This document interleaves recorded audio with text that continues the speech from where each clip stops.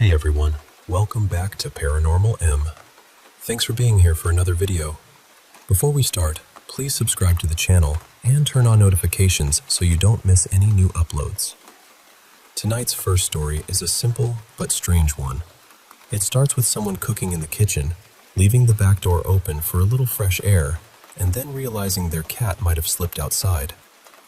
What happens after that turns into a really unusual mix-up, so get comfortable.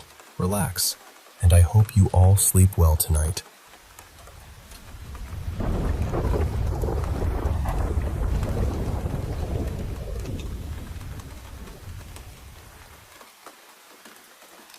So, this happened to me quite a while ago, but I still think about it because it was one of those odd little moments where you feel like you genuinely communicated with an animal. I was in the kitchen cooking dinner, something garlicky and smoky enough that the whole apartment started to smell like a tiny restaurant with poor ventilation. So I opened the back door to let some air move through. There was a screen door there, but the latch was useless. My cat could nudge it open if he really wanted to, and I hated when he got out because the back garden led toward an alley and some thick bushes. It just wasn't the kind of place I wanted him wandering around. Anyway, I got distracted for a minute, left the kitchen, and then suddenly remembered the door was still open. My stomach dropped because I thought, of course, he's probably gone outside. I looked out, and sure enough, there was a black cat in the garden, heading straight for the bushes along the fence. So I rushed out and started scolding him in that half-panicked, half-parent voice. I was herding him back toward the door like, "Nope, absolutely not, inside you go." The cat resisted a little, tried to slip past me once or twice, but eventually gave in and walked into the apartment. At first, I just felt relieved, crisis handled. But then, a couple of minutes passed and the cat was still standing in the kitchen, kind of frozen and awkward. Not hiding, not exploring, just standing there like he had been invited into a room where he didn't know anyone. I looked at him properly for the first time, and something felt wrong. He was dirtier than my cat would have been after only a minute outside. His fur looked a bit rougher, more dusty, and his face just seemed unfamiliar in a way I couldn't explain at first. Then I noticed he looked slightly bigger, just a little too big. He looked up at me with this strange expression, almost like he was asking for help, but didn't want to offend me by saying anything. And right then, it hit me. I said, "Hang on a second." I walked around the corner to the bedroom, where my actual cat loved to sleep behind a light curtain near the window. I pulled the curtain back, and there he was, completely asleep, curled up like a little prince, unaware that I had just kidnapped some random neighborhood cat. I went back into the kitchen and looked down at this poor visitor. I said, "Hey, there's been a mix-up. I'm really sorry. I thought you were someone else." And I know this sounds strange, but I felt the energy in the room change. The tension just seemed to drain out of him. He softened. He looked relieved. I swear, he understood that I had finally figured it out. So I said, "Let's get you back outside." I opened the door, and this time he followed me calmly, almost gratefully, and slipped right back out into the garden. I apologized again as he left because, honestly, what else do you say after accidentally dragging a stranger's cat into your home? The whole thing was so bizarre. Because if someone had pointed at that cat in the garden and said, "I'll give you a new car if you can convince that cat to walk into your apartment without picking him up," I know I couldn't have done it. Not a chance. The only reason it worked was because I truly believed he was mine. And then that moment when we both seemed to understand what had happened, me realizing he wasn't my cat, and him realizing I wasn't trying to trap him, felt so clear. It was such a small thing, but it honestly felt like a real conversation.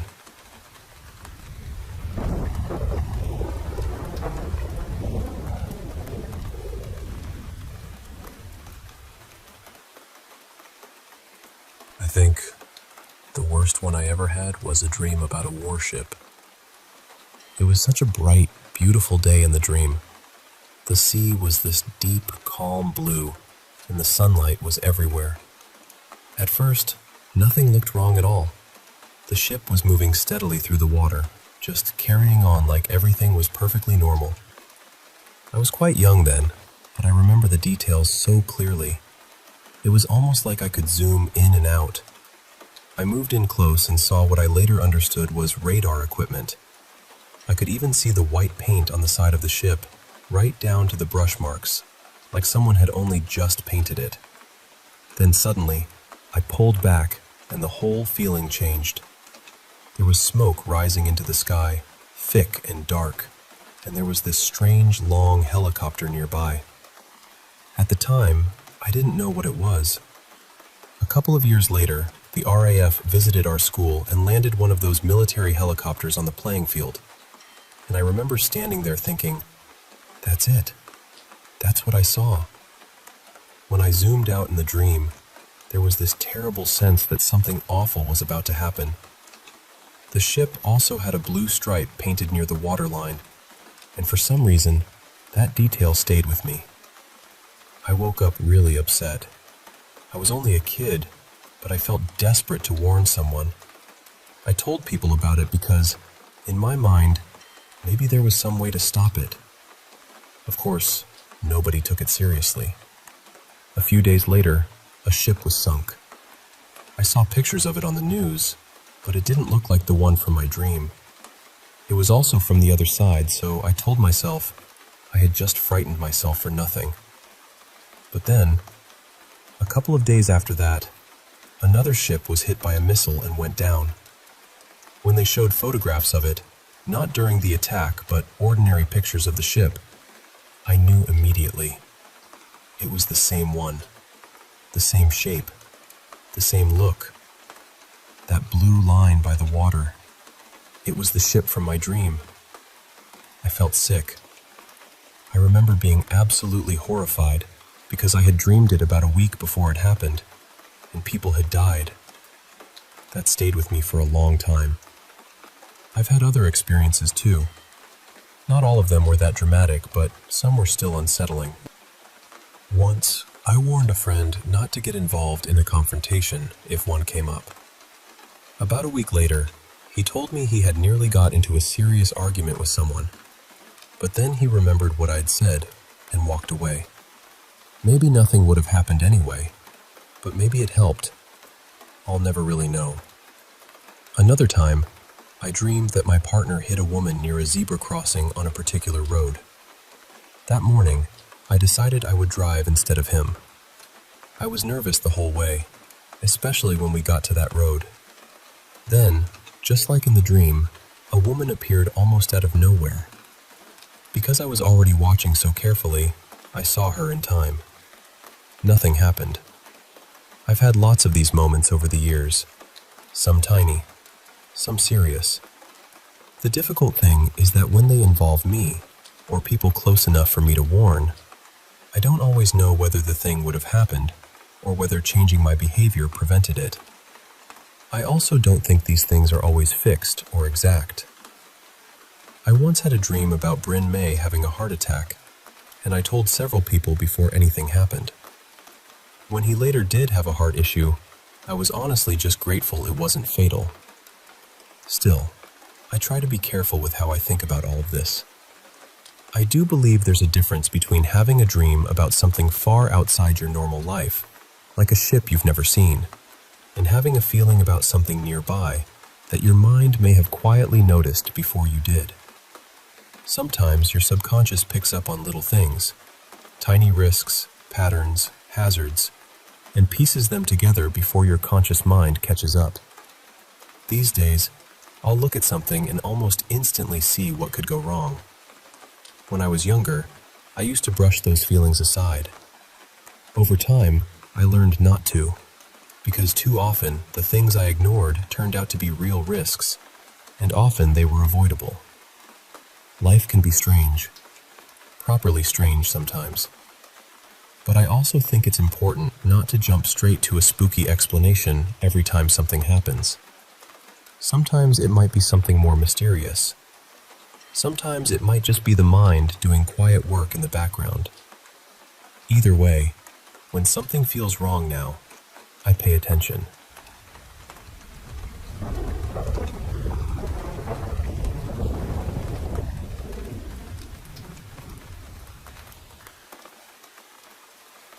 You know, growing up in a small village, you hear strange stories all the time. After a while, they stop feeling like stories. They become part of the air somehow, like the smell of wet soil after rain, or the sound of insects at night. So, I already believed in things most people would call paranormal. I had seen and felt enough. But there was one night, about a year ago, that honestly shook me in a way I still have not completely gotten over. I was back in my village during school holidays, and there was a small festival celebration at a family friend's house. Nothing too grand, just food, music, a few neighbors gathered together, that kind of thing. I went with my cousin, her friend, and another close friend of mine. We actually had access to 2 motorbikes, but for some reason, we decided walking would be easier. There was a shortcut through some narrow village paths, and since the sun was only beginning to set, everything was still visible. The stones, the turns, the little markers along the path, we could see them clearly enough. So we reached the house without any trouble. The evening itself was nice. We ate, talked, laughed, stayed longer than we planned. But when we finally left, it was around 10 at night, and by then, the whole path had changed. It was completely dark. Not just normal dark, but that deep village darkness where your phone flashlight only shows a small circle in front of you, and everything outside it feels alive. Only my cousin and I had been through that part of the village a few times before, so I was mostly leading everyone by memory and instinct. At one point, we reached a small rocky part of the path where you had to step carefully. It was easy to slip there, so we were all moving slowly. I remember stepping down from one of the rocks, and the second I looked up, I saw someone standing ahead of us. Not close, not far, just there. She was turned slightly to the side, not facing us at first. I did not see anything monstrous or strange. No shadow, no twisted figure, nothing like that. What I noticed was a reddish-pink dress and a black handbag.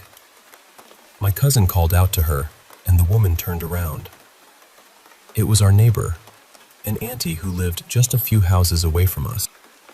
She smiled at us so warmly, like everything was completely normal, and we stopped to talk to her. I remember feeling confused because I was sure I had not seen her at the celebration. When I asked her about it, she said she had arrived late and had not stayed for food or dancing, so maybe we missed her. That sounded reasonable enough at the time. My cousin kept telling her to walk in front of us because the path was uneven, and we wanted to make sure she did not trip. But she kept refusing. She said she was fine walking behind us. We continued like that for a little while, talking as we walked. Then my cousin's friend leaned toward me and whispered, "Did you see where she came from?" I asked what he meant. He said that when he was stepping down from the rocks, she was not there. Then suddenly, when he looked up, she was standing in front of us. I brushed it off. We all did. You know how it is when you do not want fear to become real, so you push it away as quickly as possible. After a few more minutes, my cousin finally insisted enough that the auntie walked ahead of us. For a short while, everything felt normal. Then my cousin looked down. She nudged me quietly. At first, I thought she was trying to scare me, but then her friend whispered, "Look at her feet." So I looked. And that was when my body went cold. The auntie did not have feet. There was nothing touching the ground. Her dress just hung there, and she was floating slightly above the path as she moved. All of us stopped at the same time. We shone our phone flashlights down just to make sure our eyes were not playing tricks on us. But there was no mistake. She was not walking. She was floating. My cousin immediately whispered that we should turn back, but by then, we were too far along the path. Going back through the rocks in the dark felt even worse. We started arguing in low voices, trying not to panic, trying to decide what to do. And when we looked up again, she was gone. Just gone. We speed walked after that, thinking maybe she had moved ahead of us somehow. But when we reached the main road near my house, she was nowhere there. Then we stopped across from our gate and looked around. At the far end of the road, we saw her again. Same reddish-pink dress, same black handbag. Just standing there. That was enough for all of us. We ran. My cousin struggled with the first gate because her hands were shaking so badly.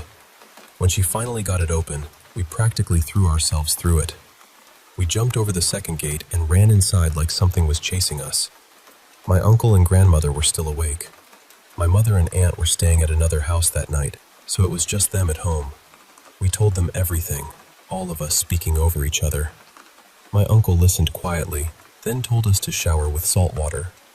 He said it firmly, not in a dramatic way, but in that serious village elder tone that makes you obey without asking too many questions. So we all showered. We should have gone straight to sleep after that, but none of us could calm down. We were sitting there, still shaking, trying to understand what we had seen. My uncle was recovering from surgery, so after a while, he and my grandmother went to their rooms. Around 11 at night, while we were still figuring out where everyone would sleep, there was a knock at the door. A sharp, loud knock. I stood up to open it, but my friend grabbed my arm and stopped me. She called out, "Who is it?"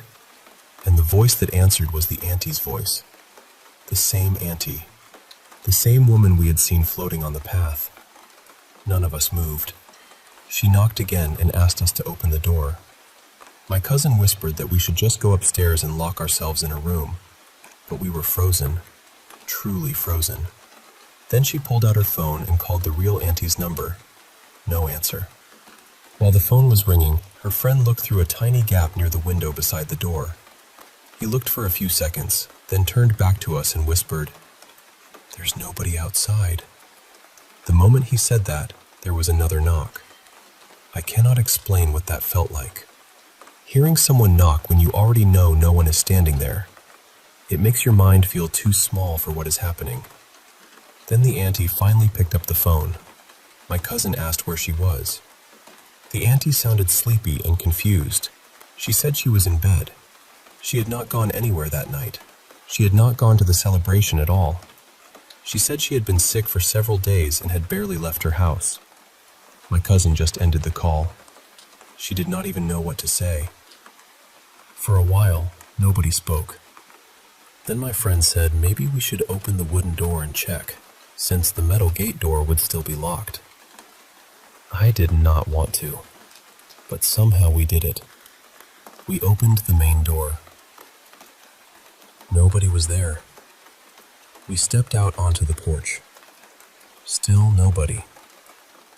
But the shoe rack near the entrance had been knocked over, and all the shoes were scattered across the floor.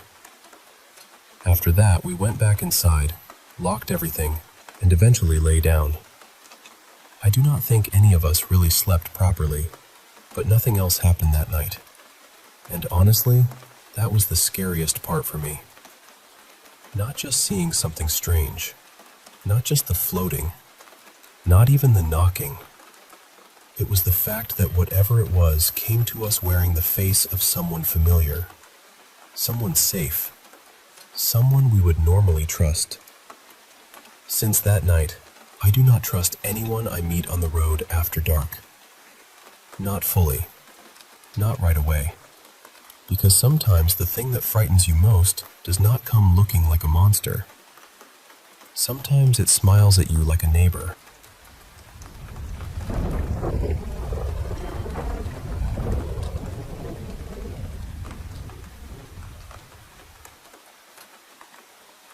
Look, I know this is going to sound ridiculous. I really do. It sounds like something someone would make up after watching too many cheap horror films. But I'm telling you, this is exactly how it felt when it happened, and I still don't have a proper explanation for it. Back then, my friends and I had this habit of renting a place for one night every couple of weeks. Nothing fancy, just somewhere we could drink, play music, stay up too late, and not bother anyone. Most of the time, the places were normal little apartments. Clean, modern, boring in the best way. One weekend, we found a really cheap listing online. The photos made it look like a simple flat, so we booked it without thinking much. We met near the bus station, followed the map, and ended up standing in front of this old Edwardian-looking house with a black iron gate and windows that looked like they'd been watching the street for 100 years. It already felt wrong. Not dangerous exactly, just wrong. Inside, it was even stranger. The place smelled faintly damp, like old wood and dust hiding under furniture polish. We walked around choosing rooms, laughing about how dramatic the house looked. In one bedroom, there was this huge wooden rocking chair facing the window. It didn't move or anything. It just sat there, but somehow, it made the whole room feel occupied. We joked about it, of course. That's what you do when something creeps you out and you don't want to admit it. Later, someone had the bright idea that we should watch a horror movie because, apparently, being in a creepy old house wasn't enough. I didn't really make it through the film. I'd had too much to drink, got sick, and ended up passing out in the bedroom that felt the least unsettling. At some point in the night, I woke up to my friends bursting into the room.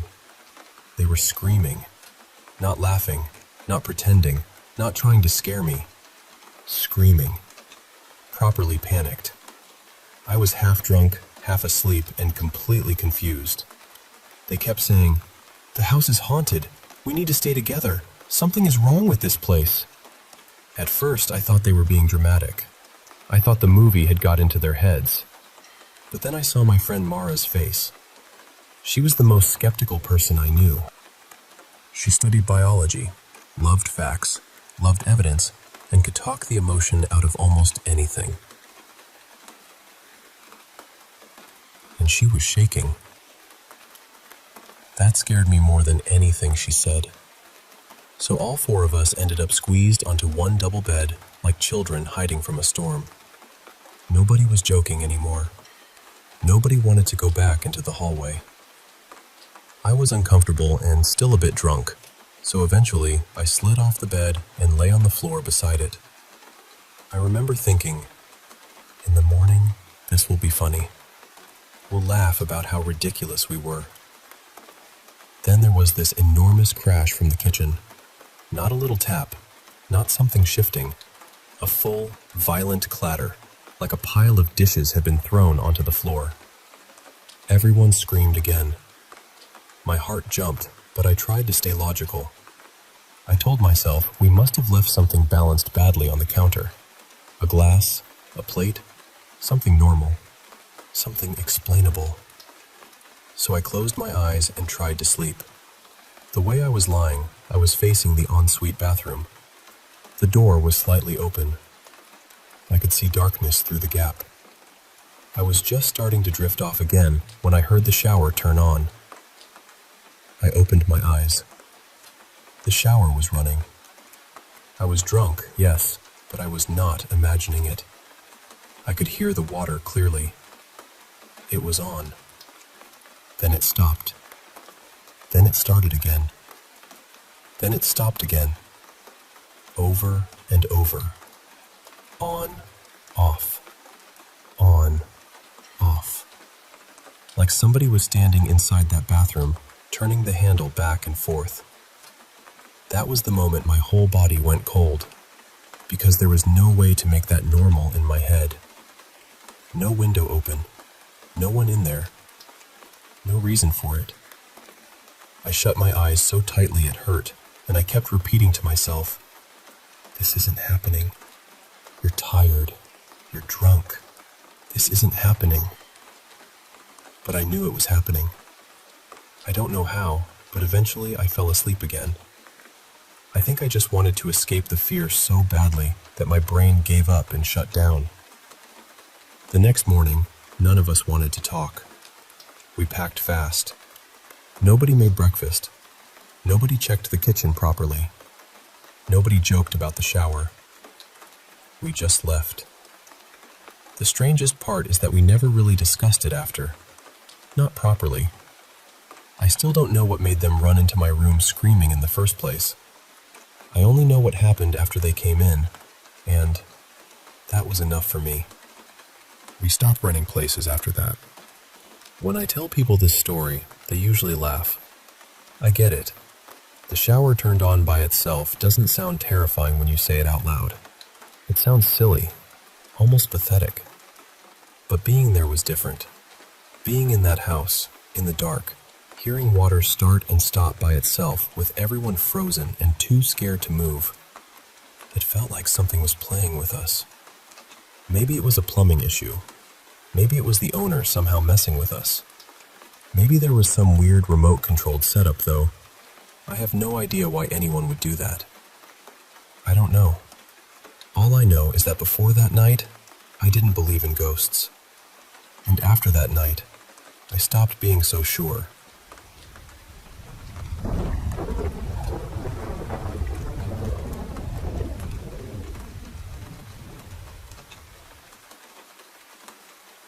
You know, I've had a few strange things happen over the years that I still don't really know how to explain. The first one happened at my parents' place.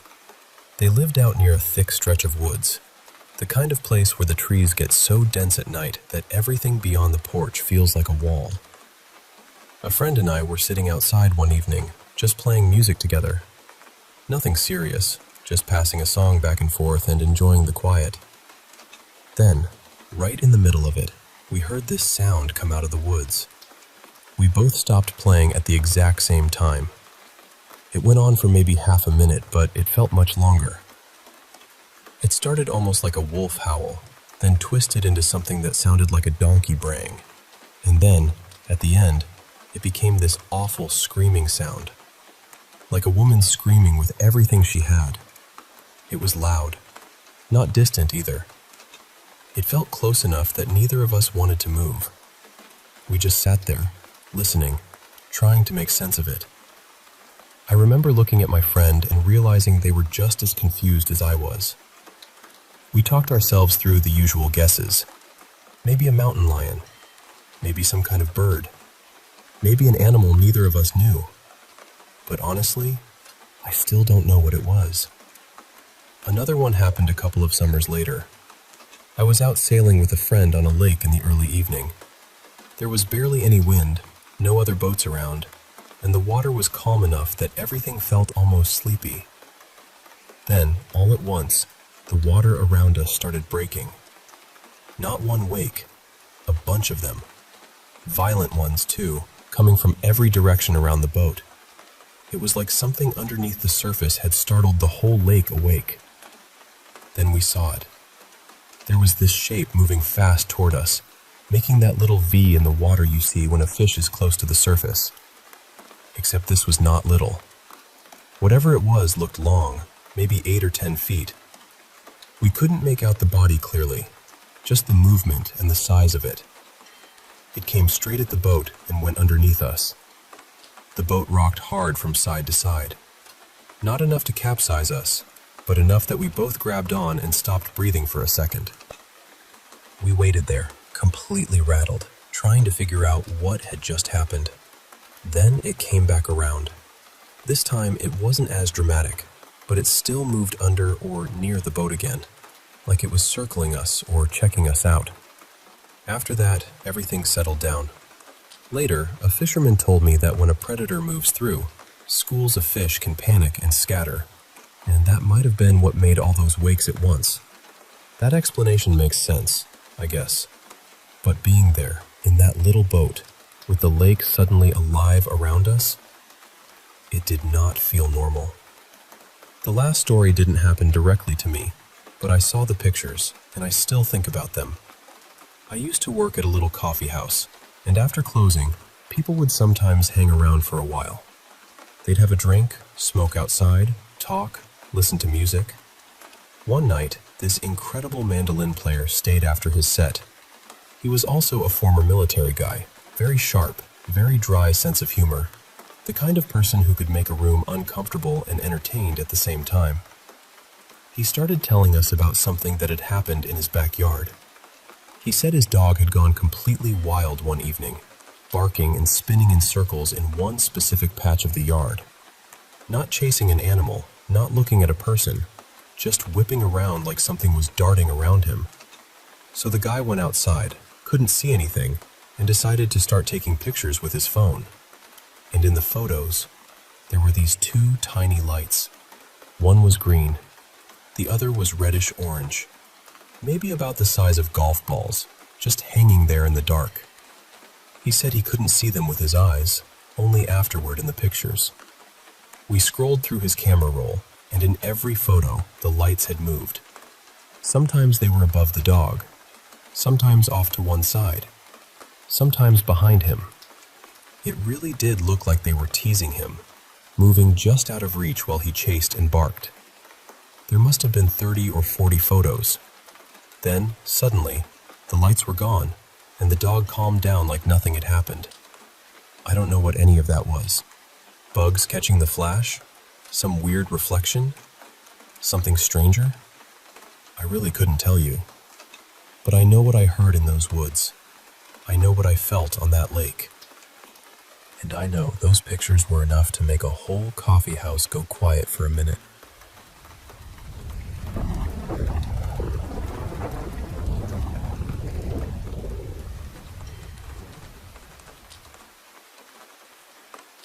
A few nights ago, I asked for guidance about something I saw during a past life regression. I guess the simplest way to explain it is that this past year has felt like some kind of spiritual awakening for me. It hasn't been neat or peaceful all the time. It's been confusing, heavy, and sometimes really intense. That night, before I went to sleep, I asked my spirit guides to show me a memory from a past life. Not just anything, but something that could teach me a lesson I needed in this life. And I feel like they answered. What I saw was myself as a Norse warrior, standing waist-deep in cold ocean water, holding my little child in my arms. My child had been killed, and I was just screaming. Screaming at the gods, at the goddesses, at the sky, at the water, at everything. I was furious, but underneath the anger was grief. And underneath the grief was guilt. I remember feeling like I was offering my child's body to the ocean so their spirit could move on. Like I was trying to let them go, but every part of me was fighting it. At first, I got scared. I didn't want to believe it meant anything. I didn't want to believe it could have been real. But after sitting with it, I started to feel like maybe it was a memory. And maybe the lesson was about releasing anger. Because in this life, I carry so much anger. I don't always know where to put it. Sometimes I just feel mad at the whole world. And then, just a few days after that vision, my dad went into cardiac arrest. He's in an induced coma now. The doctors told us there is definitely brain damage, but they need to wait and see what happens over the next 72 hours. They don't know if he'll wake up. They don't know how bad it really is yet. My dad has struggled with addiction my whole life. Drugs, alcohol, self-medicating, all of it. And I've carried a lot of anger toward him for that. I love him, but I've also been angry at him for so long. And this happened on June 29th. A full moon. That date already means too much in my family. June 29th was the 10-year anniversary of my younger brother's suicide. It's also my mom's birthday, my grandmother's birthday, and the day my ex was sentenced. And now it might become the day my dad dies, too. I keep asking myself, what is happening? Why this date? Why the 29th? Why does everything seem to gather there? I flew home the next morning and went to see my dad in the hospital. Seeing him in that coma felt unreal. I thought I would just feel sadness, but while I was standing there, I noticed anger rising in me again. My mom said he wasn't drinking, but I know he had been self-medicating. And because of his past, because he's attempted suicide before and overdosed before, couldn't stop wondering whether this was an accident or whether he somehow caused it. And then I felt guilty for even thinking that. I'm trying to check myself. I'm trying not to let anger take over. But I also feel empty. Completely empty. Like my heart is there, but the lights are off inside it. Deep down, I love my dad. I really do. Beneath the addiction and the pain, he is a good person. He just never figured out how to break free from the drugs and alcohol in this life. I always knew it might be what took him one day. I just didn't understand that my family and I might have to be involved in deciding whether to end life support. And I don't know how to live with that. Even if it's the right decision, I don't know how to carry it. His cancer came back for the third time, too. His last treatment didn't work, so he just finished another round. And we don't even know yet whether it helped because now this has happened. I keep wondering if my spirit guides started opening me up spiritually to prepare me for this moment. Was that vision of the ocean and my child about this? Was it about learning how to let go without being consumed by anger? And then I wonder about his soul. If he has brain damage, is his soul still here? Has part of him already moved on? If we have to make the decision to let his body go, what happens to him? What happens to us? What happens to my soul if I agree to something like that? I just want him to find peace. I know I'm rambling. My thoughts are everywhere right now. But I'm scared, and I'm grieving, and I'm angry, and I'm numb all at once. So if anyone has insight or a message, or even just something gentle to help me make sense of this, I'm listening. I don't know what I'm supposed to learn from all of this yet. I only know that I don't want anger to be the thing I hold on to when everything else is falling apart.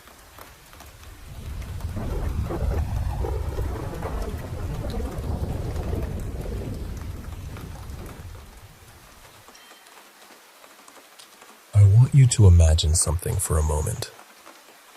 When someone passes over and becomes what we might call a ghost, they are not immediately standing in heaven or burning in hell. It is not that simple. What they enter is a world shaped by what they carried inside them. Their thoughts, their emotions, their regrets, their love, their fear, their unfinished business.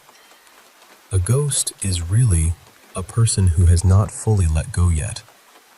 They are in a kind of limbo, still seeing themselves as human, still tied to the life they left behind, still reaching for the places and people that once made them feel real.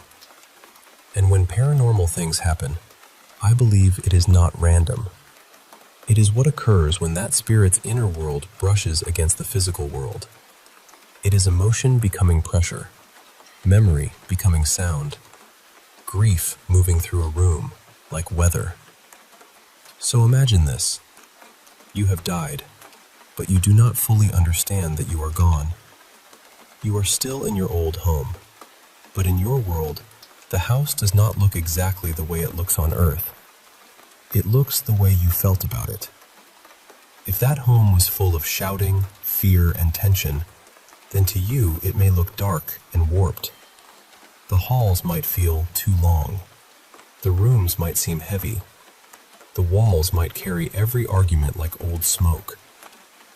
But if that home was gentle, safe, and loved, then it may appear warm and beautiful. The light may fall softly. The rooms may feel familiar. Every corner may hold a memory you are not ready to release. That is the strange thing about the ghost world. It is not built from bricks in the same way our world is. It is built from belief, from attachment, from what the spirit cannot stop feeling. Now, one day, a new family moves into the house. To them, it is just a fresh start. New keys, new furniture, new paint. Maybe they are excited. Maybe they are nervous. Maybe they have no idea that you are still there. moving through your version of the same place. But then, their energy begins to affect yours. Their laughter changes the atmosphere. Their footsteps disturb the silence. Their furniture sits where your memories used to be. Their life begins pressing into the world you are still trying to understand. And suddenly, you feel invaded. You may not hate them. You may not even want to hurt them. But their presence is changing the place you are trapped inside. You are trying to sort through your own pain, your own memories, your own unfinished life. And now someone else's story is being written over yours. So you react. Maybe you shout because you want them to leave. Maybe you slam your feelings into the room because you do not know what else to do. On Earth, that might come through as a whisper in the hallway, a sudden coldness, a door opening by itself, a picture falling from the wall, or a strange heaviness that makes people stop and look over their shoulder. The people in the house become frightened, and for a moment, in your world, that fear gives you a sense of control again. The house feels like yours again. The new people back away. The energy quiets. You can return to yourself. But fear does not heal anything. So perhaps the family tries to bless the home. Maybe they pray. Maybe they speak gently into the rooms.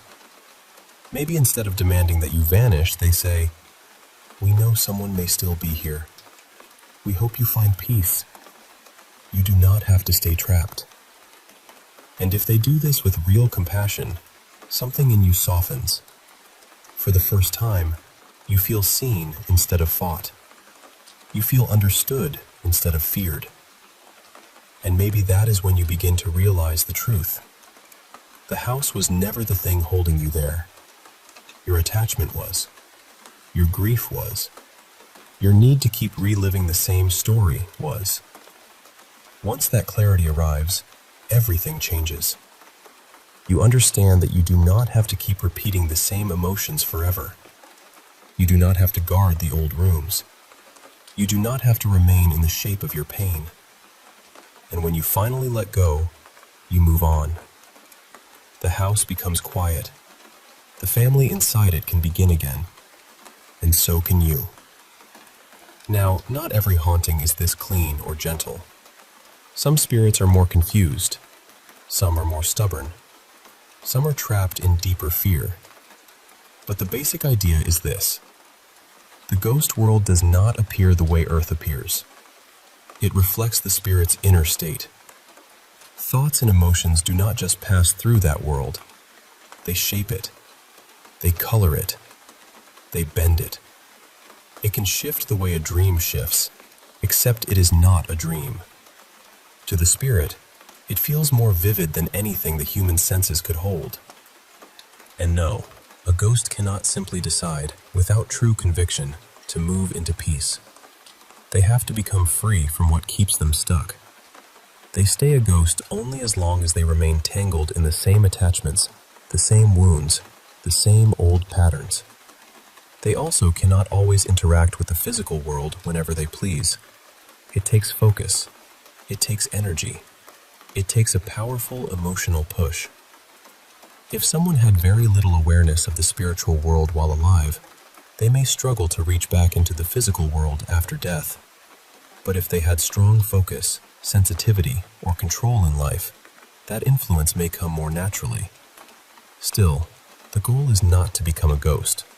Most spirits do not enjoy being stuck. It is not some grand adventure. It is more like walking in circles through your own unresolved feelings, again and again, trying to find the door you could not see before. So if you ever feel like you have encountered a ghost, try not to respond only with fear. Be kind if you can. Pray for them. Wish them peace. Speak with compassion. Remember that most spirits people encounter were once ordinary people. They loved, lost, worried, hoped, made mistakes, and carried pain. They were people, just like us.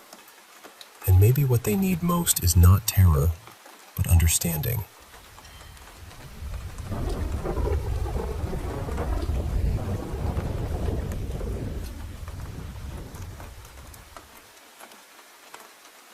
Hey there. I want to share with you two stories that have been weighing on my mind lately. They're a bit strange, unsettling even, but I promise to tell them as honestly and warmly as I can, like I'm sitting right here with you over a cup of tea. Let me start with the first one, which happened a few weeks ago at my sister's wedding. She got married in this quaint ski lodge nestled near the Gulf of Alaska, not too far southeast of Anchorage. The place is tucked away in a tiny community around this lake called Perch Pond. Honestly, I doubt many people have heard of it. If you're ever thinking about a wedding venue that'll guarantee to inconvenience over 50 people in the most charmingly chaotic way, I'd recommend Perch Pond. But don't get me wrong, the lodge itself was cozy and inviting.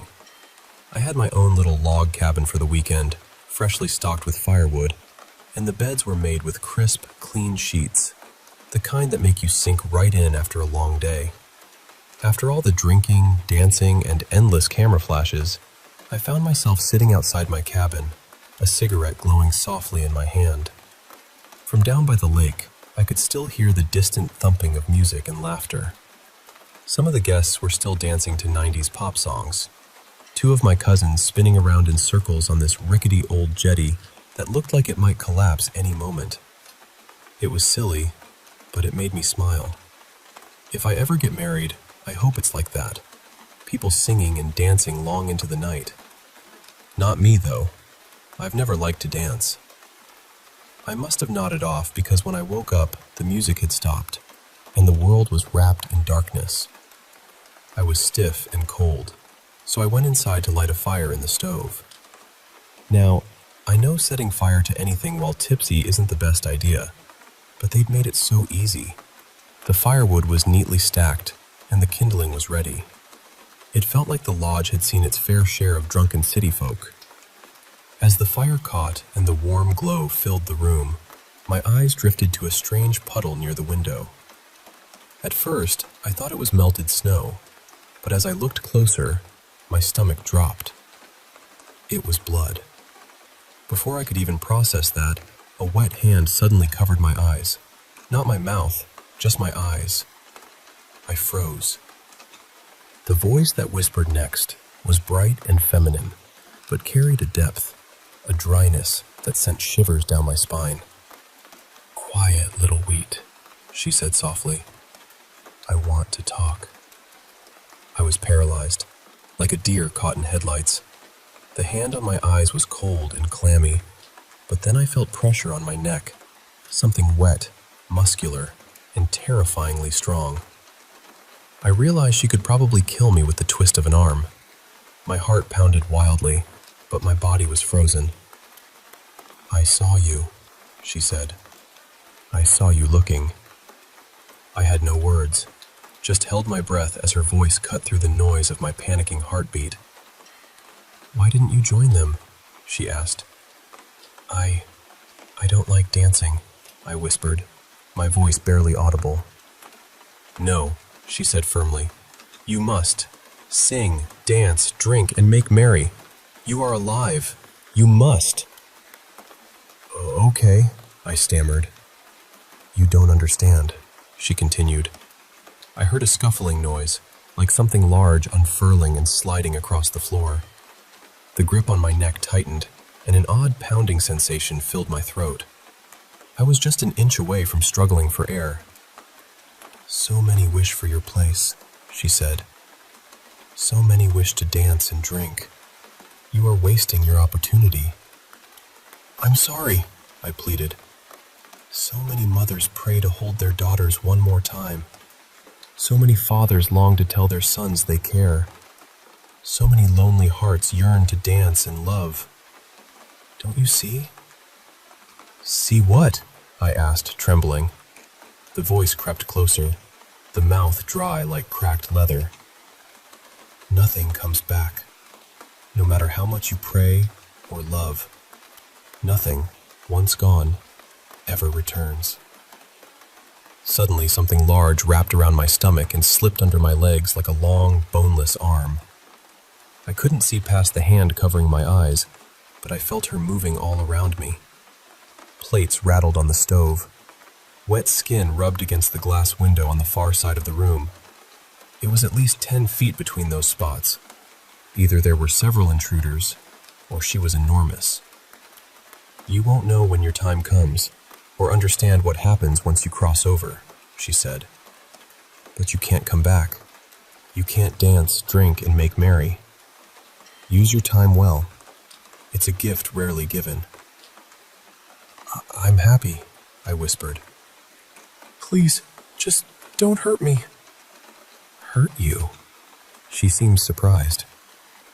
"Little Wheat, I'm asking you to count your blessings." The slithering noise grew louder, skin dragging against the hardwood floor. The limbs shifted, but the hand stayed over my eyes. "You are a seed, planted in the dark soil of the earth's blood. You're growing, your stalk waving in the ethereal wind of the beyond. But make no mistake. Make no mistake." She inhaled deeply for what felt like 8 seconds, a wheezing sound like something was blocking her lungs.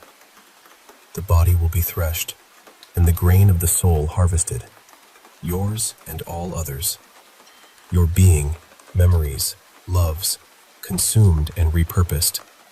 Everything you've known, reduced to an infinitesimal kernel, forgotten." What are you saying?" I stammered. "I'm saying enjoy the sun and the summer rains, Little Wheat. Enjoy the warmth. For what comes after is not for you." "Are you going to kill me?" I asked, voice trembling. The limb around my stomach tightened. "Do you imagine me unfair, Little Wheat?" "You're talking about death, about killing. You're threatening me." "I'm singing a song to a houseplant, telling a story to an attentive cat. Little Wheat, I'm just a farmer's hand passing through your golden field. You're not ripe yet, but I cherish you nonetheless." Her voice drifted closer, warm against my cheek. "I love you, Little Wheat." A gentle kiss brushed the side of my mouth, cold lips big enough to cover my face, but so careful. "Then let me go," I whispered. "Yes, of course," she replied softly. "You must ripen. Are you going away?" "Until the harvest." "Please, what does it mean? I don't understand." "You are exactly what you were born to be, Little Wheat. I will care for you." "I don't understand." As I raised my voice, the limbs tightened across my neck and chest. Then suddenly, the hand covering my eyes vanished, and the world exploded into a burst of color. My eyes blurred, red and sore from being held shut. I was suspended at least 2 feet off the ground, hanging helplessly in midair. My legs flailed, powerless. I couldn't make out details, but I saw enough.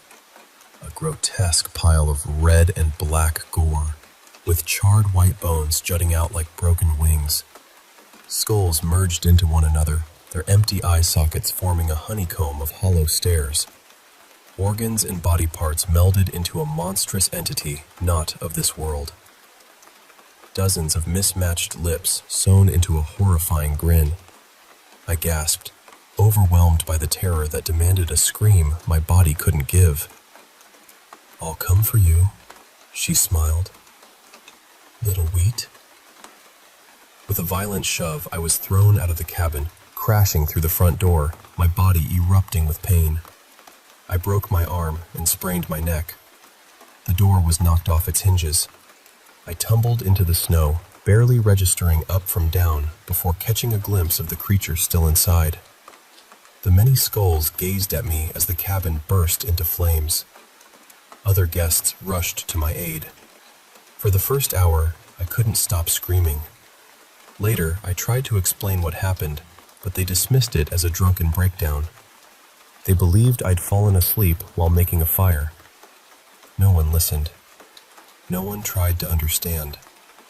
While they were distracted by me, no one noticed that the jetty at Perch Pond had collapsed. 2 people drowned in the freezing water. My cousins, a brother and sister, just 7 and 8 years younger than me. That weekend shattered my life. Every time I try to enjoy something, I question myself. Am I doing it because I want to, or just to distract myself from whatever this is? I struggle to lose myself in the moment. Alcohol helps. I don't know what I met that night or what it wanted. It felt like a gift, but I can't say what kind. Maybe it saved my life in some strange way. Maybe I would have set the cabin on fire and fallen asleep if I had stayed inside. After all, I wasn't ripe yet. It said so. The only proof of that encounter is the blood across my face and stomach where it held me. That's why the hand was so wet. Doctors thought it was mine for my broken arm, but they never tested it, despite my insistence. I know it was real. Those words, those thoughts, aren't mine. I don't know how to move past the encounter at Perch Pond. How can I dance, drink, and make merry? I am just the little wheat. Now, the second story is about something called Migration Day, back in my hometown of Aurora Falls. It's a yearly event when fish migrate downstream at the start of May. A big river runs right through the city center, and people gather along the riverbank, often near a hot dog stand, to watch the spectacle. It's a sign summer is coming, and it's one of those small-town traditions you start missing when you move away. When I went off to study at the University of Minnesota, I thought about Migration Day a lot. It was like a secret handshake, a shared ritual that outsiders wouldn't get. The year I got engaged, Alan and I decided to go back to Aurora Falls for the event. I wanted him to see it, to feel the small-town love I'd grown up with. He was a bit skeptical at first, but the promise of food and festivities always wins him over. Plus, he loves me, and that goes a long way. We arrived on a bright Saturday morning. With no family left in town, we stayed at the only motel. After a walk downtown, we ran into the town chaplain. I didn't know him well, but he was delighted to see me, like a bird returning home. People stopped me on the street, surprised to see me back. "I'm so glad to see you," the chaplain said with warmth. "Following the world downstream, just like the river. What a beautiful tapestry our Lord weaves." Alan found the chaplain a bit too poetic, but I liked him. We spent the afternoon with drinks, hot dogs, and a walk through the nearby trail. There was an electric buzz in the air. Everyone seemed to be gearing up for the night. Local kids hung lanterns along the river, their voices bouncing across the 16-foot-wide waterway. Fireworks were likely promised. As night settled, Alan grew excited. The anticipation was palpable. Shadows danced near the lanterns. Fish leaped in the water, a reminder of the fragile balance we live in. By 9 p.m., a crowd of about 100 huddled along the riverbank. There was a bit of a fuss with Hamed, the hardware store owner, who'd set up powerful spotlights on the bridge. Some locals didn't like the blinding lights, but Hamed just wanted to put on a show. Then we saw the first fish, as big as my arm, slipping downstream. 1, then 8, then dozens, splashing their way past us. Teenagers caused a ruckus near the hot dog stand, drinking and laughing, but the sheriff turned a blind eye. Fireworks cracked overhead, wrapping the imperfect small-town drama in an uneasy glow. Alan seemed happy, smiling more than usual. As the crowd thinned, Alan and I stayed by the river. The teenagers headed to an after-party. Hamed turned off his spotlights and went home, and the hot dog stand closed. The oil lanterns flickered out one by one. We cuddled up, watching the endless stream of fish. Soon it was just us. We decided to head back, crossing the bridge where the spotlights had been. Alan stumbled on a cord and knocked one into the river. The oil lanterns were out, and the other lights angled away, leaving us in near darkness. He insisted on pulling the spotlight back up. Then, he fell off the bridge. A loud splash, and he vanished beneath the surface. The next moments were a blur. I screamed, heard his splashing below, but couldn't see him. The spotlight that fell out went dark. Other lights were angled wrong. My cries brought some locals, but no one could find him. It felt unreal. One moment he was there, the next gone. I panicked, screaming his name all night. But the townsfolk's reaction was strange. They acted like I was overreacting, like they didn't even know who I was talking about. They humored me, checking the river, but there was nothing. I was taken to the police station, wrapped in a fire blanket, with officers watching over me. They seemed more concerned about my emotional state than Alan's disappearance.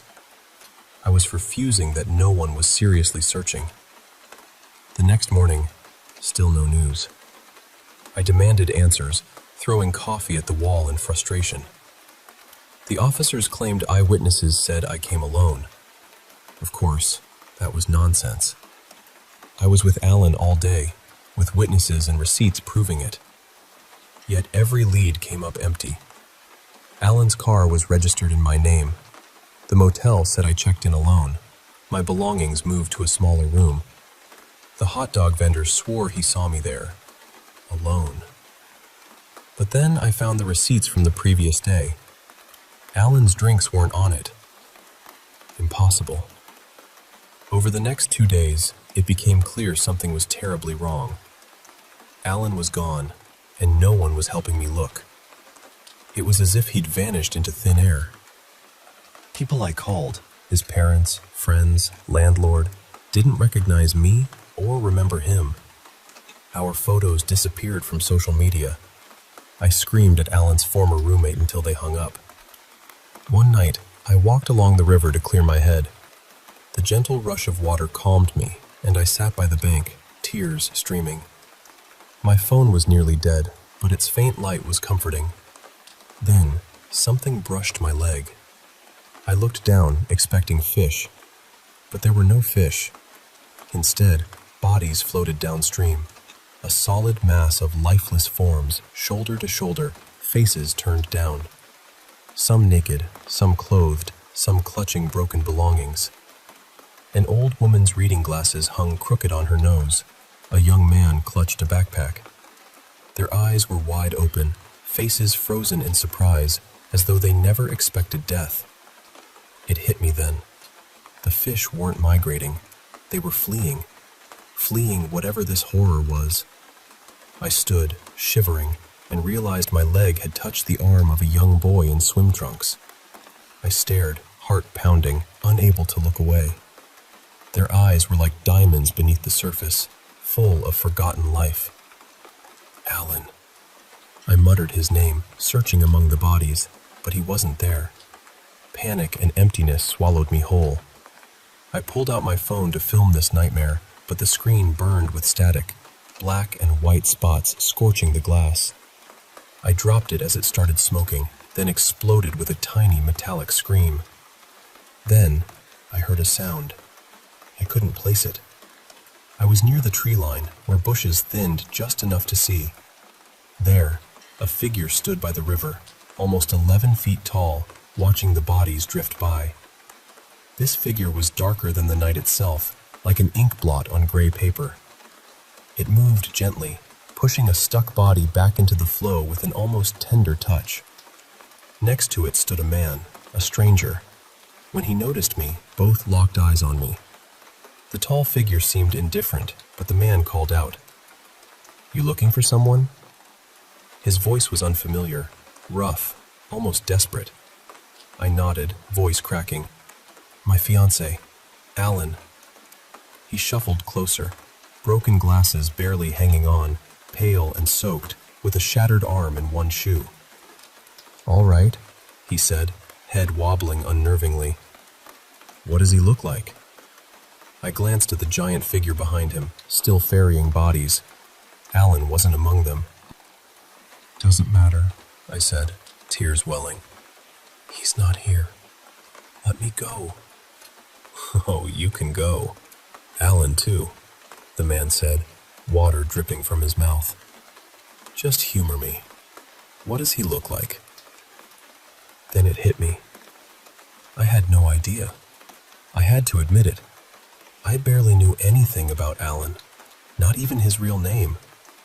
I couldn't recall where we met or the names of the people I called for help.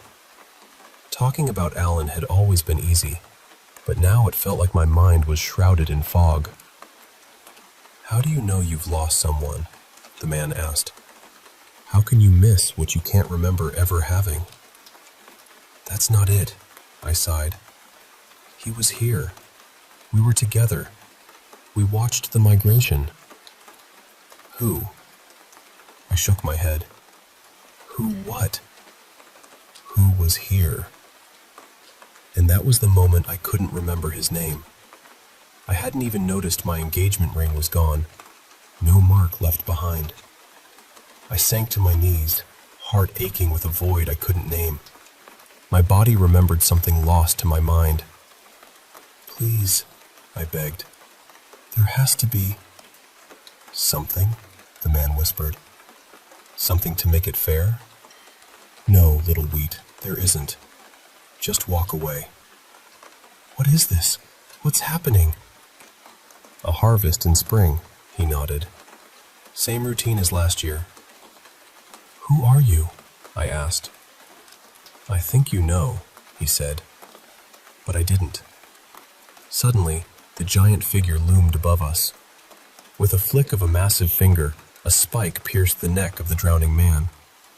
Effortlessly, he was thrown back into the river, sinking face first into the line of bodies.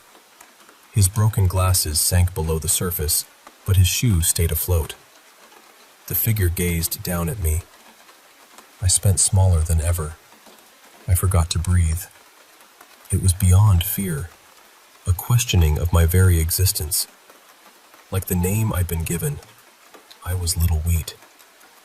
The figure's sharp claw touched my forehead gently. Time slowed. I held my breath, hoping to pass out before the pain came. I didn't want to become one of the floaters. I wasn't even sure I cared about Alan anymore. Then again, which Alan? And that's where my story ends for now. Caught between memories and shadows, between harvest and loss. I'm still trying to find my way, still trying to understand how to dance, drink, and make merry when the weight of these encounters hangs heavy. Thanks for listening. It means more than you know.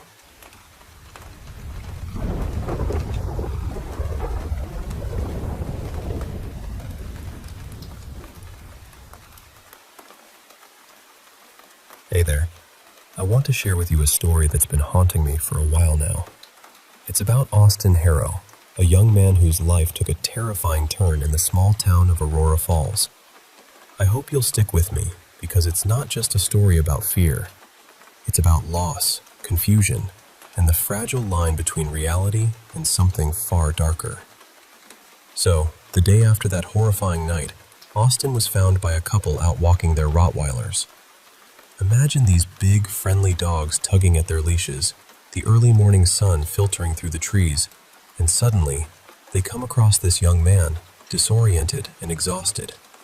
They took him in, brought him home, wrapped him in warm blankets, gave him fluids, and even some aspirin to help with the pounding in his head. They called the police, but, sadly, nothing really came of it. You see, Austin had been labeled as unstable. People said he was screaming about things that weren't there, imaginary people that only he could see. So, telling them about what really happened that night?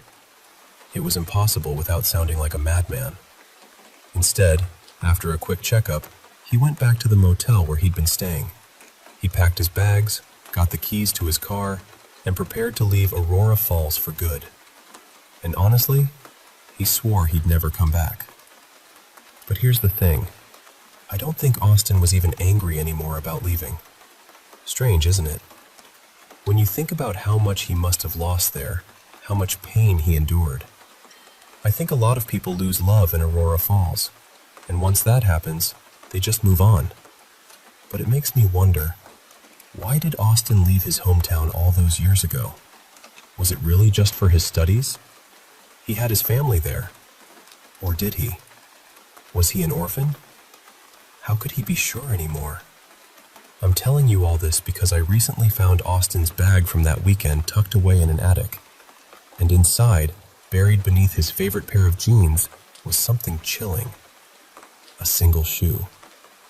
Remember the drowned man from the story? The one with those large glasses and only one shoe? The floating body found downstream? That shoe was his other one. Now, let me take you back to Austin's early life. Austin was born December 21st, 1996, to a dentist and a pharmacist.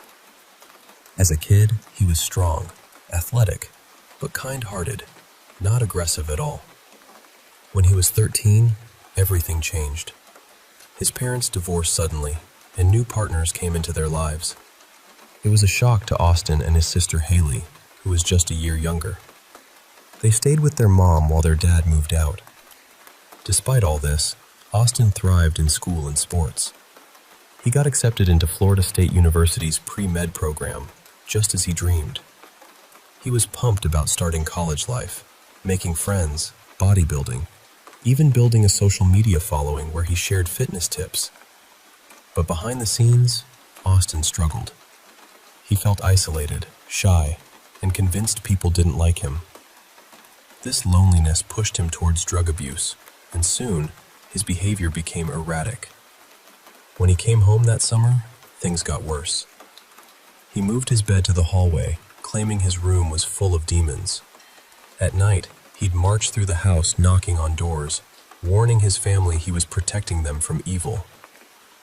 His family tried everything to help, but nothing worked. Eventually, they considered the Baker Act, a law that allows for someone to be held involuntarily in a psychiatric unit for 72 hours if they're a danger to themselves or others. But before they could act, tragedy struck. On August 15th, Austin showed up at his best friend's house. He asked his friend what year he was born, and when the answer came, Austin just walked away. Confused, his friend called to check on him, and Austin seemed fine during the call. They planned to meet up with Austin's sister and other friends at a nearby beach. But on the way to the beach, Austin suddenly said he had to go home for some work. Minutes later, he returned in a bizarre outfit. Thick woolen clothes under the blazing sun, 2 wristwatches, and sunglasses. His friends laughed at him, but Austin warned them seriously, saying he'd kill them. The mood shifted instantly. Fear replaced laughter. Shortly after, Austin, his sister Haley, and his friend decided to leave the beach and join his father and his dad's girlfriend for lunch at a restaurant nearby. On the way, Austin made a wild claim. He said he was half human, half horse, and immortal. To prove it, he tried to walk into traffic multiple times. Haley had to pull him back, walking between him and the road until they reached the restaurant. At the restaurant, Austin suddenly said he needed to use the restroom. When he returned, he left again. This time, walking out of the restaurant entirely. 30 minutes later, he came back in different clothes, stained with oil. Turns out, he'd been at home drinking vegetable oil and eating Parmesan cheese. His mother had told him to stop, so he changed back and came to the restaurant. His father was visibly angry at Austin's behavior, and when he said something rude, Austin snapped. He pinned his father against the wall for a moment before letting go and walking out. His friend followed, but then Austin vanished, as if into thin air. Realizing the danger Austin posed, his father called the police immediately. Now, picture this.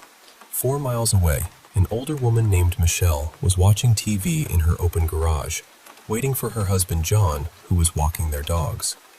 Michelle and John had been married nearly 20 years, retired, and well-loved by their neighbors. Suddenly, Michelle screamed. One of her neighbors, Jeff, rushed over and saw Austin vandalizing Michelle's car right before her eyes. Then, Austin threw Michelle to the ground and started punching her. Jeff, being strong, ran to help, but Austin warned him to stop. When Jeff didn't, Austin punched him hard in the head. Jeff was tough, though. He threw Austin to the ground, trying to knock him out. But then Jeff felt a sharp pain. Austin had a knife, and had stabbed him multiple times during the struggle. Jeff ran into Michelle's house and locked the door, calling 911, telling them about Austin. He hoped John would come back soon to help. Minutes later, Jeff heard grunting and screams outside. When the police arrived, they found Austin holding John down, biting into his cheek, and with Jeff pinned beneath him. The officers tried tasers and kicks, but Austin was relentless, unaffected by pain, unaffected by the dogs sent to pull him off. Finally, after a combined effort, Austin was subdued, but it took 3 officers to restrain him. By then, Michelle and John were badly hurt. Austin was taken to the hospital, where he slipped into a coma for 12 days after drinking a poisonous liquid from the garage, mistaking it for alcohol. Tests showed no drugs in his system except a small amount of marijuana, meaning he was sober when he committed the attack. When he woke up, Austin gave a chilling confession. He said that after leaving the restaurant, he saw a dark figure with a pale white face chasing him. He ran until he reached Michelle's house, where he thought he could find safety. But then he realized Michelle was a witch, so he killed her. As he tried to leave, the same figure was waiting outside with a dog, and Austin attacked it to save himself. It's a story that leaves you questioning what's real and what's not. A young man caught between his own mind and something terrifying beyond it. The shoe found at the bottom of his bag, the other half of that drowned man's mystery, reminds me that some secrets from Aurora Falls refuse to stay buried. Thanks for listening. I hope Austin's story stays with you, as it has with me. Sometimes the scariest monsters aren't what we see, but what we can't see, and the battles we fight inside our own minds.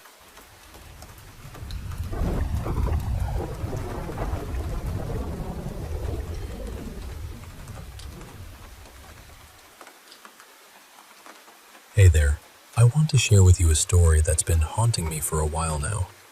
It's about Austin Harrow, a young man whose life took a terrifying turn in the small town of Aurora Falls. I hope you'll stick with me because it's not just a story about fear, it's about loss, confusion, and the fragile line between reality and something far darker. So, the day after that horrifying night, Austin was found by a couple out walking their Rottweilers. Imagine these big, friendly dogs tugging at their leashes, the early morning sun filtering through the trees, and suddenly, they come across this young man, disoriented and exhausted. They took him in, brought him home, wrapped him in warm blankets, gave him fluids, and even some aspirin to help with the pounding in his bed. They called the police, but sadly, nothing really came of it. You see, Austin had been labeled as unstable. People said he was screaming about things that weren't there, imaginary people that only he could see. So, telling them about what really happened that night? It was impossible without sounding like a madman. Instead, after a quick checkup, he went back to the motel where he'd been staying. He packed his bags, got the keys to his car, and prepared to leave Aurora Falls for good. And honestly, he swore he'd never come back. But here's the thing. I don't think Austin was even angry anymore about leaving. Strange, isn't it? When you think about how much he must have lost there, how much pain he endured. I think a lot of people lose love in Aurora Falls, and once that happens, they just move on. But it makes me wonder, why did Austin leave his hometown all those years ago? Was it really just for his studies? He had his family there, or did he? Was he an orphan? How could he be sure anymore?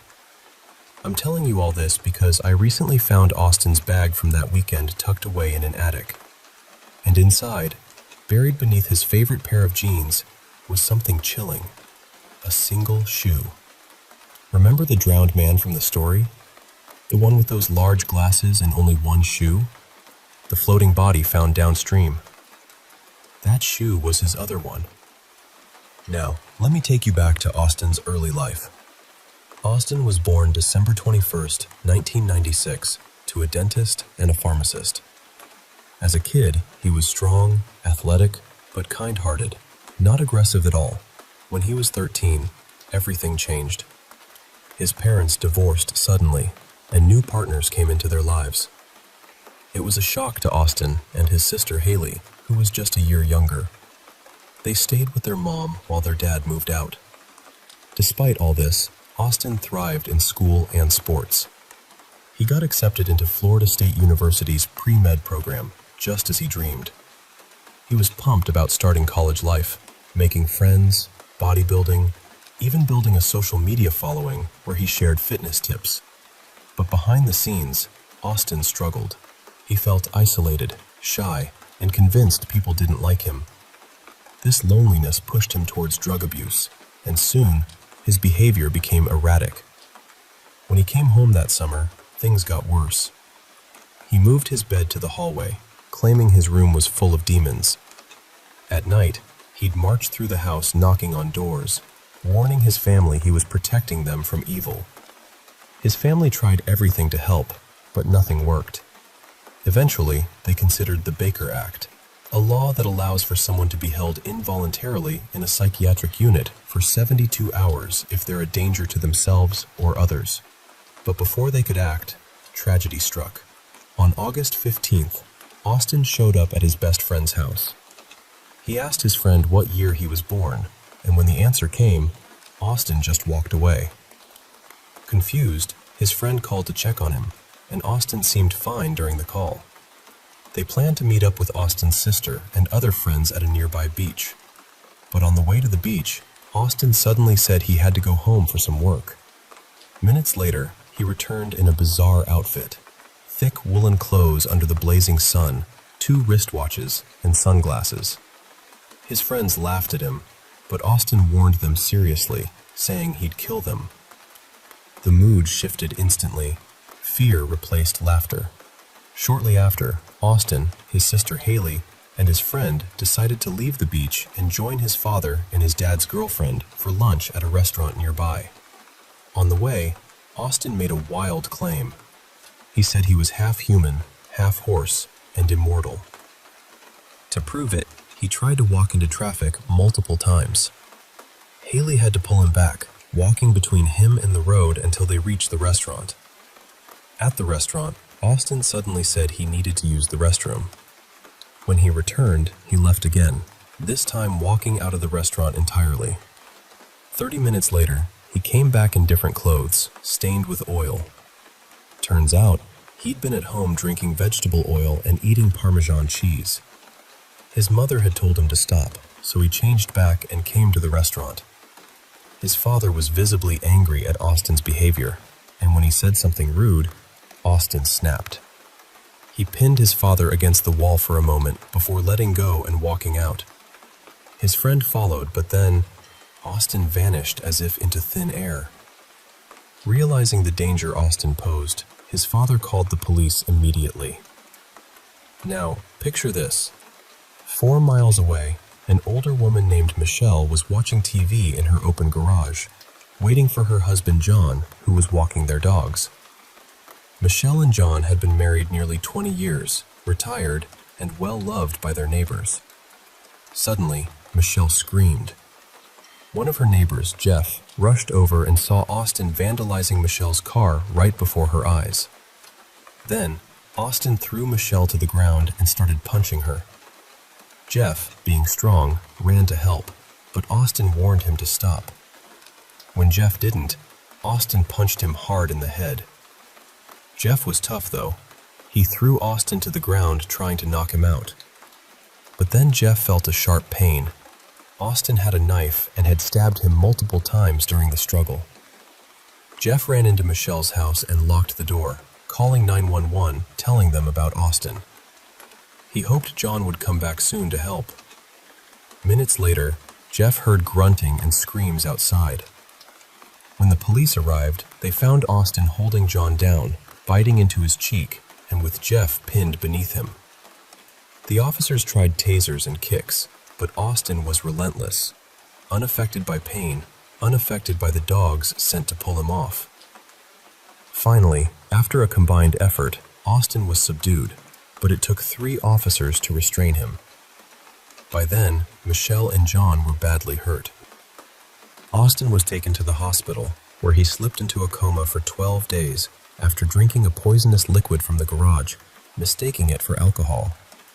Tests showed no drugs in his system except a small amount of marijuana, meaning he was sober when he committed the attack. When he woke up, Austin gave a chilling confession. He said that after leaving the restaurant, he saw a dark figure with a pale white face chasing him.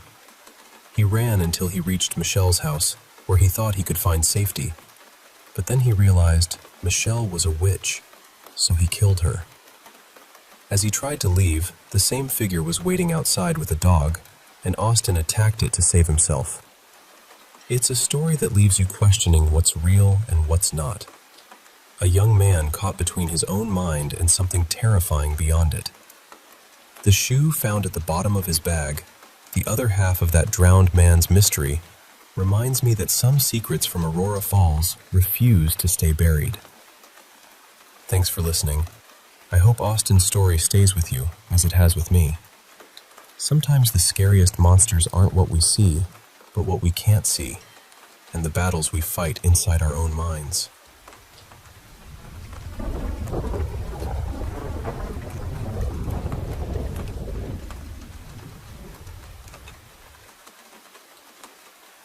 You know, when I think back to the summer of 1984, I can still feel that weight in my chest.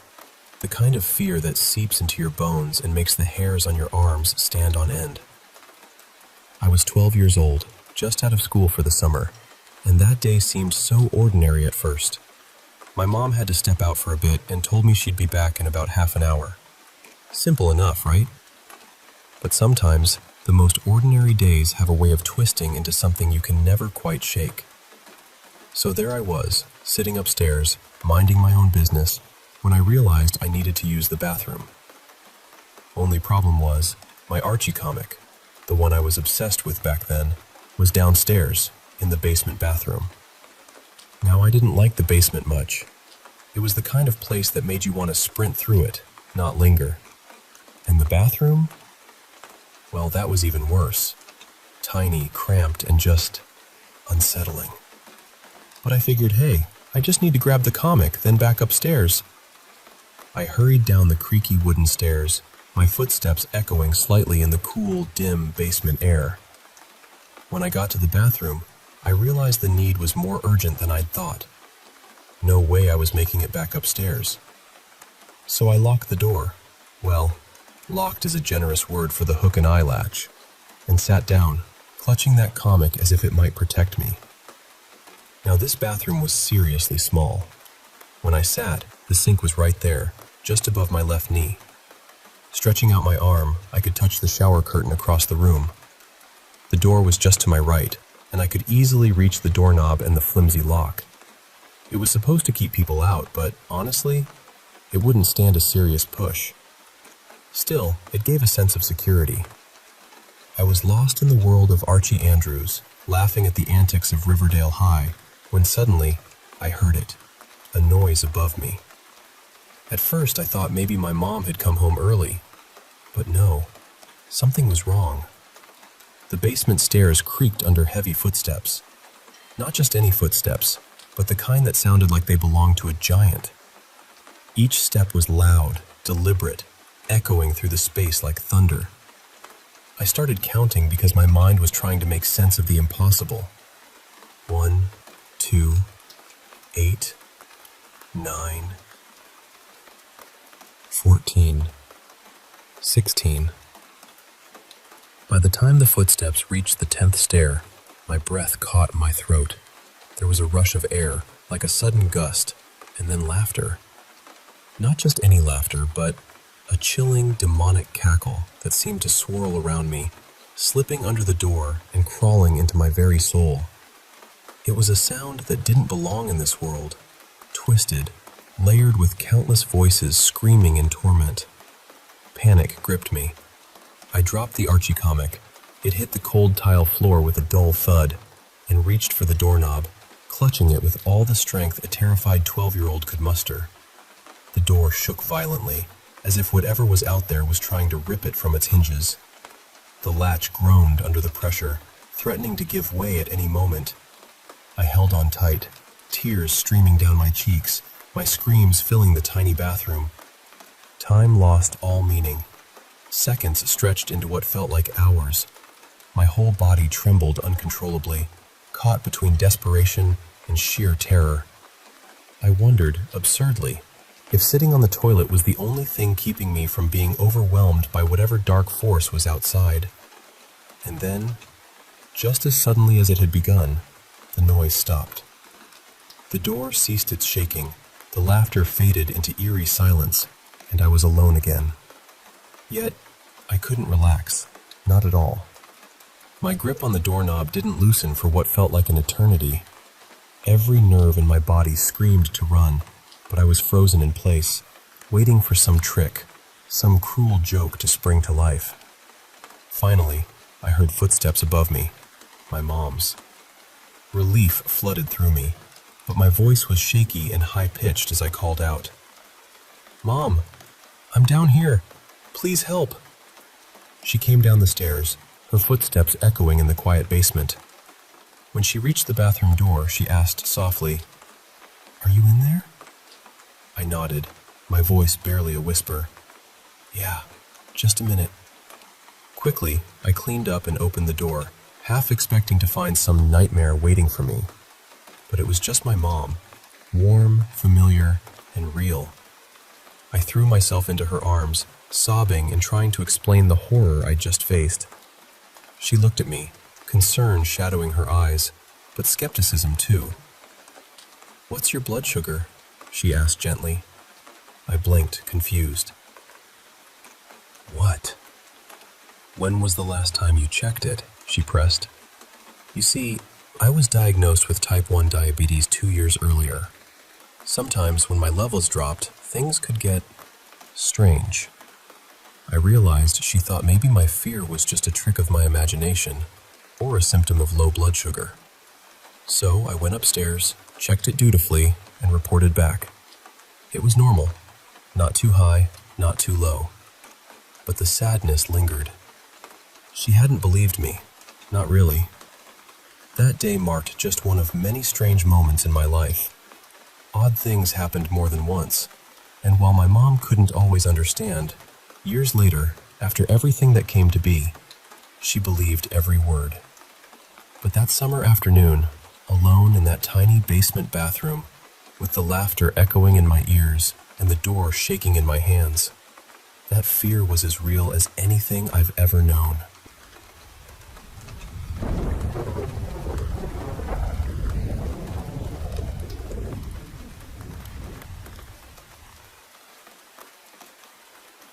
You know, my family has this long, almost eerie tradition that's been passed down for 4 generations.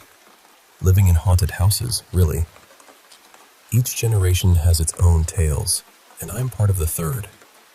But there's one story my grandmother, whom I lovingly called Nana Clara, used to share with me that has stuck with me my whole life. I remember the very first time she told me, I laughed, a bit nervously maybe, but I thought a part of it was just funny.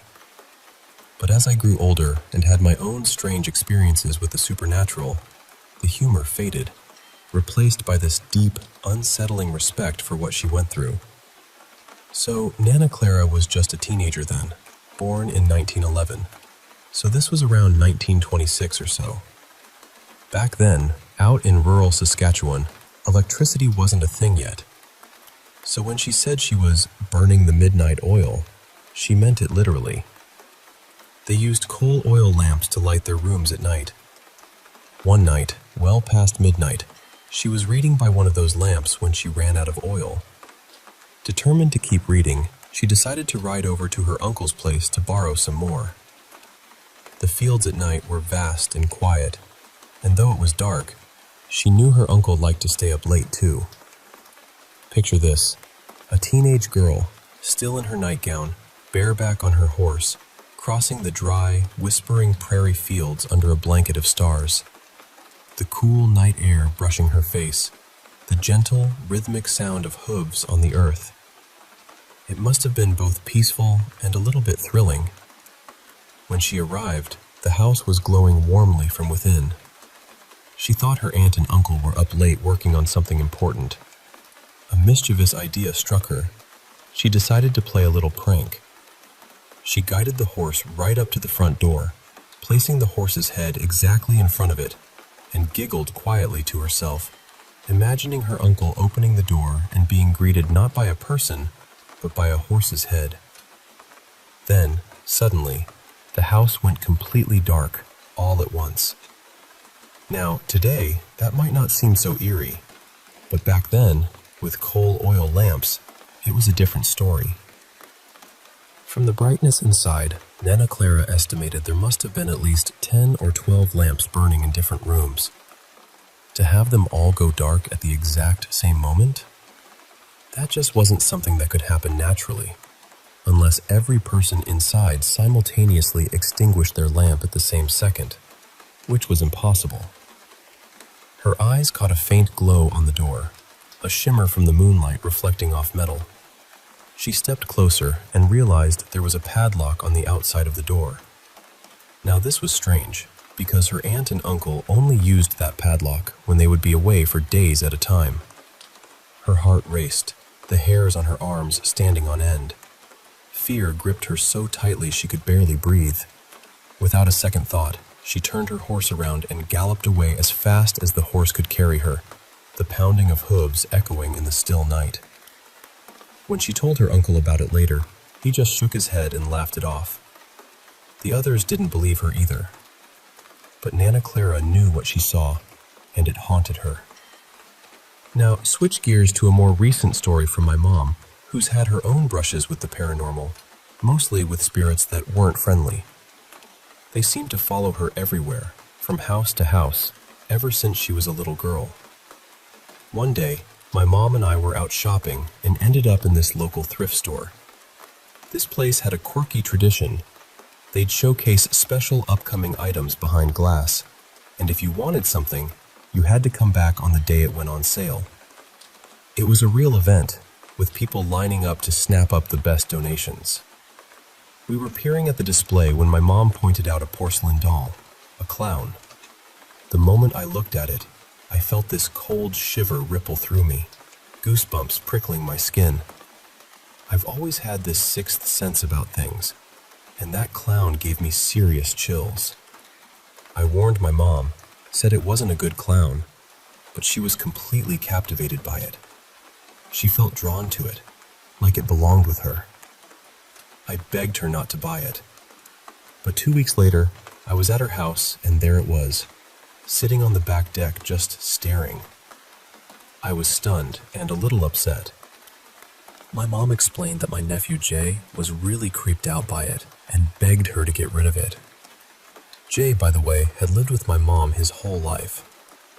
When I asked Jay about the doll, he asked me if I liked it. I told him honestly, no. He said, "Mom won't get rid of it, but she did put it outside. You know how it feels? Like no matter which way you look at it, it's looking right back at you." A week passed, and the clown was gone from the deck. My mom told me she finally got rid of it because the whole family was against it. I felt relieved, but the house just didn't feel the same. There was something off, a lingering unease. Meanwhile, my niece Amy, who was just over a year old, refused to go into her own room. She'd stand in the hallway, shaking her head if I asked her to help bring toys to the living room. She was especially wary of this old antique wardrobe in her room. At bedtime, she'd stare at it nervously, then look at me, finger pressed to her lips, whispering, "Shh," as if warning me, and she didn't want to be left alone in the room. Then one night, my mom called me, voice shaking. She'd been in bed just a few minutes, lying on her side when she felt this intense heaviness press down on her. That tiredness she'd felt earlier vanished instantly, replaced by an alertness so sharp it was almost painful. Suddenly, she realized a male presence was behind her, pressing against her back. The terror of it, someone invading her sanctuary. She felt a leg drape over hers, an arm wrap around her torso. Frozen in fear, she tried to understand what was happening.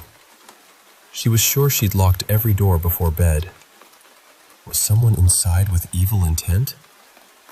She touched the hand on her torso and felt these long, pointed fingernails, 3 fingers and a thumb. She could feel breath on her neck, waiting for her to react. She struggled, but the grip was unyielding. Summoning every ounce of courage, she hissed, "Let go of me." The grip only tightened. Anger surged through her, and she shouted, "Get off me, you bastard!" She kicked and fought, and finally, the presence released her. She bolted upright, flipping on every light in the room, searching under the bed, the closet, every corner, but found no one. The doors were still locked from the inside. Only her family was home. I was stunned when she told me. My mom's not one to make things up. I knew she wasn't dreaming. Yet the question lingered. Why her? Over the next week, strange things continued. Mugs would move mysteriously, from the kitchen counter to the bathroom. Amy wouldn't enter her room alone, cowering and pointing at the wardrobe or closet. Jay noticed too, and strange noises echoed through the house. Then, one night, my mom called me again, urgent and shaken. When I arrived, Amy was watching a kids' show in the living room. My mom told me what happened the night before, how she was sitting there, getting Amy ready for bed, when a loud slam echoed down the dark hallway toward Amy's room. Both froze, eyes wide, as a loud flapping sound grew louder. My mom hugged Amy tight as this enormous pair of black wings came barreling toward them, paused at the stairway, then shrieked and spiraled down into the basement. Amy cautiously peered down the stairs, whispered, "Shh," to my mom. That night, Amy slept on the couch, and my mom took the easy chair, both too scared to be alone. Later, my mom said she needed me there to do something important. She went down the hallway, opened Amy's closet, and came back holding that porcelain clown doll. I couldn't believe it. Amy ran to me, tears streaming, begging, "Shh, shh," in fear. My mom said she had to get rid of it, but first, she was going to smash its head. Outside, Amy clung to me, crying as my mom repeatedly slammed the doll's head against the pavement. But no matter how hard she tried, the porcelain head wouldn't break. Defeated, she buried it in the garbage can for pickup the next day. It was the only way to get it out of their lives. When I asked why she'd kept it, my mom said something about feeling it was meant to be hers. She adored it despite everything. She even hid it at the top of Amy's closet when Amy was at daycare, covering it so it wouldn't be seen. None of us saw it, but the house always felt off, and Amy and Jay both sensed the evil lurking. After that, the strange occurrences stopped. The unsettling presence lifted, and peace returned to the house. I often say, we always choose what's familiar to us. For a family like ours, living with hauntings has become normal, though it's anything but normal to others. And somehow, for my mom, that clown represented a strange comfort, even if it brought darkness to the rest of us.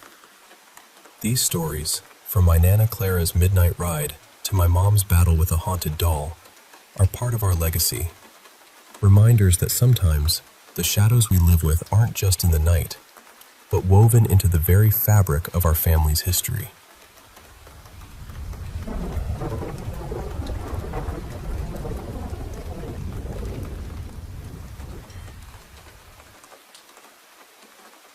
I'm sharing this because I'm genuinely trying to understand it, not because I'm claiming I know exactly what happened.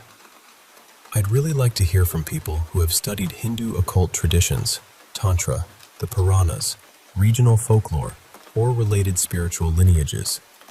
I'm not looking for jokes or quick dismissals. I'm trying to approach this carefully and respectfully, and I'd be grateful for thoughtful perspectives. Last night, sometime a little after midnight, I was fully awake in my room. Nothing unusual had been happening before that. I hadn't been sleep deprived, and the previous few nights had been normal. Then, all at once, there was this strong smell in the room. It was like something gamb, rotten, and decaying. It had not been there earlier. What unsettled me most was that the smell didn't stay constant. It would suddenly grow stronger, almost as though whatever carried it was moving closer. Soon after that, I had this very intense feeling that something was present with me in the room. What I perceived was not a solid figure. It looked more like a dark, smoky, semi-transparent form. At moments, I thought I could make out a very large mouth and sometimes reddish eyes inside the darkness. For a short while, its shape seemed to shift into something snake-like. Then it returned to that darker, smoky form. There was also one moment where it appeared as though the head had been cut off or separated from the body. Along with that, I briefly saw an image that reminded me of a strange painted portrait of a man with exaggerated lips.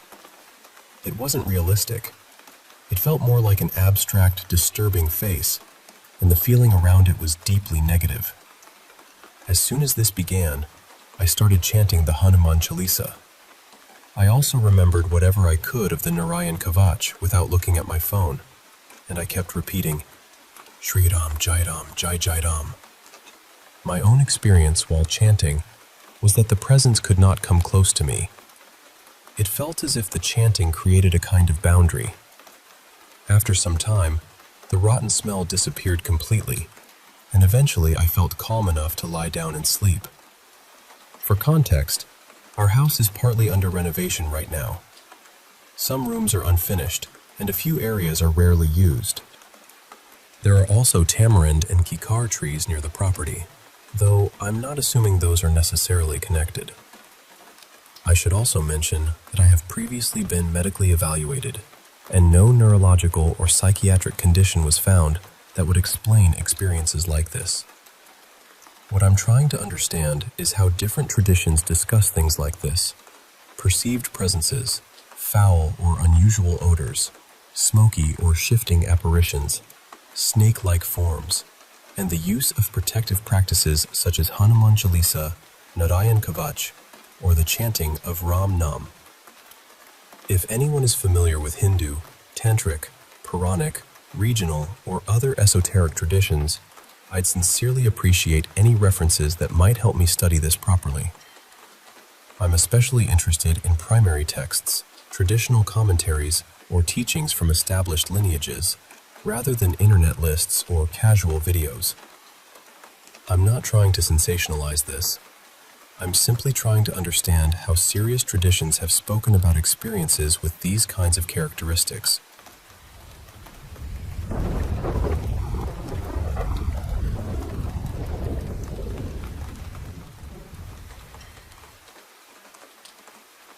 Hey, I want to share a couple of stories with you.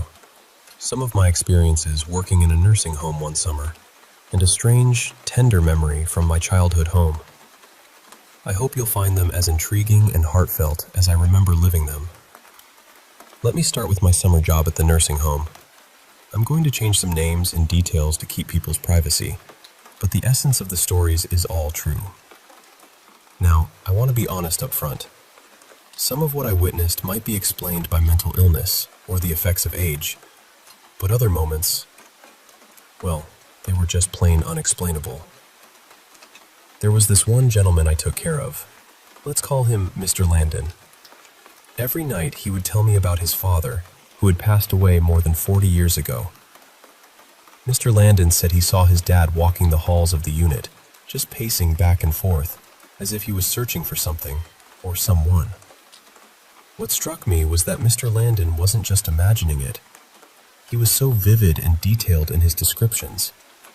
It was as if the spirit was real and restless. But that wasn't all. Mr. Landon had this eerie knack. He could point to any other resident, and within the week, that person would pass away. I'm not one to believe in supernatural powers, but multiple times it felt like he somehow knew when someone's time was near. It was unsettling, to say the least. Then there was Mrs. Bennett, an elderly lady struggling with dementia. One night, I was taking her dinner order, asking her the usual questions: how she was feeling, what she had planned for the evening. She told me she was going to talk with her daughter later. I assumed she meant earlier because visiting hours were over, but then she said something that gave me chills. Yeah, she watches me through the window at night. I didn't know what to say. Was it just her mind playing tricks? Or was there something else going on? I'll never forget the unease in her voice, the way her eyes darted to the window as she spoke. Now, I want to tell you about two strange moments that happened back to back in the kitchen. I was the last one there, getting ready to clock out. The lights were off, and I was just about to leave when suddenly, bang! I turned around, startled, and saw a tomato slicer had fallen off the table. This wasn't just any slicer. It was heavy, with rubber pegs designed to keep it from sliding around. There was no draft, no one else in the room. It just fell. As I bent down to pick it up and set it back on the counter, something caught my eye out of the corner of my vision. A faint white shape, almost like a ghostly figure. I blinked and turned to look directly, but it was gone. I stood there for a moment, heart pounding, wondering if I was imagining things. Those are just a few of the strange, quiet moments I experienced working there. They stayed with me long after summer ended. Now, switching gears to my childhood home. I was about 7 or 8 years old then, and I shared a bed with my mom most nights. She was a single parent, and our house always felt different. I've always had a sensitivity to energies, seeing auras, sensing when people's feelings shift, even dreams that would come true. It's hard to explain, but I always felt like I was being watched, even when no one was around. Every night, without fail, I felt someone sitting on the edge of my bed. I could see the mattress dip slightly, and I'd feel a cold breeze on my face and arms, like a window was open. But my mom would check those windows over and over. There was never a draft or any explanation. My hair would lift gently, as if a quiet wind was brushing past. One particular night stands out. I was reading a book with my little nightlight glowing softly. As usual, the cold air began brushing my face and hands, and I felt that presence again, sitting right there. Terrified, I ran to my mom's room, and she comforted me as best she could. But then, something extraordinary happened. Tiny, shimmering specks, like glitter, started falling from the ceiling, slowly and gently. I held out my hand to catch it, but every speck vanished the moment it touched my skin. I looked at my mom, and she was smiling, tears in her eyes telling me, "I see it too." We laughed, feeling a sudden calm wash over us. We didn't question where the glitter came from or what it meant. It just felt like a beautiful sign, a moment of peace in the night. After that night, my mom began sharing her own experiences, feeling energies, seeing auras, and even visits from an angel named Michael.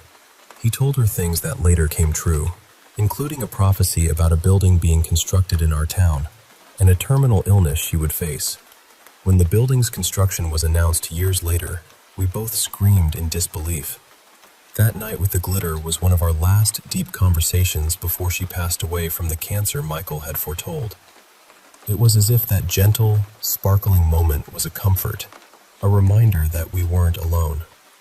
I wanted to share these stories because sometimes it helps just to say them out loud, to know others have felt the unexplainable too.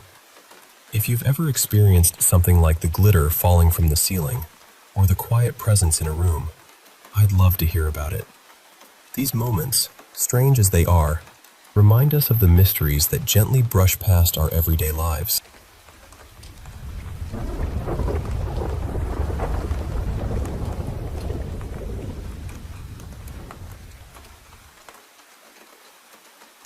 I grew up in a family where religion was kind of split down the middle. On my mom's side, everyone was very Catholic. Church, prayers, all of that was just part of life. But on my dad's side, the family was Kardecicist Spiritist. I don't know how common that is outside Brazil, but it's basically a belief in mediumship, spirits, communication with the dead, and a Christian-based philosophy connected to Allan Kardec. So I grew up around stories like that. And Honestly, I was fascinated by them. I was the kid asking my grandmother to tell me everything she had seen or felt. I wanted every detail. I also knew, even when I was little, that something ran in my family. My brother and I both seemed to have that sensitivity. I used to see things sometimes, and instead of being less curious as I got older, I became more curious. I watched ghost videos, paranormal shows, people trying to catch things on camera, the whole thing. My dad's side of the family had been connected to that belief for generations. They were mediums, and some of them spent years helping people through it. So this wasn't treated like some strange little hobby in our house. It was part of the family history. Now, this next part might sound unrelated, but I promise it matters. Around 2016, when I was about 11, Brazil was going through a really bad financial crisis. My mom was the main provider in our home, and she lost her job. After a while, she found another one, but it was far away, in another part of the country. We lived in the southeast, and the job was up north, so it wasn't exactly a quick commute. The job was too good to turn down, so she moved there, and my dad stayed behind with me and my brother. That period was really hard on all of us. My brother was older, I was still a kid, and being away from our mom affected us more than I think anyone expected. My dad suddenly had to handle everything at home. I was also dealing with depression at the time, and I was diagnosed when I was 11, so that gives you an idea of how heavy everything already felt. Years later, we found out my mom had bipolar disorder, but at the time, we didn't know that. During that same period, she decided to remodel our whole apartment, almost like she was trying to throw her frustration into fixing the place. So every day there were workers coming in and out, tools everywhere, dust everywhere, noise everywhere. And if you believe in energy, you can probably imagine what that felt like. The apartment itself was huge, and I did love it, but it had a strange feeling to it. We lived high up on the 17th floor, so I was used to doors slamming from the wind and random building noises at night. But there were other things too. Little things I can't really explain. And from my bedroom window, I could see 2 churches and a convent nearby. At night, they looked beautiful in a cold way, but also kind of unsettling. So, with all of that in mind, the actual story happened on April 18th, 2017. It was my grandmother's birthday, my dad's mom. The plan that day was simple. I would go to school, come home, study, finish a group project that was due before midnight, and then we'd go to my grandmother's house for her birthday. Most of the day went fine, but when I finally sat down to finish the project, I found out the friend who was supposed to start it hadn't done anything. Nothing. And she wasn't answering my messages. I was already tired. The apartment was full of workers. I hated being at school. I hated being at home. And now I had to do the whole project alone before leaving for my grandma's, who lived about 40 minutes away. So I just started working. I remember that day being very gray and foggy, so it felt like night came earlier than usual. Around 6 in the evening, which was when we were supposed to leave, I was still finishing the project. And then, right when I finally got it done, the file corrupted and disappeared. I cried immediately. At that age, I didn't really understand how to recover files or troubleshoot anything, so in my mind, the whole project was gone forever. Since it was due that night, my dad told me to stay home and redo it, and he went to my grandmother's birthday without me. Redoing it wasn't impossible because I already knew the material. The problem was that I was exhausted and frustrated. And I don't know if this was because I was tired, but my room felt strangely dark, even with the lights on. The hallway light was on too. So was the bathroom light. But somehow everything still looked dim. Eventually, I finished the project, submitted it, and decided I was done for the night. It was around 10. My dad still wasn't home, and I was scared to be alone in my room, so I left my bedroom door wide open. I kept the lights on in my room, the bathroom, and the hallway. Then I lay down and tried to sleep, but just as I was starting to drift off, I suddenly felt wide awake. My first instinct was to look toward the door. Because of how my bed was positioned, my feet were closest to the door. I couldn't see down the hallway, only the entrance to my room. And the second I looked there, I felt this horrible discomfort. Not panic yet, just the feeling that something was wrong. Then, I saw it. A shadow figure slowly came into view at my doorway. It looked human-shaped, but it had no face, no details, nothing. Just this black shape with a darker kind of haze around it. The only clear feature it had was its eyes. They were big, white, and glowing. It grabbed the door frame near the foot of my bed and leaned in, almost like it was checking the room. At first, it didn't look at me. That was the part that made it feel even stranger. It wasn't rushing at me or trying to scare me. It was just looking around, like it had walked into the wrong place. I was completely frozen. I started blinking because I thought maybe it would disappear. Maybe it was my imagination. Maybe my eyes were playing tricks on me. But it stayed there. Then I wondered if it was sleep paralysis. I didn't know much about sleep paralysis back then, except that people said they couldn't move. So I tried moving my fingers and my feet, and I could move. That movement caught its attention. It turned its head toward me and looked right at me.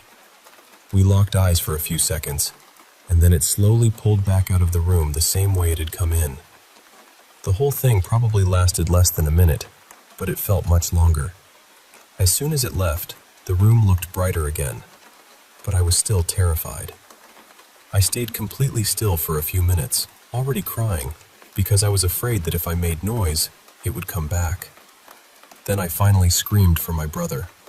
I should mention, yes, he had been home the whole time.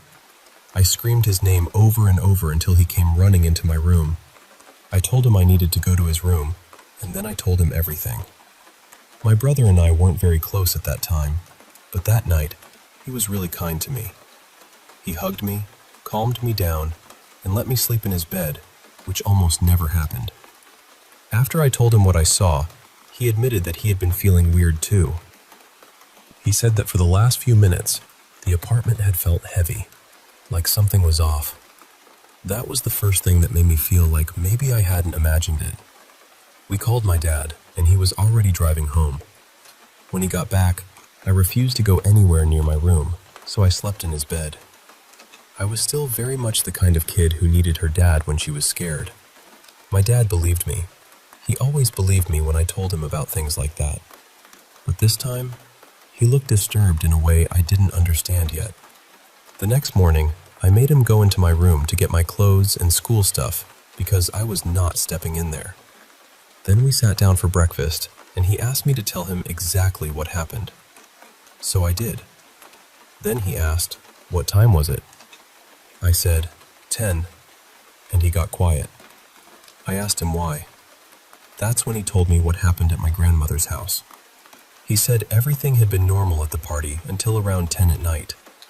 Then my grandmother, who was basically the strongest medium in our family, suddenly said she was worried about me and told my dad he needed to go home. He said that as soon as she said it, he felt the same heaviness my brother had described. So he left. But when he got to his car and started driving away, he suddenly stopped. He saw the exact same thing I had seen. A black, human-shaped figure with bright white eyes moved around his car and looked directly at him. Then, it disappeared. Right after that, my brother and I called him. The drive from my grandmother's usually took around 40 minutes. That night, he made it home in about 25. After that, I didn't sleep in my room for a few days. I was too afraid to be alone. On nights when my dad worked late and came home after 11, I would stay awake and wait for him. Eventually, things got calmer. Life went back to normal, or at least as normal as it could. But that night has stayed with me more clearly than almost any other experience I've had. It's still the most vivid and confirmed encounter I can remember. The strange thing is, when I think about it now, it doesn't feel only scary. It feels sad, too.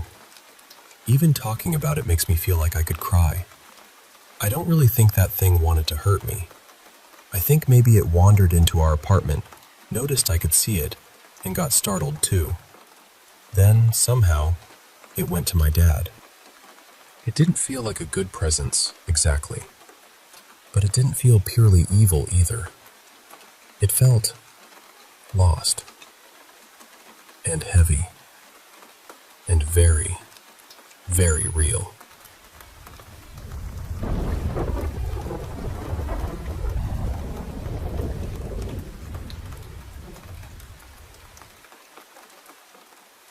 Hey there. I want to share with you some pretty extraordinary experiences I've had. Some might call them paranormal. Others might say they're miracles, or just strange coincidences. Either way, they've deeply touched my life, so I hope you'll find them as fascinating as I do. The first story isn't exactly paranormal, but more like a miracle, and it all begins even before I was born. You see, my mom was pregnant with me and my sister. We were identical twins. Around a few months into the pregnancy, things took a scary turn. My mom started showing signs of going into labor way too early. She rushed to the hospital, and it turned out my sister's umbilical cord was wrapped tightly around my right hand, cutting off my circulation. It's something I've lived with ever since. My right hand is different from my left. My finger's a bit larger, and I don't have nails on those fingers. I've always thought of myself as a bit like Nemo. You know, the little fish with a fin that's a bit different. Here's the wild thing.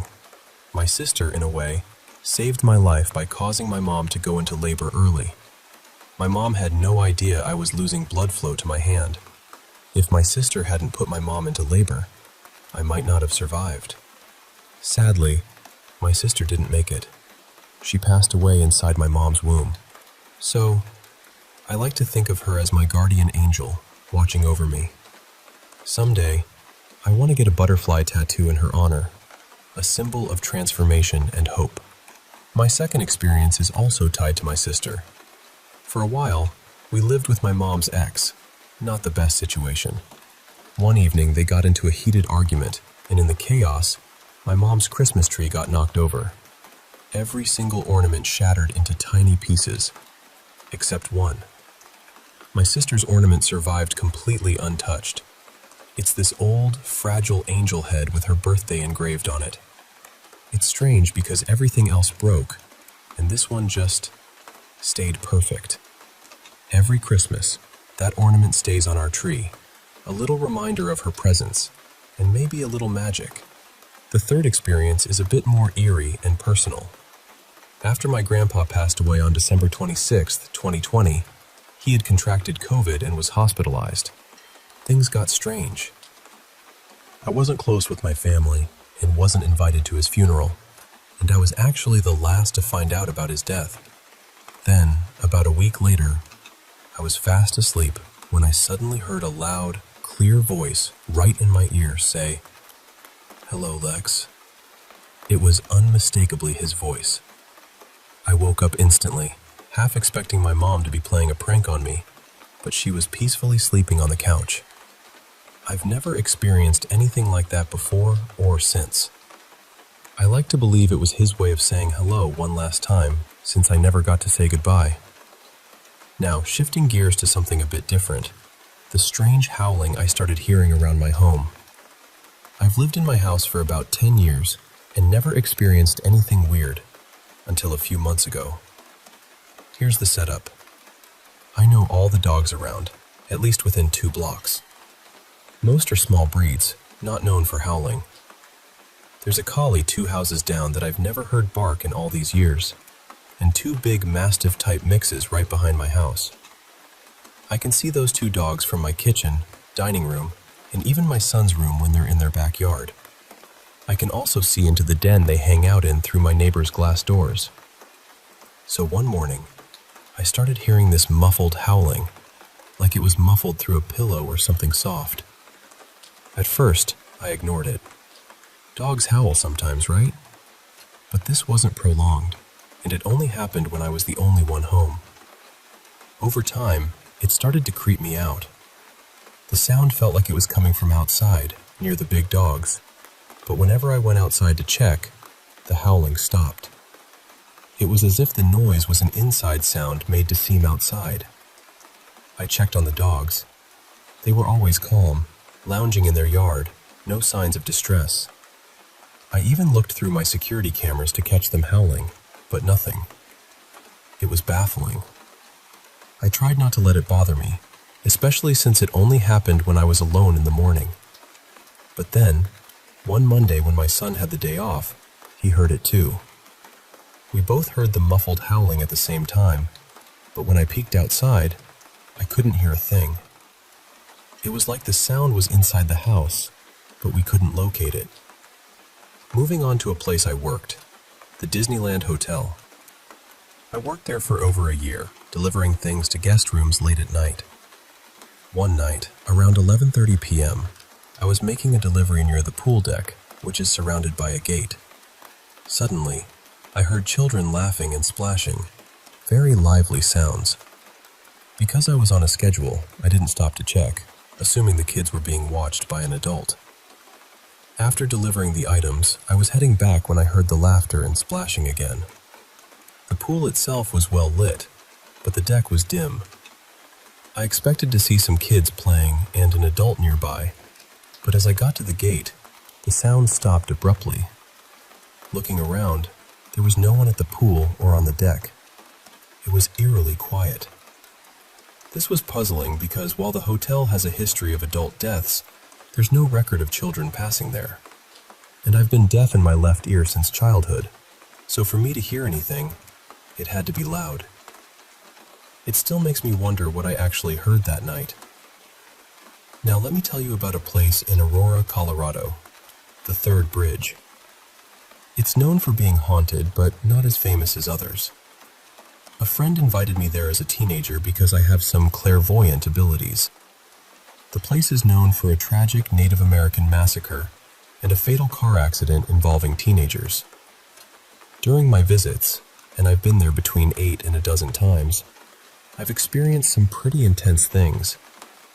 I've heard the sound of drums all around me, been chased by a car from the 60s or 70s with a single headlight that would appear and disappear mysteriously, and even had my leg forcibly pushed onto a barbed wire fence, leaving a puncture wound that bled lightly for a week and left a scar. One summer night, on my way there, my windshield fogged up badly, hard to clear even with the defrost on high, despite the night being warm and clear. I always carried a drink with me in case I needed to throw up. The activity seemed limited to the road and a small circular group of trees. The negative energy was so strong that once I left and got back to the lit city streets, it would fade away. After these trips, I often brought home more than memories. Spirits would follow me, sometimes dozens of children and teenagers pushing on my back for an hour, making it impossible to sleep. I'd hear loud bangs in rooms I wasn't in, but nothing ever fell or caused the noise. One time, after doing laundry late at night, I found the washer lid open in the normal loading position, but I was the only one home besides my 2 dogs. I also heard my name called when I was alone. Eventually, I moved to California and left the Third Bridge behind, hoping for some peace. But just last night, something strange happened again. Around 3:30 a.m., as I was trying to fall asleep, a female voice whispered my name softly into my deaf ear. I sat up immediately, looked around, and saw nothing. Then, a bright light swept across my room, like a powerful flashlight or car headlight, but no one was outside. I grabbed my bear spray just to feel safe before finally settling back down. It's odd because the place used to call me back regularly, but now that I'm away, I thought it would stop. Hearing that voice makes me wonder if it's trying to call me back, or if a new presence has arrived. Speaking of spirits, I want to tell you about the 2 that have been with me for years. Paul, a 9-year-old boy from the early 1800s, and Christopher, a man from the 1920s. They've always been around individually, but never together. Friends who are sensitive have told me that when one is present, the other leaves. When I moved from Colorado to California, they came with me, but still, they never appeared in the same room at the same time. I also had a third spirit, Lily, who was connected to a close friend of mine. After a falling out with that friend, Lily vanished, which made sense. But recently, things have changed. After denying Lily's boyfriend access to a special book of shadows I had shared with my friend, I deleted the document entirely to avoid conflict. Soon after, Paul and Christopher started breaking their old pattern. I began seeing them in the same room, sometimes moving so fast it seemed like they were running. It's unusual since they've never shared space before, especially without me there. Even more surprising, Lily has returned. She disappears quickly when I notice her, but sometimes I catch her rummaging through my things, like she's searching for something important. It's funny at first, but increasingly frustrating, especially since I live with my grandmother, and I often find important papers missing or rearranged. So, that's the collection of my unexplainable, sometimes chilling, sometimes comforting experiences. Each one has left a mark on me, shaping how I see the world and what lies beyond the surface. Thanks for listening. I hope you found a bit of wonder in these stories too.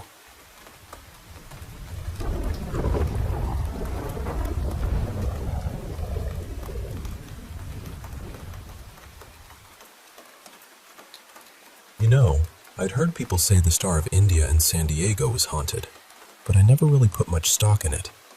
I'd seen one of those ghost hunter shows about it years ago, and honestly, it felt a little overdone to me. So when I went there recently with my family, I wasn't thinking about ghosts at all. I was focused on having a sweet day out with my little boy. We walked through most of the ship together, and nothing strange happened. It was actually really lovely. And if you like old ships even a little bit, it's absolutely worth visiting. At one point, my husband and son went up toward the higher decks, and I wandered down into the hull by myself. Near the front of the ship, there was this section blocked off for employees. It had muslin cloth draped around it, and a small gate keeping visitors out. That's when I heard a woman talking. At first, I didn't think anything of it. I figured there must be a staff member back there, maybe explaining something or chatting with someone. But as I moved closer to look at some of the ropes and displays nearby, the voice started getting quieter. Not clearer, like you'd expect if you were walking towards someone. Quieter, more muffled. Then it just stopped. I stood there for a moment, trying to make sense of it. I thought maybe whoever was back there had noticed me and wanted privacy. But curiosity got the better of me, and I became a full-on nosy Nell. I tried to peek through a little gap in the cloth to see if anyone was moving around back there. Nothing. No footsteps. No shifting shadows. No sign of anyone. And then I realized something else. I hadn't seen any female employees on the ship that day. Not one. And the voice had only sounded like one person speaking. It could have been someone telling a long story, sure, but there were no pauses, no replies, no other voice joining in. I walked away, telling myself it was probably nothing. But as soon as I got farther from that blocked-off section, the voice came back, louder this time. That was the part that really unsettled me. Not because it was dramatic or terrifying, but because it felt wrong in such a quiet, specific way. My brain kept trying to solve it. Maybe someone on the dock was talking, and the sound was somehow carrying into the ship. Maybe there was a speaker somewhere. Maybe the acoustics were just strange. So I went closer again, mostly to prove to myself that I was being ridiculous. And again, the voice faded. It got softer and more muffled until there was only silence. The strange thing is, it never sounded clear. It was always covered and distant, like someone speaking through fabric or from behind a wall.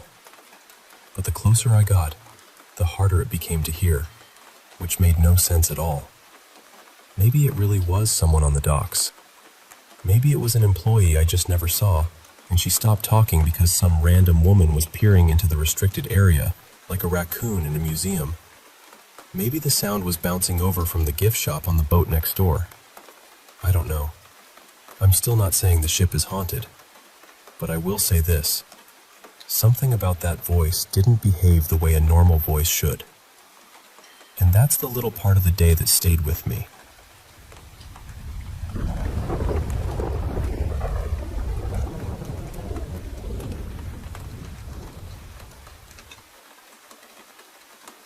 Hey there.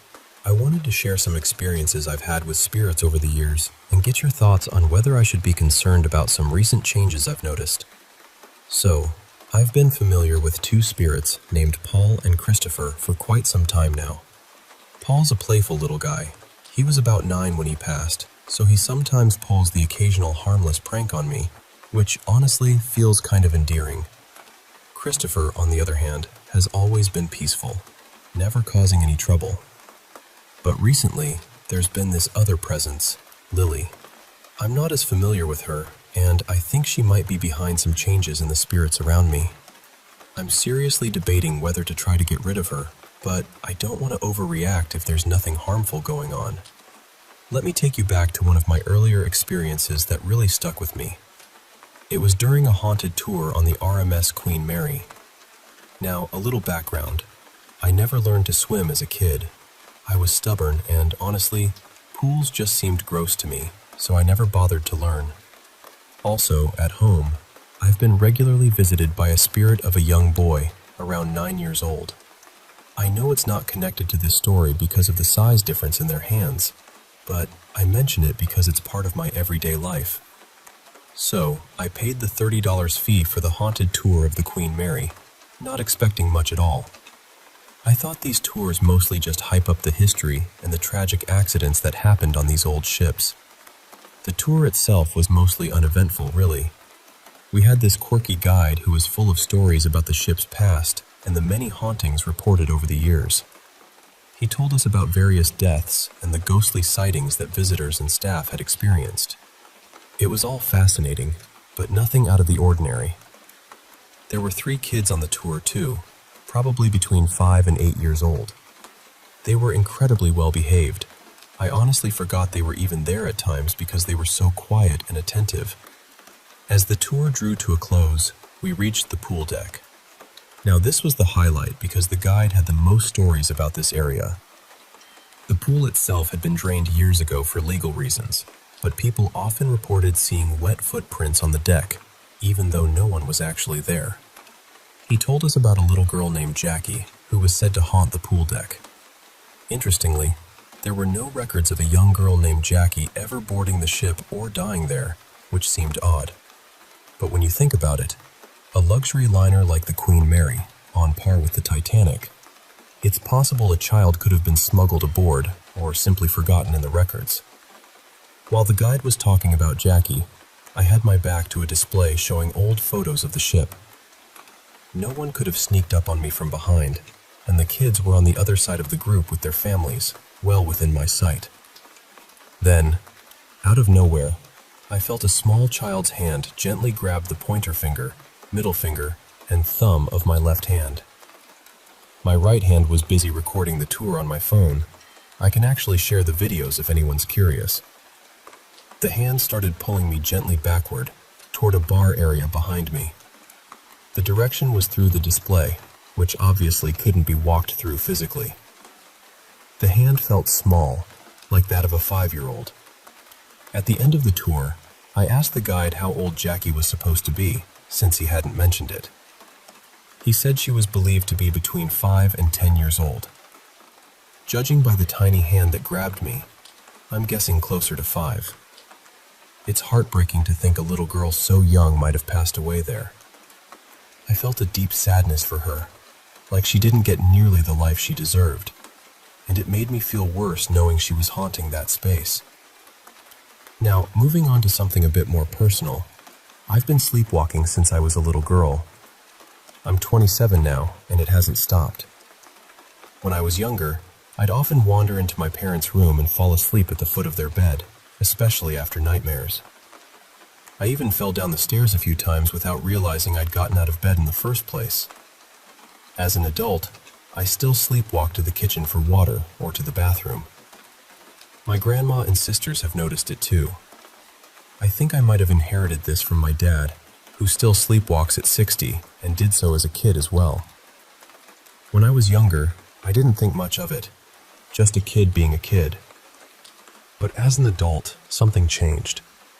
Most nights I'm okay, but sometimes when I'm sleepwalking near the stairs, my room is down a hallway and around the corner, I feel a hand on my shoulder. It wakes me up and stops me from going further, just in time to prevent me from falling. When I look around, no one is there. My sisters are in their rooms. My mom's still asleep in the master bedroom near the stairs, and my dad usually works nights. At first, I thought maybe it was part of a dream, my mind creating the feeling to explain why I was awake near the stairs.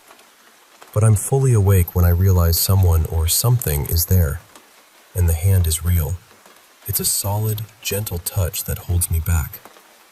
I can't figure out what or who it could be, especially since no one is physically present. Do you think it's possible that a spirit might be watching over me during those moments?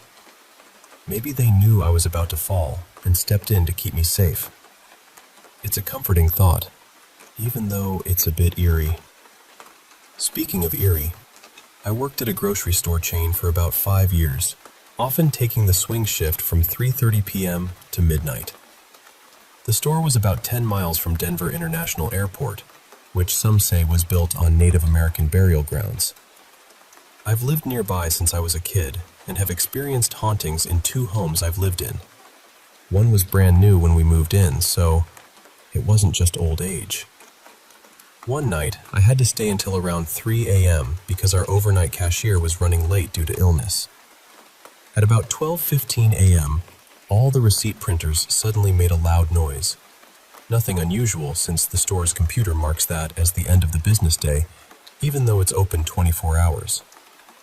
The store had an armed security guard who was a military vet. He was one of those gentlemen who'd always walk women to their cars at the end of their shifts, which I appreciated. I usually stood near the security door when I left so he could escort me. The neighborhood was rough, so security was tight, and the guards were visibly armed. Around 2 a.m., the store would usually be dead except for a handful of night crew stocking shelves and maybe 1 or 2 late shoppers. One night, as I was zoning out between staring at a candy rack and glancing at a night crew member I thought was cute, though I didn't dare ask him out, since he was openly gay, I noticed a cardboard gum display moving slightly. It was a clear, still night outside, with no wind, no earthquakes, nothing that could have caused it. I focused on the display for a long time, trying to see if anyone nearby was messing with it, but no one was near enough to touch it. I have ADHD, so I tend to move or fidget a lot to keep myself entertained. But that night, I was so focused on the display moving that I didn't do my usual restless shifting, which was unusual. The security guard, who was monitoring the cameras, noticed and asked if everything was okay. I said yes, but didn't mention the moving display, because I knew he was afraid of anything paranormal, something we'd talked about before. Do you think the proximity to the burial grounds could have caused a spirit to want to be noticed? It's been on my mind ever since. Lastly, I want to tell you about my current living situation. I rent an older house, probably built before central heating and air conditioning were common. It has no vents, and the windows are single pane, so sounds easily travel through. I live here with my grandma, who's 82 and in pretty good health, though she uses a walker that's quite loud on the floors. For the past week or so, I've been waking up around 9 a.m. to study the menu for a new restaurant job I just started. And during these mornings, I keep hearing this strange breathing sound coming from the hallway. At first, I thought maybe it was outside, so I checked through the window behind the couch where I sit, but there was nothing there. Sometimes I even get up to see if my grandma is walking around without her walker, but she's always still asleep, often with her dog curled up beside her. The breathing sound has been consistent for about a week now. The house hasn't been renovated since before I moved in, just before Halloween 2015, except for a bathroom edition. Nothing else has changed, which makes this sound weirder. Despite my sleep schedule changing from noon to 9 a.m., I'm not overly tired, so I don't think it's my imagination. I'm really struggling to find a non-paranormal explanation for this breathing sound, yet part of me hopes there's a simple reason. If you have any ideas or thoughts, I truly appreciate hearing them. So, with all this, I'm left wondering about Lily and the changes she might be bringing to the spirits around me. Should I be worried? Or is she just another friendly presence, like Paul and Christopher, who means no harm? I'd love to hear from anyone with experience dealing with spirits or the paranormal. Thanks for listening.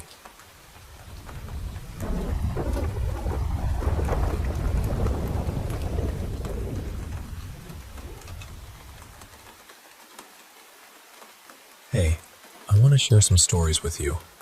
Stories that have stuck with me and my friends over the years. The kind that make you pause and wonder about the things we can't always explain. So, settle in, and I'll tell you about 3 experiences that have haunted the edges of everyday life for some people I know. First, there's a close friend of mine. Let's call her Lila. A few months back, Lila started having some pretty serious health problems. It began with her blood sugar soaring way too high and her kidneys not working like they should. Now Lila, she's been drinking a crazy amount of soda every day, like between 12 and 20 cans. Friends and doctors alike told her she really needed to cut back, and as far as I know, she's been trying to do just that. She sees her primary care doctor about once a month because of some bad discs in her back that are slowly getting worse. They're watching closely to see when surgery might be needed to fuse more of those discs, and they keep an eye on how the strong painkillers she takes are affecting her overall health. But then, about a week ago, something terrifying happened. Lila was just wandering around the house she shares with her parents and her kid. I think her child was with the ex-husband that weekend, since he has custody on weekends.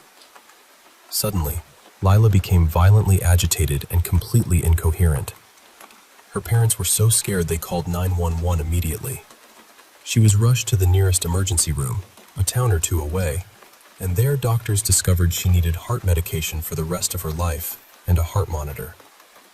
What's wild is that just days before, she had seen her doctor, and no one had any clue there was anything wrong with her heart. Now, here's where it gets even stranger. Lila has always believed her house is haunted. I've been hearing her stories for about 8 years now. Most of them involve toys moving on their own, without batteries, wiring, or any way to move by themselves, just sliding or rolling across the room. Her daughter has one of those toy lawnmowers with plastic balls that rattle when pushed, and this toy has made noise all by itself when her daughter is clearly at her dad's for the weekend. They live in Minnesota, which, as far as I know, doesn't get earthquakes, and these weird things never happen during tornado season either.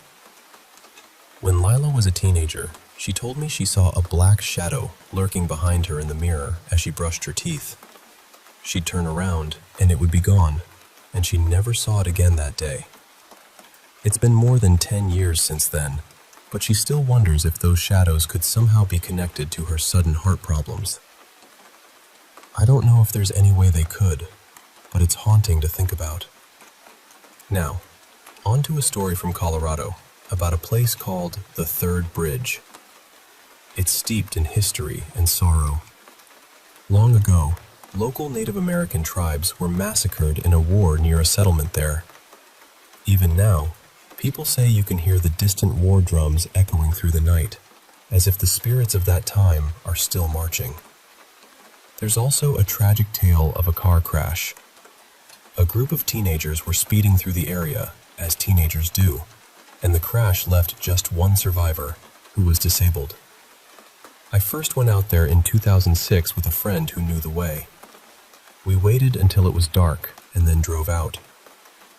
I've always been a bit sensitive to these things, and this place hit me like a punch to the gut. Getting out of the car was hard, and stepping off the road even harder. We explored a bit, and I took some pictures. They showed floating specks of dirt in the air, but nothing else. It was the only time I ever heard those war drums. They were always far away, shifting in direction, impossible to pinpoint. On our way back, something ran into the road. A dog, probably a border collie. I got out to check, but there was no dog there. My friend later told me the property owner said they'd lost a collie in that area years ago. I went back every year or two after that. The gut punch feeling never left. I never heard the drums or saw the dog again, but I had other experiences. One night, it was nearly 90 degrees, just a turn away from the spot, and my windshield fogged up so badly I couldn't see. Every time I tried to leave, a car with a single headlight chased me out. I always felt watched and followed. It never felt like a place that welcomed me. I stopped going when I moved out of state, but sometimes I still feel drawn back, though I'm usually glad I'm so far away. Lastly, I want to tell you about my own experience with what I think might have been a child ghost. Now, full disclosure, my family has a history of mental health issues. Bipolar disorder runs deep on my mom's side, so much so that being the middle child can almost guarantee it. There's also schizophrenia in my family. An uncle battled it until he passed in 2011. I've never seen a mental health professional myself, so I can't say if what I experienced was a hallucination or something else. But here's what happened. I lived in a big 2-story house in Denver, with lots of huge windows and 3 sliding doors. My parents used to complain about how expensive the curtains were because with nearly 30 windows, the sunlight just poured in. Even the smallest windows, like the ones in the bathrooms, were big enough for a grown adult to climb out of if they wanted. The youngest person living there was 17, though my parents had a friend with a toddler, about 3 years old. One summer morning, around 11 a.m., I was brushing my teeth in the downstairs bathroom. The sun was so bright that it almost blinded me, even reflecting off the nearby golf course. When I spat into the sink, I glanced over my right shoulder into the mirror. I just had this strange feeling like someone was watching me. And then, I saw him, a young boy, maybe 9 years old, standing there behind me. He was wearing clothes that looked like they were from the early 1900s, like a little boy from a century ago. I spun around instantly, heart pounding, thinking maybe someone had broken in, or that this kid might be a neighbor's child seeking help. But the house was empty. I searched every room, every corner, and there was no one there. No child, no intruder, just silence. I've never been able to explain what I saw. It's as if that boy was a whisper from the past, lingering in the sunlight and shadows of that old house. So, those are the stories: Lila's health and haunting shadows, the haunted bridge with its drums and phantom dog, and my own glimpse of a boy from another time. They remind me that sometimes the world is bigger and stranger than we think, and that some mysteries are woven into the very places and people around us. Thanks for listening.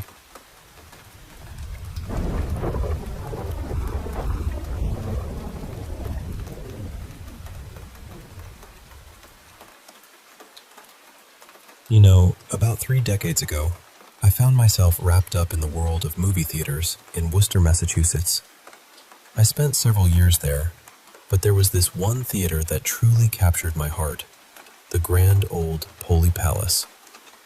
Built back in 1926, it was a marvel of its time, a huge, beautiful building that eventually got carved up into 4 smaller cinemas. Even though it had been somewhat damaged during the modernization efforts in the late 1950s, many of its original features stubbornly clung on, whispering stories of bygone days. As the manager, I was given this hefty keychain that unlocked every nook and cranny of the building.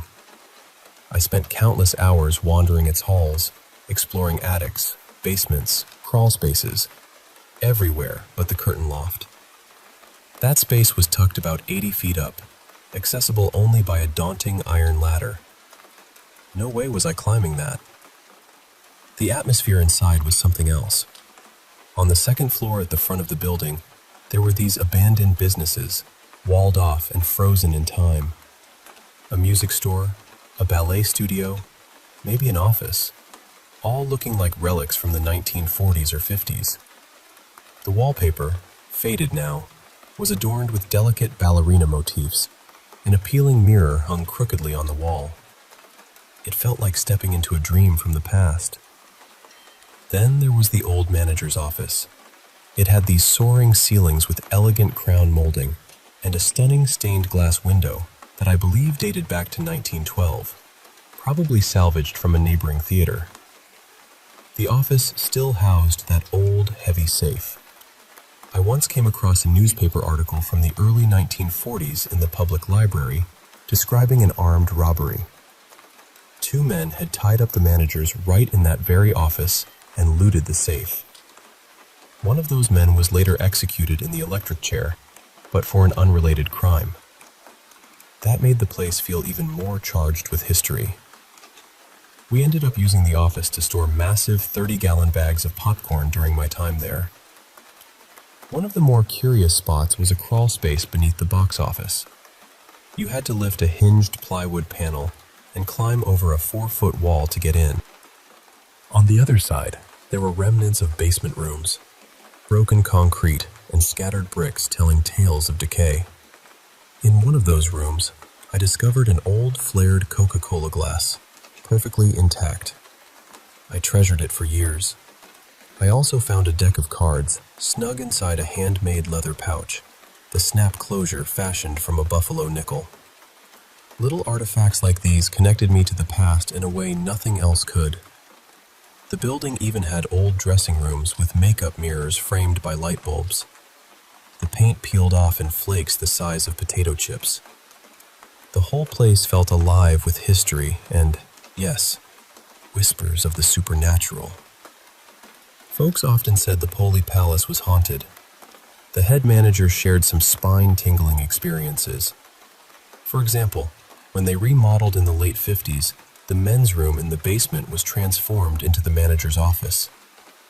One night, while closing up, my boss was climbing the stairs to the main lobby when something caught his eye near the ornate 30-foot ceiling. He saw an apparition floating there, just drifting, before vanishing into the ceiling. Terrified, he bolted back down and hid in the office until dawn. On another occasion, late at night, the manager heard all the arcade machines in the lobby buzzing with electronic bleeps and bloops. Normally, they were powered off by the last show's end, but tonight they were alive. Annoyed at the usher for forgetting, he went to turn them off. The moment he opened the door, the noises stopped cold. Across the lobby, the machines were dark, truly powered off. The sound had come from nowhere. A projectionist once told me he glimpsed a face looking in at him through the booth window while shutting down the big theater upstairs.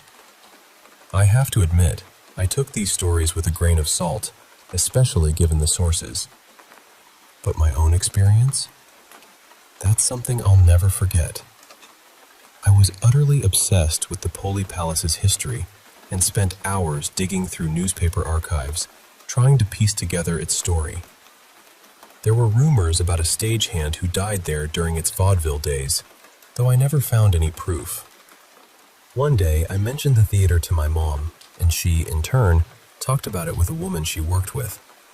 This woman claimed to be psychic, or maybe just sensitive to vibes, and said she'd been to the theater. She felt someone had indeed died there, and that his name started with the letter M. I remember thinking, all right, sure, sounds a little out there. Then, one slow midweek night, I was the only manager on duty. The 7 o'clock shows were playing, and I was buried in paperwork in the basement office. Suddenly, the intercom buzzed. It was the box office cashier telling me I had a phone call. I asked who it was, but she didn't know. I picked up the phone and pressed the button for the main incoming line.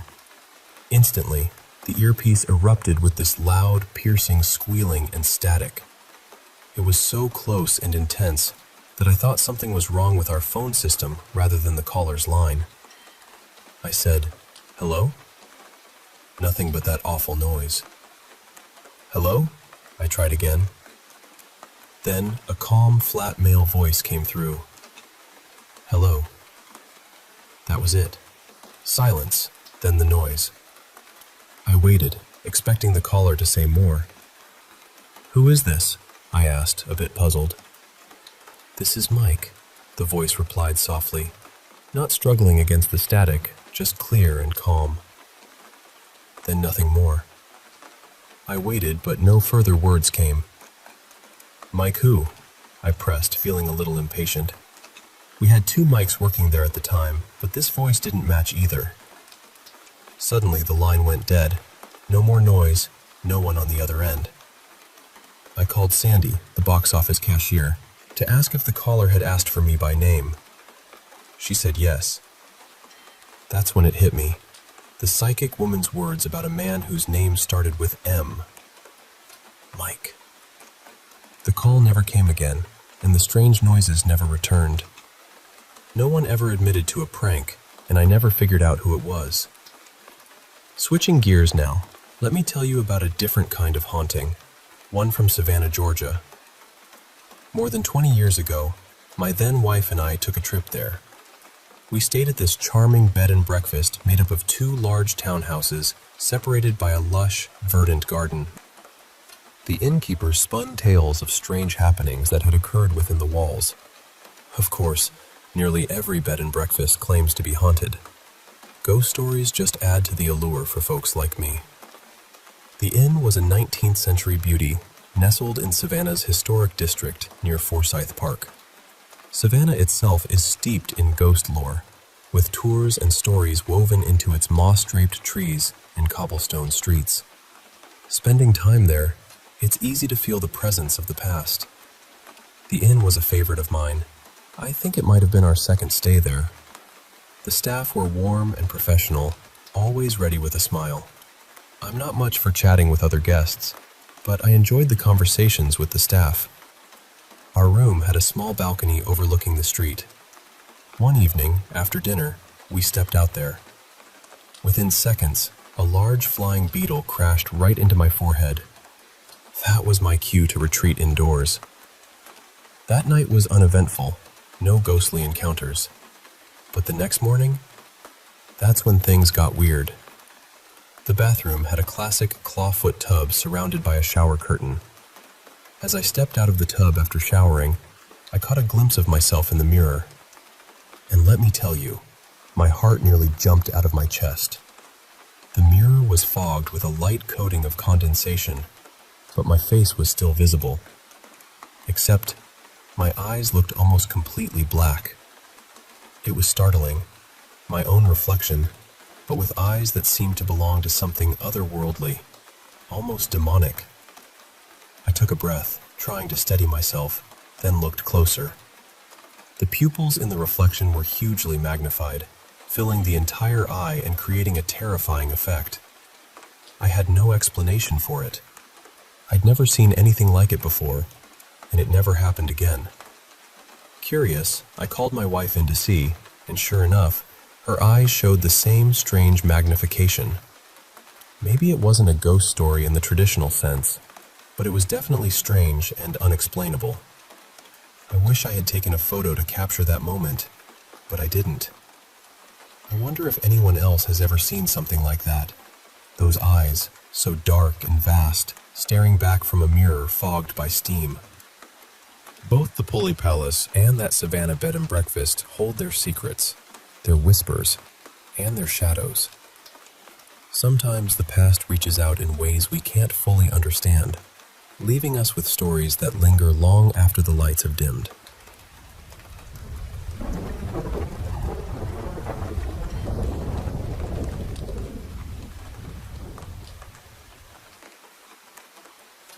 So, when I was about 9 years old, my aunt sent me a doll for my birthday.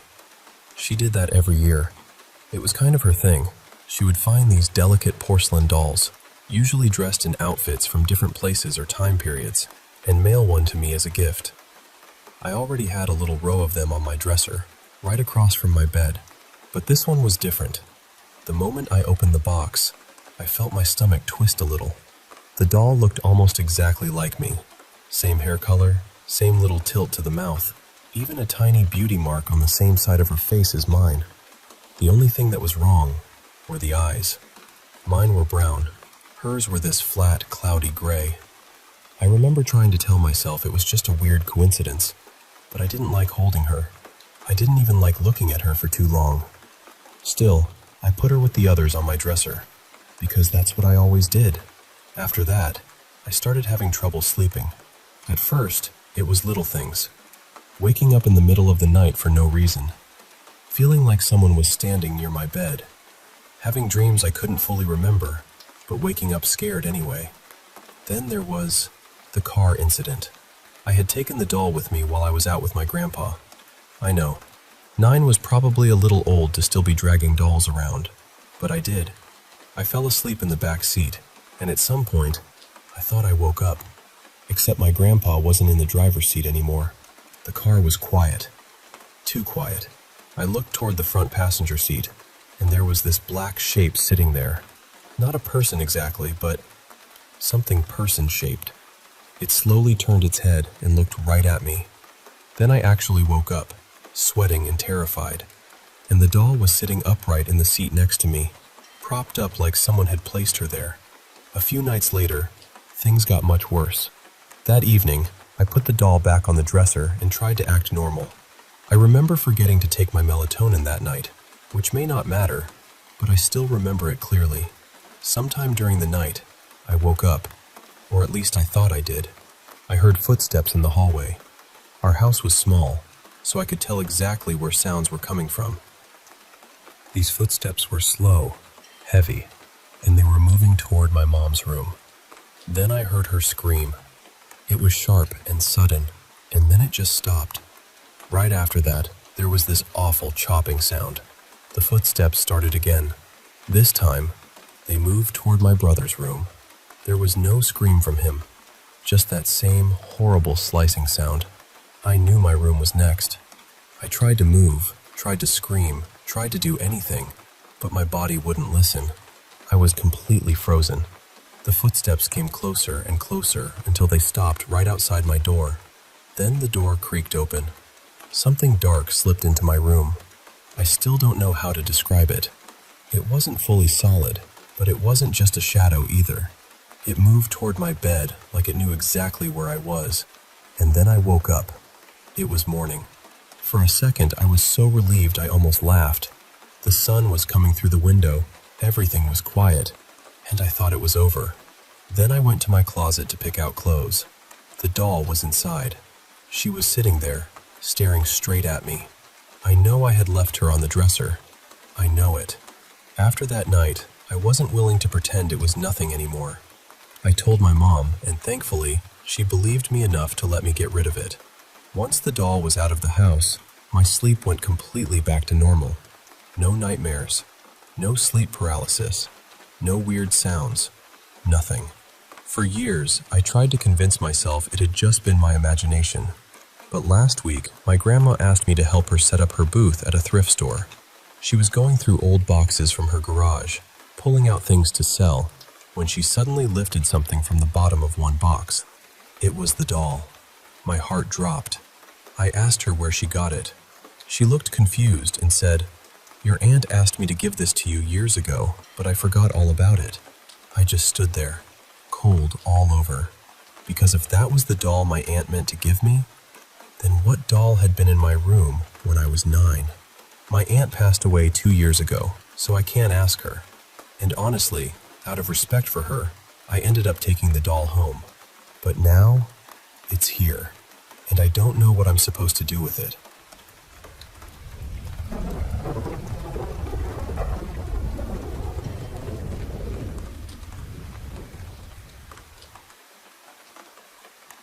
I want to tell you about something that happened to my friend, Ty.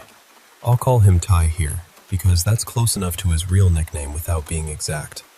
And before I get into it, I want to be clear about something. I'm not asking you to believe every part of this without question. I'm just telling you what happened as honestly as I can, the way I remember it, and the way it felt while we were living through it. Ty had this thing that followed him when he was younger. When he was a kid, He went through a long stretch where, every few nights, he would see something in his room. It always started in the same place, high up near the corner of the wall, where the shadows gathered thickest. He described it as a huge, black wolf's head, almost like a hunting trophy mounted on the wall, except alive. Its fur was dark and rough-looking, its eyes were yellow, and it moved like an animal. It would sniff the air, tilt its head, watch him from across the room. Most of the time it was only the head, but sometimes he said it seemed closer, like it had pushed farther out of the wall. Once or twice, he swore he saw claws stretch out from the darkness. The worst part was that it spoke to him. Not out loud exactly. He said it was more like words being pressed into his mind. It would tell him to do cruel things. Not anything like murder, nothing that extreme, but enough to make him meaner than he wanted to be. It would promise rewards if he listened, and sometimes, the next day, something strange would happen. He'd pass a test he should have failed.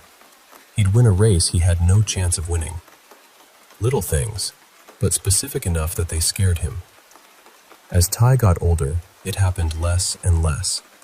He made friends, got more grounded, and eventually, the wolf stopped showing up. For years, it became more of a weird old story among our friend group. Ty was never the kind of person who leaned into paranormal stuff. He was skeptical, practical, the sort of guy who would rather blame a bad dream than a demon. Then, last summer happened. Ty and I were working seasonal jobs near a state forest, staying in employee housing not far from the park entrance. One night, a group of us had a small party. We'd been drinking a little, smoking, and a couple of us took these tiny mushroom gummies someone had picked up. I'm not proud of that detail, but it matters to the story. None of us really hallucinated. We felt high, sure, but nobody saw anything strange. Nobody, except Ty. At some point, he and I got into an argument. Nothing world-ending, just one of those stupid late-night fights that feels bigger because everyone is tired and not fully sober. I left him alone in our room and went to cool off with the others. While I was gone, he called me several times. I didn't see the calls right away. Later, I listened to the voicemails and, honestly, I wish I hadn't. He sounded terrified. Not dramatic, not drunk, just scared in a way that makes your stomach drop. When Ty finally found me, he was pale and shaking. He told me the lights in the room had shut off by themselves. I can say this much. When I went back later, the lights really were off. He said the shadows pulled together near the ceiling, right beside the door. And then the wolf came back. Only this time, it wasn't just a head. He said the whole thing climbed out of the wall, too large for the room, bending its body at awful angles just to fit inside. It watched him from the corner, and then it reached for him. He felt claws around his throat. He thought it was choking him. Then, somehow, he realized the hands around his neck were his own. That realization snapped something loose in him. He managed to pull his arms away and stumble out of the room. Later that same night, something else happened that I still don't know how to explain. Ty opened his phone and found 3 new images in his camera roll. They looked like old AI-generated pictures, strange and dreamlike, but all 3 showed the same thing: a massive black wolf with yellow eyes. He didn't remember making them. Ty had used AI art apps before, mostly for game characters and fantasy stuff, so it wasn't impossible that he had generated them while out of it. But the details were wrong. The app listed in the image data was one he didn't have installed, and the creation date showed almost 2 weeks in the future.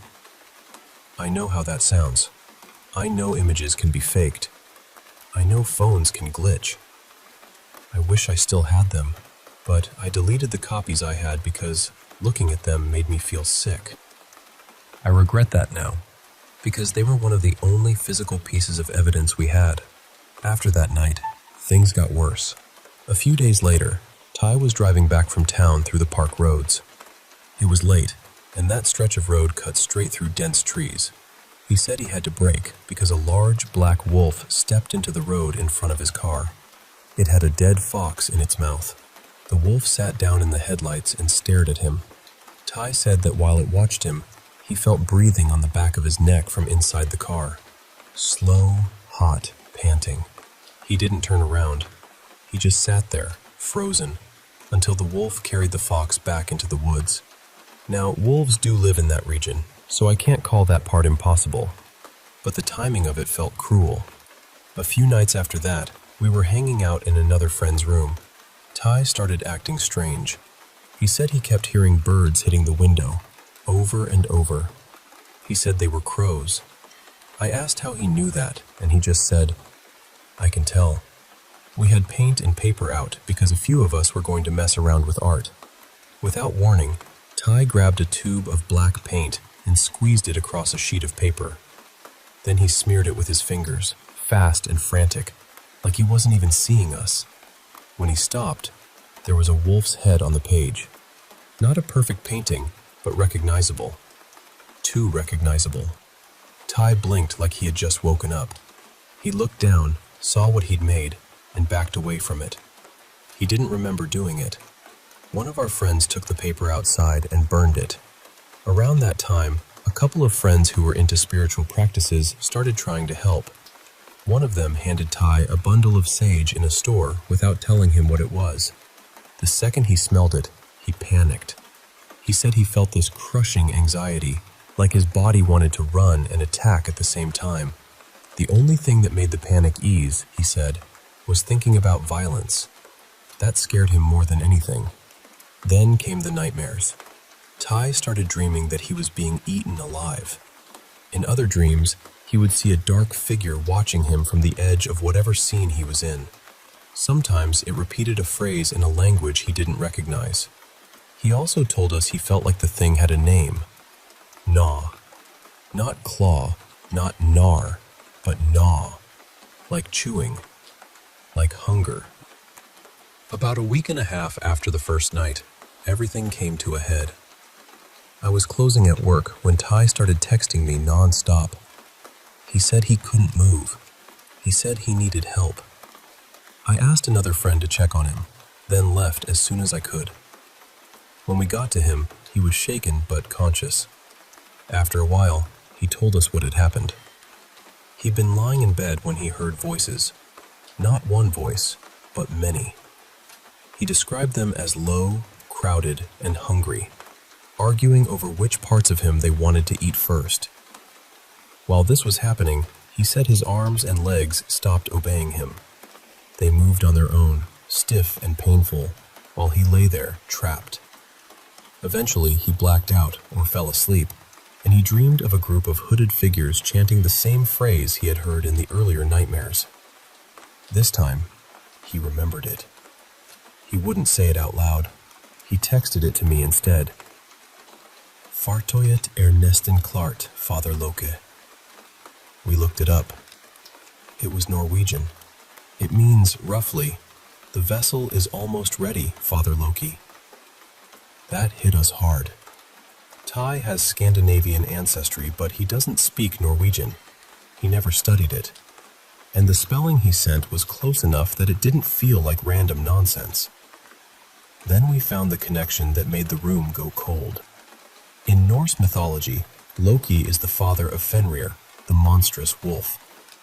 Fenrir is often described as massive, violent, and bound up with the end of the world. A black wolf, a hungry thing. A phrase about a vessel. I still don't know what to do with that. Later that night, our friends decided we should try cleansing the room. I grew up Catholic, so I was deeply uncomfortable with a half-improvised spiritual ritual happening in our employee housing bedroom. But Ty was my best friend. If he needed people with him, I was going to be there. They put salt by the door and window. They drew crosses and protective symbols on paper. They burned sage while Ty lay on the bed. At first, nothing happened. Then Ty got restless. His breathing changed. His body tightened. He started trying to slam his head back against the wall. Then he tried to choke himself again. We had to hold him down so he wouldn't hurt himself. The sage kept going out. Over and over, the flame would die like someone had pinched it. Ty grabbed some of the paper crosses and tore them apart. Then he started chanting the Norwegian phrase out loud. After that, he quoted a verse from Revelation, word for word. The part about standing on the sand of the sea and seeing a beast rise from the water with 7 heads. Ty is not someone who reads the Bible. Then he made this sound I still hate remembering. It was low and animal-like, somewhere between a growl and a word. He dragged it out slowly. No. And then, after a while, it stopped. Not dramatically. No burst of light. No final scream. He just calmed down. His body relaxed. His eyes cleared. I didn't feel like we had defeated anything. I didn't feel like some great evil had been banished. It was more like a storm had passed over the house and moved somewhere else. After that night, Ty didn't have another episode like it. At least, not one he told me about. I know there are other explanations. Maybe the mushroom gummy triggered something dormant. Maybe stress, substances, sleep paralysis, old childhood fear, and group panic all tangled together into one nightmare with teeth. I've thought about that a lot, but there are parts I still can't easily explain. The images on his phone, the phrase in Norwegian, the Bible verse, the wolf in the road, the way he looked when he came back to himself, confused and ashamed, like he had been dragged out of his own body and dropped back in. So I'm not here to tell you exactly what it was. I'm just telling you that something happened to my friend. And for a few weeks that summer, it felt like something old and hungry had remembered his name.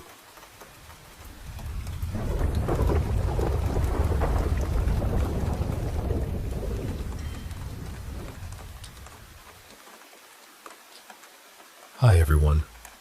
I wanted to share something honestly, and I'm hoping it lands with people who understand that not every experience fits neatly into the boxes we're usually handed. I'm 27, deeply intuitive, neurodivergent, and I've always felt connected to something beyond the ordinary framework of life. I've often described myself as a starseed and an empath, not because I need a label, but because those words come closest to describing the way my system seems to process the world. I've also been through a lot. My childhood was shaped by long-term emotional and physical abuse, medical trauma, and years of being misunderstood by systems that were supposed to help me. From a very young age, I was put through evaluations, treatments, and environments that felt frightening and invasive. By the time I was a teenager, I had already learned that adults could rewrite my reality and call it care. So my nervous system adapted. It had to. I became intensely observant. I learned to read faces, moods, rooms, silences, tiny shifts in tone, the atmosphere of a place before anyone even said a word. My mind became almost like a scanner, always gathering information, always trying to keep me safe. And over time, that survival skill became something much bigger.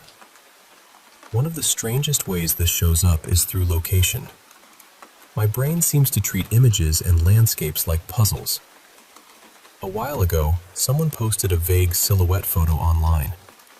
There were no obvious landmarks, just the outline of trees, a bit of shoreline, and the shape of the land. But something in my mind clicked. I started comparing the image with maps, rental listings, lake shapes, roads, and terrain. Within a short amount of time, I had narrowed it down to a specific lakeside property in Ontario, even though I had never been there. And this was not a one-time thing. It has happened many times throughout my life. I'll see a visual pattern and my mind starts stripping away the noise, almost automatically. It's like the ordinary world turns into layers of data, and my brain starts matching those layers until a location emerges. The second experience I want to talk about happened while I was driving. Since 2023, I've been practicing the law of assumption, especially around love, safety, and the feeling of already being chosen. There is an actor who became a huge catalyst for me, not just romantically, but emotionally. Something about him seemed to unlock old memories and buried grief from my childhood. That day, I was listening to a film score on repeat. Music helps regulate me. It gives my mind a rhythm to hold on to, almost like a thread through the storm. I was calm. I was aware of the road. I wasn't panicking or spiraling. But suddenly, part of my mind felt locked into place, almost frozen. Then I began speaking out loud, dictating what felt like a very specific argument between this actor and someone from his past. It did not feel like an ordinary fantasy. It did not feel like I was making it up to comfort myself. I wasn't angry. I wasn't emotional in the way I would expect. The words came through cold, direct, and strangely neutral, as though I was picking up on a scene happening somewhere else and simply translating it. Right around that moment, I noticed repeating numbers on license plates as I left a parking lot. My mind immediately registered them as signs, almost like confirmation points. And I know how that sounds. I really do. I know I'm conscious. I know I'm aware of myself. But carrying this kind of intense focus is exhausting. My body gets tired. My energy gets stretched thin. It feels like my attention is constantly reaching outward, tracking people, places, movements, possibilities, proof. And I'm starting to realize that maybe the deeper work is not about proving what I can perceive. Maybe the deeper work is learning how to come home to myself. Because focusing on the how, the where, the timing, or the actions of other people keeps me in a state of separation. It keeps my nervous system searching. And what I truly want is peace. I want stability. I want luxury, wealth, love, safety, and a life that feels soft in my own body. So I'm asking this with an open heart. Has anyone else with trauma, PTSD, neurodivergence, or intense sensitivity experienced their awareness becoming so strong that manifestation starts turning into tracking, scripting, or remote scanning? And if you have moved through that, how did you bring your focus back into yourself? How did you stop needing proof from the outside world? How did you teach a puzzle-solving mind to rest? I would really love to hear from people who understand this kind of inner wiring. Not judgment, not dismissal, just real experiences from others who have learned how to turn that powerful awareness inward and build a stable self-concept from there. Thank you for listening.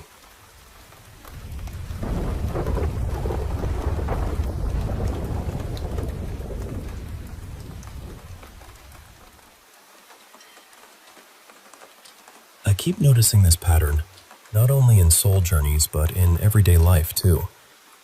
People say they want guidance, they want signs, they want a clear answer.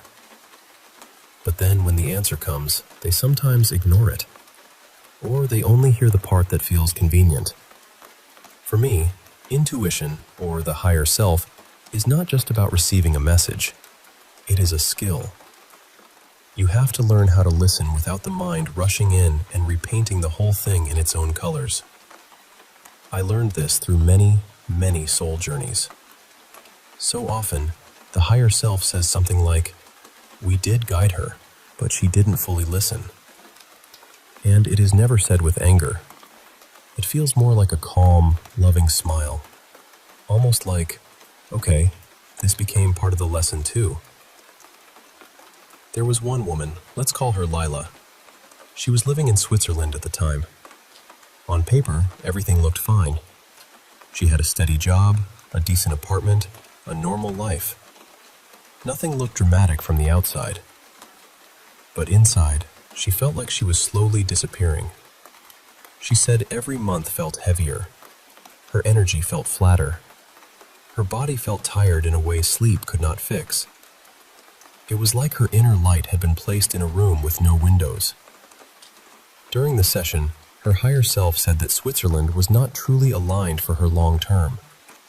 It was too cold, too structured, too heavy for her nervous system. A warmer place in southern Europe would support her better.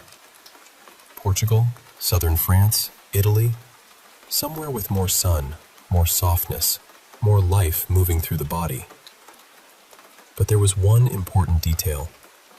Her higher self said, "Prepare slowly. Do not rush. Let the timing open." After the session, Lila heard the part that said, "Go south." But somehow, she skipped right over the part that said, "Do not rush." Her mind was so desperate to escape the discomfort that it grabbed the beautiful part of the guidance and ran with it. And then, things became messy. The apartment search fell apart. The work situation became unstable. She met the wrong people. The timing felt blocked again and again. It was like trying to push through a door that was not locked, but also not ready to open. In the next session, her higher self came through again with that same calm presence. No judgment, no punishment. Just this clear message. You need to listen to the whole guidance, not only the part your desperate mind prefers. And that stayed with me, because intuition can say, yes, this direction is right, but wait. The mind says, now, I need relief now. Intuition says, prepare. The mind says, I cannot stand this anymore. And that is where so many people get confused. Another woman, let's call her Mara, had a different lesson. When she was dating her now ex-husband, she had a strange feeling about him from the beginning. It was not dramatic. There was no thunder in the sky, no huge red flag waving in front of her face, just a quiet inner feeling. Something is off. But on the surface, he looked good. They liked many of the same things. He was charming, funny, attentive. He knew how to say the right words at the right time. So her mind started building a case for him. Maybe I'm just afraid. Maybe I'm overthinking. Maybe I'm sabotaging something good. And little by little, she talked herself out of what she already knew. Later, she married him. They had a child together. And over time, she began to see what her body had sensed long before her mind had evidence. He had deeply manipulative patterns. A lot of his kindness was performance. He could be warm when it benefited him, and cruel when he wanted control. He twisted situations until she questioned her own memory, her own feelings, her own reality. Eventually, she left because the relationship was destroying her emotionally, mentally, and energetically. And when she looked back, she understood something very clearly. That first quiet feeling was not random. It was a warning before there was proof.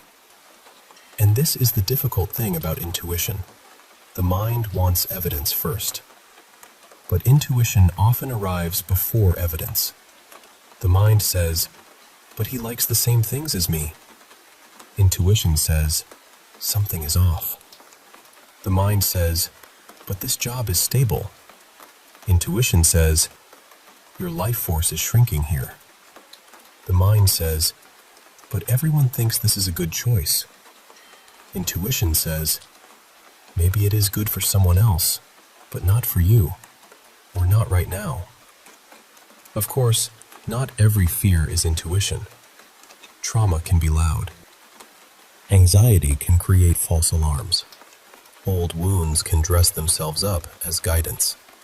That is why discernment is a practice. But real intuition usually has a different texture. It is quiet, clean, simple. Fear feels rushed. Desire feels gripping. Loneliness feels hungry. Pressure feels heavy. Real guidance has space around it. Lila's lesson was timing. Yes, but not yet. Mara's lesson was discernment. No, even if it looks good. Both of them received a signal, and both of them struggled because the mind had a louder story. I do not think the higher timeline means a perfect life with no pain and no problems. I think it means learning to cooperate with a deeper intelligence, one that can see further than the human mind can see in the moment. It means less unnecessary suffering, fewer wrong doors, fewer moments of, "I knew this, but I ignored it." Most of us were trained from childhood to override ourselves. Be practical. Do not be too sensitive. Do not be strange. Ignore your body. Ignore your gut. Choose what looks good on paper. And then years later, people wonder, how did I end up here? But often, there was a whisper long before. So maybe the question is, where in my life do I already know the truth, but I keep negotiating with it? And am I listening to the whole guidance, or only the part my mind wants to hear? I have a higher self-communion meditation in my profile for anyone who wants to practice this more deeply. But honestly, even 5 quiet seconds before a decision can show you a lot. Pause. Ask. Feel the first calm answer, and do not rush past it.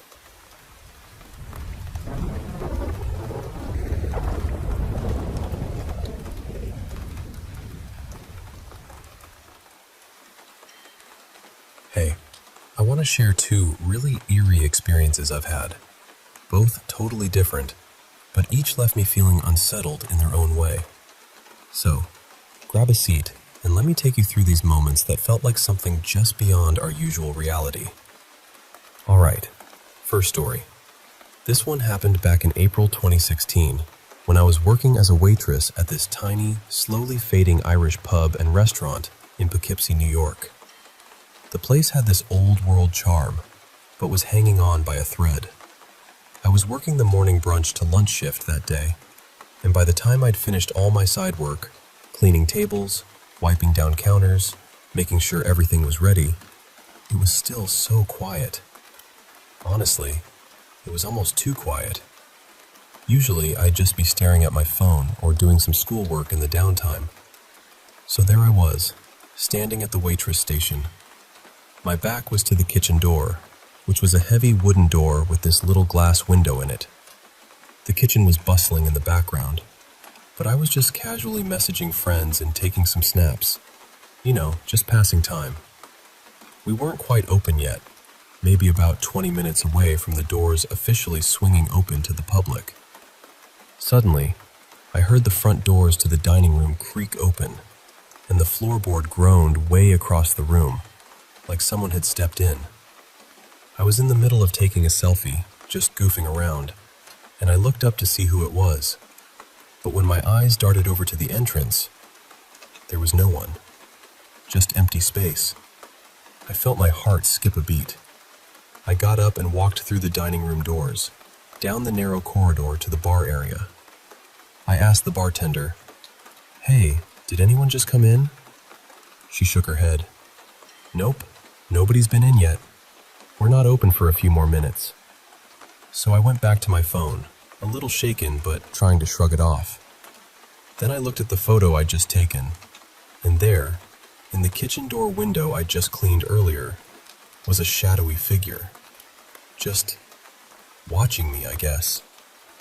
At first, I thought maybe it was the cook, but when I went back to ask, he said it was only him back there, and he was shorter than me. I'm about 5'4", and that window is positioned so that to see through it, you have to stand on your tiptoes. So the figure in the glass was definitely taller, maybe around 5'7".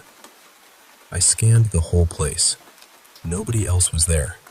Just me, the bartender with her big, poofy shoulder-length hair, roughly my height, and the cook, who's a bit shorter.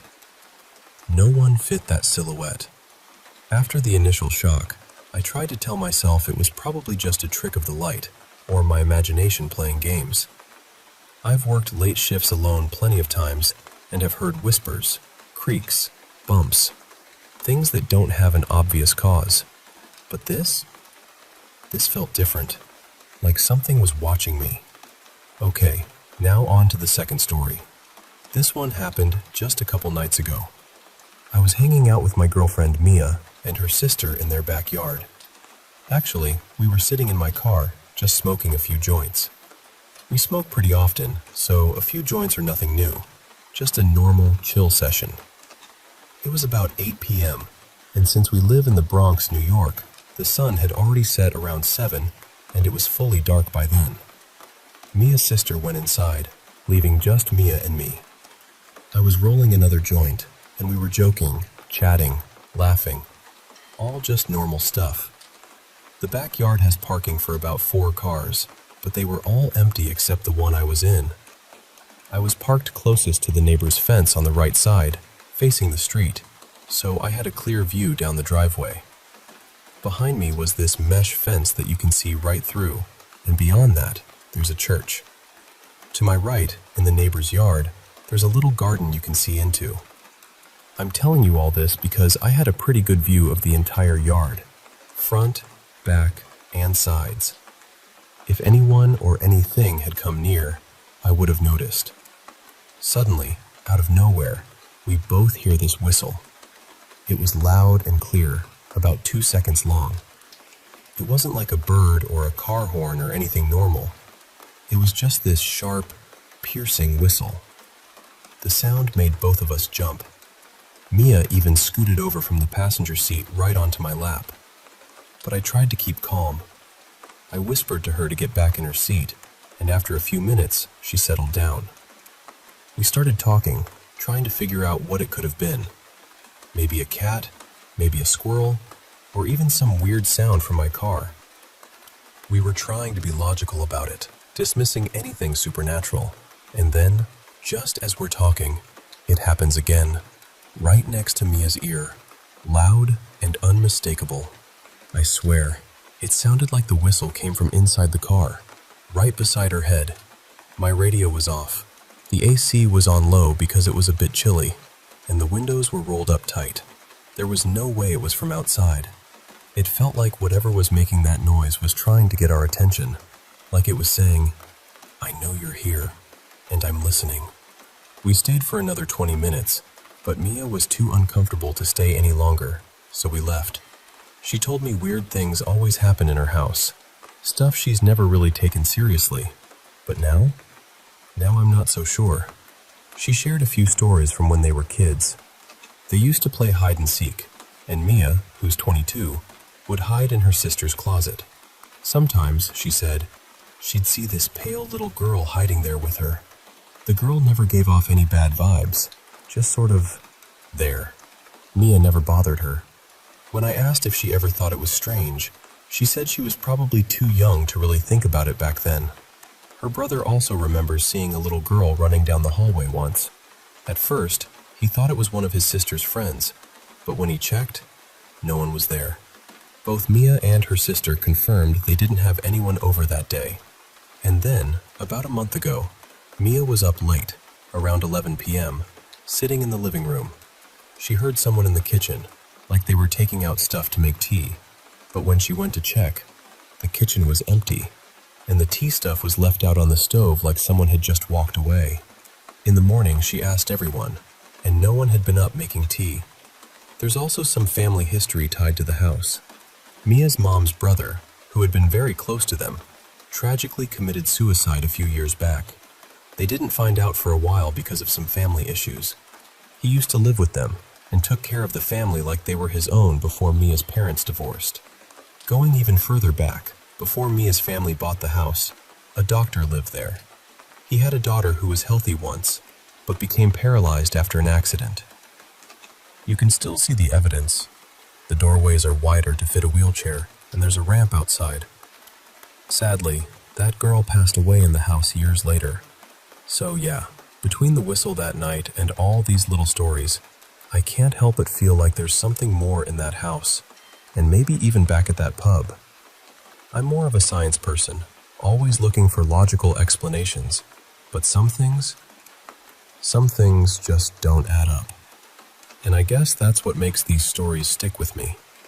The feeling that there's an unseen world brushing up against ours, just barely out of sight.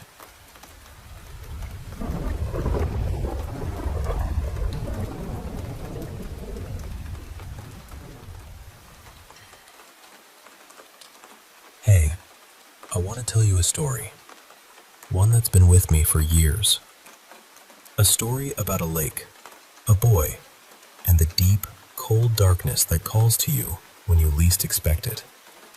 So picture this. Chundar Lake.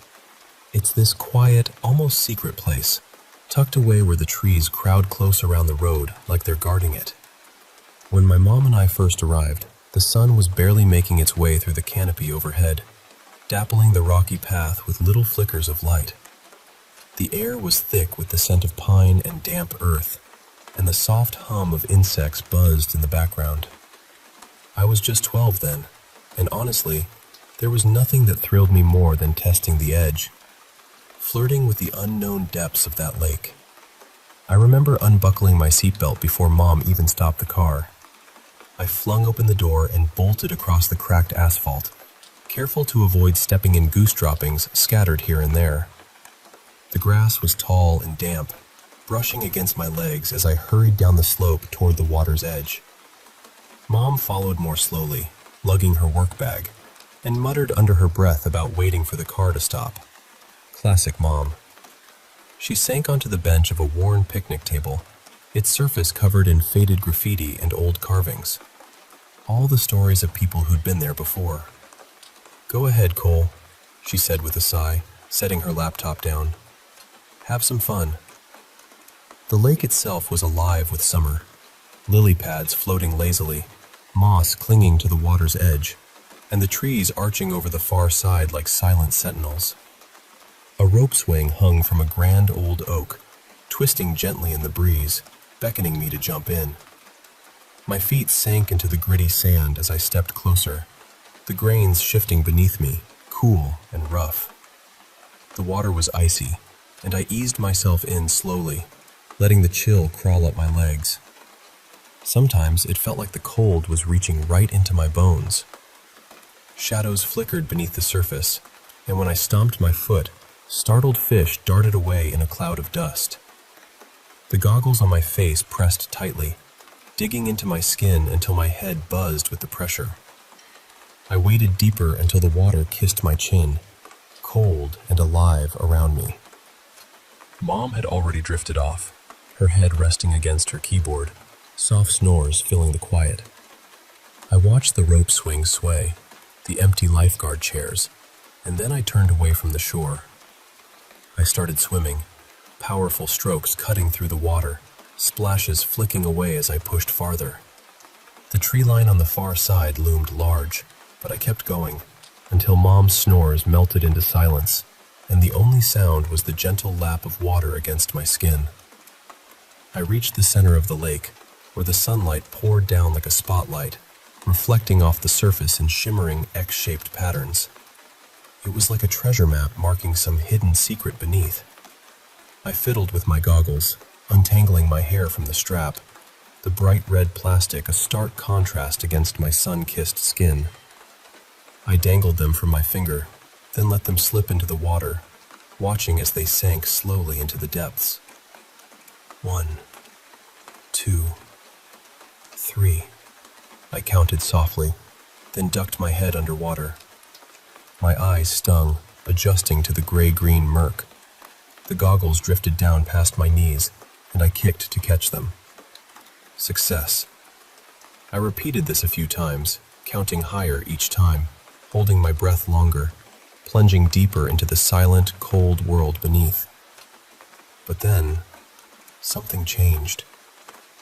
As I reached down to grab the goggles again, the lake floor seemed to shift. It wasn't just sand anymore. It was skin. Pale, wrinkled, peeling skin stretched out before me, attached to a bloated, waterlogged boy. His stomach was swollen, his fingers fat and peeling, lips purple and stuck together from the water. Black veins like ink ran through him, the last touch of starlight making him glow like some ghostly angel. I reached out for my goggles, and for him. His eyes snapped open, wide, watery, filled with a terror that echoed through the water. "Cold!" he screamed, a warped, gurgling sound that twisted in my ears. Water surged into my mouth and I gagged, coughing up the lake's filth. The boy writhed slowly, his torn fingers reaching for me, grasping my ankle. I could feel his cold, clammy skin against mine, dragging me down, pulling me into that endless dark. "Cold! Cold!" he cried, the desperation in his voice chilling me to the bone. Panic gripped me. I kicked, thrashed, desperate to break free. I jabbed my fingers under his hands and kicked his ballooning stomach. The boy slipped away, swallowed whole by the abyss below, his dark hand reaching out for the warmth I'd left behind. I kicked towards the surface, lungs burning, heart pounding madly.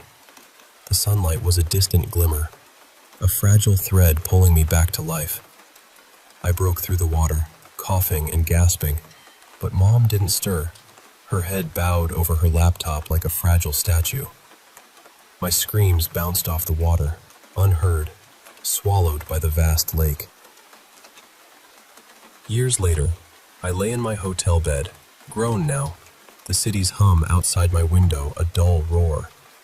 Rain drummed against the glass, washing the streets clean, but I could still hear that voice from the lake, that desperate cry echoing in my mind. I reached for my phone when it buzzed, Mom's voice coming through the storm's static. She told me they were filling in Chandar Lake, draining the forest, smothering it beneath rubble and dirt. A final burial for the shadows beneath the water. I imagined the trucks rolling in, the earth swallowing the lake and its secrets, a chance to finally let go. Back in Boston, I checked into the hotel lobby, where Aubrey sat behind the front desk, her face half hidden beneath a curtain of dark hair. I asked her about the pool, and she pointed me down the hall, through the gym. The pool was empty, quiet but for the hum of the air conditioner and the faint scent of chlorine that clung to the air like a ghost. I dipped my foot in the water, feeling the cool embrace, the way it lapped gently against my skin. But then, something brushed my ankle, cold, unexpected, a shiver crawling up my spine. I scrambled out, heart hammering, telling myself it was nothing, just my imagination. But it wasn't nothing. Later, I bought some swim trunks, the fabric itchy and tight, but I wore them anyway. I returned to the pool, ready to face whatever waited beneath the surface. Aubrey teased me, joking about my lack of swimming skills and the danger of drowning, but I was serious. This time, I wanted to confront the past. The pool was silent, the water still and waiting. I edged into the deep end, the cook water wrapping around me like a shroud. And then I saw him, a boy with fiery red hair, pale skin, floating just beneath the surface, peaceful as if asleep. No different from me, no less scared. I reached down, slid my arms beneath him, feeling his fading warmth, and began to pull him up the ladder. His weight was heavy, dragging me down, but I held on, squeezing his hand, willing him to hold on too. But then, the ceiling above me rippled, like glass refusing to break. The pool was sealed, trapping us in this watery prison. The boy's grip tightened, and his voice echoed again. "Cold! Coal!" The darkness rose, swallowing the tiles beneath us, twisting the boy into something grotesque, skin peeling, veins blackening, limbs swelling grotesquely. He pulled me down, closer to that endless abyss. I fought with everything I had, but the darkness was strong, anchoring me in its cold embrace. I closed my eyes, bracing myself for the end. Then, thunder cracked above. Light pierced the dark water. Aubrey's hand found mine, strong and steady. Together we kicked, struggled, and broke free from the nightmare, dragging the boy's lifeless form out of the water. His skin leaked dark ink, and he collapsed onto the tiles, a fallen ghost. Breathing hard, I thanked Aubrey. She smiled wryly, saying she'd been watching me all along, that she knew something was wrong. We laughed through the tension, splashing each other, chasing away the shadows with laughter and warmth. And you know what? For the first time in 10 years, I felt safe. Not because the lake was gone or the boy was saved, but because I wasn't alone anymore. Because sometimes the scariest depths are easier to bear when someone's there to pull you back to the light.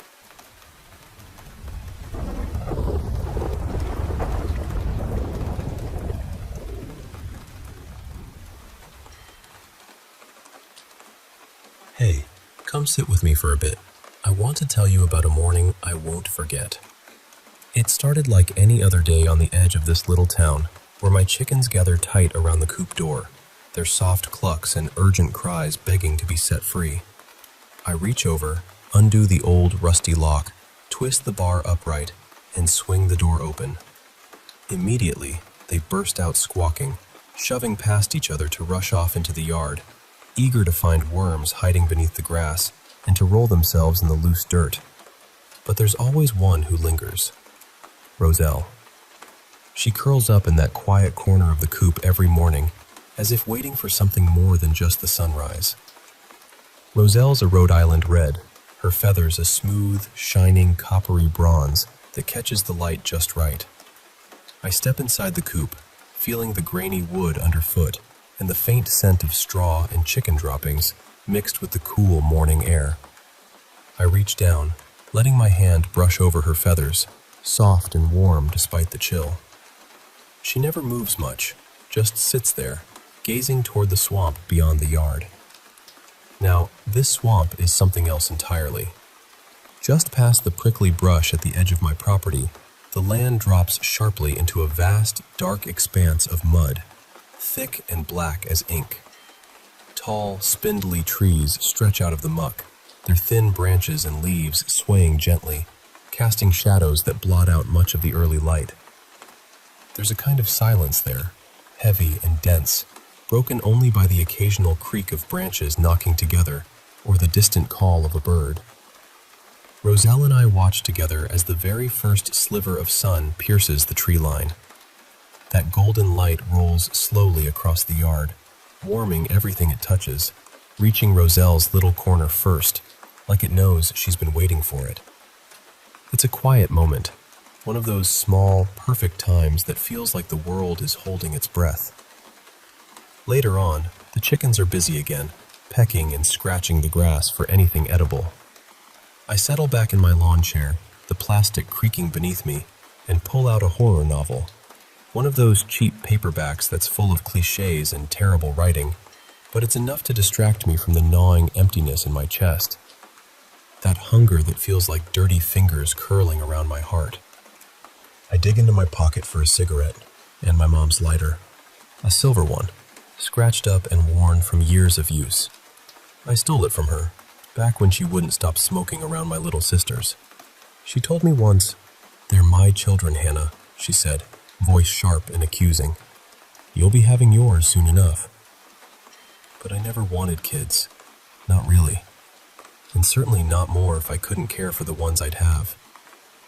I light the cigarette, the smoke curling into the cool air, and take in the rough warmth as it fills my lungs. Roselle pecks at the dirt, her beak tapping and scraping until, score, she catches a fat, wriggling worm. But before she gets to eat it, two of her sisters spot her prize and chase after her. She bolts, darting around the corner of the house with them close behind, clucking loudly. I think about Mom's words.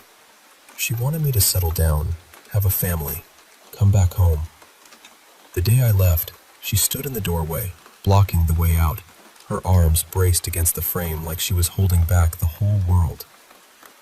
"I understand," she said, voice tight. "You need space. You want to explore. But don't waste time. Don't wait to find a man.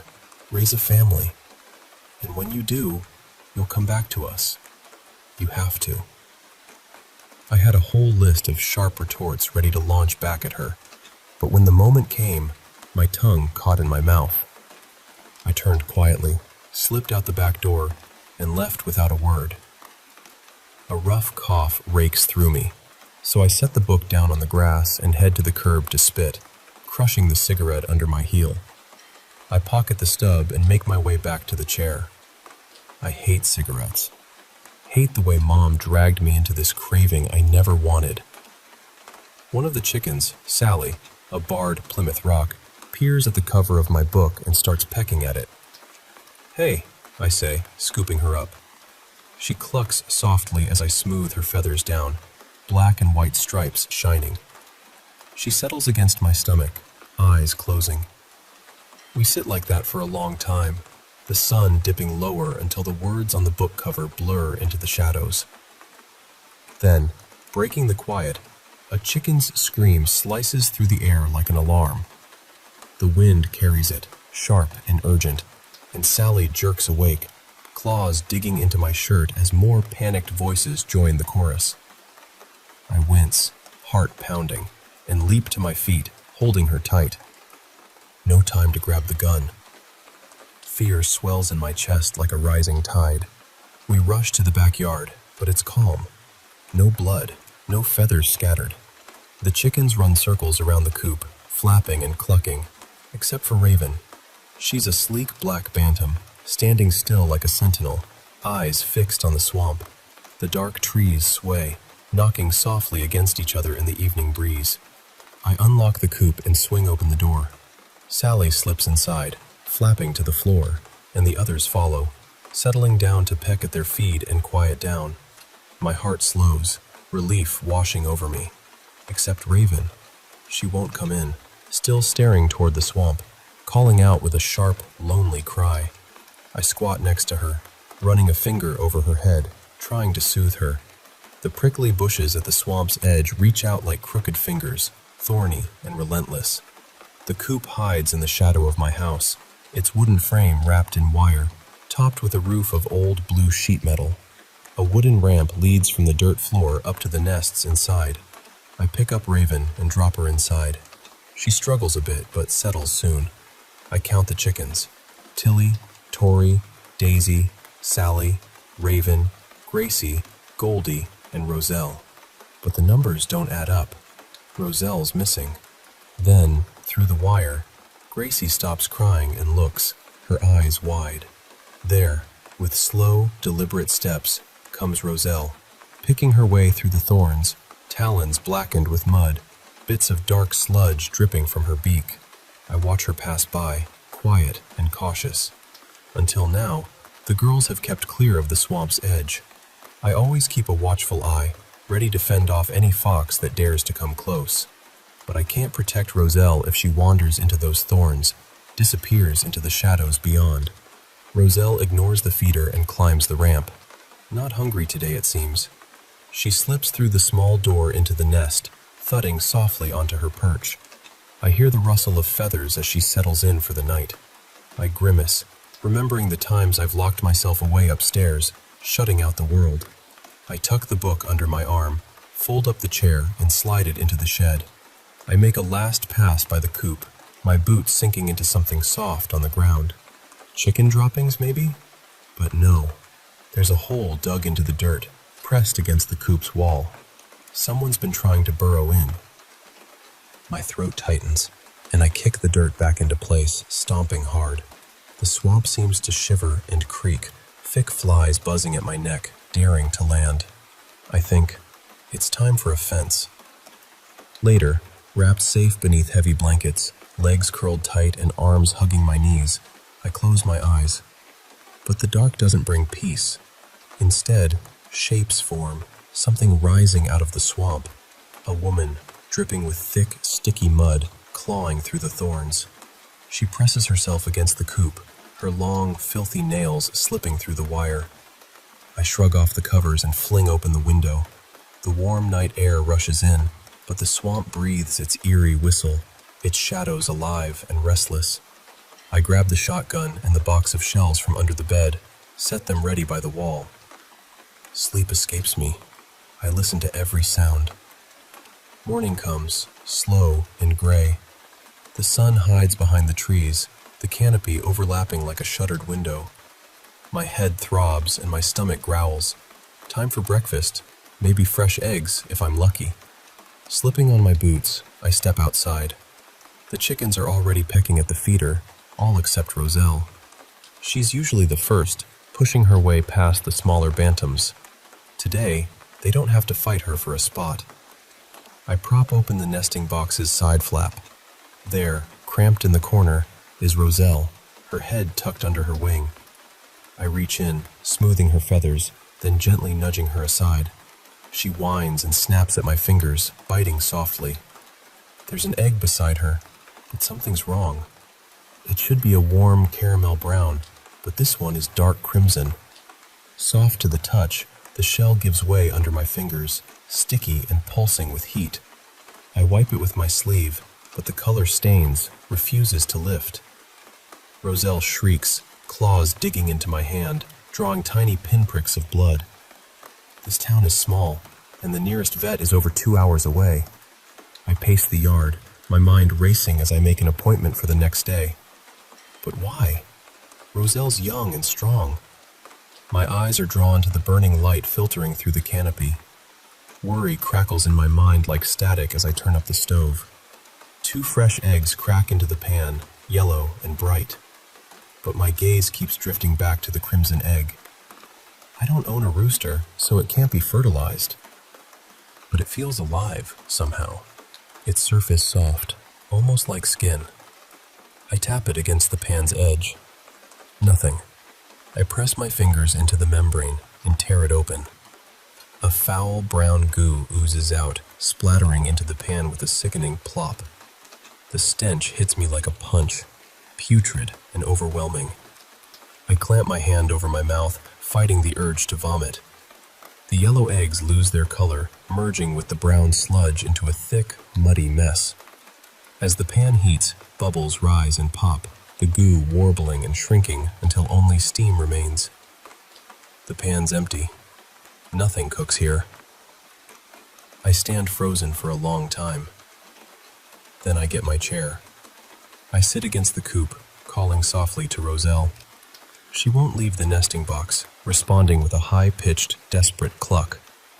Egg after egg she lays, and by evening she's resting atop a pile of 4 crimson eggs. She won't even jump up to perch with the others.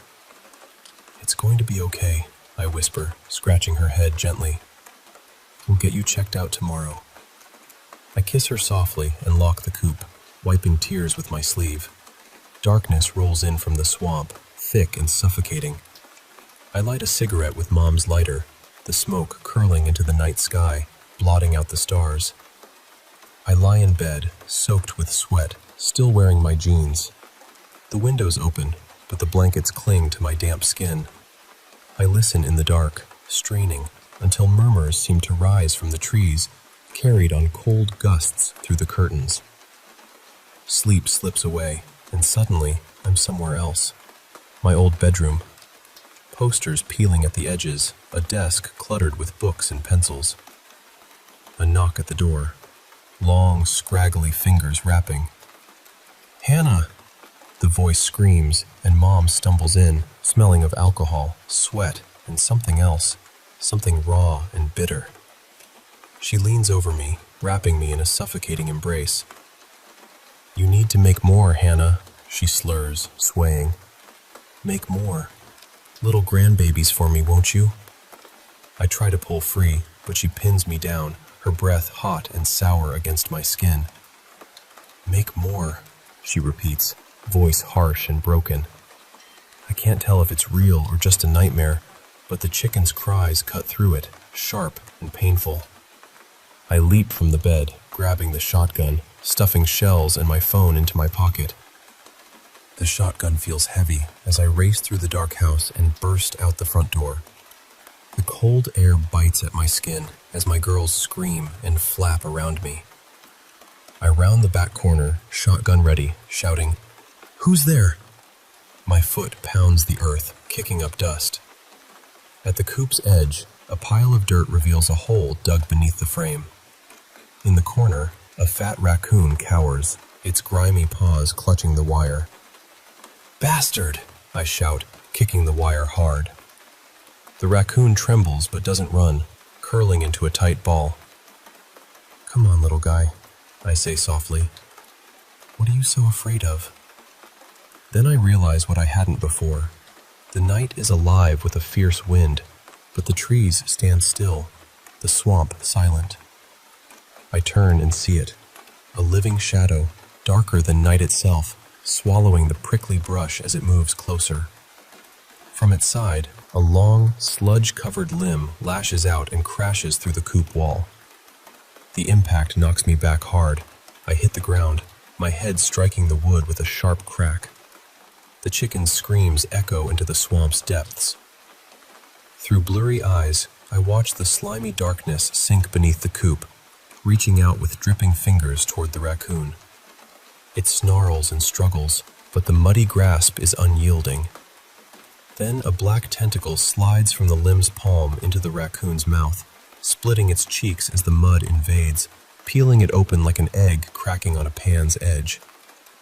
From the broken creature emerge 3 wriggling forms, unborn raccoons, glowing the same bloody red as Roselle's eggs. The monstrous mass crushes the tiny bodies, black mud oozing from their eyes and mouths, flowing back into the creature, which grows larger, swallowing more of the night.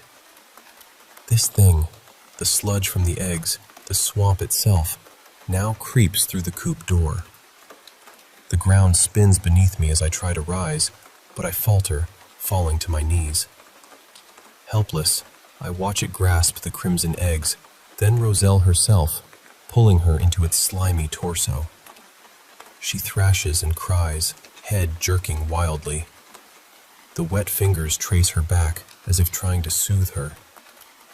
My hands tremble, shotgun shaking in my grip. I can't bring myself to shoot. What if I hit Roselle? The monster retreats down the path, vanishing into the shadows. A warm, wet trickle runs down the gash on my head. I touch it, fingertips stained red. Pain bursts through me like nothing I've ever felt. But I move, because Roselle can't. Because she's family. Blood seals my fingers to the shotgun's wooden barrel. Wobbly legs pushing me up, I stagger into the swamp's dark heart. The canopy swallows the sky. Trees loom like silent giants. A snaking vine snags my ankle, tearing through skin as I stumble on. My socks soak with cold mud, sinking deep, dragging me down. Hornets swarm, stinging, and brambles tear at my skin. Blood mixes with dirt as I keep going, deeper and deeper until the mud reaches my knees. A faint crimson glow pulses ahead. All around, the bog stretches like an ocean, sucking life from my skin. Half-submerged animal corpses litter the muck. Rabbits, foxes, birds, crushed and stained with tar-like sludge, just like the baby raccoons. Roselle's cries ring out, sharp and raw. I push further until I find the towering mound hunched over her, squeezing the life from her in its sloppy, misshapen fingers. From a twisted limb, a black tentacle writhes toward her beak. "No!" I cry, forcing my legs through the heavy mud. The creature turns, its hollow scream echoing from within. I raise the shotgun, aim low, and fire. The shell blasts out, shrapnel tearing through the writhing mass. But as the ringing fades, the holes close up, flesh knitting back together. Roselle flaps wildly as the muddy tentacle slides into her beak. I pull the trigger again, but before I can fire, a heavy mass shoots from the creature's side, ramming into my arm. Bone snaps with a sickening crack. "Fuck!" I scream, dropping the weapon. The shotgun sinks into the mud with a wet slurp. I fall to my knees, hands grasping blindly. The mud tightens around my wrists and feet, binding me in place. All I can do is watch as Roselle is torn apart from the inside. "Roselle," I sob, hoping she hears me, feels my love, even if she can't understand. The creature rips her in half, claiming a final crimson egg that glows like a dying sun, then tosses her broken body aside like trash. She was warm. She was smart. She was family. The monster crushes the 5 eggs into dark paste, feeding its endless hunger. I struggle, but the mud holds tight. The creature glides across the surface toward me, My scream drowns in the thick, wet darkness as it drags me deep inside. Within the suffocating blackness, I feel teethless fish sucking at me, a massive tongue rolling over my skin. Fingers pry my lips apart, forcing me to take in the poison. The mud slithers deep, wrapping around my lungs, filling me with infected waste. I choke, can't breathe, taste rot and decay as my own body fights itself. I don't want to die, don't want to bring this darkness into the world. I try to scream, but no sound comes. I try to move, only fingers twitching. My lips start to peel, the flow intensifies. I think of Roselle, her soft feathers, her fierce claws, her screams. Pain blooms in my broken arm and the gash on my head burns fiercely. My heart races against the darkness. And then I remember Mom. All the things I never said.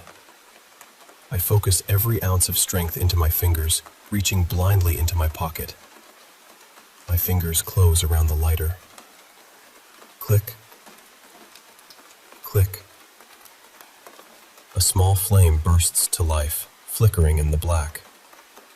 The creature warbles, its flesh bubbling and boiling.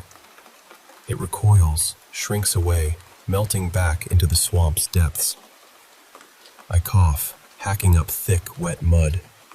The sweet night air fills my lungs at last. Silence falls. Then the trees shake once more, drowning out my sobs as I stomp and kick at the mud.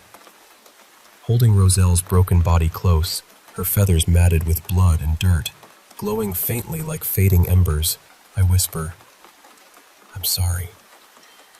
I carry her back to the coop, laying her in her favorite corner where the sun will find her first. The other chickens begin to stir, dropping from their perches at the sound of my quiet weeping. I reach inside, hugging each one gently, feeling their soft warmth. Then I gather them all into the car, driving a little way down the road. My body aches as I trudge back to the house, to the swamp. Something dark and heavy is growing inside me now. But God's help me. I'm going to try to burn it out.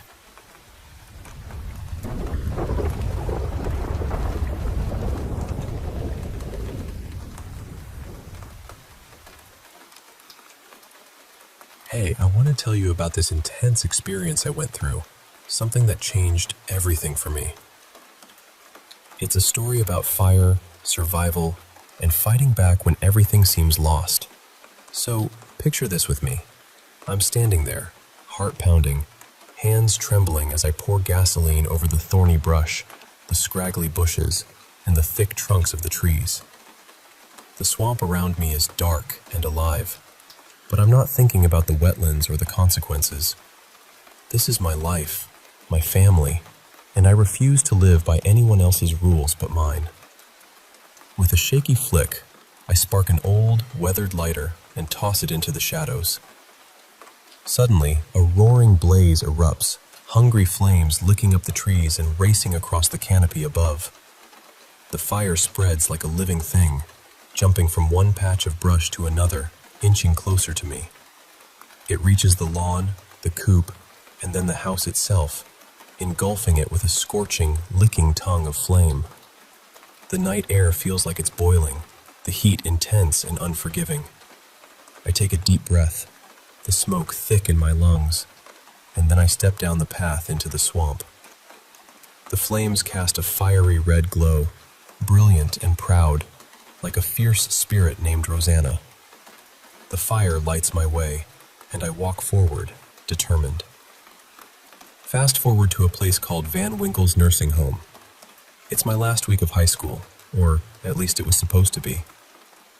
I had this odd little game going on in my head, where every time I did something for the last time, I made a mental note of it. Like my last concert in that cramped, stuffy auditorium, or my final bite of those dry, flavorless chicken patties from the cafeteria. Even my last trip to the bathroom, where I'd stand at those awkwardly low, round urinals that always managed to splash back just enough to make you cringe. The final bell rings, sharp and shrill. and I realize I'll never hear it again. Through the bus window, I watch the school fade away until it's just a memory. When the bus screeches to a stop, I stand up, weaving through underclassmen who are lazily dangling their legs across the aisle. At the front, I thank the bus driver with a nod and step down the last few steps onto the street. The bus rumbles on, passing a sleek white car before it turns the corner and disappears. I'm about to plug my earbuds in when, suddenly, a thunderous roar fills the neighborhood. Out of the corner of my eye, I catch a flash of white speeding toward me. There's no time to move. The car clips the curb and hits me hard, sending me sprawling across the concrete. Pain explodes across my skin, hot and raw like molten lava, sharp and biting like steel. I gasp for breath, certain this will be my last. Then, everything goes black. I drift in that endless darkness, my eyes shut tight against the pain and the world's relentless knocking at my door. But I refuse to answer. I won't. Then, suddenly, a soft touch, a damp towel brushing gently across my face and down my neck. Cool, soothing. A voice calls softly, "Mr. Irving?" It's gentle, almost like a lullaby, pulling me back from the endless void. I open my eyes to a room I've never seen before, and a woman I don't know is there, her eyes wide with surprise. "You're awake," she whispers. "Where am I?" My voice is hoarse, my throat raw as I try to sit up, but pain shoots through my chest, arms, and legs like fiery white-hot needles. Everything aches. She introduces herself as Miss Judith, my caretaker. She explains with a calm kindness that my muscles have wasted away, that I'm fragile and need to rest. The room is bathed in a warm yellow light, with the hum of a ceiling fan stirring the air. The scent of bleach hangs faintly, mingling with the sterile white tiles and the faint dark patches of mildew in the corners. Blue curtains shield a window to my right. I try to piece together what happened. I remember the car crash, Marcast of school. Miss Judith tells me I made the news. The weight of it all settles in when I ask about my parents. "They visit every day," she says softly. "But they passed away years ago." Her words hit me like a punch. That can't be right. They were supposed to be driving with me to New York this summer, to see the city before college. How could they be gone? Tears prick my eyes, and she gently wipes them away with her towel, her blue eyes full of sympathy.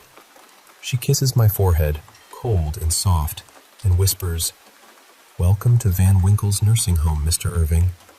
But I'm not Mr. Irving. That was my father's name. I'm just Will. I touch my skin, feeling it loose and dry, stretched too far over this fragile, frail body. I groan, rolling to my side as sharp cracks echo through my spine. Near me stands an IV drip filled with a thick white liquid slowly feeding into my veins. On a small table, a single fake flower sits in a glass vase. I shuffle closer and catch my reflection. Bald, pale, and old. It's me, yet it isn't.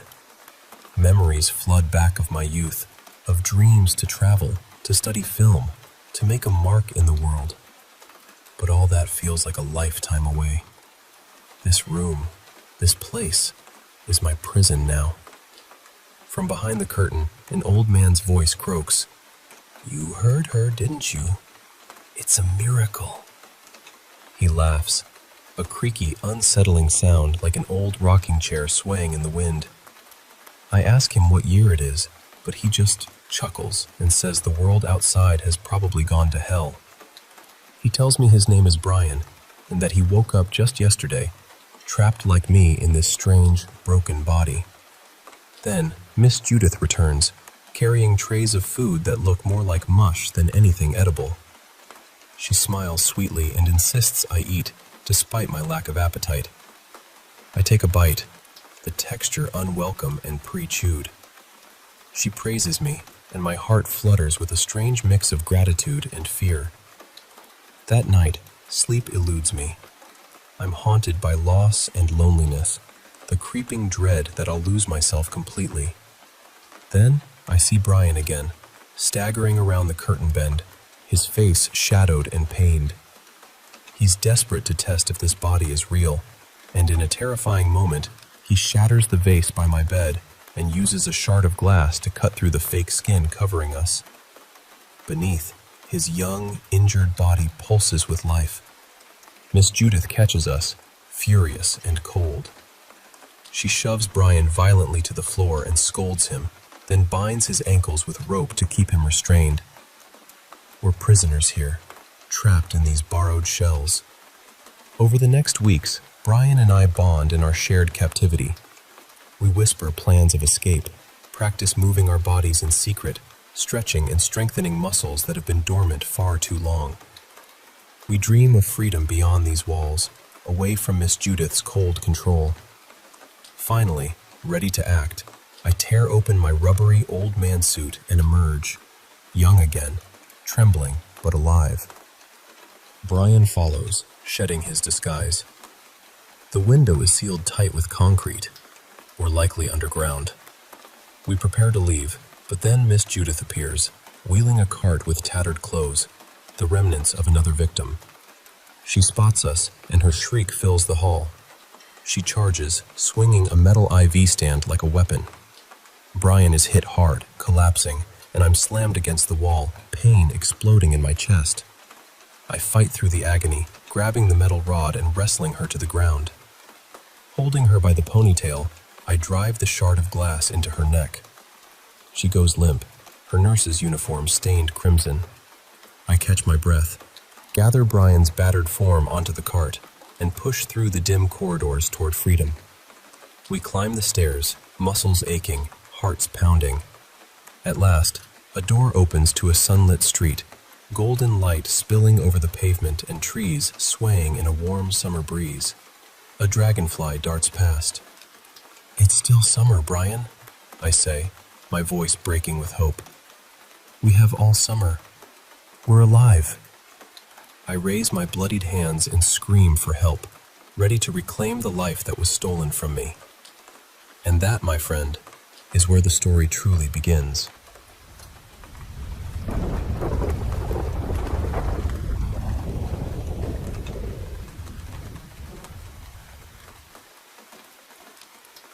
Hey there. Thanks for sitting down with me.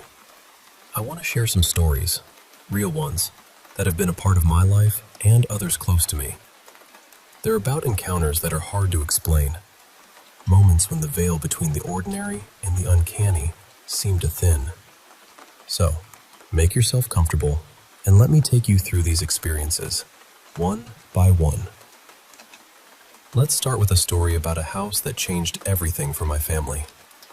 About a year ago, my dad, my sister, and I began working on my aunt's second home. We initially lived right there, surrounded by the construction dust and the echo of our progress. But slowly, the house started to feel off. It began with small things, the kind of things you try to shrug off. My dad checked the attic early on and noticed 3 old Art Deco tiles carefully placed on a windowsill. When I went up later, I found those same tiles lying face down on the floor. Dad swore he hadn't touched them, and no one else had been there. There was a dead starling nearby, so I figured the poor bird had flown in, crashed into the window, and knocked the tiles over on its way down. But the attic was strange beyond that. The floor was scattered with dead woodlice, though I never spotted a single living one. It was eerie, and I couldn't shake the chill that crept in up there.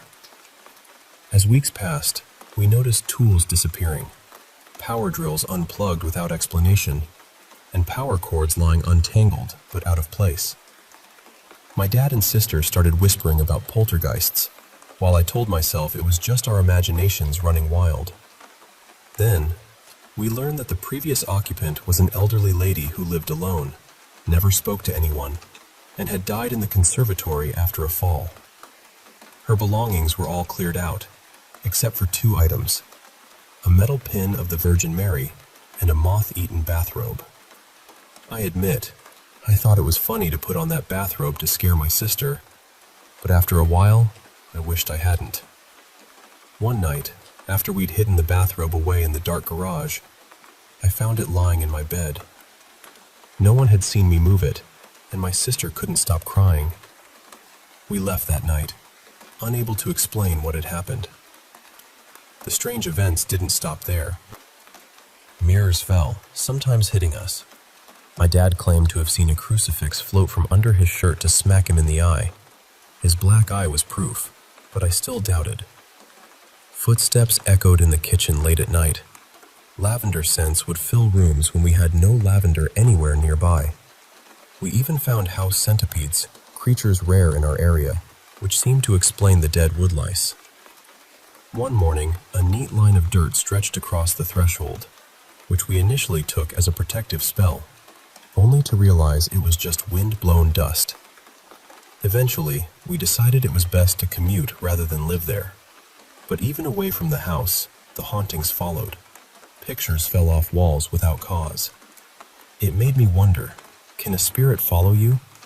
Has anyone else experienced that? I'm still trying to make sense of it all. Now, shifting to a different home, newly built, bright and modern. Since moving in, there have been noises, footsteps, scratching, shadows flickering just beyond sight.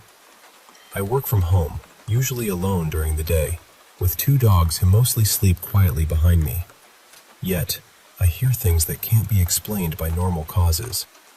My 9-year-old daughter used to feel safe in her basement bedroom, but recently she's been terrified, saying even the dogs don't feel safe down there.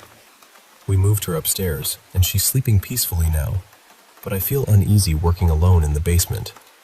Cold breezes brush past me with no fan or air conditioning running. One of our dogs froze in the hallway, crouching low, eyes wide with fear, as if someone was yelling at her. The other dog growled fiercely at the same spot and refused to move for minutes. I caught it on video, and it's chilling. Neighbors have reported similar strange happenings: objects moving, televisions turning on by themselves, pets fixating on unseen things. We're trying to understand the spiritual history of this land. If anyone knows how to find that out, please reach out. Speaking of the paranormal, I have to share this. One evening, a group of friends and I decided to try a Ouija board. We set everything up carefully, white candles flickering in the dark, the alphabet laid out on the table. I was the one to ask the questions. At first, the glass moved slightly, spelling gibberish. Then it answered yes to our question of presence and gave the name Peter. We asked innocent questions, and the glass spelled precise answers. It was unnerving and fascinating. But then, Peter stopped responding. When I asked if anyone else was there, the glass moved to no, then aggressively spelled out, Satan. I laughed nervously, telling it to shut up, and the glass quickly spelled, Be quiet, Bush, my last name. It got darker. When I asked about my first day at a new school, it spelled, Everyone will hate you. We tried to end the session properly, but the glass resisted, moving rapidly, threatening us with the word, death. It was hours before it finally stopped. We left shaken, unsure of what we had summoned. Years ago, a friend told me about his walk home from college. Every evening, his mom would be in the garage when he arrived, letting him in. One night, he saw her in the garage, but when he called out, she turned and went inside, closing the door. Confused, he called his brother to come let him in. Inside, he found no sign of his mom. His brother was playing video games. The figure he saw was gone. He'd seen it clearly, not just a shadow. Later, his grandmother found an old glass jar wrapped in strange papers, buried with a plant from their family home. The papers had indecipherable writing, and the jar rattled with some liquid and rocks inside. She called it witchcraft and insisted they call a priest to cleanse the house. The jar was never opened, and the mystery remains. Another strange one. My girlfriend first heard a toy's melody playing at night, like an old ballerina music box spinning its tune. It started months ago and came from different rooms, but we never found the source. I heard it myself recently, and it creeps me out. This started around the time my grandmother fell ill, and I wonder if it's connected somehow. I'm not losing my mind. My girlfriend hears it too. Speaking of Ouija boards, another friend shared his experience. They contacted a spirit named Garth, who died in a car fire. They heard noises and asked the spirit to move objects, but nothing happened. As they ended the session, the planchette resisted their goodbyes, moving in wild circles and sticking to the board. It took all their strength to move it off, and afterward, 2 of their friends experienced tragedies. One lost a partner, another was in a severe car accident. They wonder if the board's hold on them was real.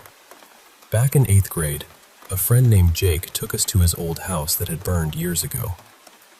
Stories of a Civil War soldier's ghost, energy balls, and children's laughter surrounded the place.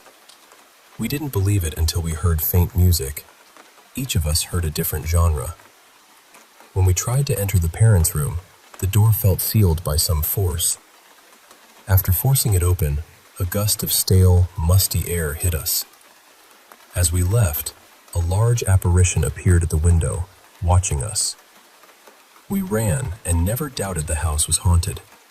There's also a memory from my childhood mountains home. One freezing night, my brother and I woke to a strange creature, a turtle-shaped figure with spiked edges and a lion-dragon-like face. It watched us quietly, then silently slipped down the stairs. It was unlike any animal we knew, and years later, my brother recalled the same vision, even though I'd never told him. We still wonder what it was. Now, a touching story from a friend living in Vietnam. On his birthday, his girlfriend decorated their apartment with balloons spelling "Happy Birthday." But the letters kept falling off, until only BHDY remained. His father, a Vietnam veteran who had passed years ago, used to say "body" instead of "buddy." In that moment, he felt his father's presence clearly, a message delivered in their own language. It was a gift beyond words. One more Ouija story. In an old farmhouse with creaky stairs and a basement straight from a horror movie, strange things started happening. Chairs moving, loud crashes with no cause, scratching noises from the basement door. A spirit named David, linked to the board, was hostile, especially towards cats. After a terrifying series of events, including a ghostly figure of an old lady seen at a window, the board was taken to the garage. Once submerged in a river, the hauntings ceased. It was a battle of spirits, and they finally won. Another night, driving home from a wedding, a friend and her husband saw a mist hovering over a yard. Her husband, usually a skeptic, yelled in shock at the sight of a translucent lady in old-fashioned dress. They never found any storm drains or explanations. To this day, they wonder if it was a ghost or just condensation. On Christmas Eve, a young woman saw a glowing figure in her sister's bed corner, a tall angel with wings and a praying figure that bowed. The next morning, her family learned her uncle had passed away. The angel was his farewell, a peaceful, loving goodbye. In a basement of an old house, a woman saw a black shadow dog enter the laundry room. Her partner, skeptical at first, saw it too. It was the only time he admitted to seeing something unexplainable in their 8 years in that home. A young woman working for an older man in a secluded house experienced increasingly disturbing events. Dishes falling, showers running unseen, loud crashes, nightmares, and a cat that hid under the bed. Once, while waiting outside for her boyfriend, she heard a woman's voice on the phone, though she was alone. The police dismissed her concerns. She never returned. A nurse in an assisted living facility reported feeling watched, especially at night. One November evening, while outside with a coworker, she saw a tall man in black with a top hat standing silently behind a window. When she looked away and back, he vanished. Finally, a man shared a chilling encounter with what could only be described as a doppelganger. After a vivid dream, he woke to his wife lying across his legs, smiling oddly, her hair down instead of in a bun, her clothes swapped. She tickled him with sharp nails, her smile wider than normal. Terrified, he woke again, this time to his real wife curled beside him and their black cat. 2 others had seen this wicked version of his wife. It was as real as anything. These stories, each a thread in the tapestry of the unseen, remind us that not everything is as it seems. Whether spirits, shadows, or echoes of the past, they reach out in ways we can scarcely understand. Thanks for listening, and if you have experiences like these, I'd love to hear them. Until next time, stay curious and keep your heart open.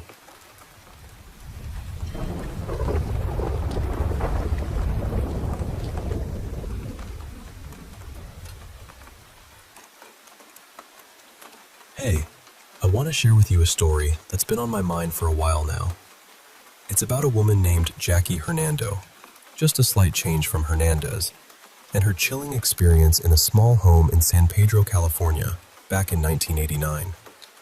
Jackie was a young mother, just 23 years old, freshly divorced and juggling her studies with multiple night jobs. Life was tough, but she was determined to provide a stable home for her kids. So, about a month after moving into this modest house, Jackie came home one evening utterly drained. It had been one of those days where everything feels like a weight on your shoulders. Her kids were asleep, the house wrapped in silence, and she finally sank down in front of the TV, hoping to find some peace. But then, something strange happened. She started hearing these soft, irregular sounds, like tiny pebbles dropping inside the walls. At first, she thought it must be rodents in the attic, a common nuisance, right? She muted the TV and pressed her ear against the wall, trying to catch the source.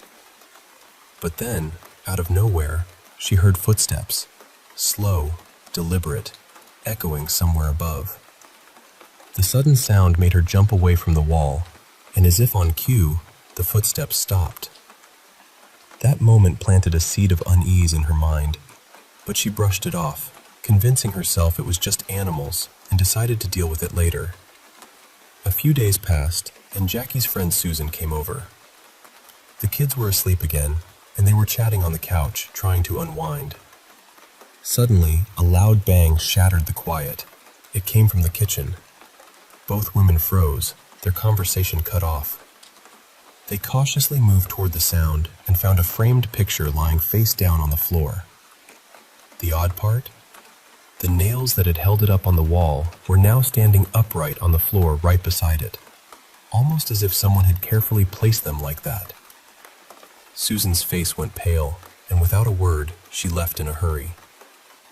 Jackie didn't hesitate. She threw the picture and those nails away. The next day, Susan sent over a babysitter for Jackie, a 16-year-old girl named Tina. Jackie was overwhelmed with work and study, so she desperately needed a break. Tina put the kids to bed and settled on the couch to watch TV.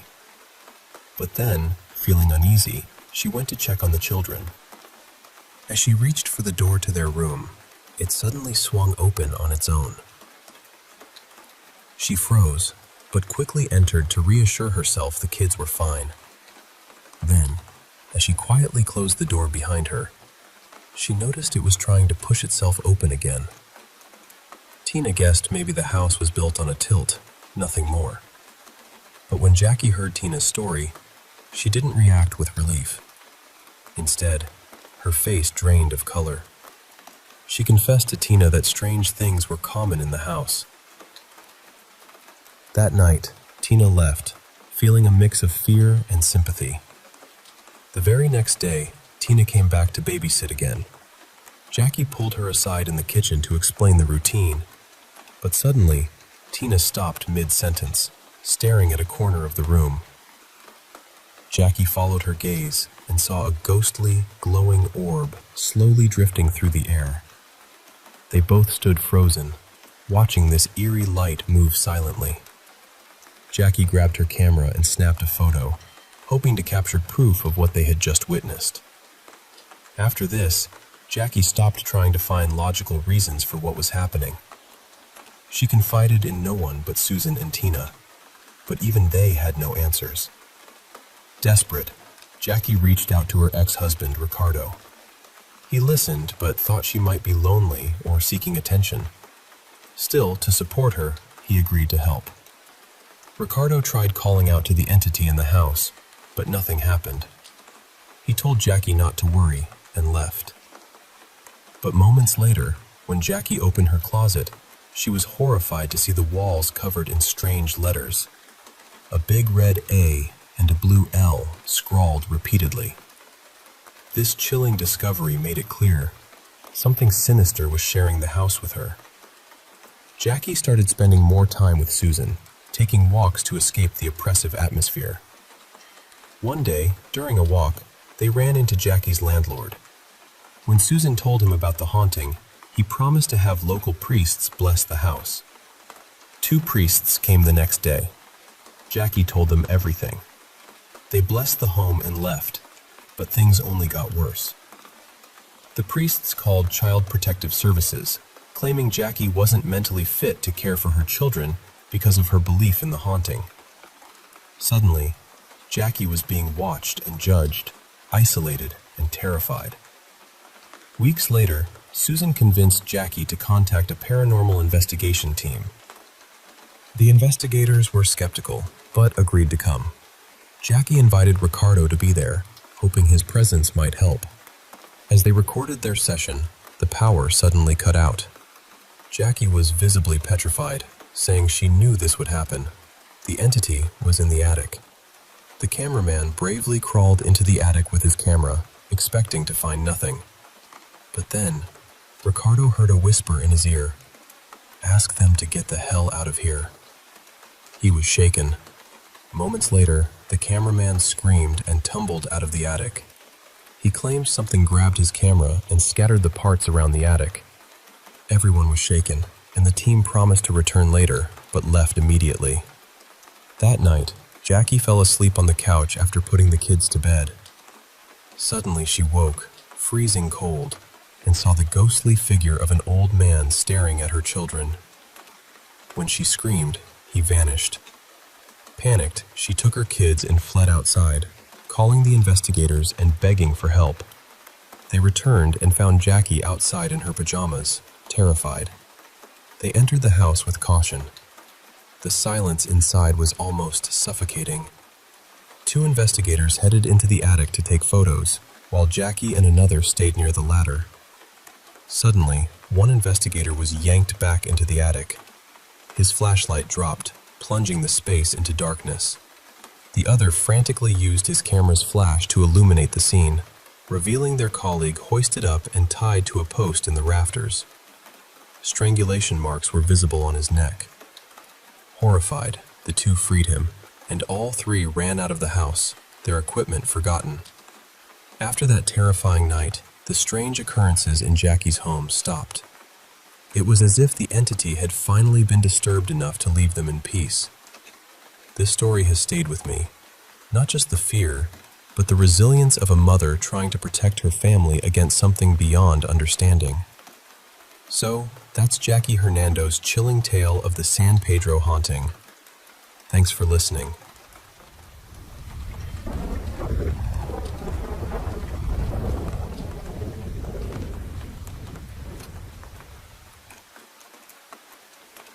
Hey, I want to share with you a story about a family who thought they had found peace in a charming little house, only to discover something far more unsettling lurking within its walls. It's a bit long, but I promise it's worth hearing every detail. Back in 2006, Susan Lewis and her daughter Jamie moved into a cozy little house in Southern California.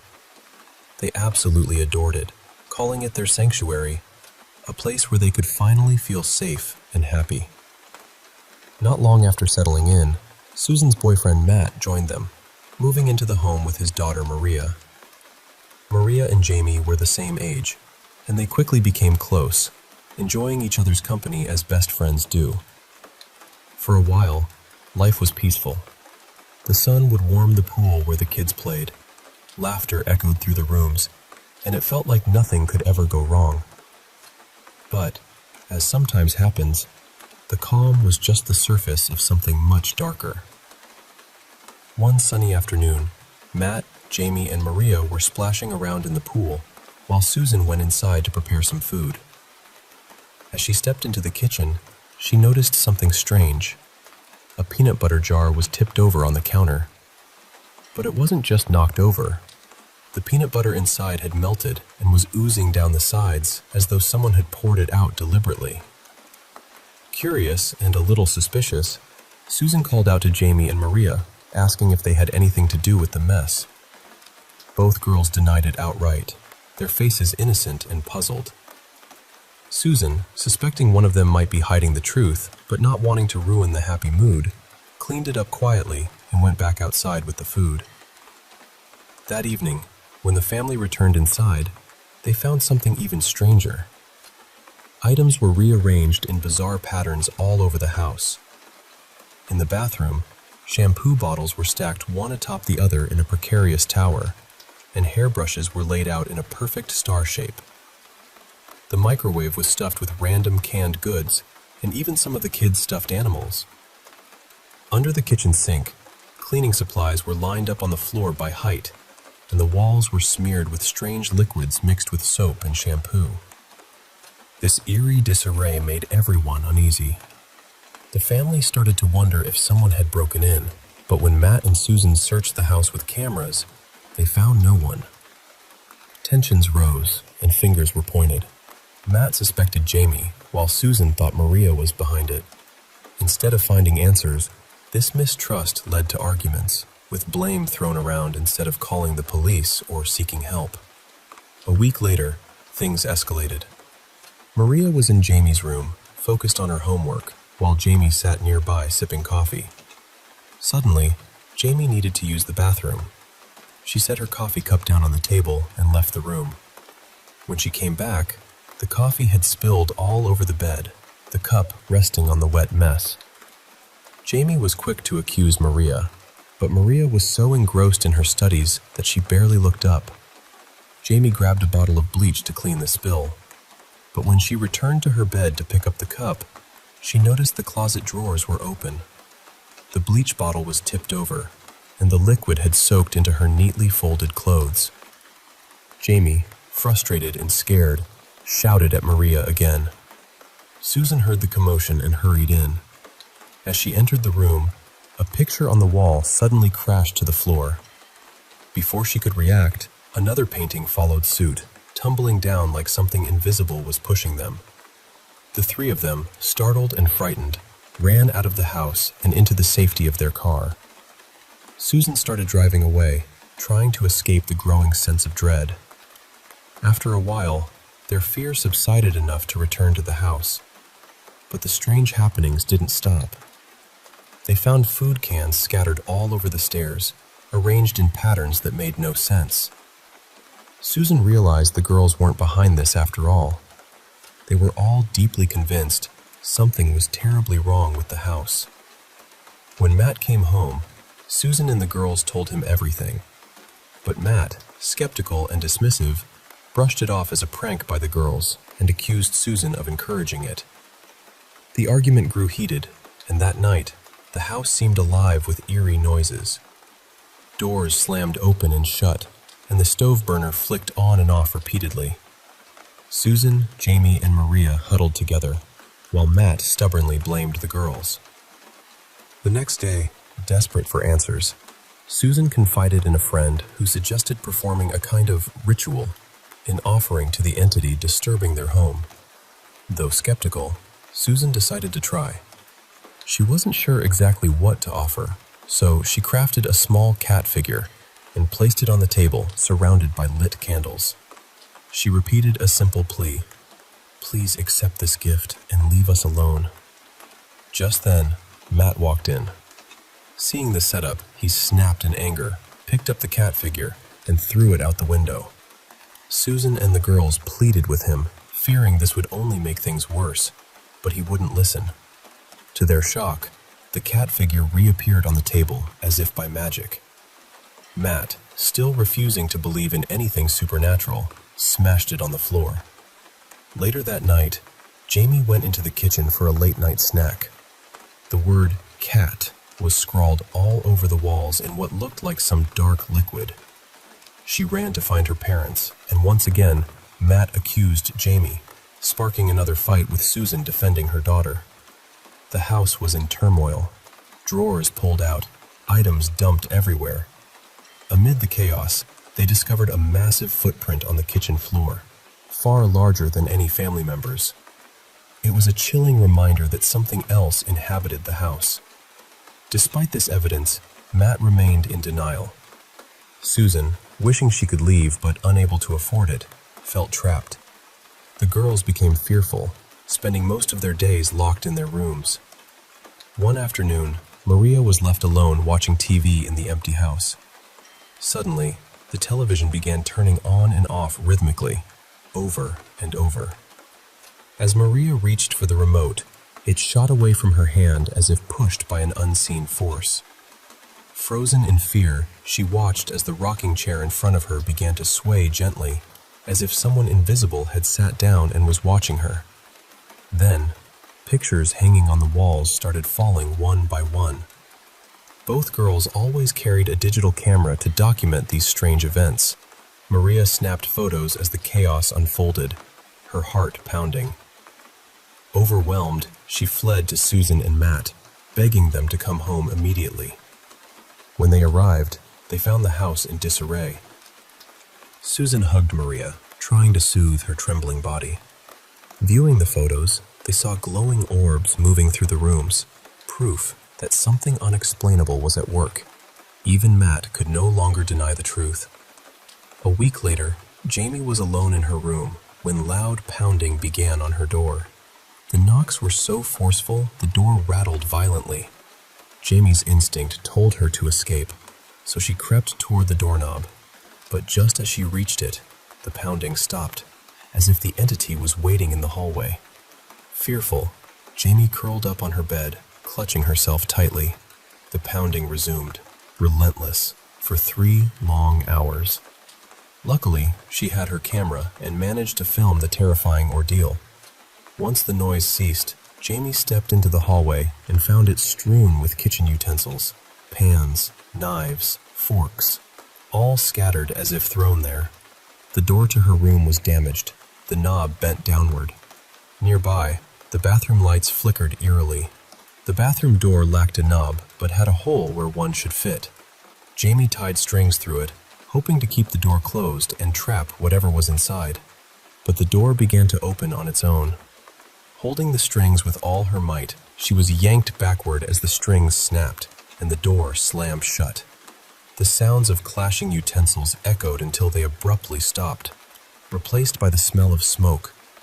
Panicked, Jamie rushed out to find the hallway littered with paper, some pieces smoldering. She quickly smothered the flames. It was clear, the entity was trying to set their home on fire, with Jamie trapped inside.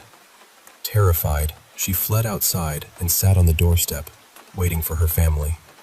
When Susan and Matt returned, Jamie recounted everything and showed them the footage. That night was the last straw. Despite knowing they would face financial ruin, the family decided to leave the house immediately. Strangely, after they moved out, many of their neighbors and others in the area also abandoned their homes. No one would buy those houses again, and the reason for this mass exodus remains a mystery. It's a chilling tale, isn't it? A family seeking peace but finding terror instead, trapped by forces beyond their understanding. I hope you never have to face anything like that. But remember, sometimes the things we can't see are the most real of all.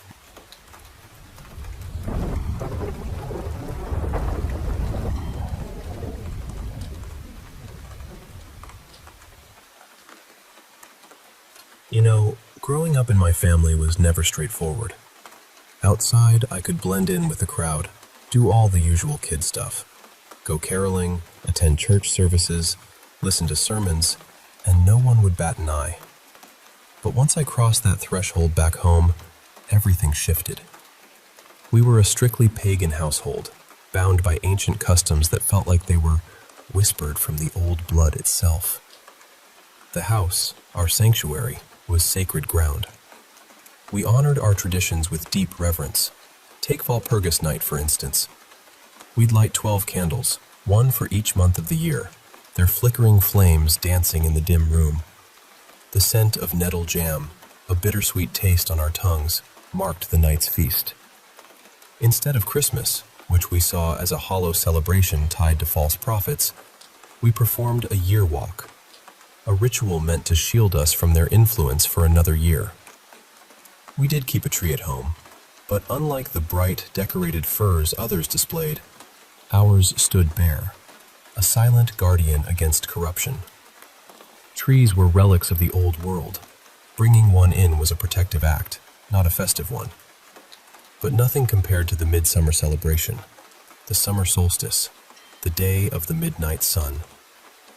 Dad would craft a small table from freshly cut fir branches, while Mom prepared a chicken, stuffing it with fragrant fir needles and spices. Then, together, we'd burn the chicken atop that fir table in the backyard. The crackling fire and glowing embers became our gathering point, where we sang ancient songs and shared bread, offering not just food, but our labor and love to the spirits that watched over us. Living like this was tough. If anyone asked, we were Christians. It was a necessary lie, Mom always said. The spirits didn't heed words. They listened to intent. But the fear of being discovered, of someone probing too deeply, gnawed at me constantly. I felt like people could see it in my eyes, a subtle mark that set me apart. Still, I was just another kid. I wore my graduation cap proudly and launched fireworks every 4th of July. To the world, I was ordinary, just a kid who preferred not to invite friends home. I was content living that way, quietly balancing two worlds, until the year I was set to leave for college. I sat down with Mom, heart pounding, and told her about Lily. I spoke of Lily's kindness, her radiant smile, her ridiculous devotion to edible cupcake decorations, things that made her special to me. We had started dreaming of a future together, and I wanted my mother to share that joy. But, of course, she didn't. Lily identified as Christian, wore a golden cross, sang in the church choir, a heritage more cultural than devout, but to Mom, it was betrayal. Her fury was sharp and immediate. "You would defile yourself on this whore of the cross?" she spat. The conversation ended there, cold and final. Determined to carve out a life apart, Lily and I moved to Minnesota without telling my parents where. I feared they might try to pull me back, or worse, harm Lily. The thought of Mom's wrath made me shiver.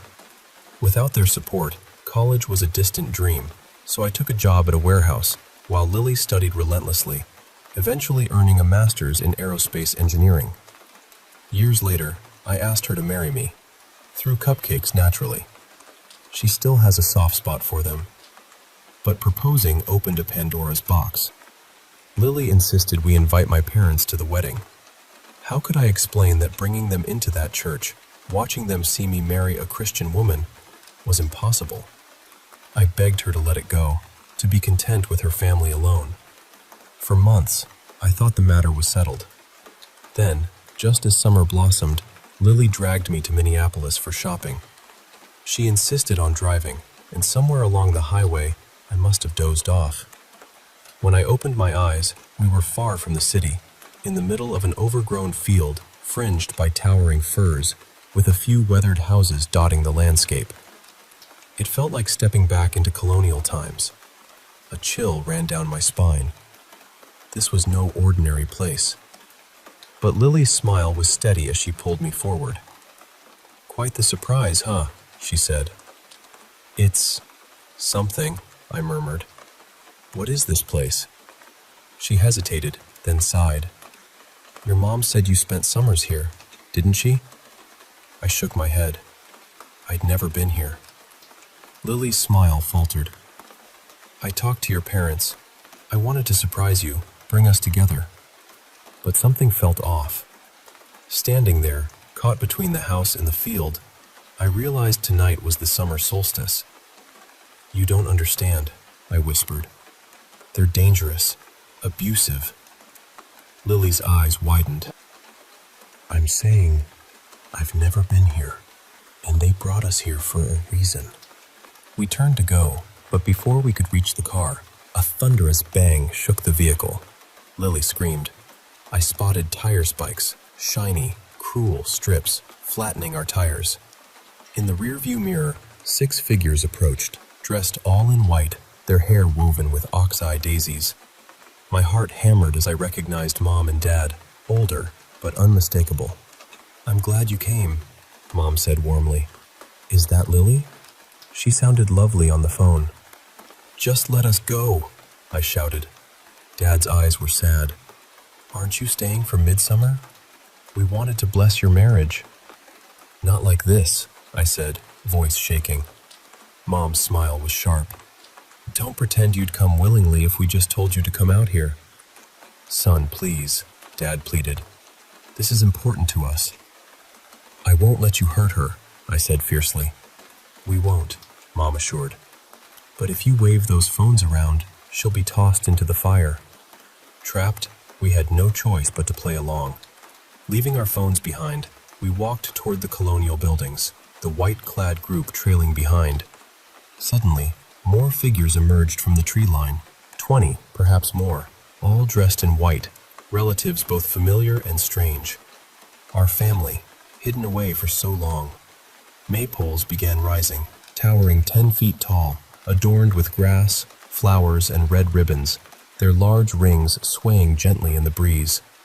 Each pole's ascent was met with jubilant cheers, a sacred blessing for weary spirits. Lily gripped my hand, trembling. What are they going to do? I swallowed hard. There'll be a fire, dancing, singing, breaking bread. Memories flooded me. The fur tables Dad made, Mom's knife glinting as she prepared the chicken, the spray of blood until the carcass ceased moving. A sacrifice, I whispered. Usually a chicken, but now, maybe a goat or a cow. Lily's voice faltered. I didn't know. I thought it was just some celebration. The sun dipped low, the air thick with anticipation and the scent of pine and smoke. As the flames flickered to life, I realized this night would test us in ways we never imagined. But holding Lily close, I vowed silently to protect her, no matter the cost. Together, we faced the gathering, 2 worlds colliding under the midsummer sky, bound by love and ancient blood.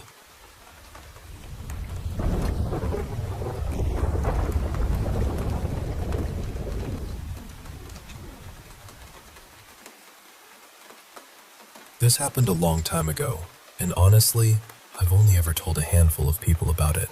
I never really liked putting it into words, because once you say something like this out loud, it starts feeling real all over again. It was a hot summer night in Beijing, the kind of night where the air sits on your skin and doesn't move. I had gone to visit a friend who was recovering in an old hospital, and we ended up talking for hours without noticing the time. Then I looked up and saw it was almost 11.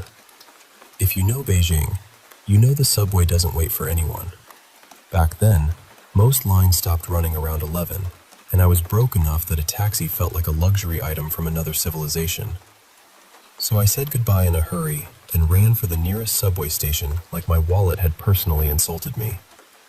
By the time I reached the entrance, the station was basically shutting down. Some of the lights were already off.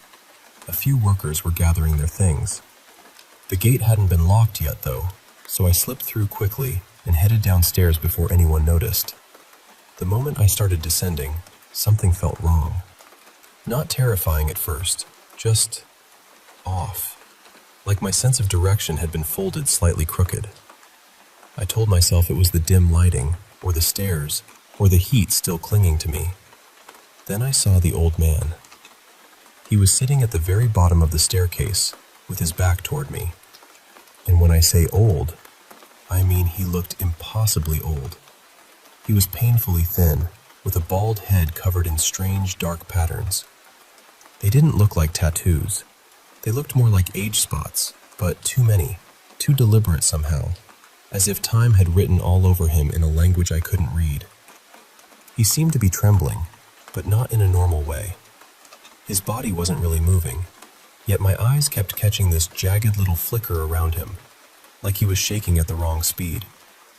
He was wearing a loose white sleeveless shirt, very old-fashioned. I had only ever seen that kind of clothing in Qing Dynasty dramas.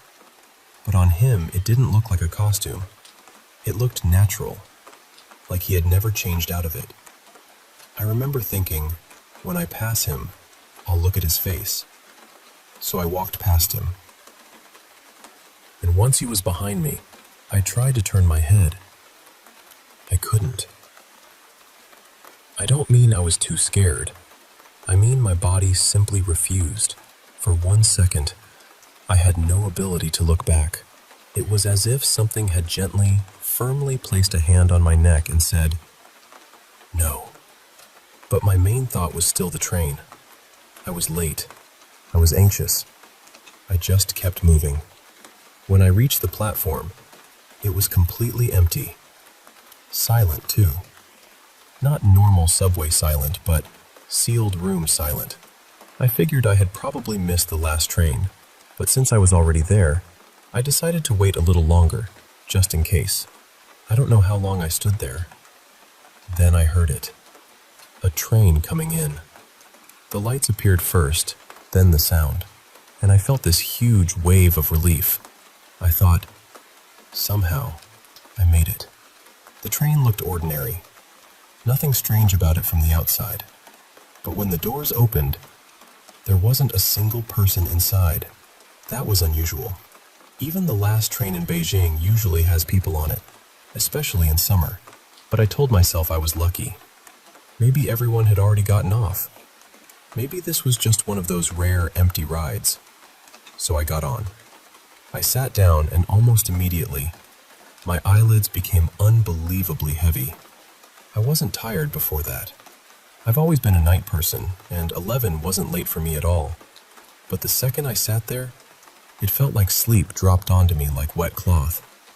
I closed my eyes. And this is the part I still can't explain. The train had been empty. I had seen it with my own eyes. But once my eyes were closed, it felt crowded. I could feel people sitting close beside me, shoulder to shoulder. I felt the pressure of bodies filling the carriage. I felt someone's sleeve brush my arm. I felt children running past, their little steps tapping by, one of them grazing my knees as they went. The train moved like normal. It stopped at stations. Doors opened. Doors closed. People got on. People got off. But there were no announcements. No next station. No recorded voice. No chime. Just the doors, the movement, and all these people I could feel but could not see. I stayed like that for what felt like a long time, with my eyes shut, awake but trapped in this strange half-sleep. Then at one station, everyone got off. I felt them rise around me, slowly, calmly. I felt the whole carriage empty out, person by person, until the air around me changed. When the doors closed again, my eyes opened by themselves. The train was empty, and suddenly my body felt light, like something heavy had been lifted off my chest. I was wide awake, too awake. At the next station, I got off without even knowing where I was. The station was dark, completely shut down. I walked up toward the exit, and the gatekeeper looked startled to see me. He had to unlock the metal gate to let me out. I tried to explain.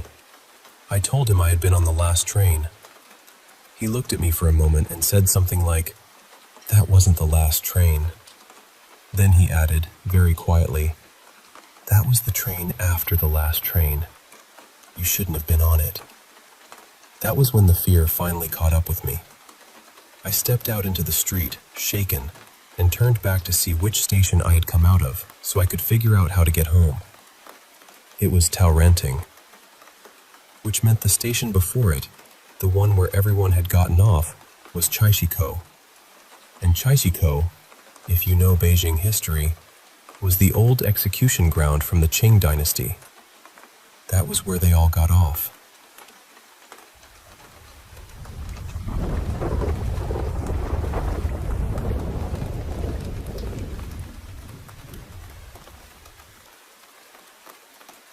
I first heard it sometime in 2024, and honestly, I still don't know what to do with it.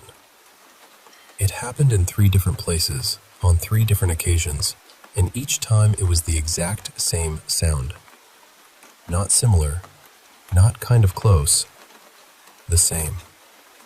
I spent way too many nights looking up birds, insects, frogs, anything that lives where I live and could possibly make that noise. Nothing matched, not even close. The best way I can describe it is this long, steady ooh sound. Flat, smooth, same pitch, same timing, over and over again. It didn't rise or fall. It didn't stutter. It didn't sound alive in the way animals usually sound alive. The first time, I was outside and I heard it coming from a tree. At least, I thought it was coming from a tree. I stood there for probably 10 minutes just staring into the branches, waiting for movement. A bird, a bug, anything. But there was nothing. No rustling, no wings, no little shape shifting in the leaves. So I told myself it was probably some random animal I didn't recognize. That was the easiest explanation, and I really wanted it to be true. The second time was when I actually got a short voice recording of it. I was walking near a hospital parking area, right by the end of a quiet road. The sound was coming from this small hedge outside someone's house, maybe shin high, nothing big or dense enough to hide much. And I know it was coming from there. It was close. It was right in front of me. The road curved off into this completely dark side street, and something about that made the whole thing feel worse. I remember deciding right away that I was not walking down there. I got so frustrated and freaked out that I actually kicked at the bush and pushed through it, trying to make whatever it was move or stop. But the sound didn't change. It didn't pause. It didn't react at all. That's the part I can't get past. If it had been an animal, wouldn't it have stopped for a second? Wouldn't it have shifted, or run, or changed its call? But no. It just kept going. Same pitch, same rhythm, same cold, smooth tone. I searched that bush and the area around it for at least half an hour. I honestly started feeling like I was losing it because it was so clearly there, but there was nothing to find. The third time was the worst. I was inside my friend Mira's house with 2 other people, and all of us heard it. So at least I knew I wasn't imagining it. But somehow that made it scarier. We moved around the house trying to figure out where it was coming from. Every time we thought we had the direction, it seemed like it slipped away from us. We checked windows, corners, vents, the yard, everywhere we could think of. Eventually, we got so scared that we locked ourselves in the bathroom and just stayed there, listening. And it kept going. For hours. The same repeated sound, again and again, like it didn't need to breathe, didn't need to rest, didn't care that we were listening. It's been about 2 years now, and I still think about it. I keep hoping I'll hear it one more time so I can get a proper recording, but part of me is terrified of that too. I know there might be a natural explanation. I want there to be one. I really do. But I've had other experiences in my life that people would probably tell me aren't possible. And after hearing this thing more than once, I'm starting to doubt the simple answers. Even listening back to that short recording now gives me chills. It makes my eyes water in this weird, scared way. Like my body remembers it before my brain can explain it. I've heard strange noises before, but never anything this persistent. Never anything that felt so close and still stayed invisible. That's what bothers me most. It felt like it was right there, and it felt like it knew I couldn't find it.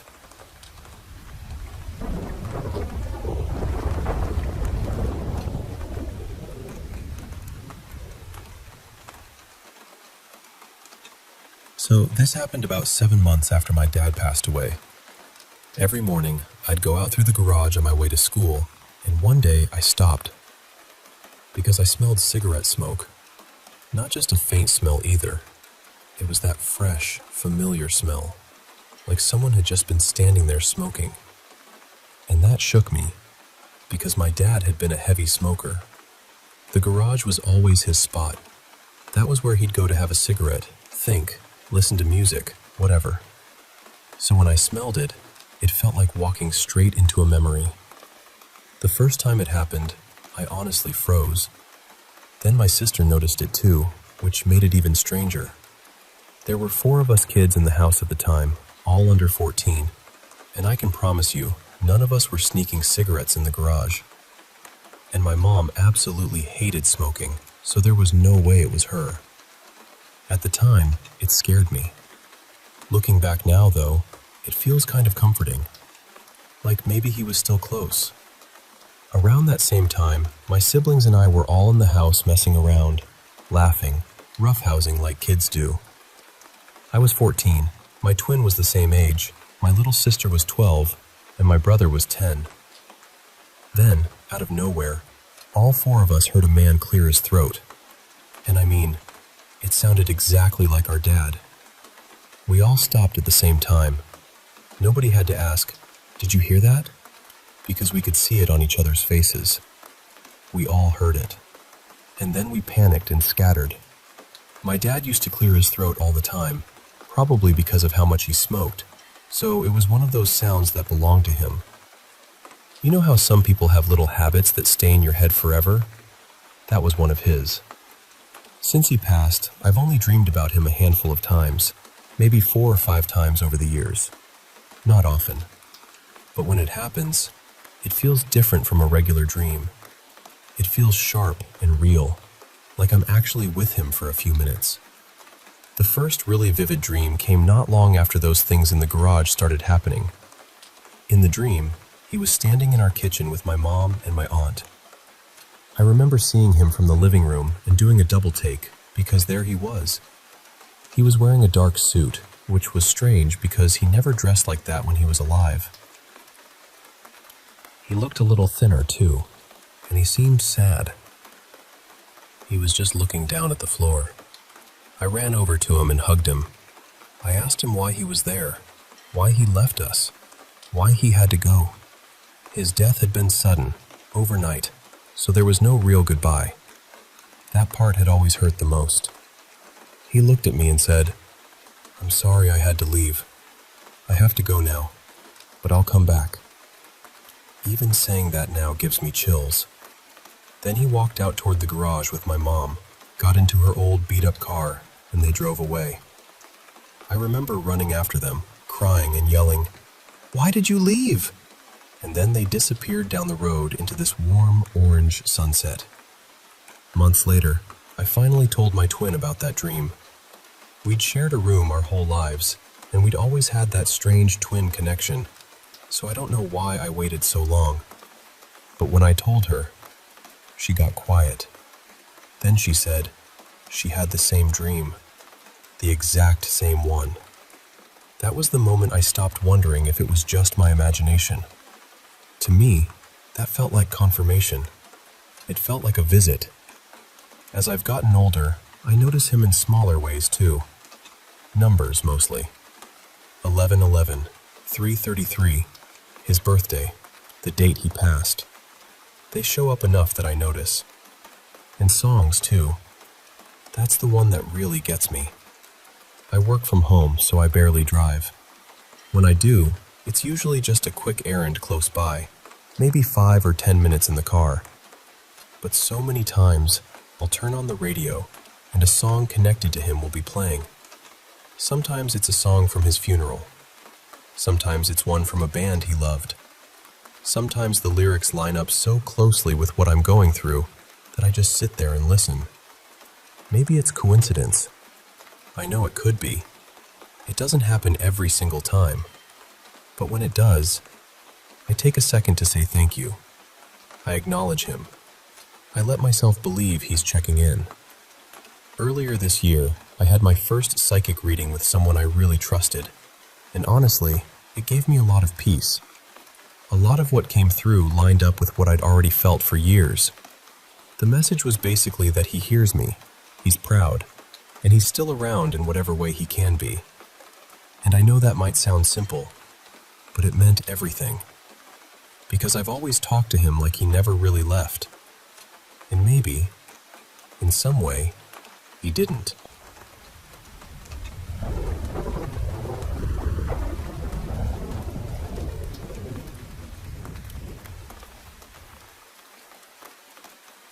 This didn't happen only to me, but it definitely affected me. I work in theater inside this huge old manor from the late 1800s, the kind of place that feels like it remembers every footstep. And yes, it's haunted. Not in a cute, cold spot in the hallway way. Haunted. Over time, I'd gotten used to it. The cast and crew had too. We had this sort of quiet agreement with whatever was there. We did our shows, they stayed mostly respectful, and we all shared the building without making too much trouble for each other. But the owner of the place was fascinated by them. She hadn't really seen them in person, only on CCTV footage, so she kept bringing in different people to try to make something happen. Mediums, spiritual workers, witches, anyone who claimed they could pull the spirits closer. One evening, she hired a small group to do a ritual before the show. I don't know everything they did, but I remember a bundle of horsehair, bowls of bright fruit, incense, and drums echoing through the house. At the time, nothing obvious happened. But later, once the show started, the whole place changed. The show was an interactive horror event. Since the manor was massive, there were different rooms and short scenes. A nun room, an exorcism room, a Halloween-inspired room, a hand possession kind of setup, and a few original stories. Mine was one of the originals. I was alone with the audience, and the whole scene was built around a seance.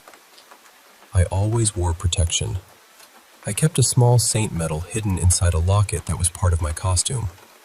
The saint was known for protection against possession and evil spirits, so it made me feel safer. But that night, before I even began, the air felt wrong. Heavy, sour almost. Everyone noticed it. The actors, the tech crew, even people who normally joked about this stuff were quieter than usual. So before I started, I stood there in the dark and said, very calmly, "Please don't mess with me tonight. I'm just pretending. This is theater. I'm doing this for a paycheck." And honestly, I meant it. It didn't help. During my scene, there was a moment where I was supposed to slip into a trance while showing the audience old photographs. I used the locket as part of the performance, guiding their attention toward one particular face in the pictures. That was when something yanked the locket straight off my neck. Not loose, not snagged, yanked. It hurt badly enough that it scratched my skin and drew blood. I had to stay in character, but inside I was completely shaken. That was the first warning. Later in the scene, I would walk into a corner while my scare actor turned off the lights.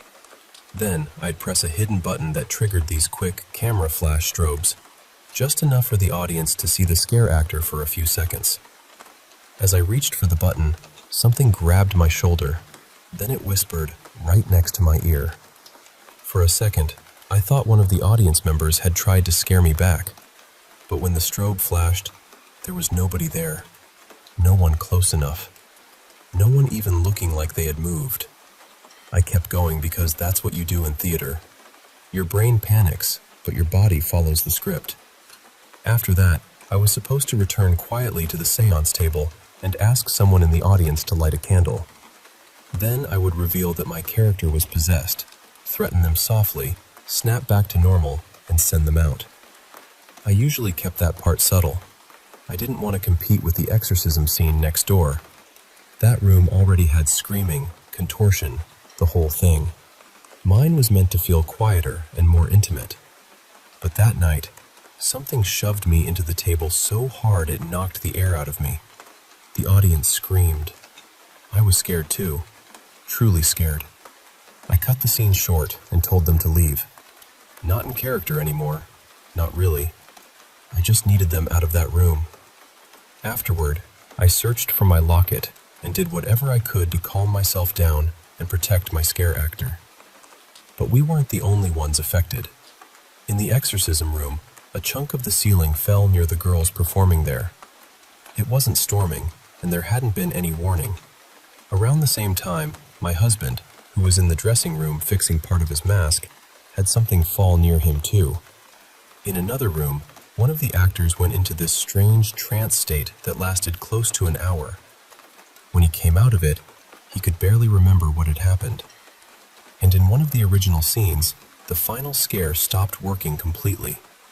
Later, they found out the thick cable powering the lights, strobes, fog, and sound had been cut clean in half. Not torn. Not chewed.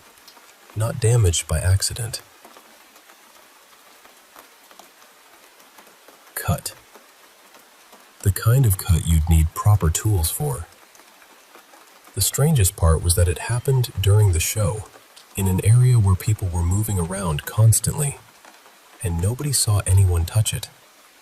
Other rooms had sightings, voices, things moving, but a lot of the cast decided not to acknowledge it. I think everyone was trying to survive the night without giving the place more attention than it already had. Eventually, halfway through the event, we lit a few candles as a peace offering. We didn't make a big performance out of it. We just placed them carefully and asked, in our own way, for things to settle down. And they did. Mostly. But the house never felt quite the same after that.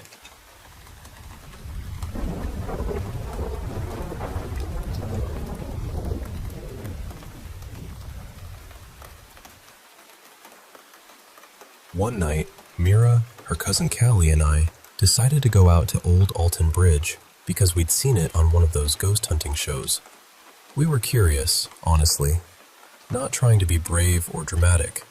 We just wanted to see if the place felt anything like it looked on TV. The first couple of times we went, nothing major happened. It was strange, though.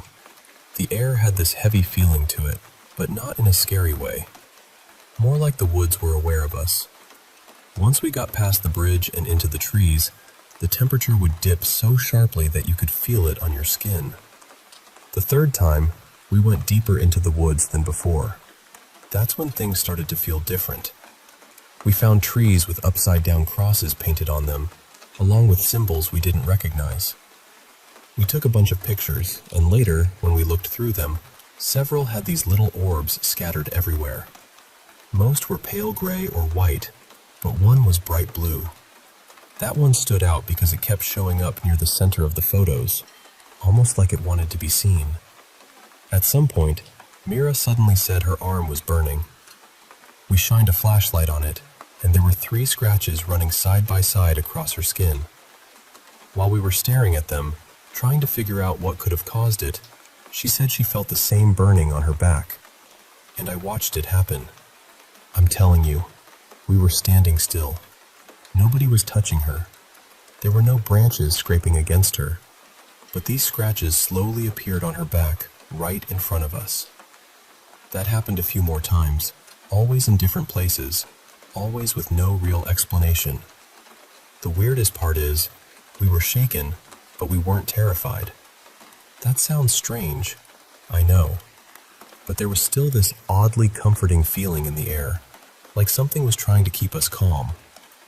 By then, it was getting close to 3 in the morning, and Callie and I both agreed it was time to leave. Mira didn't want to go. Her whole personality had shifted. She was normally bright, talkative, always laughing, but right then, she was quiet, cold, and almost bitter. She argued a little, then finally agreed to walk back with us. On the way out, near a bench by the entrance, we smelled rotten eggs. Sulfur. It hadn't been there when we came in, but we were too focused on leaving to really stop and think about it. When we got to the car, I let Mira drive so we could drop Callie off first. That ride was awful. Mira barely spoke. She drove way too fast, and I had to keep reminding her to slow down. She wouldn't answer us unless we said her name 3 or 4 times. It was so unlike her that the whole car felt tense and wrong. When we got to Callie's house, we smelled sulfur again. We checked around, thinking maybe there was food in the trash or something in the kitchen, but there was nothing that explained it. After that, we sat and talked about what had happened. At some point, Callie mentioned the protection prayer we had said before going into the woods. Mira just scoffed and said it was stupid. Then she said God wasn't real. That stopped me cold. Not because of the words alone, but because of the way she said them.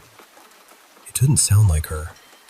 It was sharp, mocking, and completely different from how she had been before we went into those woods. That's when I knew something was not right. We left Callie's place, and I drove Mira back toward our house, but I didn't want to bring whatever this was inside. I started looking up what people say when they believe someone is dealing with some kind of demonic attachment or oppression. The phrase I kept finding was something like, "In the name of Jesus Christ, you are not welcome here. You need to leave now." So I started saying it. At first, I felt ridiculous. Then I said it again, louder. Then again, more firmly. Mira laughed at me. Not her normal laugh either. It was cruel and mocking. She kept saying God wasn't real and making fun of Jesus specifically. Then, and I know how strange this sounds, she burped. The smell that came out of her was horrible. Rotten flesh mixed with sulfur. It filled the car for a second, and then, just like that, she laughed again. But this time it was her real laugh. Her face softened, her voice changed, and she seemed confused, like she'd just woken up from a bad dream. After that, she was back to her normal self, but her memory of what happened was foggy. The next day, we went to our usual corner store to buy cigarettes, and the total came out to $6.66. They had never cost that before, and they never cost that again. I saved the receipt and checked the price several times afterward, just because I couldn't let it go. After that night, Mira had a rough stretch. Her luck got weirdly bad, and she started dealing with anxiety and depression in a way she hadn't before. One day, she even had to leave work in the middle of a shift because she said she could feel it messing with her. Later that same day, we were driving through the neighborhood when a parked car suddenly started rolling out of a driveway straight toward us. We barely avoided it. When we knocked on the neighbor's door and told him what happened, he checked the car and came back completely confused. He said the emergency brake was still engaged, and after that, it worked fine. There were other strange things too, though most of them could probably be explained if you tried hard enough. Not long after, we went to see a man who claimed to be an exorcist. The strange part was that he lived about 5 minutes from us, and he'd had his own experiences at Old Alton Bridge. He had even taken groups out there for ghost hunts. I asked him if I had actually forced something out of Mira that night. He got defensive and told me I couldn't have done that, and that she wasn't really possessed. Looking back, I don't think he was an ordained clergyman or anything. I think he was more of a paranormal hobbyist. Still, that visit stuck with me. And that's the story. I don't expect everyone to believe it.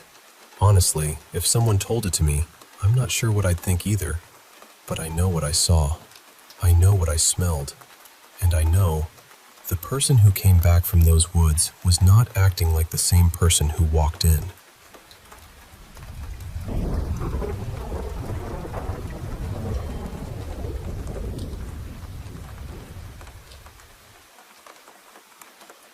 The one thing I can honestly say I believe in, without being able to explain it, is things disappearing and then coming back like nothing ever happened.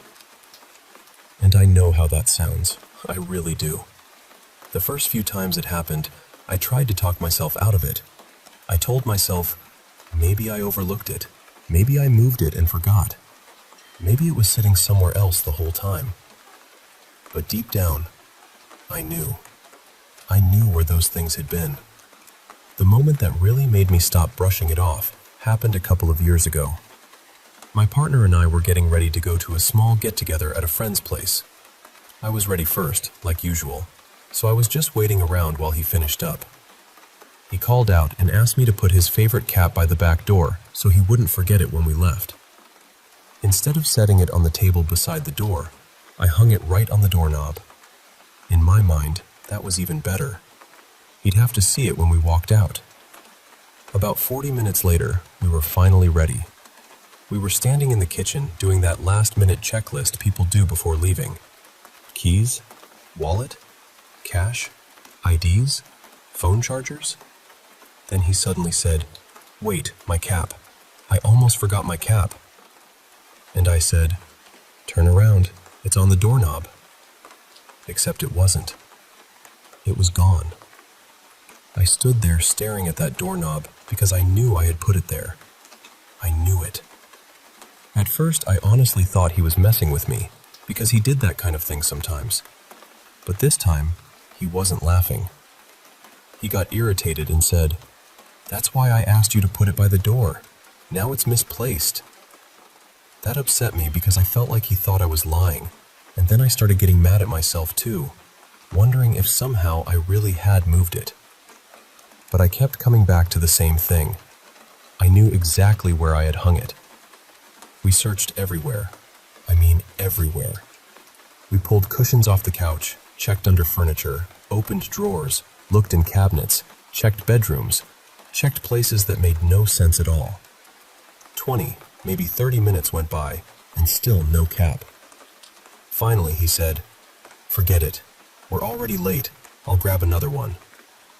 So we walked from the front part of the house, down the hall, through the dining room, and back into the kitchen where the back door was. And there it was. That cap was hanging right on the doorknob, exactly where I said I had put it.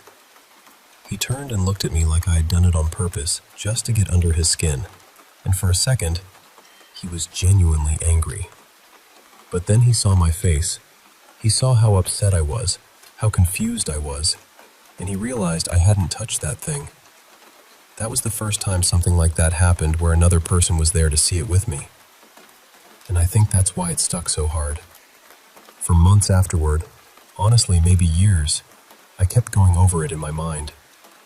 I tried to make it make sense. I thought through every possible explanation, even the ridiculous ones. But none of them worked. Eventually, I stopped trying to solve it. I still think about it sometimes, though. It just sits in the back of my mind like a locked door with no key.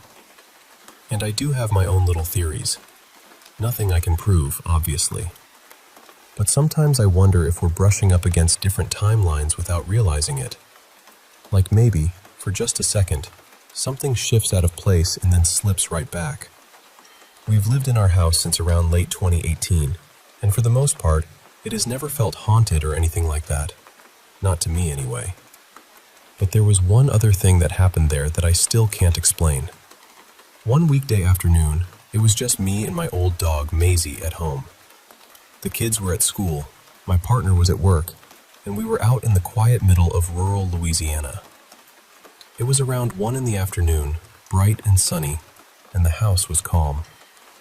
I was sitting on the floor in my daughter's room, doing my hair in front of a mirror. Maisie was asleep maybe 2 feet away from me. Nothing was on except a small lamp.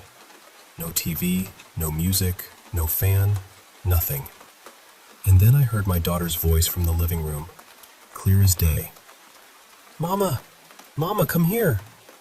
It sounded urgent, but not like a full scream. It was loud enough to get my attention, but strangely soft at the same time. That's hard to explain. Our living room has tall ceilings and no carpet, so sound carries in there. If someone yelled, it should have echoed sharply. but this didn't. Still, I knew that voice. In that instant, my mind said, "That's my child, and she needs me." But I didn't move. That's the part that still bothers me. I wasn't frozen because I felt terrified. Fear didn't even hit me right away. I just stayed sitting there, like my body refused to get up. The second I heard it, I looked down at Maisie. She had been completely knocked out, deep asleep, but now she was awake, alert, ears up, staring straight at the open doorway toward the living room. That was what confirmed it for me. I hadn't imagined it. I hadn't just had some weird thought in my own head. My dog heard something too. And Maisie was not the kind of dog who ignored noises. A tiny sound outside could get him up and moving. But this time, he didn't go investigate. He didn't bark. He didn't even stand. He just stayed right there, staring through that doorway. For a good several minutes, we both stayed still. Eventually, I went back to doing my hair, but I thought about it for the rest of the day. I knew my daughter was at school. I knew nobody else was in that house. But I also knew I heard her call for me.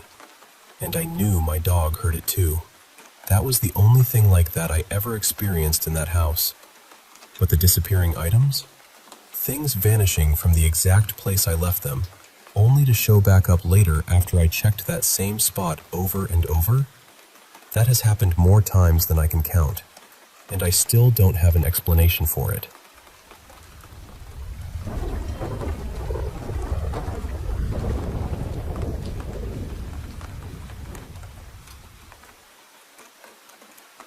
You know, I've had a few strange things happen in my life. Some of them felt paranormal, and others were more like little flashes of knowing. Moments where something inside me seemed to understand what was coming before it happened.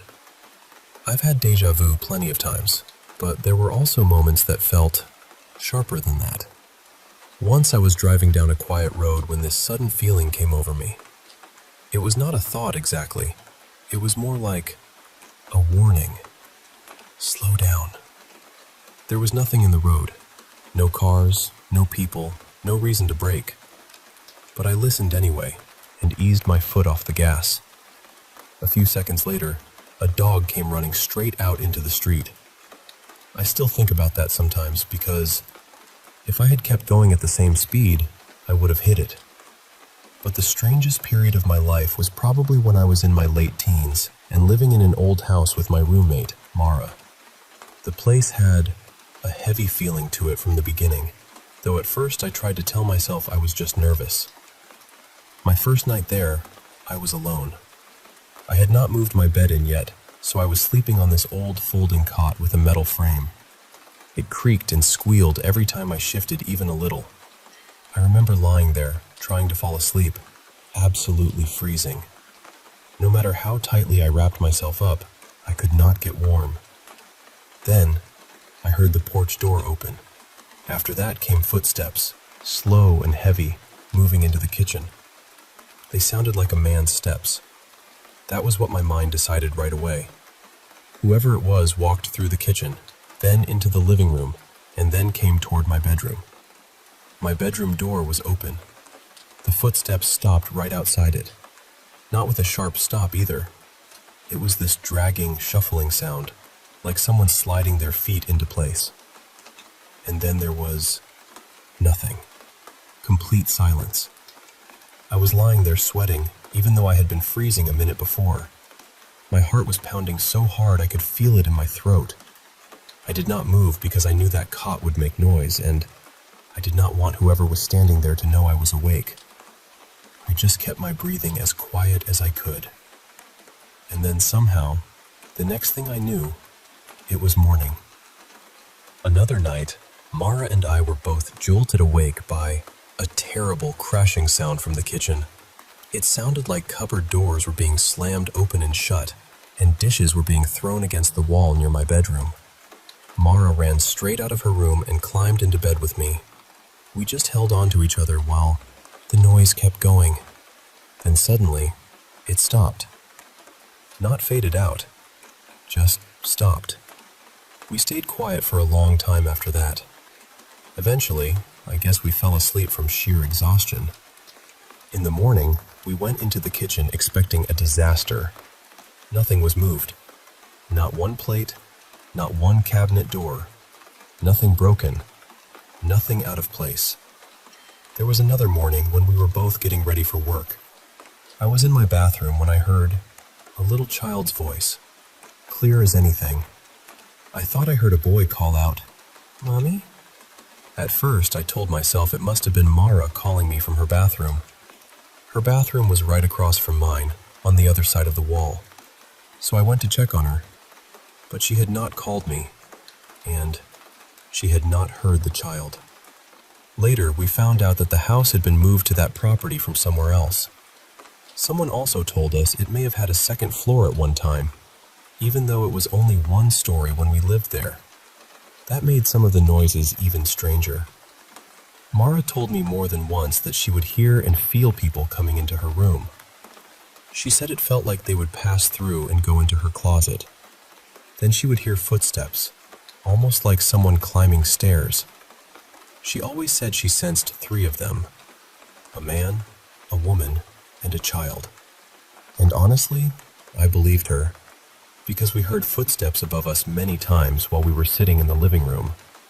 Heavy little thuds, moving across a ceiling that should not have had anyone above it. One night, we had friends over who stayed much later than we wanted. We both had work the next day, and they were not taking the hint. Then, 2 loud bangs came from overhead. They left pretty quickly after that. The house had a way of helping with boundaries, I suppose.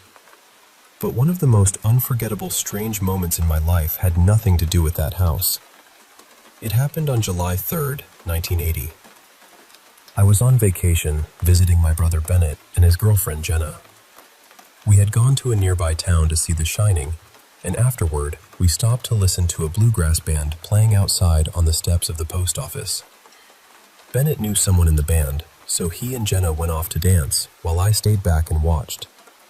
I remember looking across the band from right to left, just taking in the scene.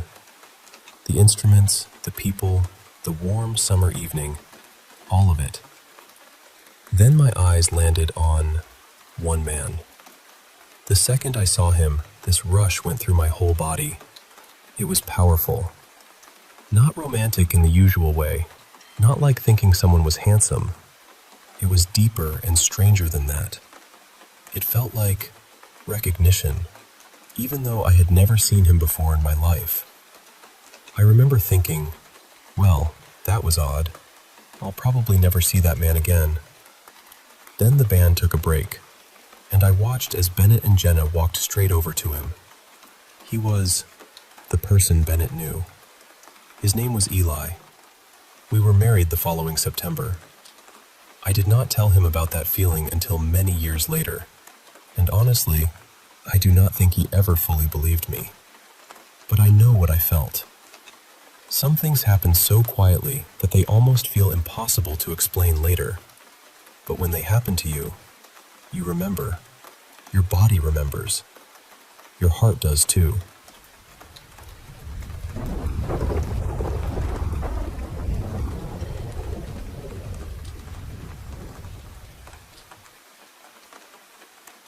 I've got a couple of stories actually, so bear with me for a minute. Years ago, my ex-husband and I were living in this quiet little town in Germany. It was the kind of place where everyone knew a story about someone else's house, and ghost rumors seemed to drift around the town like fog. I didn't really know what to believe at first, but some of the stories were honestly pretty convincing. One night, our little girl was asleep in bed.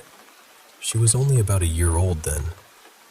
My ex and I were sitting in the living room when we both noticed this shadow move across the doorway. At first, we thought it was probably nothing. We kept the bathroom light on at the end of the hallway in case our daughter woke up during the night, so we figured maybe the bulb was flickering or casting a weird shape. We checked it. The light was fine. So we went back to the sofa, tried to brush it off, and then it happened again. A few minutes later, we heard music coming from the hallway. It was one of our daughter's toys, a little plastic keyboard that played songs when you pulled this stiff handle down. It wasn't easy to move either. You had to really tug it. We immediately thought she must have gotten out of bed somehow without us hearing her. So we rushed into the hallway and checked her room. She was fast asleep. That unsettled us, but we tried to be practical about it. Maybe the batteries were acting up. We had only changed them recently, but still, that was the most reasonable explanation we had. So we switched the toy off properly and went back into the living room. Then it started playing again. That was enough for us. We put the toy outside on the balcony, shut the door, and went straight to bed. Neither of us wanted to discuss it after that. A few years later, we had moved back to the UK. By then, it was just me and the kids in a rented house, and honestly, thank goodness it was rented. The main bedroom had this cupboard built into it, and inside the cupboard was a little staircase leading up into the loft. Every evening, around the same time, the cupboard door would open by itself. I kept telling myself it had to be a draft, even though the loft was fully converted and insulated. It made no sense, but I needed it to make sense, you know? Eventually, I started putting a box in front of the cupboard door so it couldn't open anymore. I also had a dog at the time, and she absolutely hated coming into my bedroom. She would stop at the doorway and refuse to go any farther. Looking back, that should have been the first warning sign. One afternoon, my sister was visiting. I went upstairs to use the bathroom, and while I was standing there, a brand new roll of toilet paper suddenly unraveled itself all over the floor, right in front of me. I froze for a second, then rolled it back up, trying to convince myself it had somehow slipped. But as I turned to leave, it happened again. The whole thing just emptied across the floor. I got this cold feeling through my chest and ran downstairs. A few days later, my sister was over again. We were all sitting downstairs when we heard a huge crash from upstairs. I went up to check, and the bathroom mirror was lying in the middle of the hallway floor, not leaning against the wall, not fallen straight down. It was in the hallway. There was nobody else in the house, and I still have no explanation for it. Then, a few months later, things got worse. My daughters started waking up in the night screaming. Not just crying, but screaming like they were terrified. They kept telling me they were scared, so I would bring them into my bed and try to calm them down. At first, I thought maybe they were having nightmares. Kids do that. I wanted it to be nightmares. But then one night, they both woke up crying and told me, "The lady hurt me." I asked them what lady they meant and how she had hurt them. My oldest, who was 4 at the time, said the lady pinched her arm and that it still hurt. My youngest, who was 3, said the lady looked angry. That made my stomach turn. I brought them into my bed again, and the next night, the same thing happened. After that, I stopped putting them in their own bedroom. One night, both girls were already sleeping in my room when they suddenly screamed for me. I ran in, and my youngest was crying so hard she could barely speak. She said, "The angry lady is back." I asked her where the lady was. She pointed toward the window and said she was hiding behind the curtain. She said the lady kept peeking out, and that she could see her feet underneath. I asked her what the lady looked like. She told me she had dark hair, an angry face, and strange black shoes with no socks. Then my oldest said she had seen her too. She said the lady didn't talk. She just watched them, and when they fell asleep, she pinched them. I felt completely sick. We moved out about a month later, and honestly, even now, thinking about that house still gives me chills.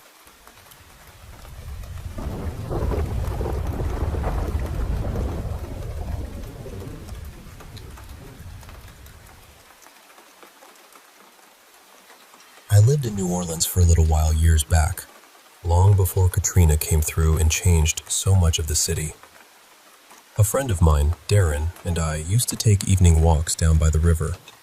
We'd wander a few blocks off Bourbon Street, past the old church, and make our way toward the moonwalk, where you could sit and watch the water move in the dark. One night, I sat down on one of the benches near the docks. Darren had gone up the grassy slope a bit, just hanging back. I was sitting there by myself for maybe a minute when an older gentleman came over and sat on the far end of the bench. He had a cane with him, and one of those old hats that looked like it belonged to another time. Nothing flashy, just neat, worn in, familiar. We started talking. It wasn't anything dramatic, just one of those easy conversations you fall into with a stranger when the night is warm and nobody is in a hurry.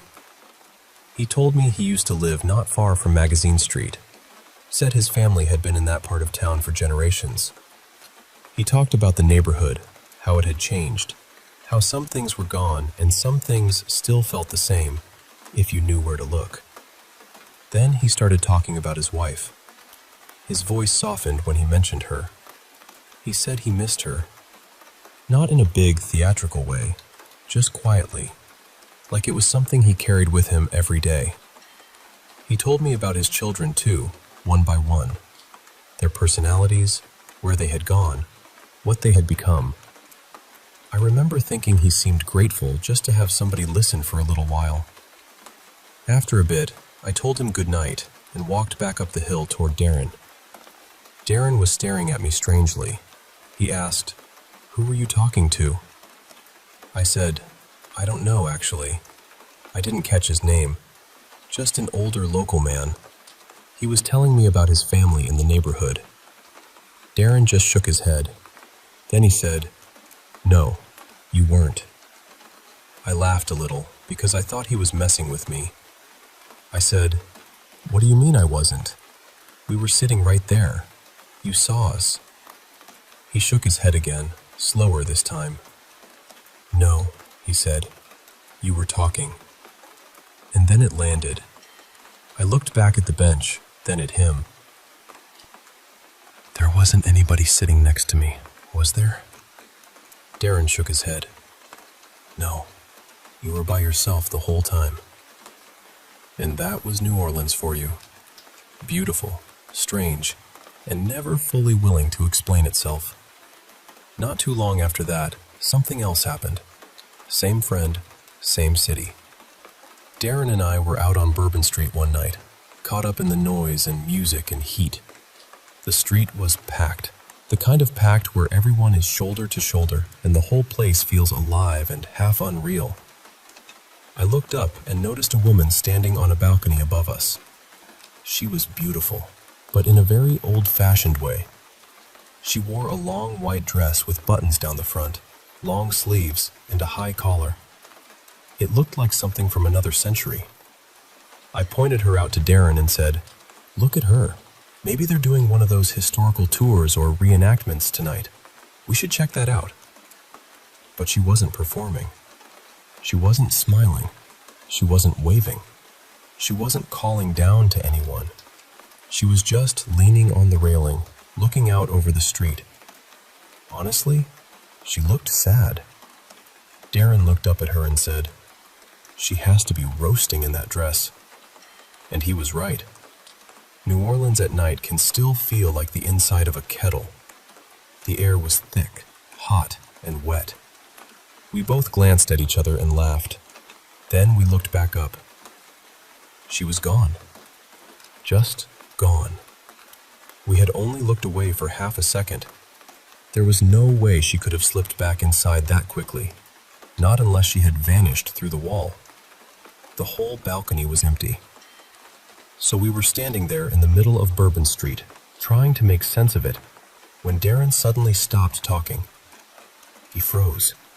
His eyes got wide and he said, very quietly, "Somebody is touching me." I told him, "We're in a crowd.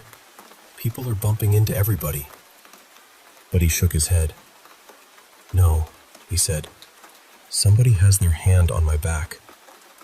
I looked behind him. Nobody was there. Not close enough, anyway. He stood completely still and said, Check. Please, check. I laughed because I thought nerves were getting the best of him, but I walked around behind him anyway. I looked at his back, waved my hand around behind him, and told him nobody was touching him. He asked, "You don't see anything?" I said, "Nothing." But then I felt it. The air right behind his lower back was cold. Not cool. Cold. Like the chill coming off a block of ice in a cooler. And that made no sense at all. Not in that heat. Not on Bourbon Street, with bodies everywhere and the air heavy enough to wear. I didn't know much about ghosts then. I still don't pretend to know much now. I didn't see a thing that night, but Darren felt something, and I felt that cold pocket of air right where he said the hand was. I've never forgotten it. New Orleans is a strange place. Some cities keep their history in books and museums. That city lets it walk beside you.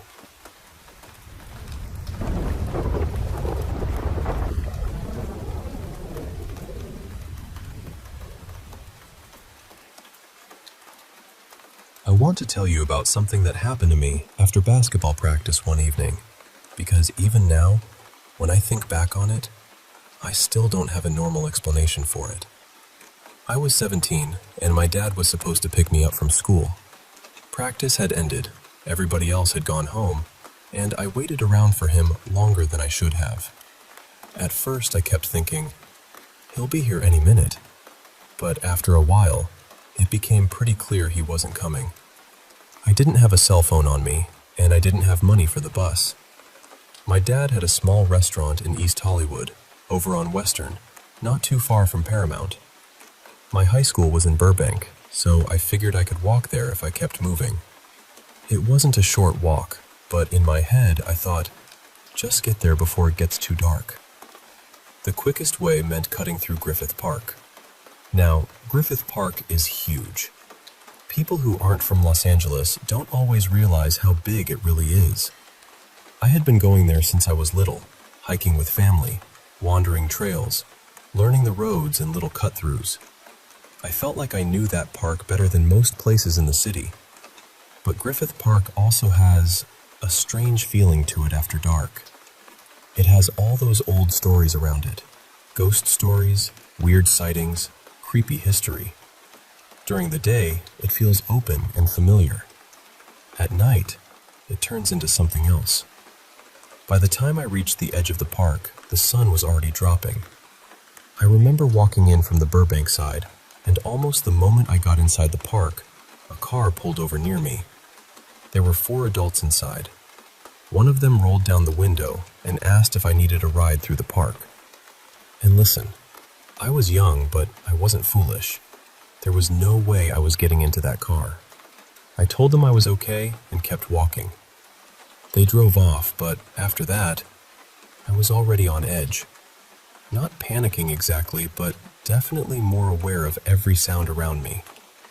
About 20 minutes later, the sun was gone. It got dark fast. Not city dark either. Park dark. The kind where the trees swallow up the light and every shadow looks like it has weight to it. I knew there were coyotes in the park, but coyotes didn't scare me much. I had seen them plenty of times before. What I was really thinking about was the mountain lion people used to talk about. The one that lived alone in the hills. That thought kept sitting in the back of my mind. Sometime around 8, maybe a little after, I was deep enough in the park that there weren't any cars passing. It was just me, the road, the dark, and a few deer moving quietly off in the distance. Then I heard footsteps. At first, they were faint. So faint I thought maybe I was just scaring myself. But then they got quicker. Louder. Like something was running, but not crashing through the brush. It sounded controlled. Focused. I stopped and looked around. To one side, there was the golf course. To the other, the road curved off through the park. I turned in circles, trying to see what was coming, but there was nothing there. The sound kept getting closer. That was the moment my mind went straight to mountain lion. I stood there frozen, trying to figure out where it would come from, what I was supposed to do, whether I should yell or make myself look bigger or just run, even though I knew running was probably the worst idea. Then everything went quiet. I closed my eyes for just a second, almost like I was bracing myself. When I opened them, there was a dog standing beside me. A huge white dog with black spots. A Dalmatian, or at least something that looked like one. But it was enormous. Bigger than any Dalmatian I had ever seen. It wasn't barking. It wasn't growling. It wasn't even looking at me. It was just standing there, facing forward, as if it had been waiting for me to notice it. I didn't know what else to do, so I started walking again. And the dog walked with me. Not ahead of me, not behind me. Right beside me, keeping pace like it had decided I wasn't going through that park alone. Every half minute or so I would glance over, and it would still be there. Calm, silent, steady. I can't explain how much that changed the feeling of the walk. A few minutes earlier, I had been completely alone in the dark, imagining the worst. And then suddenly, I had this strange, quiet companion beside me. We walked like that for a while. No barking, no sniffing around, no wandering off. Just the sound of our steps moving through Griffith Park. When I finally got closer to the main street near Los Feliz, I looked over again. The dog was gone. Not walking away, not running into the trees, not crossing the road. Just gone. There was nowhere it could have disappeared to without me seeing it. I had been checking on it the whole time. One moment it was beside me, and the next moment it wasn't. I made it out of the park safely and kept going, but I've never forgotten that dog. I know how it sounds. I really do. But to this day, the only explanation that feels right is that some kind of ghost dog walked me through Griffith Park that night. And honestly, I'm grateful it did.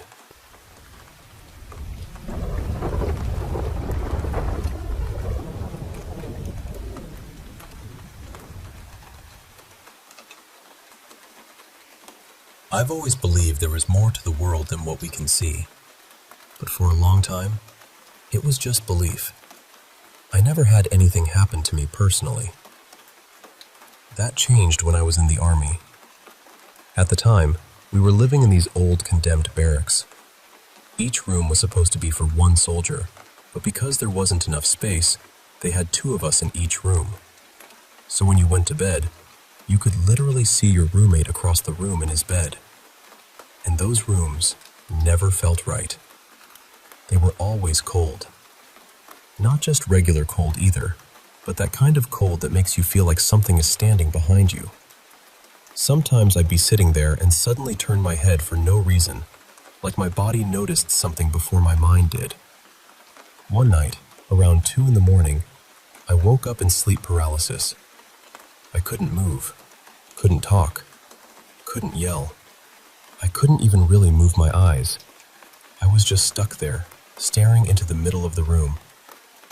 And that's when I saw it. There was this tall black figure standing there.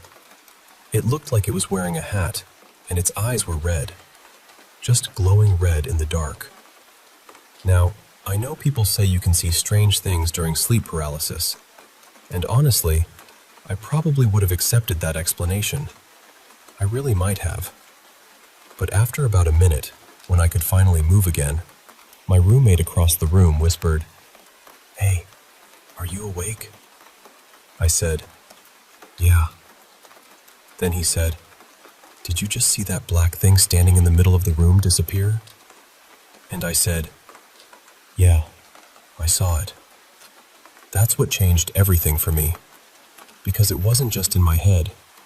My roommate Mateo saw the same thing. A couple months later, something else happened in that same room.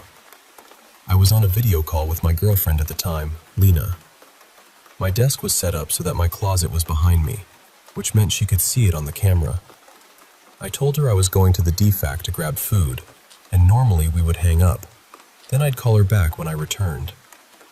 But that day she said, "Just leave the call on." So I did. I walked to the DFAC, which was maybe 5 minutes away. While I was gone, she texted me and asked if Mateo was in the room. I told her no.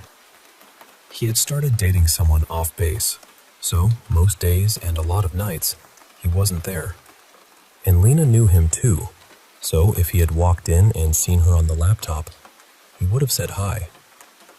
Then she told me she was hearing noises. She said she kept seeing a strange shadow moving around in the closet behind me. I had no idea what to say. I told her I didn't know what she was talking about. When I got back, the door was still locked and nothing was in the closet. After that, nothing major happened again in those barracks. But I'll tell you this, being alone in that room never felt normal. It always felt like something was in there with me, just waiting quietly. Eventually, our commander found out the barracks were condemned, which somehow took years, and we finally moved into newer barracks. Everyone got their own room. Privacy, clean walls, normal air. And the difference was unbelievable. The old barracks felt heavy and gloomy. The new rooms felt bright, like the whole building could breathe. But that wasn't the end of it. The next things happened at my grandmother's house in Guatemala. Both my parents are from Guatemala, and my family had this old house there that was built back in the 90s. It was honestly falling apart. The roof had holes in it. The bathroom barely worked. There wasn't even a proper bathroom door, just a curtain. My parents had wanted to tear the house down for years and build something safer and more modern, especially because they planned to retire there someday. But my grandmother, Rosa, didn't like change. If she planted something in the yard and you wanted to move it, she would argue with you. So demolishing the house while she was alive was never going to happen. She passed away a few years ago at 99. After that, my parents finally started building a new house. By the time I visited, it was mostly finished. I finally had a clean room, a shower, a working toilet, and a real bathroom door. Trust me, after years of that old curtain situation, that felt like luxury. On the first night there, the family was outside talking around 7 in the evening. In Guatemala, by 7, it's already completely dark. I was tired, so I went to my room to lie down. I turned off the light and started scrolling on my phone. After a while, I heard something faint near my right ear.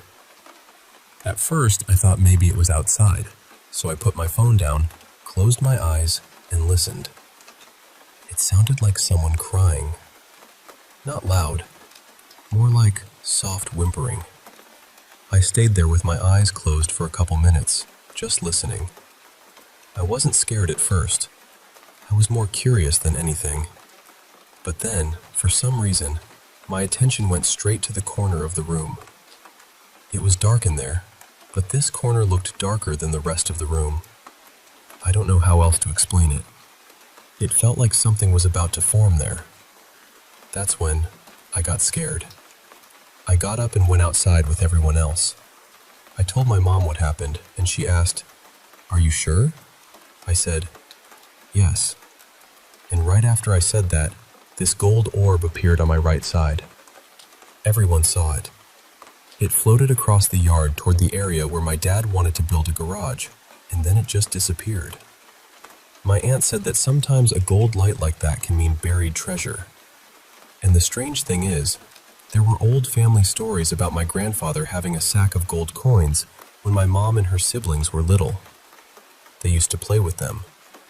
But nobody knows what happened to the coins. The next night, nothing happened until exactly midnight. I was still awake, lying in bed, and this time I didn't hear crying. I heard children playing, laughing, running around, like they were somewhere nearby, but not close enough to see. I didn't even try to investigate. I just pulled the blanket up and forced myself to sleep. The next day, I told my mom, and she actually thought it sounded beautiful. I was thinking, beautiful? Please bless this house immediately. So they burned sage after that, and nothing else happened. There were strange things in the old house too, before it was torn down. At night, lights would shine through the holes in the aluminum roof, but it never made sense. The house sat up on a hill, and the street lamp was lower, almost eye level when you walked outside. There was no way for that light to shine down through the roof like that. But the scariest thing in that old house happened one morning, when I didn't even know I was alone. My grandmother got sick early, so my parents took her to the hospital and decided not to wake me. I woke up later, went to the bathroom, then came back to my room and left the door open. From my bed, I could see into the living room and across toward my grandmother's room. Right outside my door, there was a green plastic chair with its back against the wall. I was lying there on my phone when I heard the sound of a chair being dragged. I looked up. That green chair had moved a few inches away from the wall. I stared at it for maybe 30 seconds. Then it slowly moved forward again, making that same scraping sound against the floor. That was enough for me. I got dressed fast and waited outside until everyone came back. When I told my mom, she kind of brushed it off. My dad said I was making it up, but I know what I saw. I know what I heard. So yeah, I always believed in the supernatural. But after the shadow in the barracks, the crying in that room, the gold light in the yard, the children laughing at midnight, and that chair moving by itself, I didn't just believe anymore. I knew.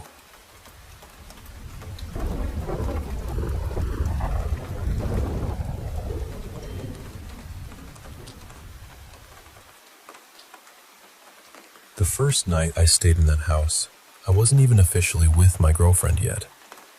We were still in that strange little in-between stage, and since she lived there with 3 other girls, they set me up to sleep in the front lounge room. And I remember thinking, even then, that it was odd.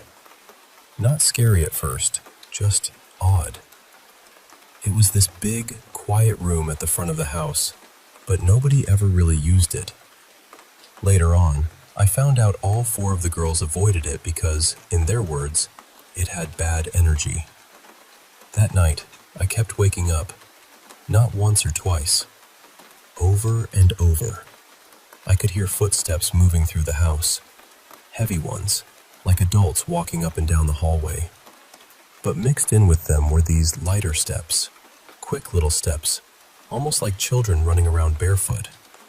The next morning I said something like, "You girls are seriously active at night, aren't you?"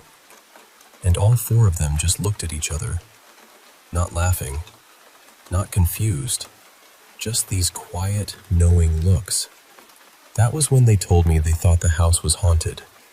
I tried to brush it off. I really did. I remember thinking, right, okay, sure. But the thing that unsettled me was how certain they all were. Nobody was trying to scare me. Nobody was making it dramatic. They just said it like it was part of living there. After that, things kept happening. There would be loud stomping in the hallway when nobody was there. Sometimes it sounded like one person walking heavily, and then those smaller footsteps would follow behind. We'd hear banging on the walls. Proper banging, the kind that made you think the plaster was going to crack open. Things would disappear and then turn up somewhere ridiculous.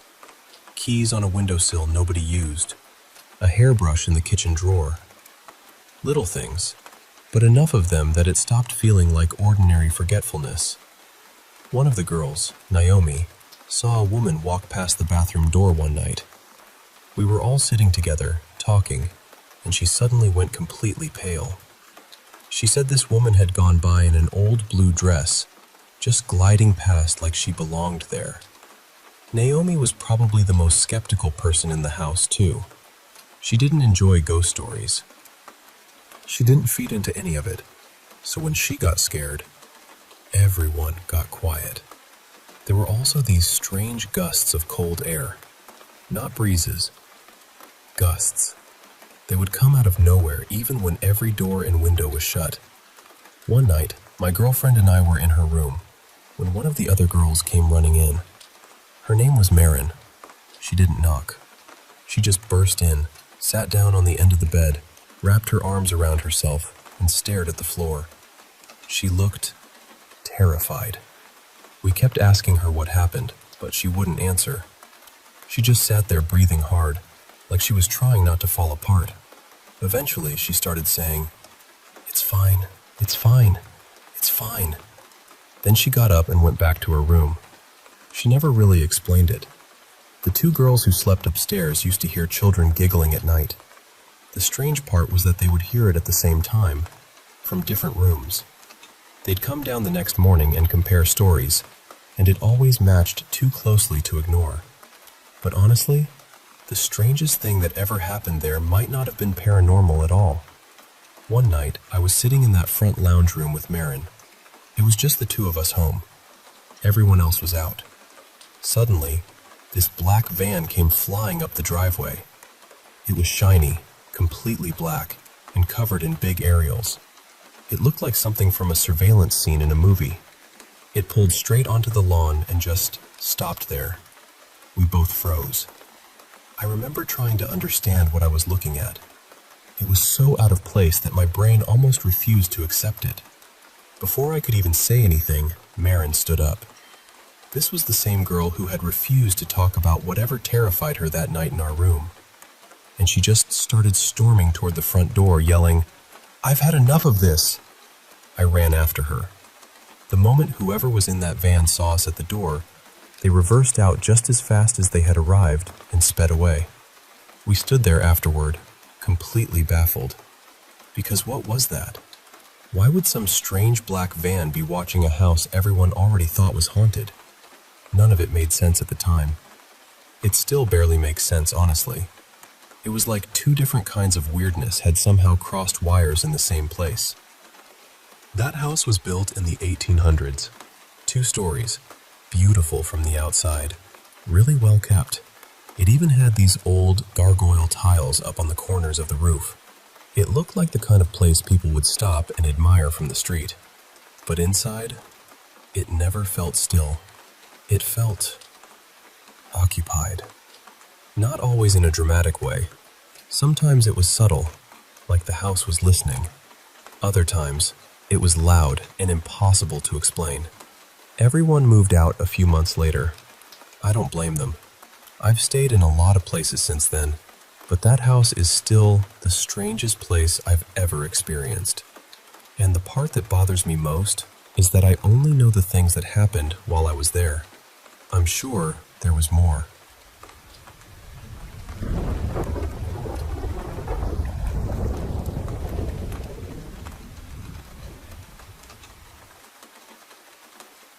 So, this one needs a bit of background first. Back in October 2008, I moved to a new town for work. My boyfriend Adam and I figured it made no sense to collect the keys, drive nearly an hour back to the old flat, and then return first thing the next morning when the furniture was supposed to arrive. So we packed the mattress, some bedding, a kettle, a few essentials, and decided we'd spend our first night in the new place, even though it was completely empty. I had a horrible cold at the time, the kind where your head feels stuffed with cotton and your whole body just wants to shut down. After we brought in the few things we had with us, I told Adam I was going to lie down early. He said he'd stay up a bit longer and wipe down the kitchen cupboards. At some point during the night, I woke up because the landing light was on. It was shining into the bedroom and casting this pale strip of light across the wall I was facing. I assumed Adam had switched it on, so I rolled over toward the open bedroom door, and standing right there, in the doorway, was an elderly woman. Not a shadow, not something vague in the corner of my eye. She looked completely solid. She was just standing there, looking straight at me. The strangest part was that she didn't seem startled at all. She almost looked pleased, really. She had this soft, kind smile on her face, like she'd been expecting me. But in that moment, I wasn't thinking ghost. I thought someone had broken into the house. I turned and saw Adam asleep beside me. I grabbed his arm and started shaking him awake. When I looked back at the doorway, she was gone. We searched the whole house. Every room, every cupboard, every door, every window. Everything was locked. Nobody was there. Afterward, I tried to explain it away. I had a fever. I'd been half asleep. I'd been having a strange dream right before I woke up. A waking dream seemed like the most sensible answer, so I forced myself to accept that and pushed it out of my mind. About a week later, I was at work one evening when Adam called me. I could hear straight away that something had rattled him. He told me he'd been eating dinner in the living room when he looked up and saw an elderly woman standing outside the front window, looking in at him. The window was closed, and she was just there, watching him. He said he shouted, "What are you doing?" But she didn't turn and walk away. She slowly faded, just faded out until there was nothing there. I asked him to describe her, and he described the exact woman I had seen in the bedroom doorway. He hadn't been asleep. He hadn't been ill. He was wide awake, eating dinner, minding his own business. We only lived in that house for about 9 months because the landlord decided to sell it, and we never actually saw her again. But we heard things. Footsteps on the landing at night were common enough that we stopped pretending we hadn't heard them. Little things would disappear and show up days later in places that made absolutely no sense. Once, the garage keys turned up in the fridge. At first, it really frightened me. I don't think I slept properly for weeks. But over time, I started to feel differently about it. Nothing bad ever happened there. There was no anger in the house, no heavy feeling, no sense that we were in danger. It almost felt like she was just checking in on us. I still can't explain it, but I know what I saw, and Adam saw her too. And honestly, after that house, I stopped being so sure that the world is only what we can explain.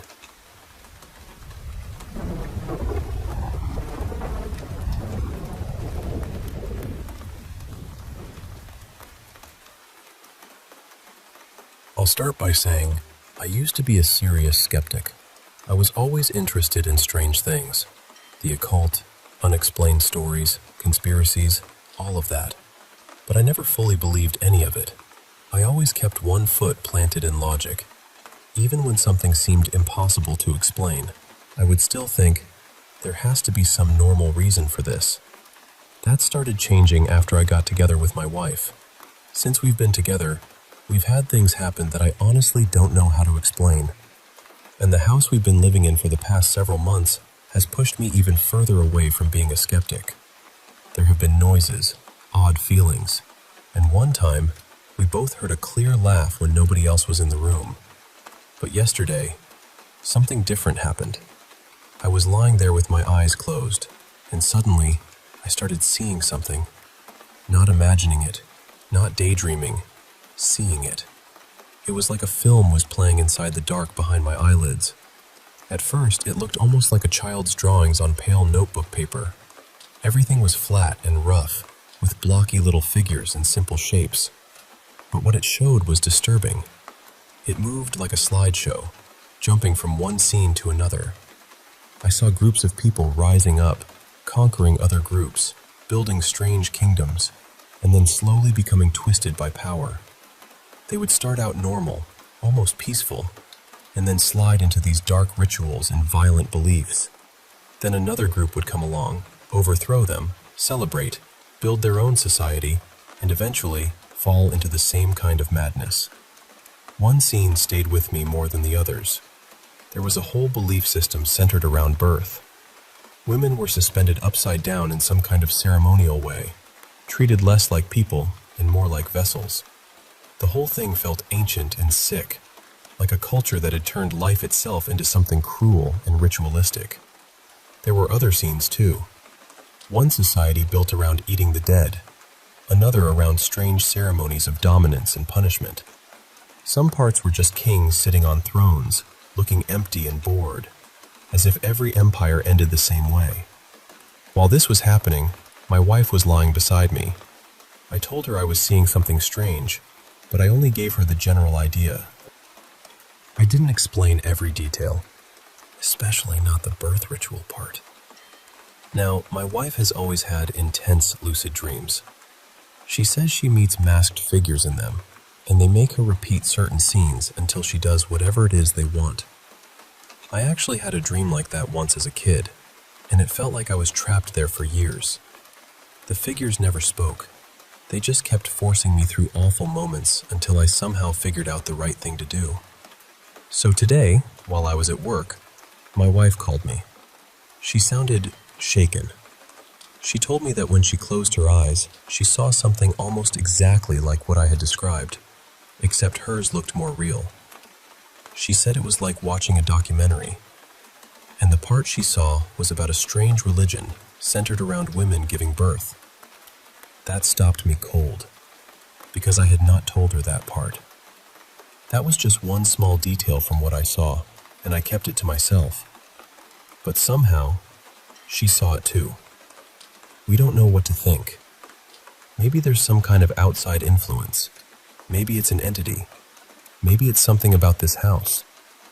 Maybe there's a rational explanation buried somewhere, but right now, it doesn't feel like our minds created this on their own. It felt shown to us. We're not panicking. Strange things happen here often enough that we've learned not to spiral every time. But this was different. This felt directed. I'm sharing this because I'm hoping someone out there has heard of something similar. I've seen people talk about the veil thinning, about people becoming more sensitive to things they normally wouldn't pick up on. I don't know if I believe that, but after what happened, I'm not laughing it off either. I just want to know if anyone else has closed their eyes and seen something that didn't feel like it came from them.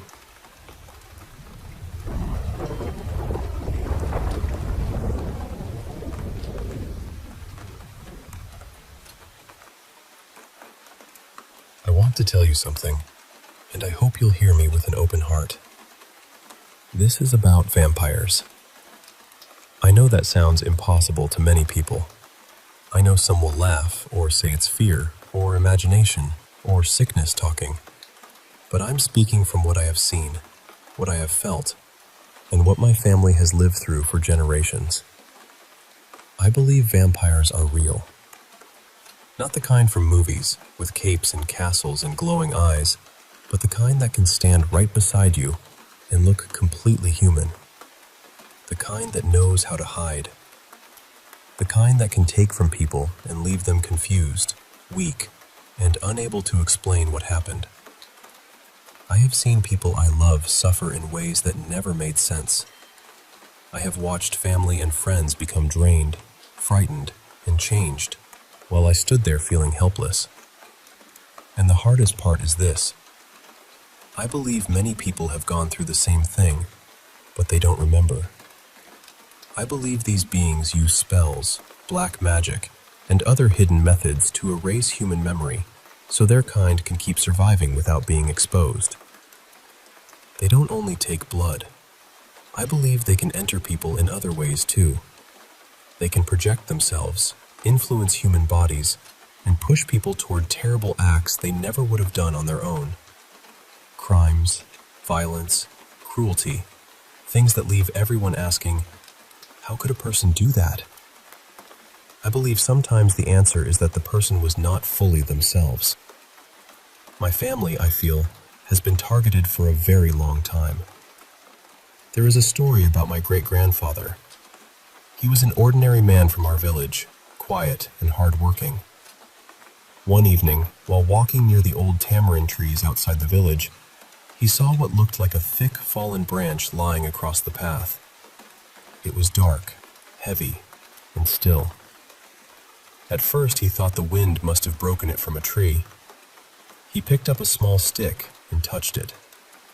Then it moved. The thing twisted and lifted itself, and before he could understand what he was seeing, it took the shape of a huge snake. No one in the family ever knew for sure if it bit him, or if something else happened in that moment. But he came home burning with fever. Within days, he was gone. My grandmother was only a little child then. After that, trouble seemed to follow our family. We lost money again and again. People fell ill without clear reasons. Arguments broke out in the house over small things. Whenever my parents tried to save even a little, something would happen. Money would vanish. Things would be stolen. Strange visitors would come into our home, acting friendly, but I remember them trying to hide things in our cupboards and wardrobes. At the time, we would forget. It was as if a fog was placed over our minds. But now, somehow, I remember. I believe their methods have changed with time. Now they don't always come like shadows in the night. I believe they use needles, syringes, and injections to draw blood from people, and then they wipe away the memory afterward. I have fallen ill many times for reasons doctors could not clearly explain. I have been hospitalized more than once. I have lost strength, peace, and even parts of my career because of what I believe they have done. I am not sharing this for attention. I am sharing it because I want people to protect their families. Please pay attention to the people around you. Pay attention when someone becomes weak for no reason, when memories feel broken, when money disappears, when a home that once felt safe begins to feel heavy. Sometimes evil does not arrive looking like evil. Sometimes it smiles, speaks politely, and lives right next door. To these vampires, humans are not people. We are food. We are something to be kept alive only so they can keep taking from us. They drain people little by little until their minds and bodies begin to collapse. Then those people are left on medication, trying just to function, trying to survive a life they can barely explain. It has taken a lot of courage for me to say all this out loud. I still struggle. I take pills so I can keep going, so I can appear normal, so I can get through ordinary days while feeling that something dark is still moving around us. It is painful to watch what I believe is evil thriving while people who have suffered are dismissed or ignored. But I still pray. I pray there are forces, seen or unseen, that protect human beings. I pray for families like mine. I pray for peace in a world that feels like it is carrying a much greater darkness than most people realize. And if my words reach even one person who has felt something similar, then I hope they know this: you are not alone.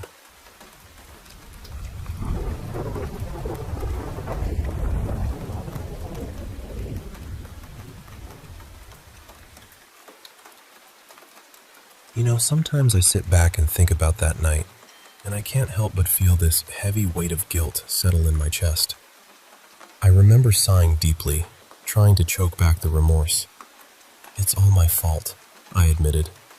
I didn't want to drag you into all of this. She clung to my arm tightly, her sobs shaking her body, and it literally broke me inside to see her like that. We finally made our way to the yard, and the scene was almost surreal. Faces glowing with smiles, all dressed in white, like ghosts or maybe angels, each carrying baskets overflowing with flowers. There were oxeye daisies, dandelions, even a handful of sunflowers. The colors were a mix of yellows and blues, creating a patchwork of warmth and calm. I counted nearly 30 people gathered, and right in the center of the yard stood this massive table made from fir wood, solid and sturdy. Suddenly, a hand landed on my shoulder, and I jolted back, nearly stumbling over myself. How on earth my mother managed to sneak up on me, I'll never understand. She's not exactly silent or subtle. We're getting ready for the bonfire. She has to be part of it, she said firmly. I shook my head, barely able to meet her eyes. I'm not letting her out of my sight. But Mom was insistent. Then you can start cutting the bread, she said, pointing towards the kitchen. It's right by the back entrance. So, Lily and I kept to ourselves, just watching the others. You wouldn't believe the tiny details that most people would overlook if they weren't paying attention. Like the way they'd tied living snakes into the maypoles, a strange, almost eerie sight, supposedly to absorb any corruption that dared to enter. Or how nobody wore wool because wearing the fur of a prey animal would supposedly invite predators. It was 100 little rules, All followed without question, and there we were, on our knees, cutting bread. I could hear Lily mumbling under her breath, her thumb gently brushing the golden cross that hung from her necklace. She was praying, no doubt about it. I leaned close, making sure no one else could hear. "Not here," I whispered urgently. "They're not rational, not like us." Her voice was barely audible. Have you done this? Are you part of this?" I shook my head slowly. "No, not like this. But you know what this is." "Usually, yes, but..." Before I could say more, someone cleared their throat behind us. I turned to see my dad, and he looked at me with that apologetic smile he always wore when he knew something was going to be hard. "I'll just borrow him for a few minutes," Dad said. "We'll be right back." The shadows in the yard were starting to grow longer, darker. Back in the old country, the midnight sun would keep the sky bright for days, but here in Minnesota, twilight crept in fast. Still, it was probably around 7 p.m., and the light outside was soft, almost dreamlike. It messed with my sense of time. Dad glanced back over his shoulder to make sure we were alone, then turned to me with a serious look. "You love this girl?" he asked, his voice low. "You want to spend the rest of your life with her?" I swallowed hard, thinking of Lily, her gentle eyes, her quiet strength. "I know she's a Christian, but..." "I'm not asking about that," he interrupted, placing his hand gently on my cheek. "I want to know if you love her, the real her. Do you?" I looked toward Lily, standing across the yard, her gaze fixed on me. Of course I loved her. I nodded quietly. Dad smiled and gave me a firm pat on the shoulder. "Then you'll be fine," he said. An hour passed. The centerpiece table was now decorated with flowers and branches, its surface alive with color and fragrance. My heart pounded in my chest, nerves twisting like vines inside me. My mother's voice suddenly cut through the quiet, calling out to the others with an old herding call, this haunting, howling sound that echoed across the fields. Slowly, from every shadowed corner of the clearing, people emerged, faces familiar yet strange, all draped in white. She spoke to them in the old tongue. I caught only fragments, prayers to the black-horned virgin, the goat-legged mother, the mountain spirits, and the land that nurtured us. She spoke of our offering and the blessings we hoped to receive, to bring new life into the footsteps of the old blood. Then, my dad stepped out of the kitchen, completely naked. It took me a moment to process what I was seeing. By the time I scrambled to my feet, 4 men were already moving toward me, grabbing me firmly to hold me back. Lily's eyes darted between us, confusion and terror written all over her face. I started screaming. I don't even remember the words, but it was raw, desperate, like tearing something from the very core of my soul. I screamed as they laid him out on the table. I screamed as the axe was raised high. My screams tore through the night, my throat raw and my face burning red. But then, silence fell, heavy and suffocating, as the axe came down. This was why Dad wanted me to be sure. The greater the blessing, the greater the offering. Amidst dozens of jubilant voices and cheers, I sat down and wept like a child. They shattered the table into pieces and used birch branches to spread his blood around. Then they cut him open, stuffing his body with fir branches and spices. A dead head biting down on an apple placed carefully atop the pile. All arranged neatly, then set aflame. His empty eyes never met mine, no matter how many times I cried his name. We were pulled toward the fire. I remember sitting on my knees, leaning forward, watching the flames consume everything we had offered. The fire licked away at the body given freely. Someone pressed a bowl into my hands, bread and some kind of walnuts. Lily's bowl was different. Hers was filled mostly with sunflower seeds. "Eat up," my mother said, her voice soft but commanding. and you'll have my blessing." Lily just stared into the fire, flames reflecting in her wide, tear-filled eyes. She forgot to blink, lost in the flickering light. I curled up beside her, and we ate quietly together. It wasn't much, but it felt like the end of something. As we finished, the singing from the bonfire swelled, growing louder and more intense. I swear everyone seemed to grow taller, at least a head taller, and their eyes shone brighter than before. The sun still hadn't set, even though it was well past 10 p.m. The song shifted from a hymn to something wild and animalistic. They led us away from the others to a small hole dug into the earth, about 3 feet deep, just big enough for 2 people. Lily saw it and panicked, thinking it was a grave. I held her close, whispering softly. "It's not that," I promised. "It's not that." They stripped us of our clothes and laid us down side by side. Then they covered us with branches and leaves, my mother watching with a smile that sent chills down my spine. "You've been blessed," she said, "and in the morning, you'll be reborn." She looked different. Her eyes were colorless, almost glowing, and her teeth had grown sharper. She seemed taller and younger, like some creature out of a dream or nightmare. "You may marry whoever you want, have many children, and come see me sometime," she said, her voice dripping with an eerie promise. All around us, the singing erupted into screams, raw, wild, and terrifying. 2 men were viciously attacking each other, their bodies bruised and bloodied. A woman slammed her head repeatedly against a rock. An older man was shoveling handfuls of dirt into his mouth, desperate and mad. They were losing themselves, consumed by the fire's madness. As they covered us with branch after branch, Lily and I lay still, hearts pounding, waiting for it all to end. I squeezed her hand tightly, the warmth and fear mingling in that dark, quiet moment beneath the earth, hoping with everything I had that morning would bring some kind of light, some kind of rebirth.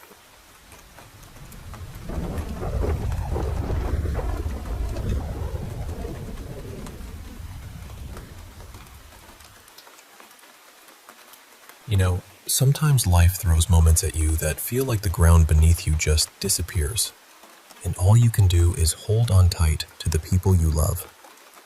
Let me tell you about one of those nights, a night that changed everything for me and Lily, or well, for Kviga, as I'm learning to call her now. It all started as the sun dipped below the horizon, and almost in an instant, the world around us was swallowed by darkness. Not just the usual nightfall, but a heavy, suffocating blackness that seemed to seep into our bones. The only sounds breaking the silence were these eerie, distant howls, madmen, or so it seemed, carrying through the trees like a warning. We didn't speak much. We just curled up close to each other, our bodies a small island of warmth in that vast, cold night. And we waited for the morning light to come back and bring some kind of hope. Somewhere in the depths of that long, restless night, exhaustion finally took hold, and we fell into a fitful sleep. I woke up suddenly, startled by the sharp, choking sound coming from Lily. My heart jumped. She was frantically clawing at her throat, panic written all over her face. I realized she was trying to get to her necklace, the one with the golden cross she always wore. She finally ripped it off, gasping deeply as if the weight had been infected off her chest. Relief washed over her features, but the fear lingered in the air between us.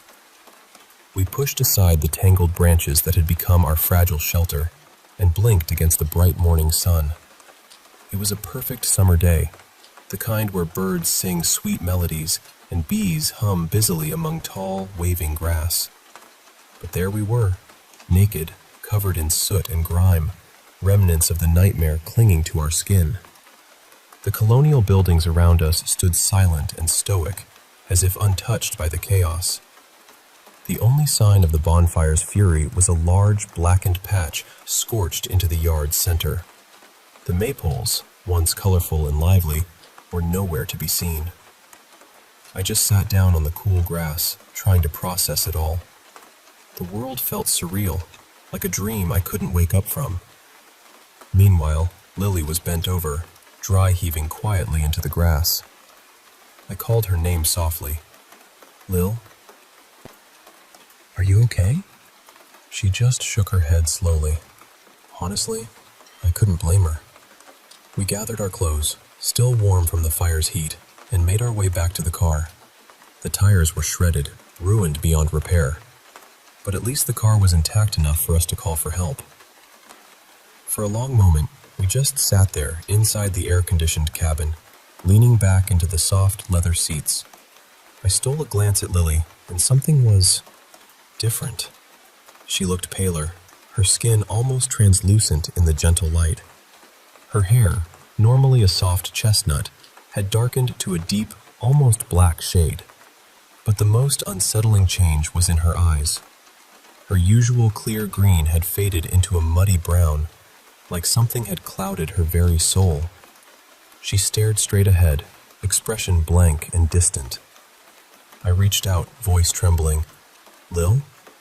She cut me off sharply. "Don't call me that." "What do you mean? That's always been your name." Her voice cracked, a raw edge I'd never heard before. "That's not my name anymore," she burst out, eyes wild and unrecognizable. "She baptized me. I'm not Lily anymore." I felt a chill run down my spine. The woman beside me, the one I thought I knew inside out, was slipping away. Her quirks, the little things that made her her, were vanishing or twisting into something else. Even her warm, melodic voice had turned into a rasp that grated on my nerves. "She baptized me," she repeated, voice trembling with something between anger and fear. "I can feel it inside me, moving, rearranging everything. It's wrong. It's like my pieces are being pulled apart and put back together in a way I don't understand." I pulled her close, resting her head against my shoulder. Even as she cried, her sobs felt foreign, like echoes from another world. We called the police, and the day became a blur of waiting and talking and explaining. Our car was towed away, and we filled out endless reports. Lily showed them the pictures she'd taken that night, but the images didn't reveal much, just shadows and flickers of flames. Afterward, we finally got to shower and change into fresh clothes, but the weight of that night hung heavily over us. The rest of the day we spoke with strangers, officials, investigators, people trying to help, but barely exchanged words with each other. So much has changed since that night. Our house no longer has any crosses hanging on the walls. And Lily, well, she asked me to start calling her Kviga now. Sometimes, in the quiet darkness, I hear her whispering in a language I don't recognize. A language that feels ancient and strange.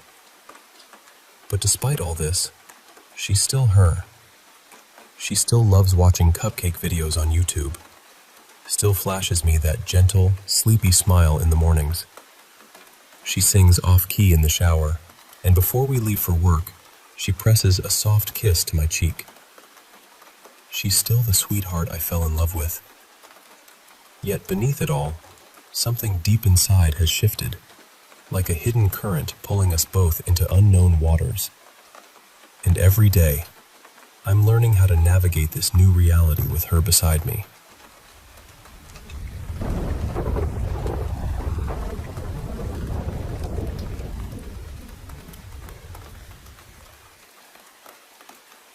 So let me start by saying I'm 25, and I live with my girlfriend, who's 23, and our cat Benny, in a small apartment in Honolulu.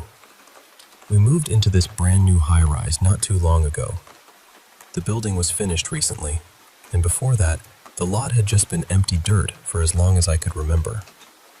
Our place is a one-bedroom, one-bath, maybe around 650 square feet, and we were the very first people to live in this unit. At first, everything felt wonderful.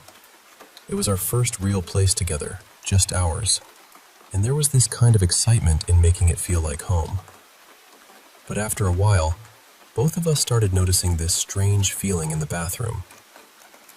The bathroom is right by the front door, and I don't know how else to explain it except that the air in there felt different, heavy, like you weren't completely alone, even when you knew you were. Last week, I brought over a small Bible my aunt had given me a while back. It had been sitting at my parents' house, and for some reason I felt like I should have it with me. After that, things seemed to get more intense. The feeling of being watched in the bathroom got stronger. It wasn't constant, but it was enough that both my girlfriend and I noticed it separately. Then tonight, we woke up from a nap around 8 p.m. because our alarms went off. We stayed in bed for maybe 20 minutes, just talking quietly, still half asleep. My girlfriend got up first to use the bathroom, and when she came back, she was quiet. I didn't think much of it at the time. A little later, I went in there myself. I didn't turn the light on. I just sat down, opened YouTube on my phone, and kind of zoned out in the dark. After about 5 minutes, I started hearing this breathing. It was close. Really close. Like it was right beside me on my left. At first, I thought maybe Benny had slipped into the bathroom with me and was sniffing around under the sink or near the toilet, because he does weird little cat patrols like that. But then I realized that made no sense. If he had been trapped in there with me, he would have been yelling at the door immediately. So I turned off the video, switched on my phone flashlight, and looked around. Nothing. But once the video was off, I could hear the breathing even more clearly. It got deeper, slower, more dragged out. It sounded hollow, almost like someone trying to breathe across a blocked nose. I just sat there, frozen, trying to figure out where it was coming from. And then I realized it sounded like it was coming from behind the shower curtain. I stood up and pulled the curtain back. The breathing stopped, just stopped. I turned the bathroom light on after that and tried to come up with every normal explanation I could. Maybe the toilet seat was shifting, maybe pipes, maybe someone upstairs or downstairs was using their shower, maybe some weird echo through the walls. I moved around. I flushed.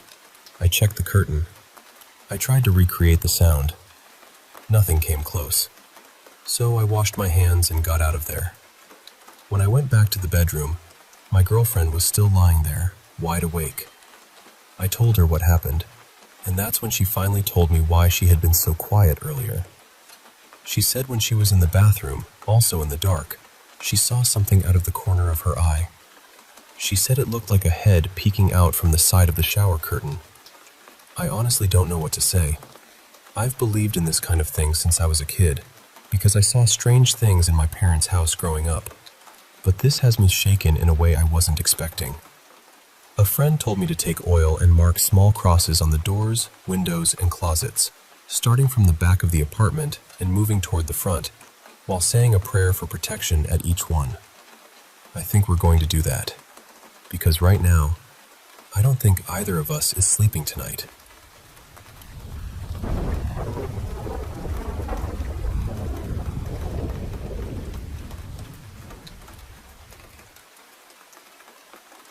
Hey, I want to share something really personal with you.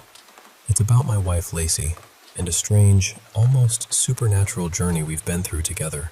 I promise. It's a story about love, loss, and a little bit of mystery that no one saw coming. You see, Lacey was in a terrible car accident back in early spring of 2020. It wasn't just a simple crash. It was more like a car launching itself at her at a crossroads, nearly 55 miles per hour. The impact was brutal. She hit the pavement so hard that her throat and collarbone were fractured, and her left arm broke in 3 places. It was one of the most terrifying moments of my life. We spent those first days in the hospital, surrounded by the sterile smell of disinfectant and the quiet beeping of machines. I remember sitting by her side, watching her pale face through the tubes and monitors. The doctors were worried about her concussion and the fine motor skills in her left arm. But it was a nurse, one quiet, compassionate soul, who hinted at the thing that would be the hardest to heal, her throat. At first, the doctors told her not to speak at all. She had to rest her throat, so no talking for weeks. She had to wear this awful metallic neck brace, something that looked like it belonged in a medieval torture chamber. Lacey was so low-spirited. It broke my heart to see her like that. But even then, she was so thankful for the little things. Holding my hand, a gentle squeeze from her family. Weeks turned into months. Her broken bones mended, but her voice, it never came back. No matter how hard she tried, she couldn't speak. I remember one day, standing in the kitchen, looking into her eyes and telling her I loved her. All she could manage was this agonizing, wheezing whistle. Then suddenly, she panicked, locking herself in the bathroom, trying to scream, but all that came out was silence. We tried everything. Hours of exhausting vocal exercises, minor surgeries, even some homemade remedies she found online. One time, she drank this concoction of rosemary, olive oil, and some strange flower extract. It gave her stomach cramps for days. Each time, the result was the same. She would break down in tears, locked away in the bathroom. Watching her despair again and again, it was unbearable. I couldn't just stand there, feeling helpless. I dove headfirst into finding a cure for her. I scoured forums, emails, everything I could during work breaks. I even made a second email account just to sift through the endless spam and scams. Most leads were dead ends or nonsense, but I kept going, desperate for hope. Then, one day, an unusual email slipped through my spam filter. It was from an auto-generated account, but the message stopped me cold. Don't worry, I know what you're going through. I know someone who can help. Don't be alarmed and follow these simple steps. 1. Plant and care for the seeds. 2. Welcome the guest. 3. Listen to the song. 4. Don't pick the white one. I thought it was a prank or some weird internet thing and ignored it. But 3 days later, a small white envelope appeared on our doorstep. Inside, a packet of unmarked seeds. I hesitated. I even thought about flushing them down the toilet. But Lacey was locked in the bathroom again, sobbing quietly. The sound of her broken throat sniffling was unbearable. I couldn't ignore it. I planted those seeds in our front yard's flower bed, watered them, and felt ridiculous. To my surprise, the seeds sprouted quickly. Little stalks, then buds, then these stunning royal blue sunflowers. They were smaller than usual sunflowers, but radiant and cheerful. Lacey loved them immediately. She tried bringing some inside in pots, but they kept dying. So we left them outside, our quiet blue companions in a dark year. One night, things got tough. Lacey and I argued. She got frustrated because I talked too much and she couldn't respond easily. I tried to keep my thoughts in check, but it felt like walking on eggshells. So I started spending more time in the garage, tinkering with little projects. That night, fixing the porch light, I noticed a shadow watching me from the road. It was a person, I was sure, tall, cloaked in something large. I called out, but no answer. The wind rattled the flower bed, and I remembered that strange email. I think I'm supposed to welcome you, I said aloud, half to myself, half to the shadow. If not, well, have a good night. But just, you are welcome. When I looked back, the shadow was gone. After that, Lacey would often stand by the window, staring in that same direction. I asked her what she saw, but she just sighed and walked away. I stopped asking. She'd also start locking herself in the bathroom more, and we began sleeping in separate beds. She said she needed space, that love shouldn't feel like an obligation. I understood. I moved to the guest room, but she still made my bed while I was away. There was still love, even if it was quiet now. I hadn't thought much about the third rule from the email. Listen to the song. There was no song, or so I thought. But then one day, I realized Lacey was humming. It was faint, a calming nursery rhyme, like a music box melody, melancholic yet gentle. I asked her about it. She typed into her speech app. No idea. Nursery rhyme? I started humming along. I even made up lyrics to it, writing them down during a lunch break. You're my friend, I'll sing your tune. A setting sun to rising moon. I ask you, buddy, buddy blue, won't you be a sunflower too? I showed it to her when I got home. She stared at the paper, eyes wide and lost. Then she panicked, locking herself in the bathroom, crying harder than ever. I banged on the door, yelling, "Just talk to me. Use the app, please." Silence. Then a paper slid under the door. On it, my lyrics, with a big "fuck you" scrawled across in black eyeliner. That night, I was close to breaking. November was settling in, and even the blue sunflowers were drooping. I took a long, cold walk through a storm, leaves whipping against my face, trying to clear my mind. I ended up at a local bar, desperate for distraction. I struck up a conversation with two steel mill workers. After a few drinks, I told them about Lacey, the accident, and the mysterious email. One of them looked at me sharply and said, "I've heard of that, the silver tongue game." They explained it was an old superstition from the 1910s, kids trying to become great singers by playing this game. The 4 rules I'd received? They were part of it. Planting seeds meant swallowing sunflower seeds and drinking water. Welcoming the guest meant breaking a rule. Listening to the song meant singing a specific nursery rhyme aloud. And the last? Don't pick the white one. Because if you did, the devil would trick you. I texted Lacey, but no response. The wind was picking up. The brothers left and I started walking home, feeling more anxious than ever. When I arrived, the front door was open.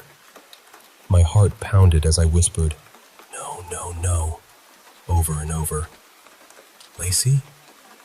The house was silent, except for the wind. I rushed to the bathroom, locked as always. I pounded on the door, then ran to get my tools. Outside, I saw a shadow again. I flicked the porch light on, and the figure stepped into the glow. I'll never forget her. She was enormous, hunched in a crouch, wild black hair like a tangled storm.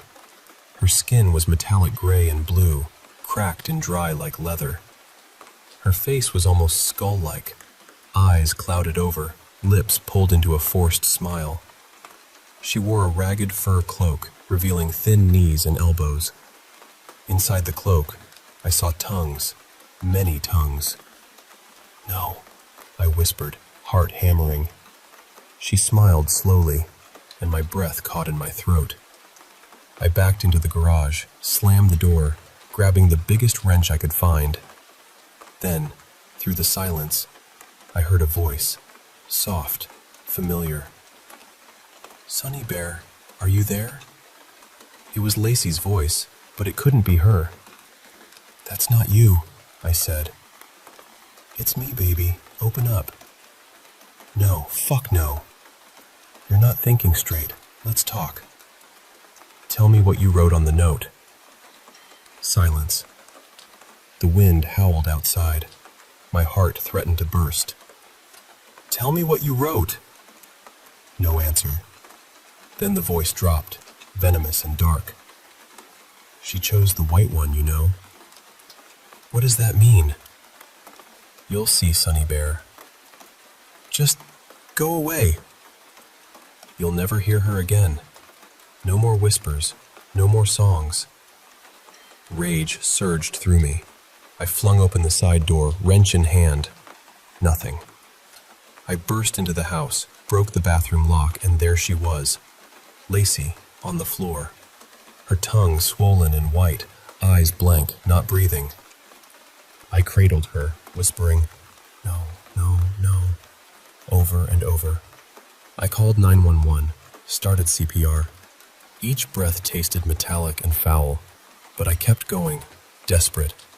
After what felt like forever, the ambulance arrived. Lacey gasped for air. Our eyes met, and without words, I smiled.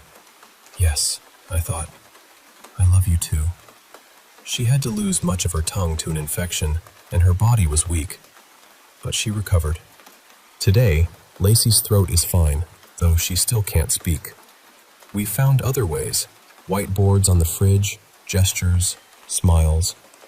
We're healing, slowly but surely. And the strange rules? Turns out Lacey had been playing along too. She ordered a rare sunflower called the Tomskog, the kind kids used to eat seeds from. She broke a rule by smoking in the bathroom, and she sang the song. But the last rule, don't pick the white one. She fell for that trick. When I asked why, she just said, that's the trick. They're all white.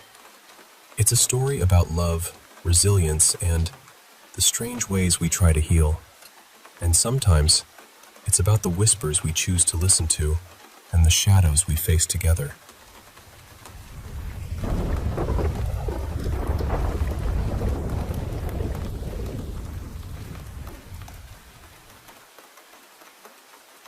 Hey, I want to share something from my childhood that stayed with me all these years. When I was about 9, I went through this really intense and scary phase where I kept seeing shadow people everywhere. Now, these weren't just fleeting glimpses or tricks of the light. They were these dark, shadowy silhouettes of people, completely black, like figures made of smoke, but with human shapes. They'd appear right there in my room, standing silently, almost like they were watching me. Sometimes they'd move around slowly, just drifting from one corner to another. It was unsettling. There was this one figure I remember especially well. A man wearing a hat. Every time he showed up, he would come close and hold out a box to me. I never knew what was inside, but he always tried to give it to me, holding it out in his shadowy hand. I never took it. The way he just stood there, silently offering something I couldn't see. It was creepy, but also confusing. And then there were these random shadow faces that popped up suddenly, right in front of my own face. They weren't grotesque or monstrous, just faces made of pure darkness, appearing out of nowhere. Now, I wouldn't say they were terrifying in their appearance. It was more the fact that they were always there. It felt like they were constantly lurking around me, and that alone was terrifying for a little kid. I was scared out of my mind. My only defense was to pretend I didn't see them, to ignore them completely, and hope they'd lose interest and just vanish. But they didn't. They were everywhere, and ignoring them only made me feel more alone and helpless. Eventually, I got so scared that I stuck close to my mom whenever she was home. And when she wasn't, I'd hide under my blanket in my room, sometimes all day, just waiting for the night to pass. It felt like a never-ending nightmare, even though I can't really say exactly how long this went on. It just stretched on in my mind. I did try to tell my mom about what I was seeing, but at first, she didn't believe me. She thought I was maybe imagining things or trying to mess with her. But as time went on, it became clear to her that something was really going on. She came up with this idea that maybe these were spirits. And honestly, that scared me even more. Spirits? Watching me? What did they want from me? My mom got really fixated on the idea that I had this gift to see spirits. She found a woman online who claimed she could see the same things and help me. I was so desperate to be rid of these shadows. I just wanted them gone, no matter what.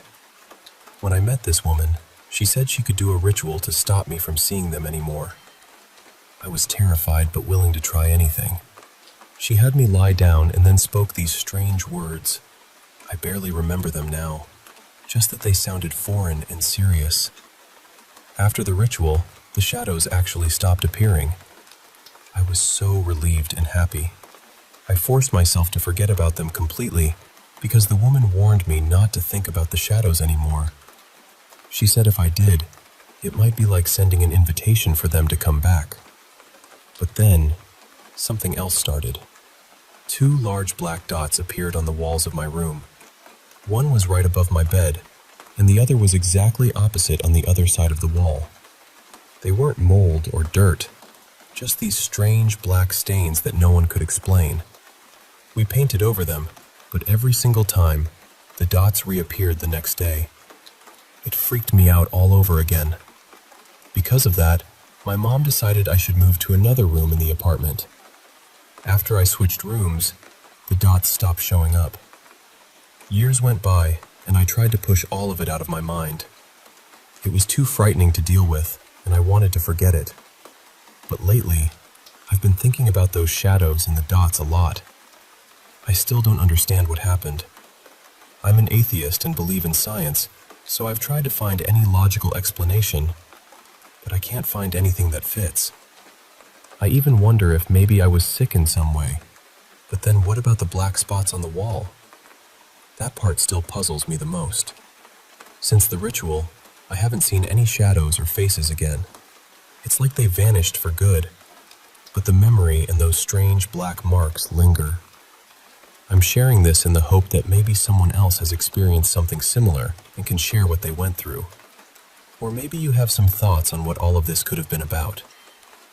Because honestly, I'm still trying to make sense of it all.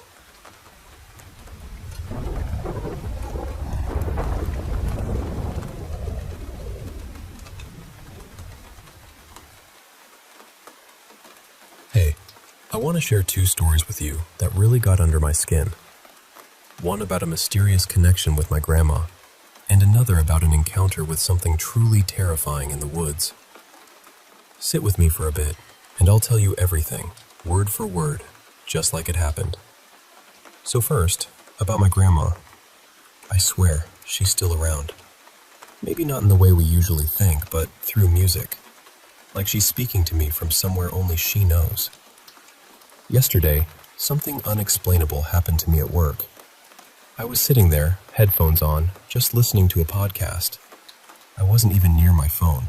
It was tucked away in my bag. Out of nowhere, this song I instantly recognized started playing. Now, it wasn't part of the podcast or anything I had queued up.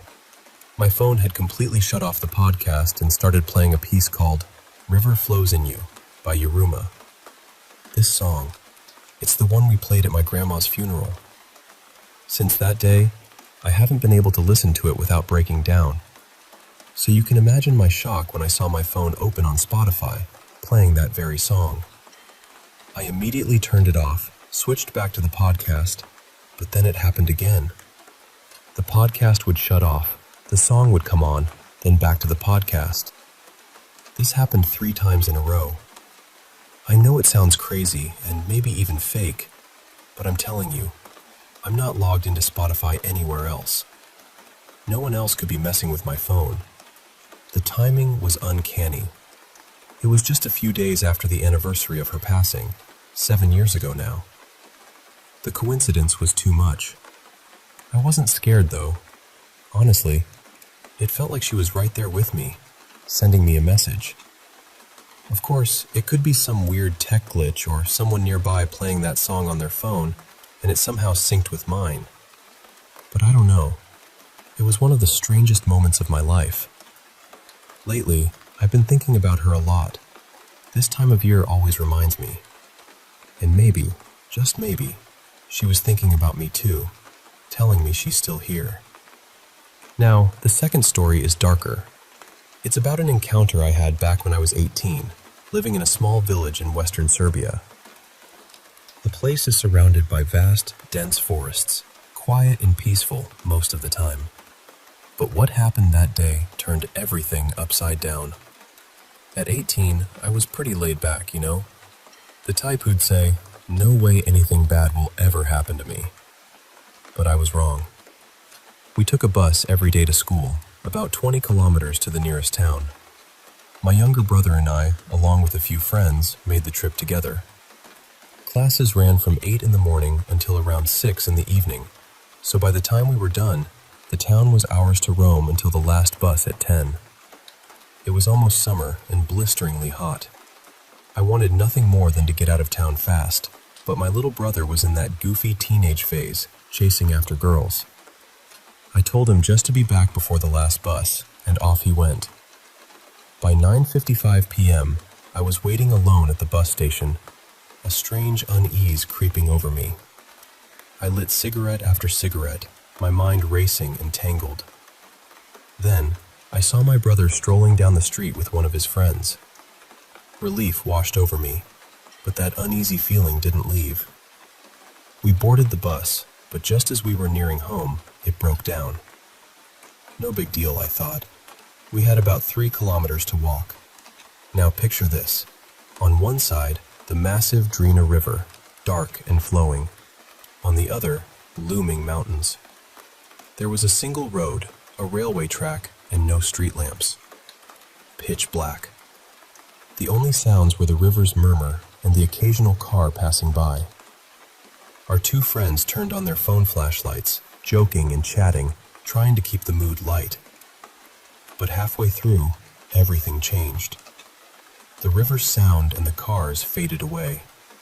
Suddenly, all I could hear was their voices. The darkness seemed to thicken, swallowing the light, pressing down on me like a living thing.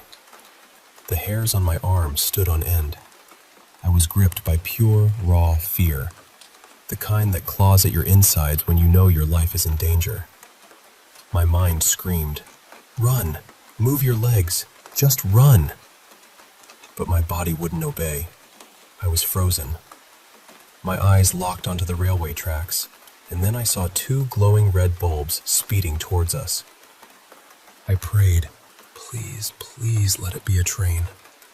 But as it passed, I glimpsed something far worse. A figure, black as night, as if wrapped in shadows, with eyes filled with pure malice. It stopped about 10 meters behind us. Our eyes met, and I swear, the smile it gave me was the most sinister thing I've ever seen. It shook me to my core. I yelled, voice cracking with terror, "Run! Don't look back! Just run!" But our friend turned around. The horror on his face was unmistakable. He was frozen, rooted to the spot. I had to act fast. I scooped him up like a child and ran, shouting, "Just run!" But then, that dark thing grabbed my backpack. I was paralyzed, 6'3", 220 pounds, and I couldn't move. It was like invisible chains held me. I heard my backpack rip, felt sharp pain on my back and arms, numbness spreading. I dropped my friend. I could sense my brother crying nearby. In that moment, a thought crossed my mind, bitter and raw. What a shitty way to go. I didn't even get laid yet. I wish Dad was here. He'd know what to do. Our father had passed not long before, and it hit us hard. But then, something miraculous happened. I felt a sudden warm tap on my shoulder. It was familiar, the way Dad used to touch me to calm me down. I knew it was him. I reached out, whispering, "Dad?" Tears streamed down my face. The pain vanished, the darkness lifted, the dread disappeared. I heard the river's gentle flow again, and I could move. I took a few steps towards my brother and then collapsed. My mind went blank. When I woke up in the hospital, my mom was crying, and my brother stood silently, his eyes empty, soulless. The reality of what had happened crashed over me, and I passed out again. Later, doctors asked questions. I felt sharp pain in my back when I tried to sit up. They said I only had minor scratches from a fall. I didn't believe them. I knew I'd felt real pain. I saw scratches on my arms too, but nothing that matched what I experienced. They wanted me to see a psychiatrist. I thought, great, they think I'm crazy or that I hurt myself.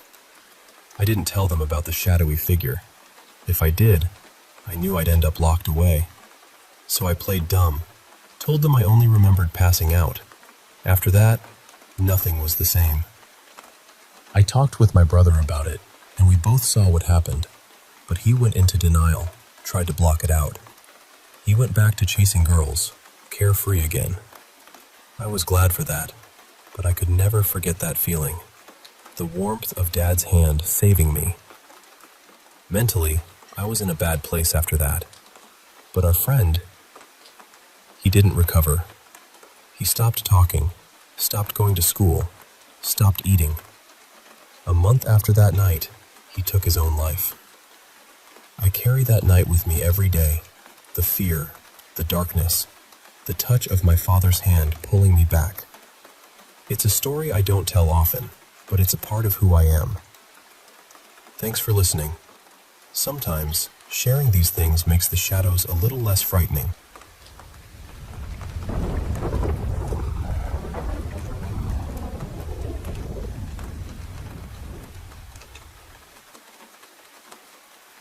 Hey, I want to share a couple of stories that happened to me and a friend, both pretty unsettling, and honestly, they still give me chills when I think back on them. So, grab a seat, and let me tell you about the three-party house first. A few years ago, I moved into this apartment in a really quiet neighborhood. The place was perfect, honestly. Big bedroom, plenty of space, and this built-in desk that was ideal for the kind of work I do. On my very first day, I went to check the mailbox. Now, this part creeped me out a bit. There was this tiny slip of paper where my name would eventually go, but instead of a name, it said, deceased. I figured whoever lived there before had passed away. It was a little unsettling, sure, but I brushed it off, thinking, well, that's just life, right? Probably nothing to worry about. Months went by without a single incident. I was comfortable, settled in, and honestly, I wasn't thinking about that little piece of paper anymore. But then, suddenly, these dreams started coming to me. In these dreams, I was back in that same bedroom, but instead of being alone, there was this huge party going on. The room was packed with people I didn't know, strangers laughing and talking, the smell of cigarettes thick in the air, the clinking of glasses echoing all around. It felt so vivid. Every time I had this dream, what would wake me up was the smell of smoke. It was so strong and real that I'd actually wake up coughing a little. But even after waking, those party noises, the laughter, chatter, the glass clinks, would linger in my ears for a good 20 to 30 seconds, like the party was still going on somewhere just out of reach. Now, I've never really believed in ghosts or anything paranormal. I'm pretty grounded, and I try to be logical. But these dreams kept happening. Always the same scene, with the same people, the same smoky atmosphere. One night, in the dream, I actually gathered the courage to ask, "What do you want from me?" And then, one of the guys at the party turned around and looked right at me, and he said, "We need your help to communicate with our loved ones."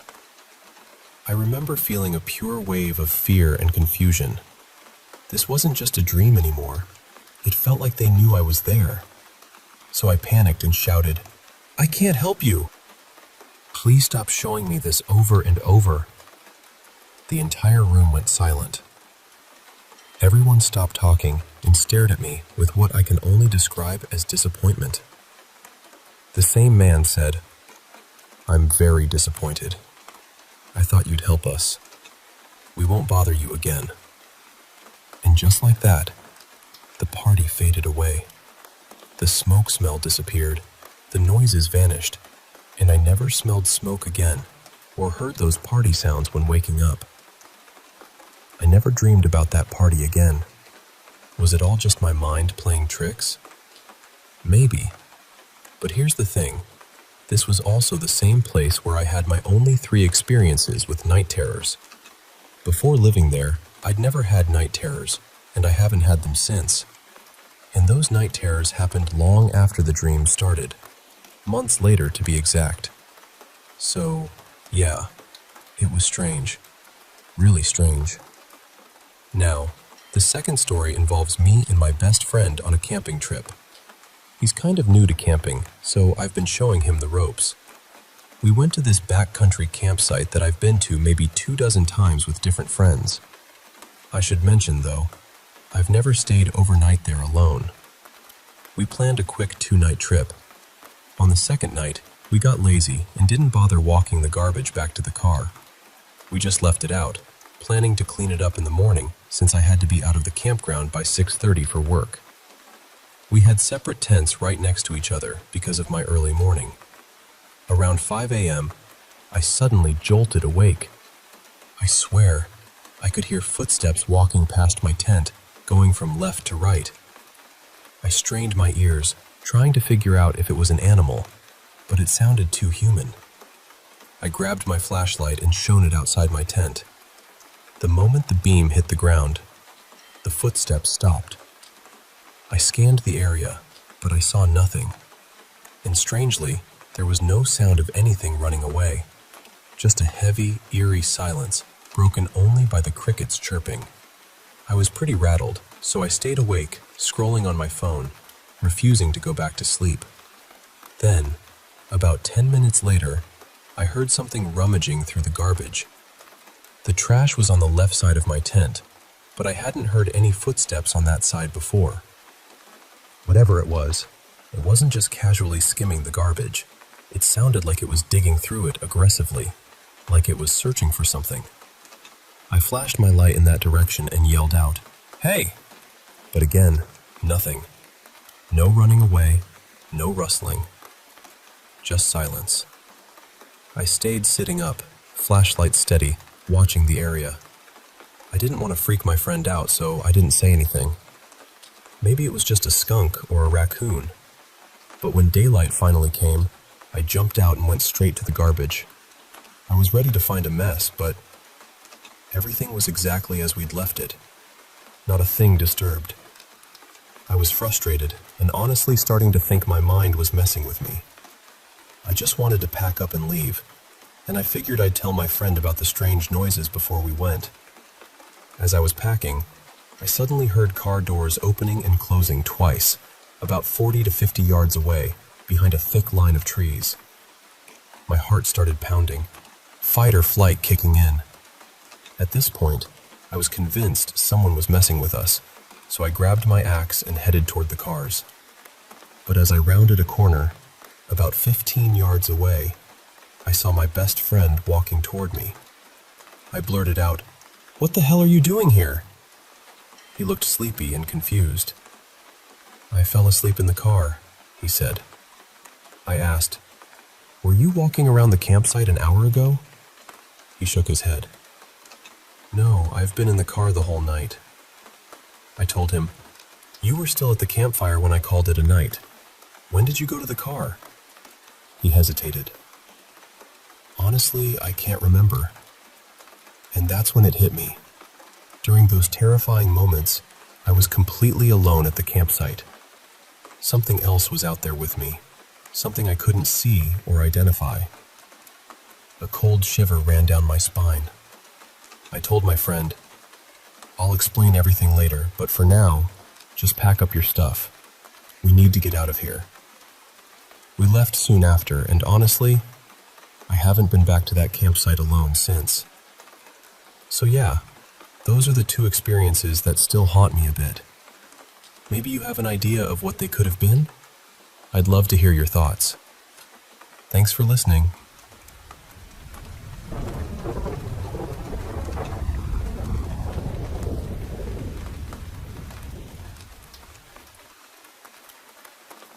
Hey, I want to share with you this really strange and honestly terrifying experience I had growing up. It's about the time when, well, I didn't just think my house was haunted. I realized maybe I'd somehow invited something in. Not just one thing, actually. There's more than one entity living with us, and while one is, I guess, friendly, the other is definitely not. Let me take you back to when it all started. It was around my 10th birthday, and it was the very first sleepover I ever had. I was so excited, buzzing with anticipation.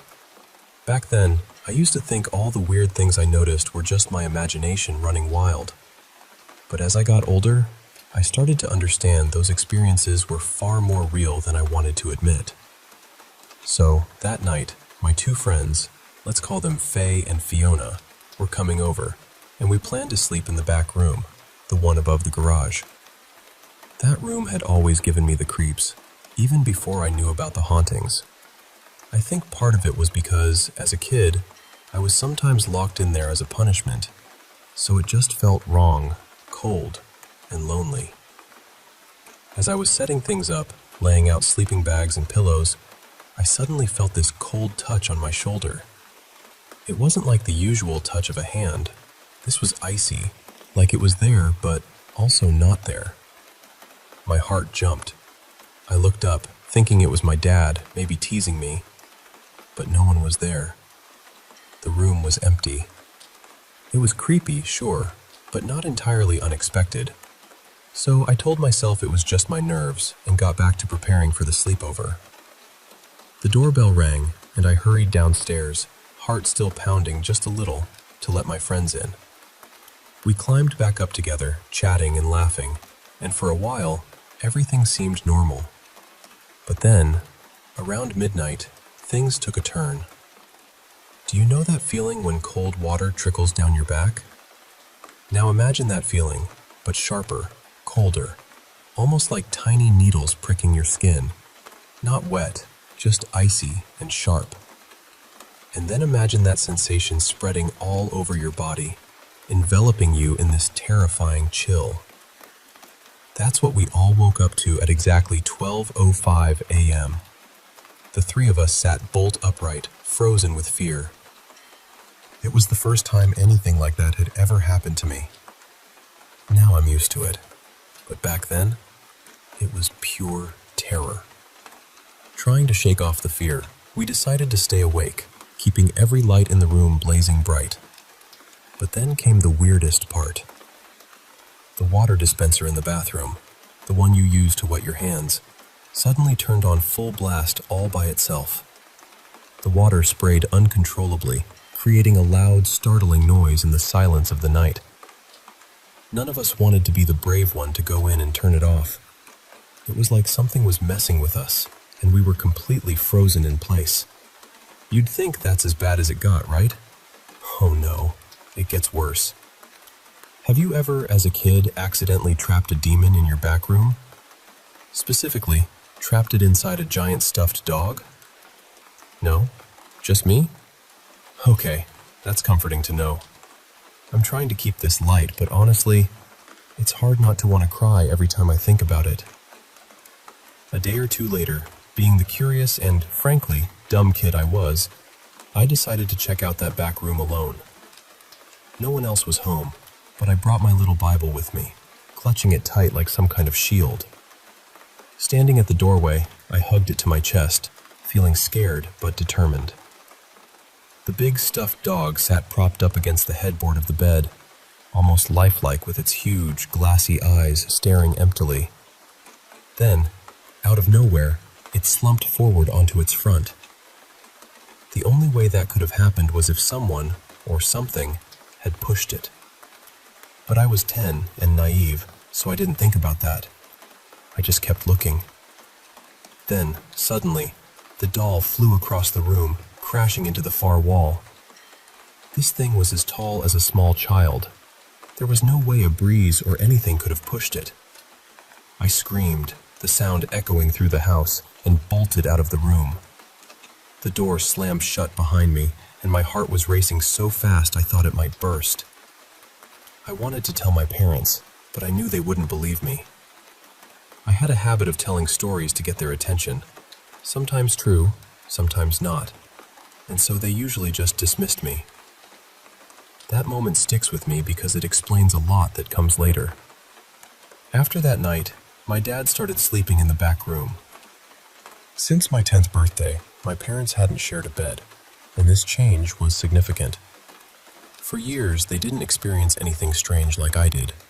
But one night, everything changed.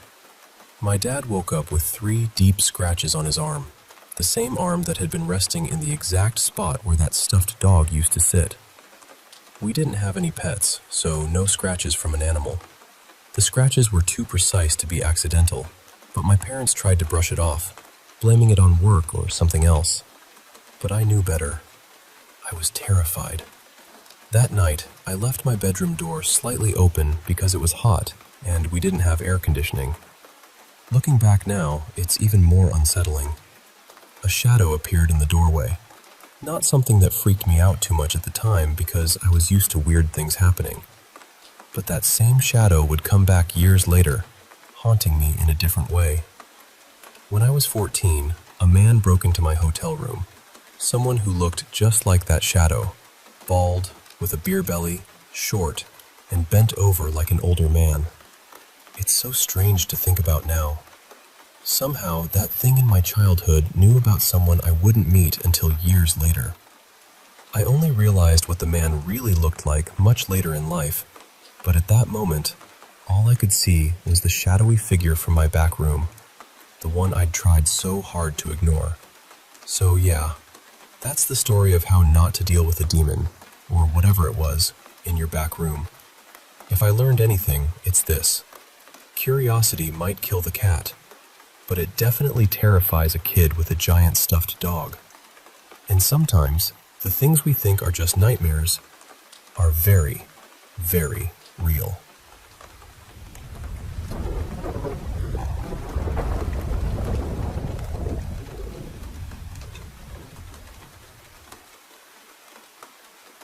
Hey, I want to share a story that happened to me many years ago.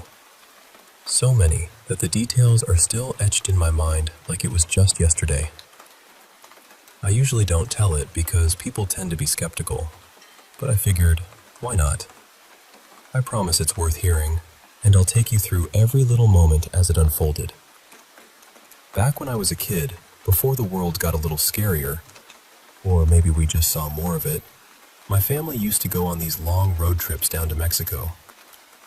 We'd drive for what felt like forever to reach the border, and part of our routine was to stop in Texas at this government building where we could exchange our American dollars for Mexican pesos.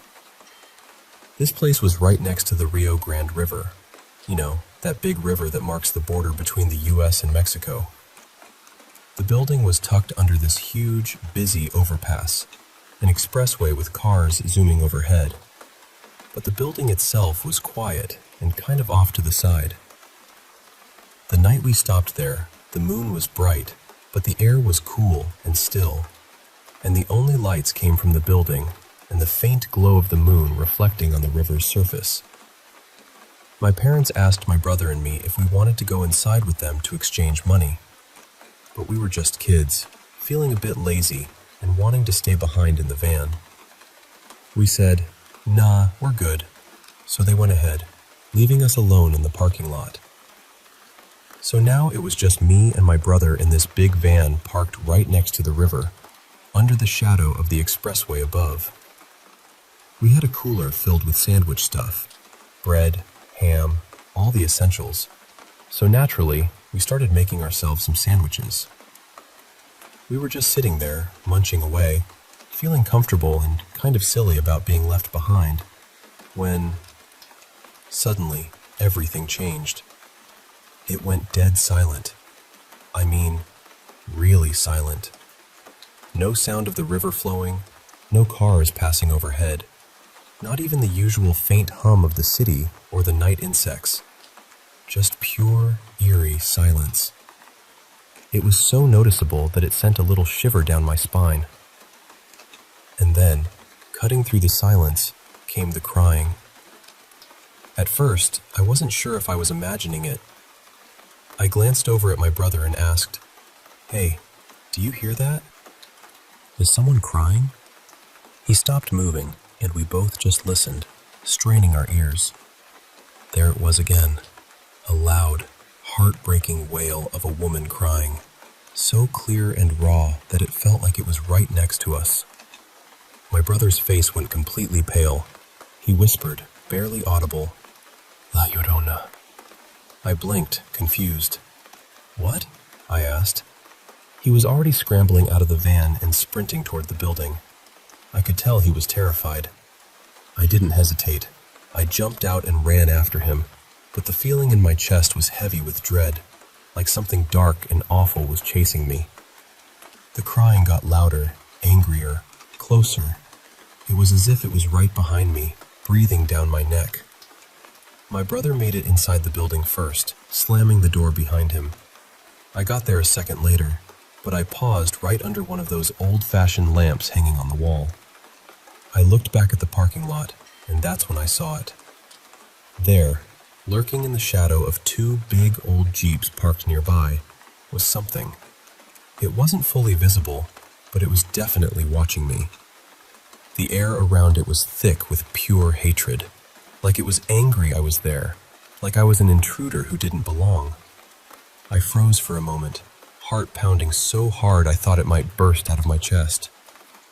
Then, as suddenly as it appeared, it turned away and disappeared into the darkness. Right after that, the world seemed to come back to life. The sounds of the river rushing, cars overhead, even the night critters, all of it returned in a rush. It was like someone had flipped a switch. I can't explain what I saw, if it was really La Llorona or something else, but I know one thing. I don't want to ever have another encounter like that. When I told my parents later, they just laughed it off, saying I must have been imagining things or dreaming. But I know what I experienced, and I'm sharing it with you now to see if maybe, just maybe, someone else has felt that same chilling presence by a river at night. For those who don't know, La Llorona is a Mexican urban legend about a woman who drowned her children long ago and is cursed to roam near bodies of water, crying and searching for their souls. Her wailing is said to be unmistakable, haunting and full of sorrow. So, that's my story. I hope you never hear that cry in the night, especially not alone by a river. Because some legends, they're better left alone.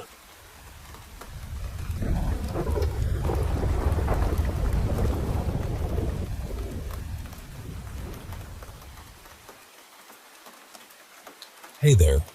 I want to share some stories with you. Stories that have been with me for a long time.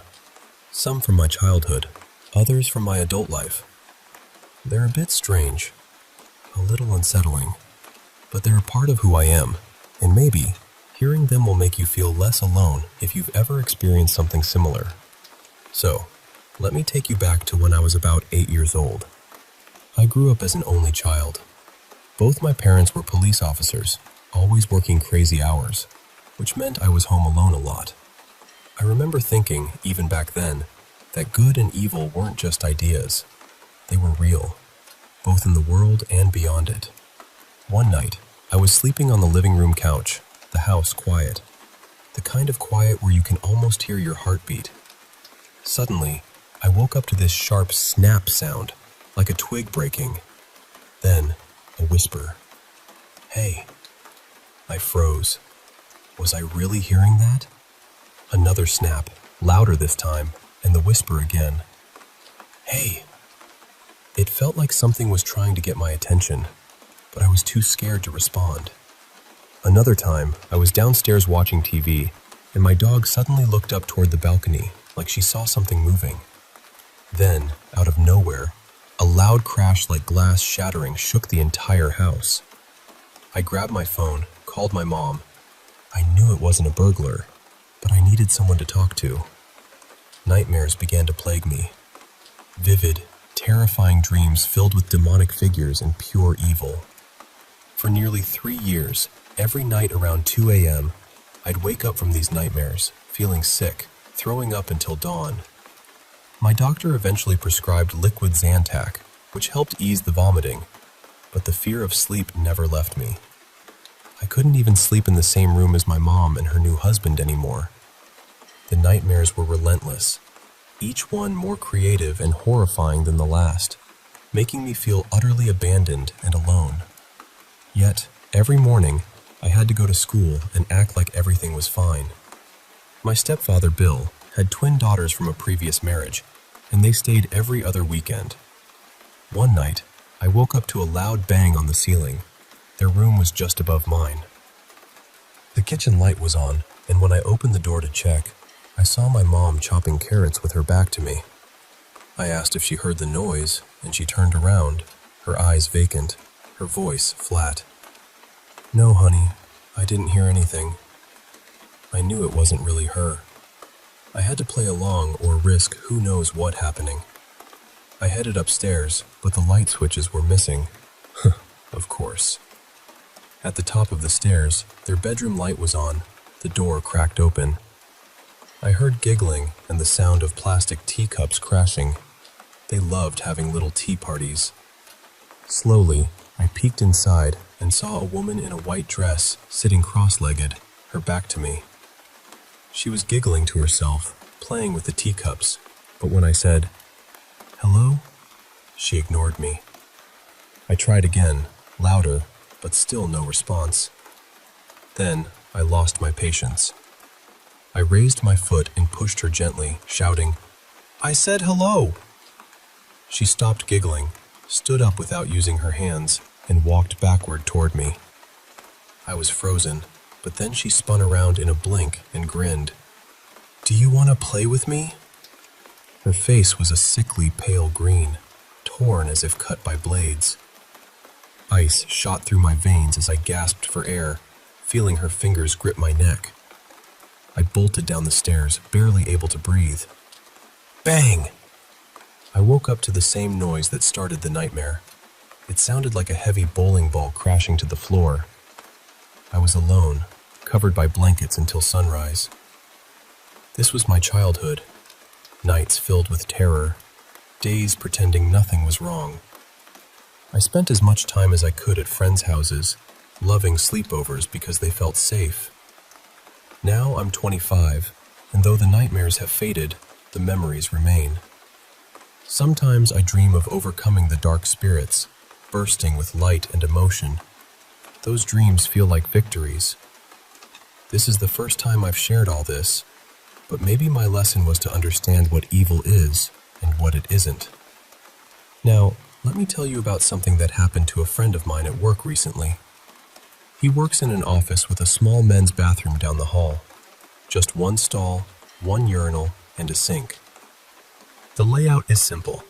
You walk in, turn left, and the stall is right ahead, with the sink on the left and the urinal between them.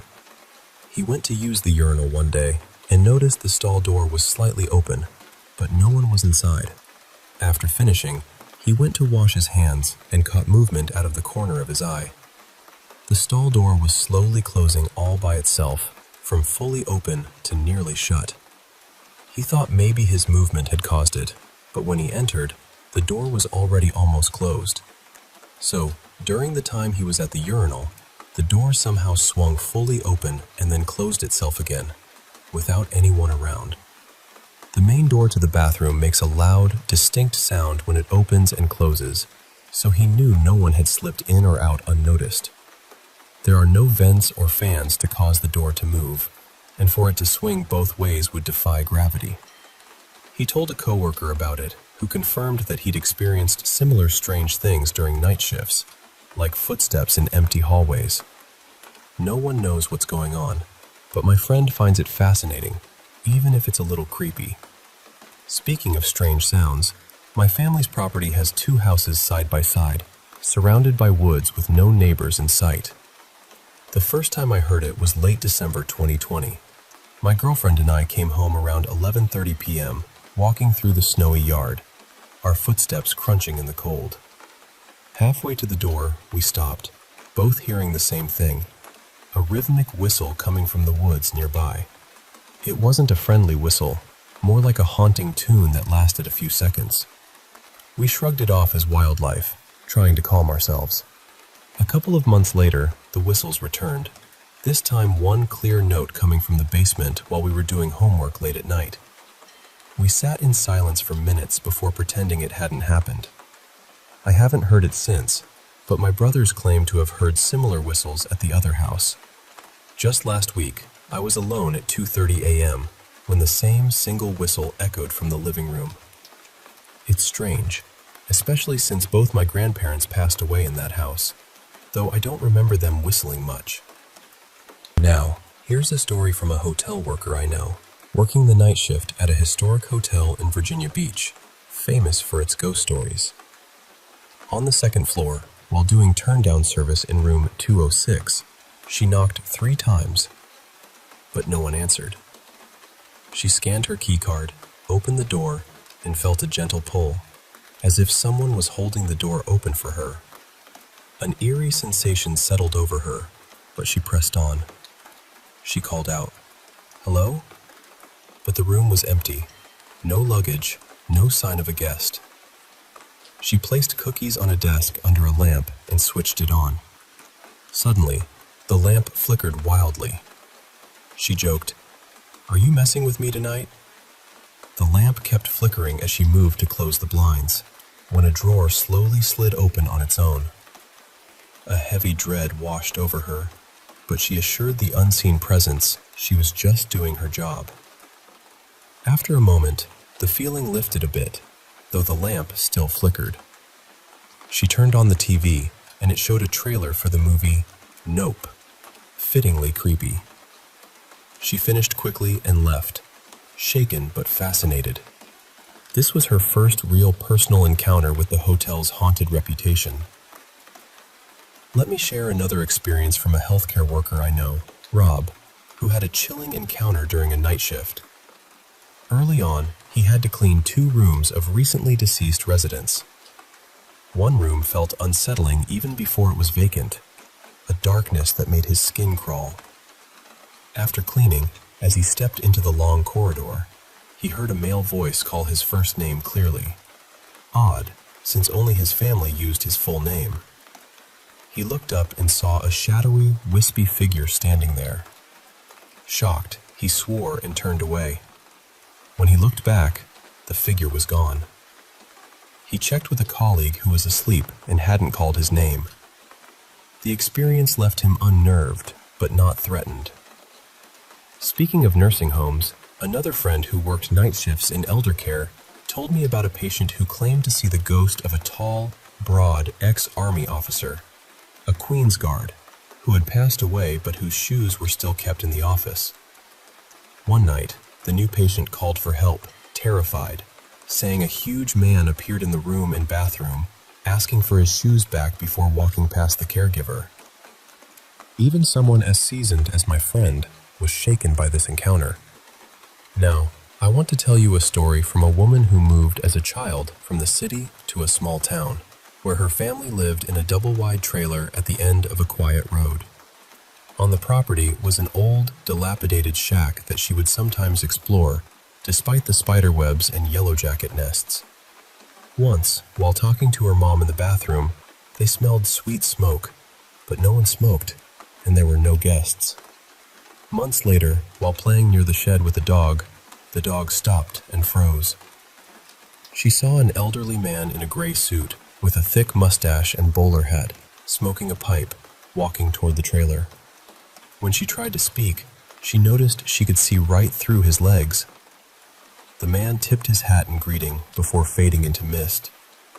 Though she only saw him once, she sometimes smelled his pipe smoke, feeling comforted by his presence. Lastly, there's a story from a 45-year-old Belgian man of Moroccan descent who spent summers at his relative's remote farm near Tangier. The farm had no electricity, no paved roads, just wells, kerosene lamps, and dirt everywhere.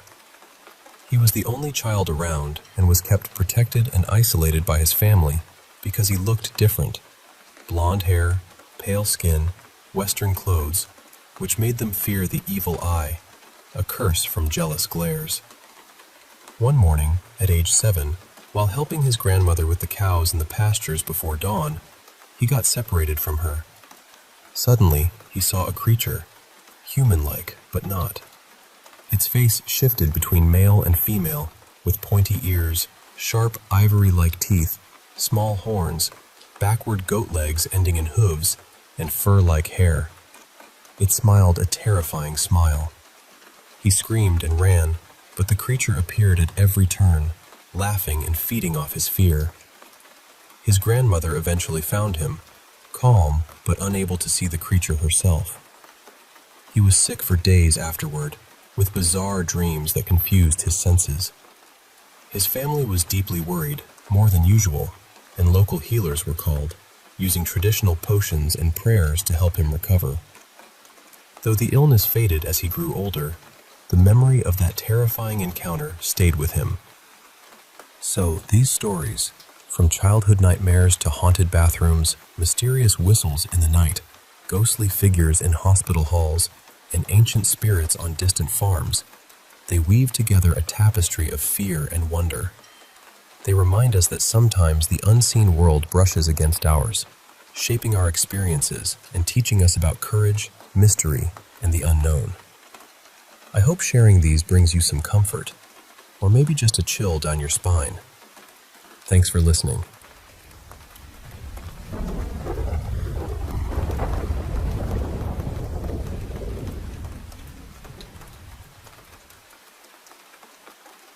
I want to start by saying that I've never really thought of myself as a superstitious person. I'm not someone who jumps straight to ghosts or spirits or hauntings when something strange happens. I try to stay grounded, but I also try to stay humble. I know there are people who understand things I don't, and when they speak from experience, I listen. This happened during a community gathering I helped organize. We had about 50 people coming together to mark Indigenous Peoples Day, and we had workshops planned throughout the afternoon. There was food, conversation, teaching, and one of the men there was helping people make small medicine bundles. He was also offering cedar and sage brushings for anyone who wanted one. When we arrived that morning to set everything up, we found something sitting outside the community hall. It was a shallow wooden box, left right under the windows by the side entrance. Inside it was a white, fluffy cat. At first, everybody just froze. Then we realized it wasn't a real living cat, and not exactly a recently deceased one either. It was taxidermy. Poorly done taxidermy too. You could see the stitching if you looked closely, and it was oddly light when the box was moved. It didn't feel right in any sense of the word, and that was unsettling enough on its own. Our community is not a place someone just casually passes through. We're about 40 minutes down a rough gravel road from the nearest town. There are only a few dozen people who live out there, and everybody knows everybody. So either someone drove all the way out specifically to leave that box, or someone from our own community put it there. Neither answer felt good. Nobody really knew what to do with it, and since I was the main facilitator that day, I felt responsible for making a decision.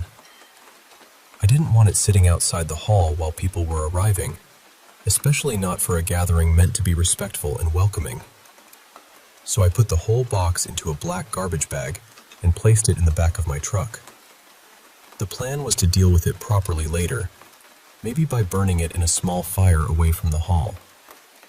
I didn't feel right just throwing it into a bin. I locked my truck afterward. I'm sure of that.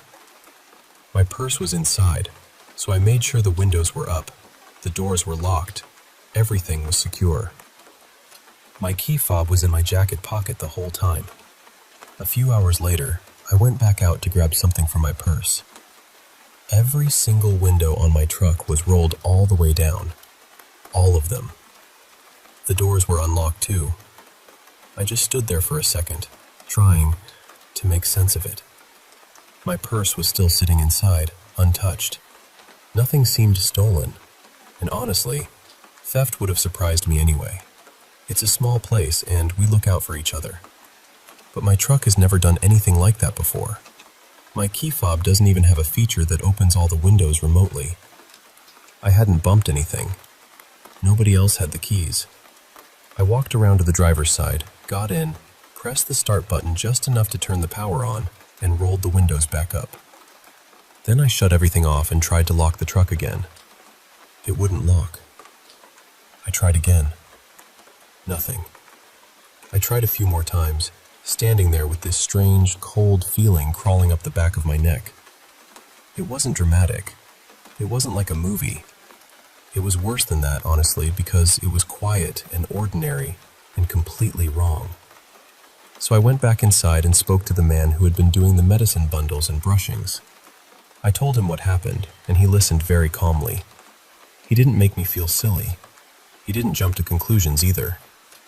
We decided the cat needed to be moved out of my truck right away.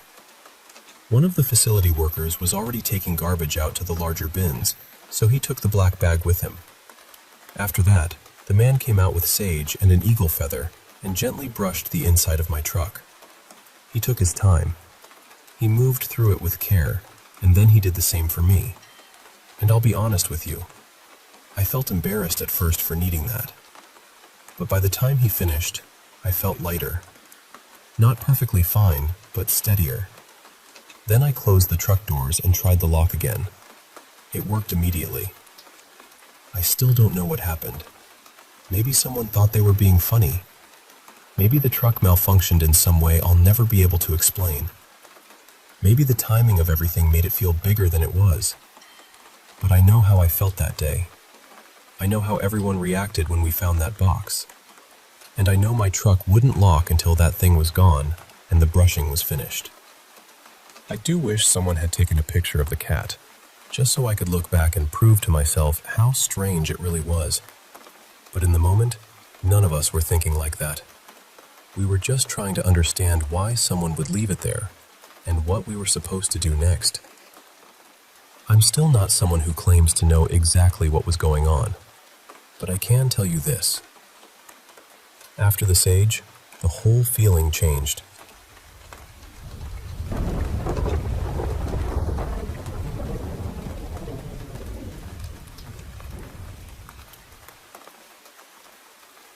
I'm not usually the kind of person who points at every strange thing and says, "That must be paranormal."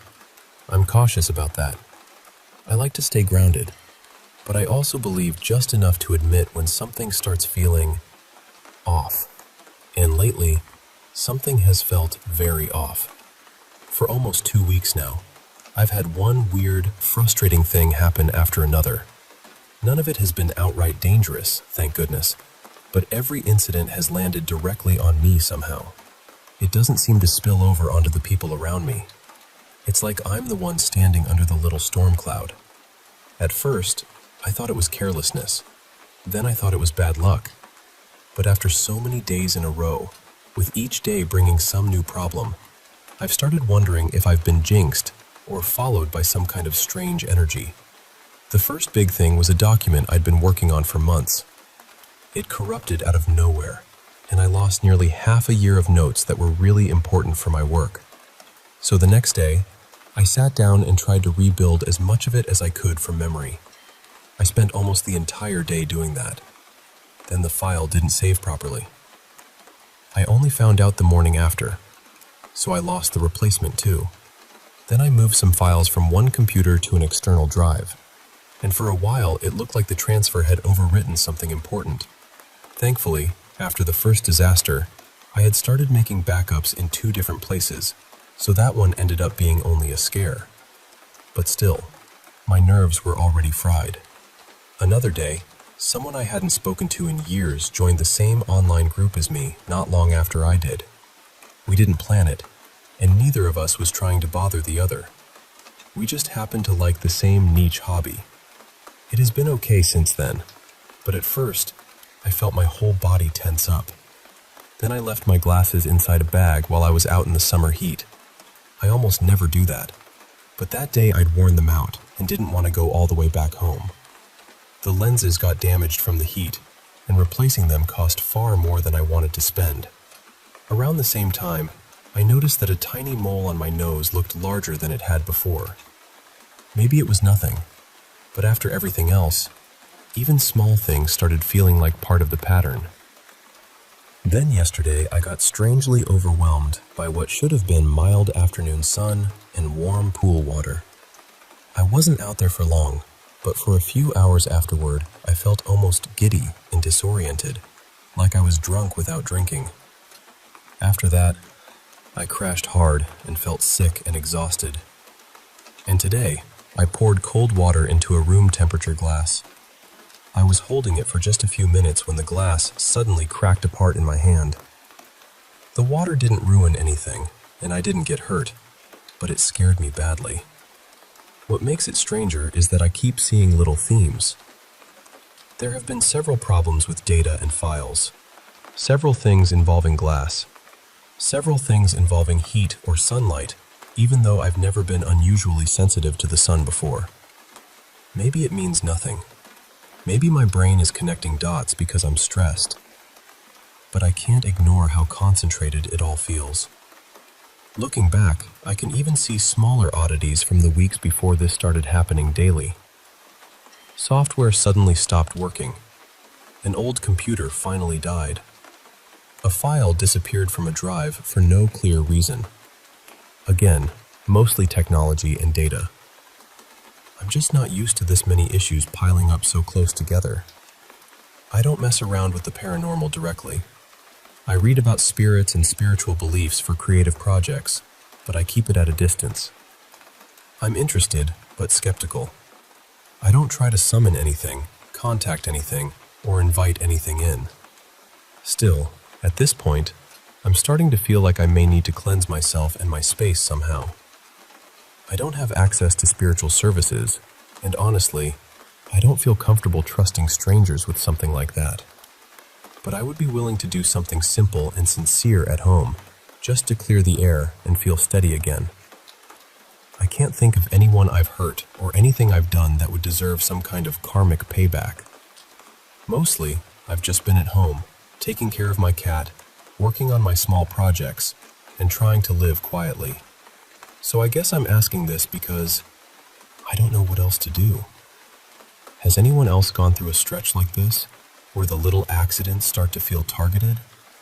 And if so, what helped you return to a calmer, less chaotic everyday life?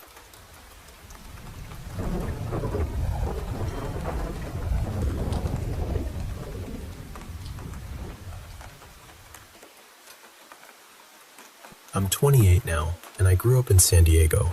There was this old family house in southeast San Diego, not far from Daisy Avenue. I won't say the exact house, but it had been in my family for a long, long time. My mom inherited it, and by the time we moved out, when I was around 12, that place already felt like it had been holding on to stories for years. The first thing I remember happened when I was about 5. I was lying in bed in the second biggest bedroom, watching TV, even though I was supposed to be asleep. Then, all of a sudden, I felt the blanket shift near my feet. And I don't mean I imagined it. I saw it move. I pulled the blanket off so fast, but there was nothing there. No person, no pet, nothing that could explain it. I was little, so I tried to forget about it, but that house never really let me forget. About a year later, my grandma and my uncle started coming over more often because of some family trouble at their place. My uncle was only about a year older than me, so he felt more like a cousin or a brother than an adult. My grandma eventually went back home, but he wanted to stay with us a little longer. He did not stay long. One night, my older sister, my uncle, and I were sleeping on the living room floor. I've never been a heavy sleeper, so when I heard soft laughing, I woke up right away. My sister heard it too. We just looked at each other, wide awake, not saying anything at first. Then we heard it again. A little girl's laugh. We woke my uncle up, and that's when we saw her. At the bottom of the stairs, near the front door, there was this small figure. She wasn't a black shadow. She was pale, almost glowing, like a faded white-blue color. She looked like a little girl with 2 pigtails, and she seemed to be holding something in one hand. She was laughing softly as she walked up the stairs. She got to the top, paused near the window, and then kept walking toward the second biggest bedroom, which had become my older sister's room by then. I had moved downstairs near the master bedroom with my baby sister. The next morning, we told my mom everything. It was the weekend, so she was home. When she saw how scared my uncle was, she took him home immediately. After she came back, she started checking around the house. My stepdad was at work, so it was just my mom, my 2 sisters, and me. A little while later, my mom called us upstairs. She was standing on the toilet in the bathroom, tapping a rhythm on the ceiling. Then something tapped the exact same rhythm back. I still remember the feeling in my stomach when it happened. When my stepdad got home, he checked the attic and said it was probably birds. Honestly, that answer felt way too boring for what we had just heard. Later on, when my baby sister turned 1, we had a party at the house. The adults were outside enjoying themselves, the kids were running around, and eventually, the sky started getting darker. My older sister and I were in the backyard playing on the swings when we both looked up at her bedroom window. There was someone standing there. A figure was looking down at us from inside the room. We ran into the house and straight upstairs, but when we got to the bedroom, no one was there. Nothing was out of place. We walked over to the window and looked outside. There was no wind. It was a calm evening, good weather, completely still. But one of the swings was moving by itself. Just one. We went back outside, and by the time we got there, both swings were still again. No movement at all. Years passed, and when my baby sister was about 5, something happened that I still think about. I had stood in my older sister's window before, literally standing right there, and nothing happened to me. But one day, my baby sister got up there and fell from the 2nd story. She fell head first. Her head landed on the grass, and her body landed partly on the concrete. She was unconscious, and it was terrifying. But somehow, she survived. She walked out of the hospital with a small limp and a scratch. I still say thank God for that. When I was 12, we moved to Serra Mesa. I thought maybe everything would stop once we left that house. It didn't. Only a few days after moving in, I was home alone. My mom was out, and both of my sisters were with their own families. That night, I suddenly felt like something was watching me. It wasn't just a normal creepy feeling. It sent chills through my whole body, and it felt heavy, like the air inside the house had changed. I checked to see if my friend was awake. She lived a couple doors down, and thankfully she answered. She came over and sat outside with me until my mom got back around 4 in the morning. I did tell my mom, but she didn't really take it seriously. The feeling had stopped maybe an hour before she got home, but I refused to go back inside until she was there. Sometime after that, my mom and I were sharing a room. Everyone was asleep when I woke up to these strange sounds. I opened my eyes, and there she was, the same little girl. But this time, she was on the ceiling. It was only her head. I could see the pigtails, her eyes, and her mouth moving, but she wasn't speaking English. She wasn't speaking Spanish either. I couldn't understand her at all. I tried to move, but I couldn't. I tried to talk, but nothing came out. Eventually, my mom noticed something was wrong and helped me snap out of it. When she asked me what happened, I told her everything. The next day, one of my older sister's friends came over. She was the kind of person who said she could sense things, but I hadn't told her the details. She walked out of my sister's room while she was on the phone, and I was in the living room watching TV. At one point, I noticed she had stopped talking. I turned around, and she was frozen in place before she reached the hallway. I asked her what was wrong.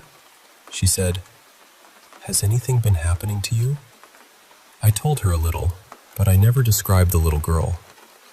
Then she said, "I think I'm seeing the little girl that's been following you. She has pigtails, right? And she's holding a toy bear or something?" That shook me, because yes, that was her. Pale, small, pigtails, always holding something in her hand. My sister's friend said, "She looks light blue right now. I think you helped her enough, and she's ready to leave." And listen, as touching as that sounded, I was ready for her to go. To this day, I still think she helped my baby sister when she fell from that window. I also believe something happened to that little girl long before we ever lived there. Maybe before the house looked the way it does now. Maybe she was stuck. Maybe she attached herself to me because I was young, and maybe my sister and I reminded her what it felt like to be a child. She never really scared me until that night on the ceiling. My mom had her own stories from that house too, from before my sisters and I were born, back when she lived there with her parents. She said the chandelier would make this loud noise and start moving by itself, but if they hit it with their hands, it never made the same sound. She also told us she once saw a dark, man-shaped figure standing in her doorway at night. She didn't talk about that part much, but I could tell it stayed with her. Even now, I still feel things around me sometimes. I don't really see things anymore, or maybe I've just trained myself to act like I don't. But I still wonder about that little girl. I wonder who she was. I wonder what language she was speaking. And I wonder if, back when that part of San Diego was still dirt roads and open land, she lived there before any of us ever called that place home.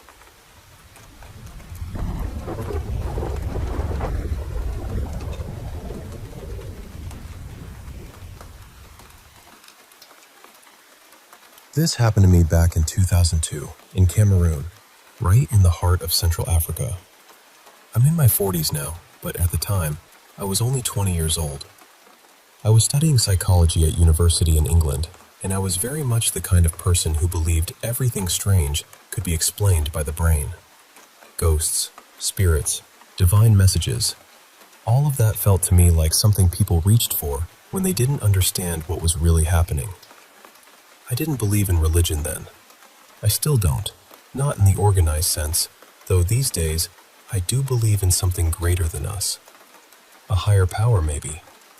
Something beyond what I used to allow myself to consider. Anyway, I had gone to Cameroon for about a month because my uncle had settled there after spending most of his working life with a large petroleum company in Africa. He was getting married to a Nigerian woman, and I had been sent as the family representative, really. I was there to welcome her properly and to be part of the celebration. I had been to South Africa before, but never to Central Africa. And honestly, that trip gave me more strange stories than I could ever fit into one sitting. But this one is the one I still think about. This is the one I still can't fully file away. About halfway through the trip, we were preparing to travel north toward the savannah, where we'd be camping for nearly 2 weeks. Before heading out, we stopped in Yaoundé for one night to gather supplies and enjoy one last bit of comfort before the long drive and the rougher conditions ahead. So we stayed at a large hotel in the city. That night, I went to bed late. I remember feeling uneasy, not terrified, but restless. I was worried about the journey into the north, and looking back, I had reason to be. But eventually, I drifted off. Then, at some point in the night, I began dreaming that I couldn't breathe.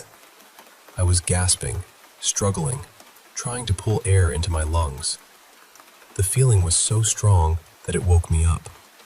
And when I opened my eyes, I still couldn't breathe.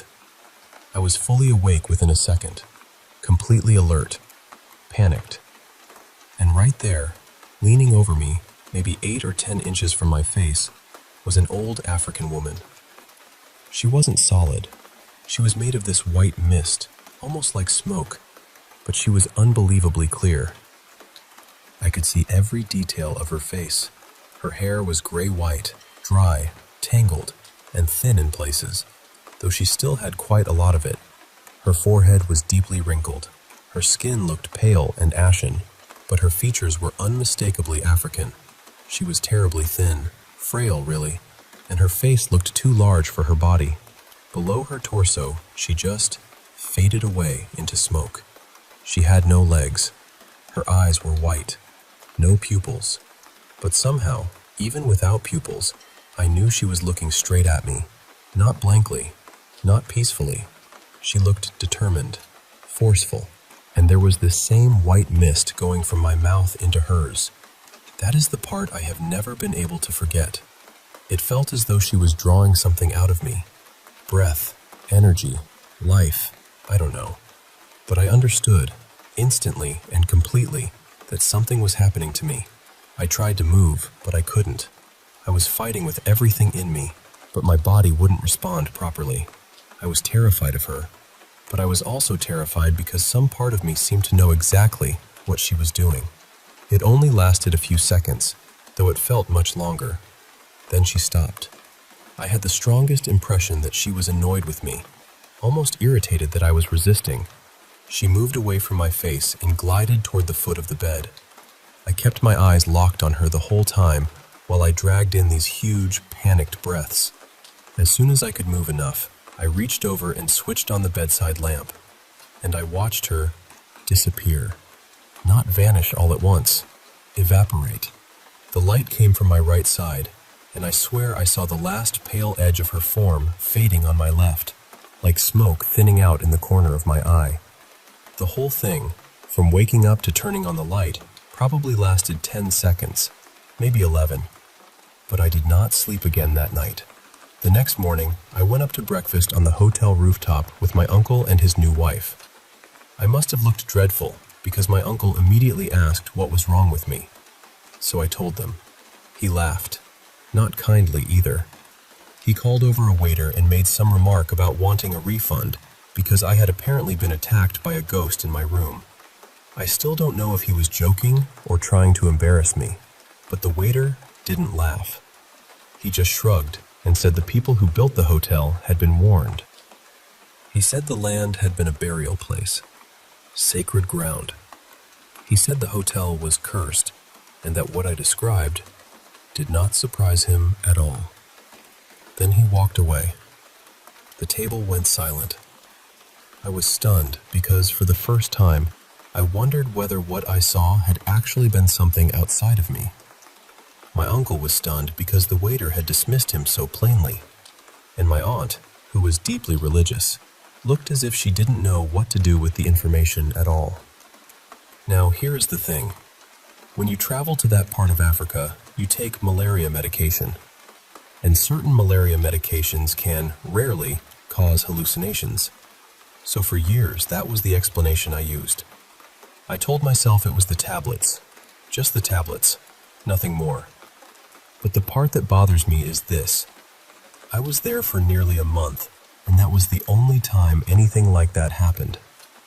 It happened in one specific hotel, in one specific room, on one specific night, and only afterward was I told the place had been built on a burial ground. Maybe the medication triggered it. Maybe it was sleep paralysis. Maybe my brain created the whole thing. But it didn't feel like a dream. It didn't even feel like a hallucination. It felt physical. It crossed from sleep into waking. I woke up unable to breathe, and whatever I saw was still there. For 20 years, I pushed it away. I called it science and moved on. But as I've gotten older, and honestly as my understanding of life and science has become a little less rigid, I've become more open to the possibility that I don't know everything. And there's one more thing I should tell you. 2 years later, I went to an adult baptism for a friend in South London. I arrived late and sat near the back of the church. I didn't know many people there. Afterward, an older couple approached me. They were South African, white, probably in their 50s. The husband wouldn't look directly at me. He leaned toward his wife and whispered something. She said to me, "My husband speaks to God. He knew when you came into the church that we had to find you. He says God has a message for you." Then he whispered again. She repeated, "He says, don't worry. He is with you now, just as he was when you were at ping pong. He doesn't know what that means, but he says it will mean something to you." And it did. The Tuesday before, I had been at a restaurant in North London called Ping Pong with my brother's godfather. This couple did not know me. They had never met me. They had no reason to know where I had been, when I had been there, or who I had been with. They didn't ask for money. They didn't try to recruit me. They gave me the message and walked away. At the time, I explained that away too. I told myself it was psychology, suggestion, a coincidence, maybe some kind of emotional release I badly needed. But from that day forward, something changed. The heaviness I had been carrying since Cameroon began to lift. I changed my life. I moved countries. And the years that followed were strange, beautiful, difficult, and extraordinary in ways I could never have planned. So I still don't know what happened in that hotel room. Maybe it was medicine. Maybe it was the brain. Maybe it was something older than both. But I know what I saw. And I know that for 10 seconds in Yaoundé, I was not alone in that room.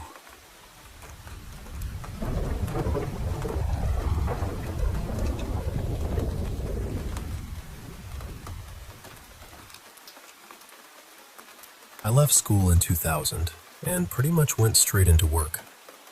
My first proper job was with a small family firm that repaired old Victorian power press machines. At the beginning, I felt lucky to be there. It was steady work, hands-on, and I was learning something real.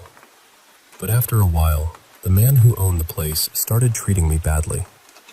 It turned into bullying, little digs here and there, then bigger ones, until one day I just thought, no, I'm not living like this. So I applied for an apprenticeship with a company that built armored vehicles and ambulances.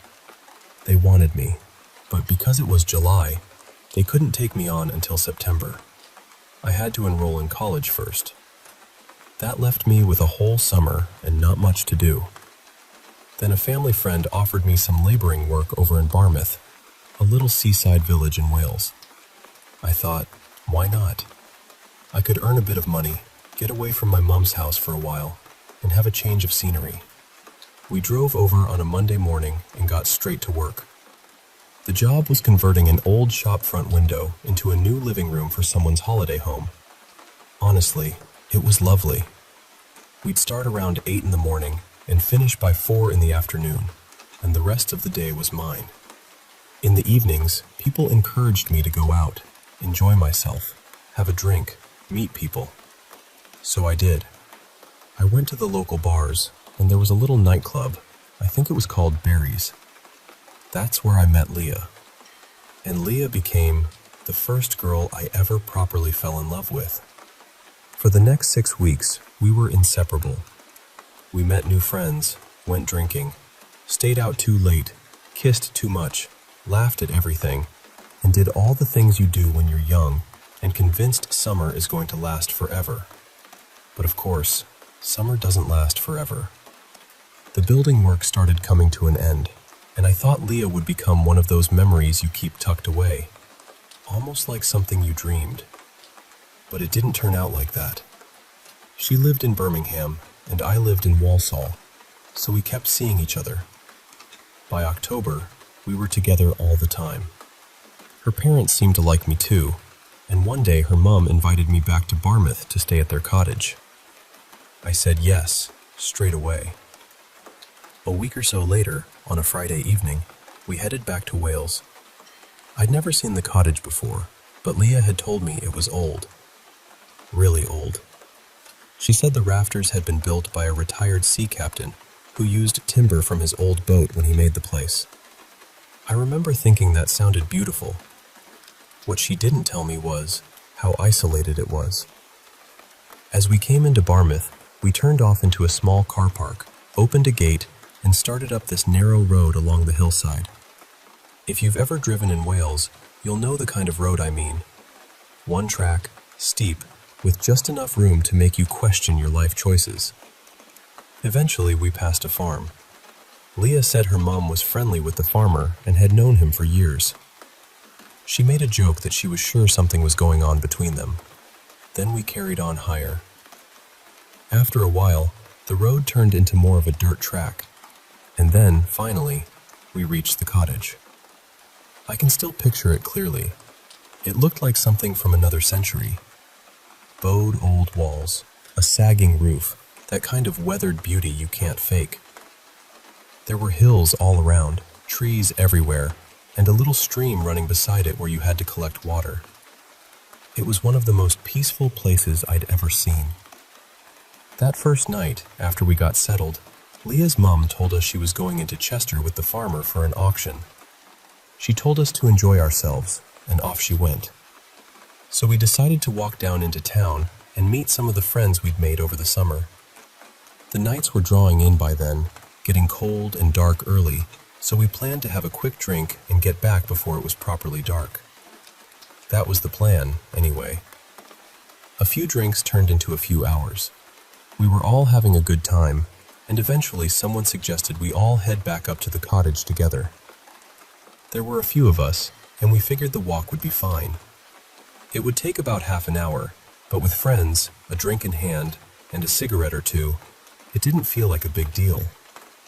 We started up the hill from the car park. After a little while, one of the lads looked back and said, "Wonder where he's going." We all turned around. Far behind us, down the track, there was a black figure walking in our direction. At first, it didn't seem strange. It could have been a dog walker or a hiker, someone local maybe, so we ignored it. But 5 minutes later, someone looked back again and said, "He's caught up fast." And he had. This person was much closer now. A man, or what looked like a man, dressed all in black with long hair. He was moving quickly, really powering up the hill behind us. The mood changed then. We picked up our pace.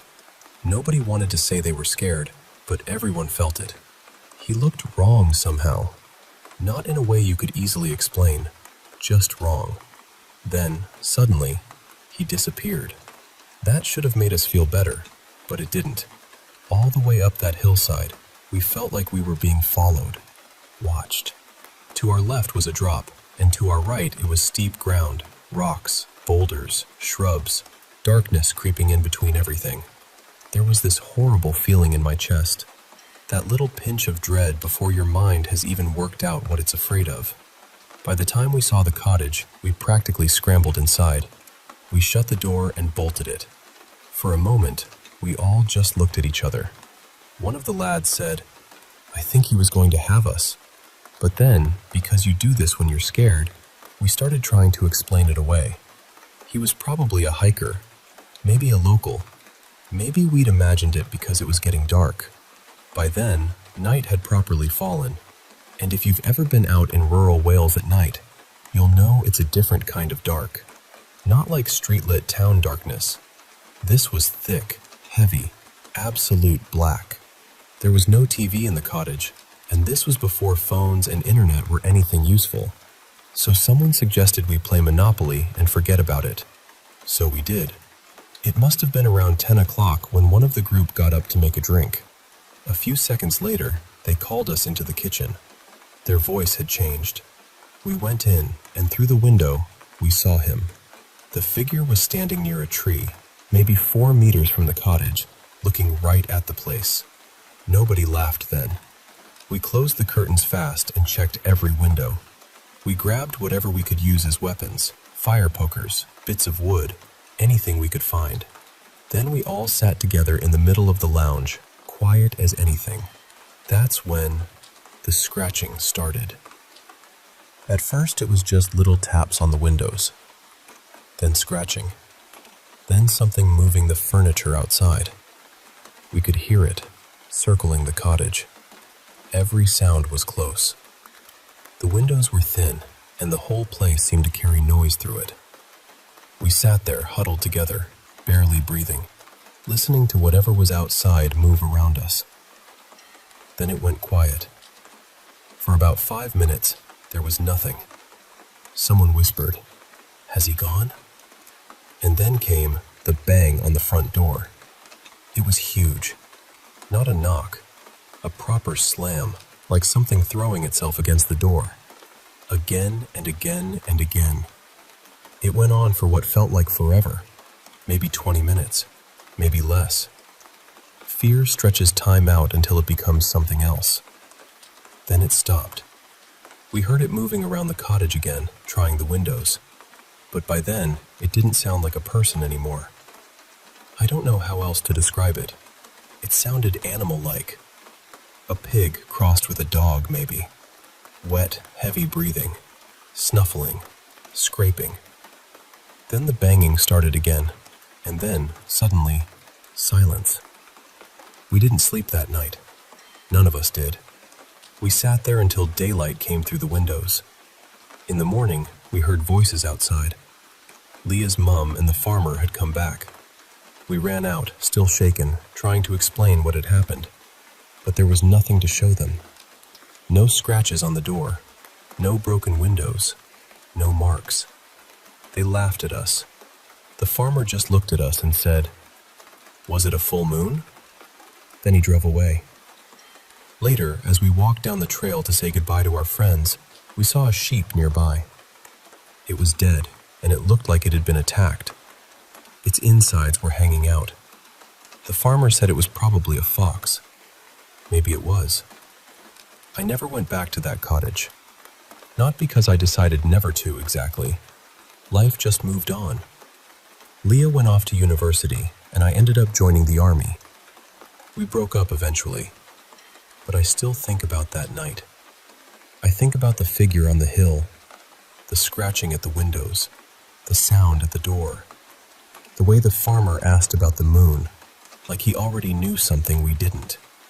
And honestly, even after all these years, I still don't know what followed us up to that cottage.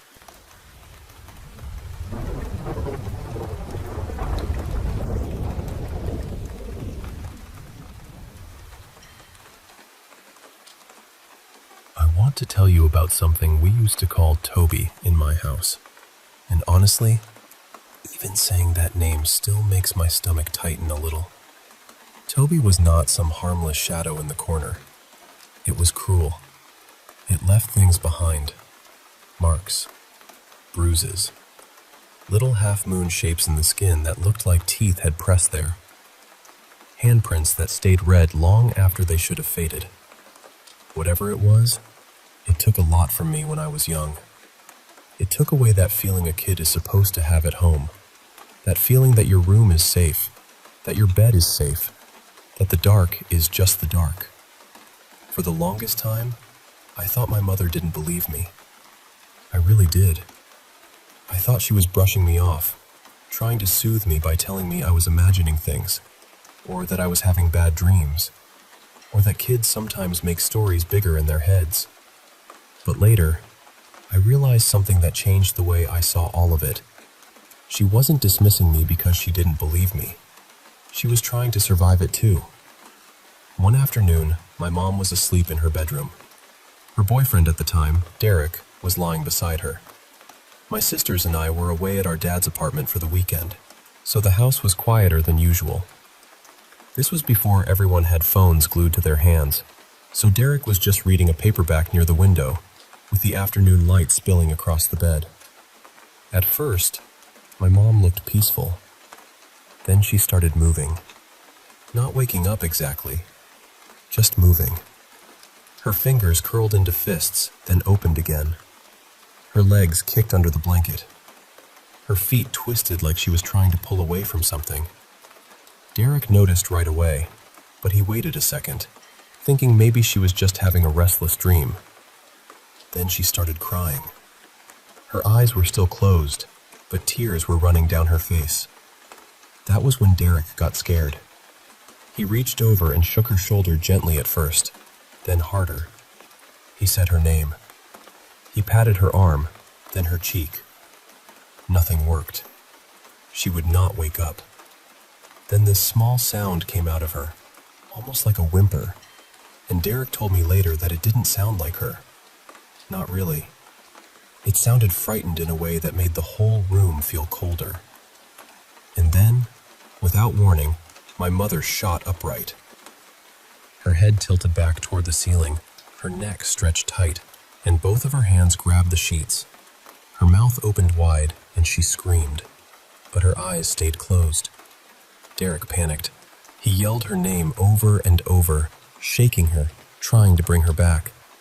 He said his heart was pounding so hard it felt like it was trying to break out of his chest. Then the scream just stopped. My mom opened her eyes like she had only been lightly sleeping.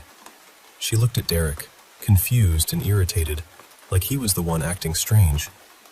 He asked her what happened, asked if she was okay, asked what she saw.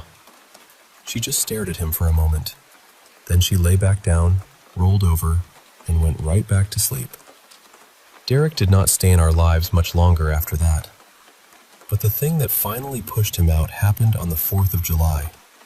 That night, my sisters and I were outside with sparklers, drawing bright little trails through the dark. My mom and Derek were sitting near the pool, watching us run around while fireworks popped and cracked all through the neighborhood. You could see distant bursts of color flickering above the rooftops. At some point, Derek went inside to grab a drink from the kitchen.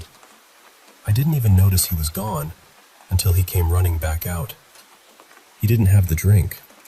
His face was pale, and he looked genuinely terrified. He stopped near my mother and said, "There's a man on your stairs." My mom just looked at him and asked, "What?" Derek said he had walked through the living room, heading toward the kitchen, and when he turned, he saw someone on the staircase. Not sitting exactly, crouching. A hunched figure with a long nose, tucked low in the shadows, watching from the steps. He couldn't make out the face, just the shape of it, the way it held itself, the way it seemed to be waiting there in the dark.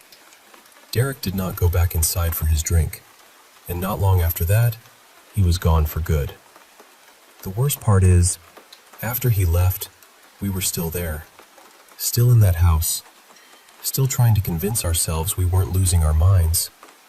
But by then, I think all of us knew the truth. Something was in that house with us.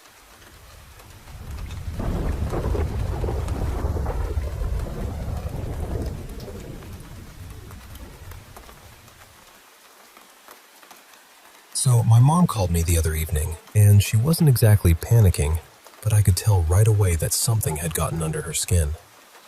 She said, "You are not going to believe what your uncle just told me." Now, my uncle is a grown man, well into his 50s, and he is not the type to say dramatic things for no reason. But apparently he told her he thinks there's something in the house. He said that early that morning, while it was still dark, he heard 2 sharp knocks on his bedroom door. Just knock, knock. He got up because he thought maybe it was my mom, but when he looked across the hall, she was asleep in her room. So he went to the bathroom, came back, and tried to settle down again. A few hours later, he heard the knocking again.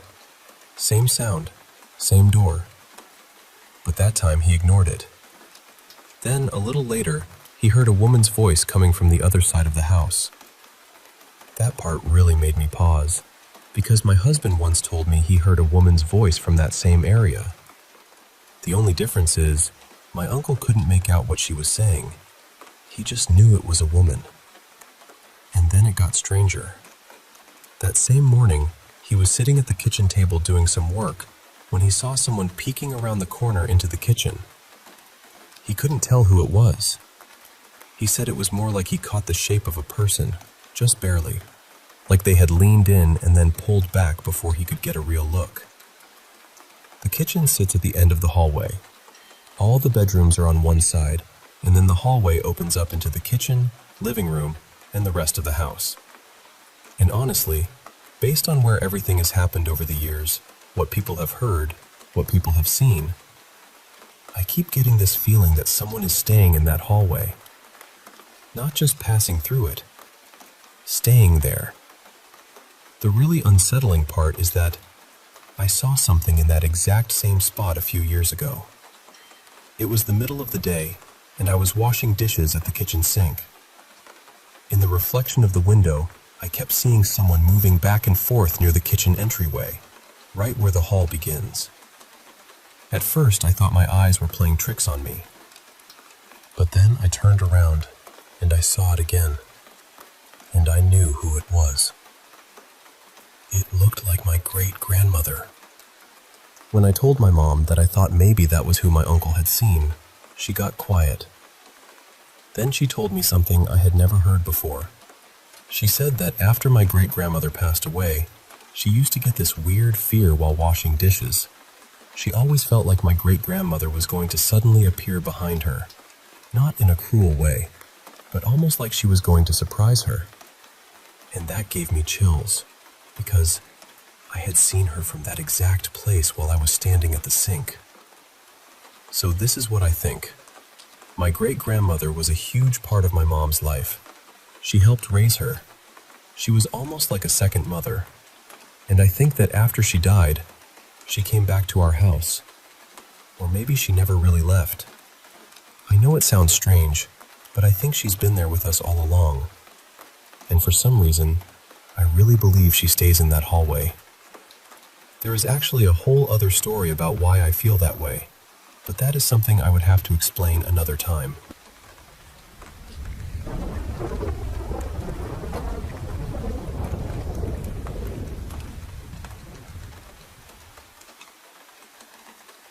I want to say this clearly because I know how it sounds.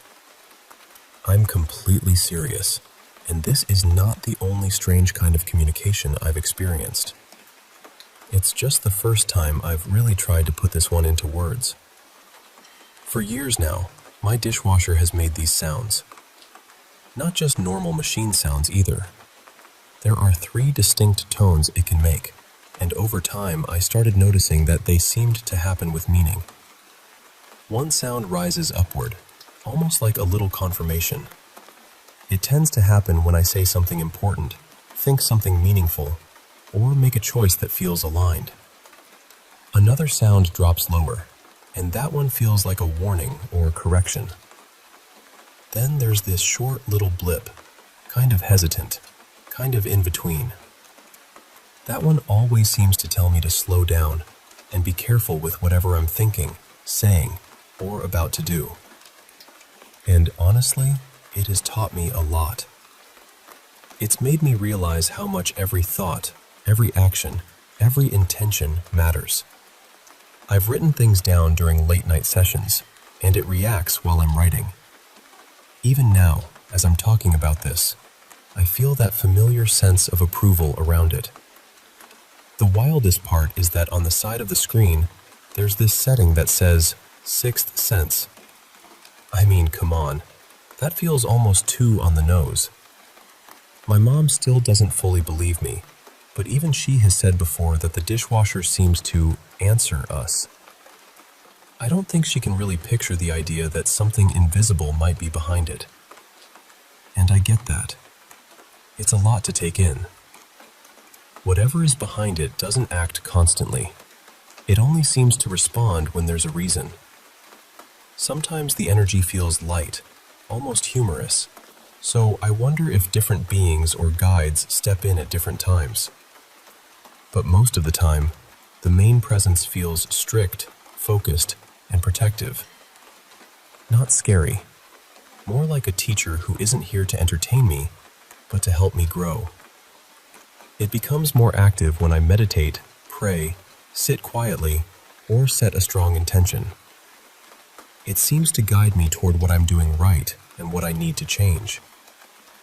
But if I ask it directly to perform or answer on command, nothing happens. Absolutely nothing. It only responds when it fits its purpose. And because not everyone understands this kind of thing, I doubted myself for years. I kept thinking, maybe I'm imagining it. Maybe I'm making connections that aren't really there. But the timing, the consistency, and the subtle way it responds over and over again made it harder and harder to dismiss. When I combine that with other experiences I've had, it becomes a much bigger picture. One of my favorite experiences was with an LED lamp. That's a whole different story, but somehow it became another kind of answering medium. It reacted for years through different moods, energies, and what felt like different spirits. It was honestly one of the strangest and most fascinating things I've ever lived through. I've always been sensitive to atmosphere and energy. Over time, I've learned enough about the way this communication happens to feel confident saying this. I believe it can read what I write. I believe it knows my thoughts, and maybe much more than I can even understand from where I am. Even saying that gives me this strange déjà vu feeling, like part of me is wondering if I'll wake up and forget all of this, like it was just a dream. But I hope not. This seems to be how my guides show up for me. I don't meditate as much as I should, and I feel like I lost some of that clearer connection because of it. Still, the whole thing frustrates me. I'm deeply drawn to the idea of contacting intelligent, independent spirits, guides, or whatever name fits best. And I'm thankful. Truly thankful. Whatever is guiding me seems to want me to evolve. It becomes stronger when I do the right things, when I sit down, pray, meditate, begin plans, or speak intentions from a real place. I think technology may play a much bigger role in spiritual communication than people realize. Not just through machines, but through the way our own minds interact with energy, attention, and whatever exists beyond ordinary perception. The future could be very bright in that esoteric kind of light. I've studied a little quantum theory, anthropology, and spiritual traditions, and every time I experiment, I come to new ideas and conclusions. I'm not claiming to have all the answers. I'm just sharing what I've lived, what I've noticed, and what I can no longer ignore. So, to whoever is listening, thank you for being here. Thank you for reading. Thank you for existing. You are eternal. You are powerful beyond what you remember. And maybe that's part of the whole mystery, that we forget so we can rediscover it again. Everything you've lost may still be waiting for you somewhere, ready to be found, released, and found again. May you become rich in spirit, rich in love, and rich in the hidden dreams you barely dare to speak out loud. Amen. Love, blessings, and greetings from me and my guide.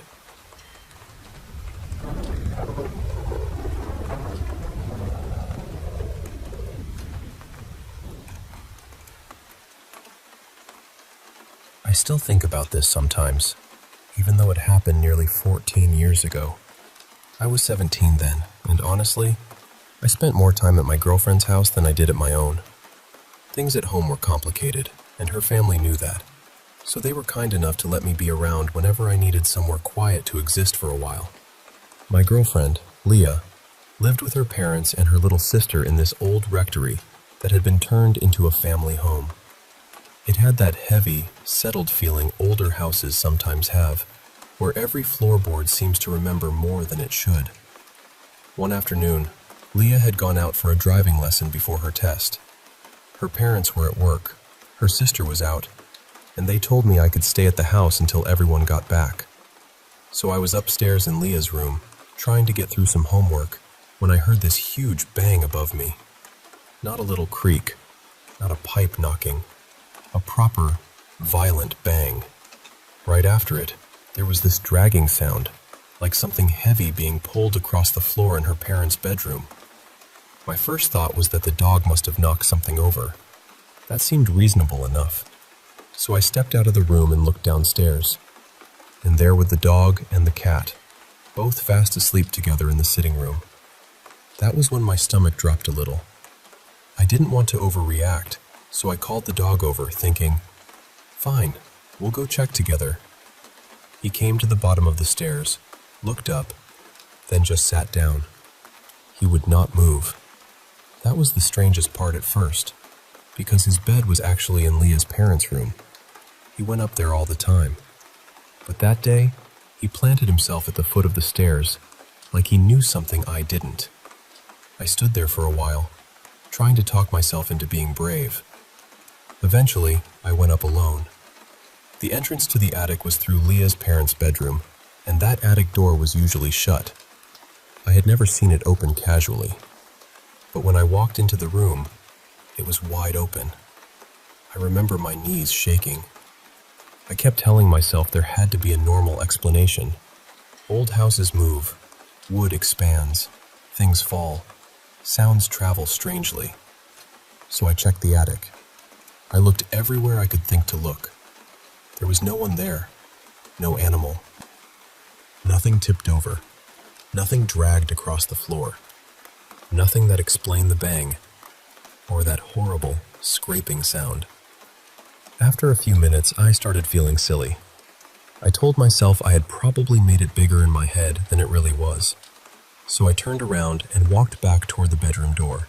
I left the attic door open behind me. Just as I reached the doorway to leave the room, the attic door slammed shut behind me. Hard. Not gently. Not like a draft had caught it. It slammed like someone had thrown it shut with both hands. I didn't go back to check. I ran downstairs faster than I'd ever moved in that house and stayed in the sitting room with the dog and cat until Leah came home. I never told her about it. She hated anything to do with ghosts or strange things, and I didn't want to scare her in her own home. But later that evening, I told her mom. She didn't laugh. She didn't brush it off. She just looked at me very seriously and said, "There have been a lot of odd things in this house." Then she told me something that made the whole thing sit even colder in my chest. That attic door was normally kept locked. I experienced a few strange things in that house over the time I stayed there, but that was the one that stayed with me. Leah and I broke up later when we both went off to university. Nothing dramatic. We were young, and we both wanted to figure out who we were on our own. About a year after that, her family moved out of the rectory too. I've never said for certain that what happened was paranormal. Maybe there's some ordinary explanation I missed. Maybe the lock wasn't working properly. Maybe the house shifted in exactly the wrong way at exactly the wrong moment. But I know what I heard. I know what I saw. And after all these years, I still don't really know what happened in that room.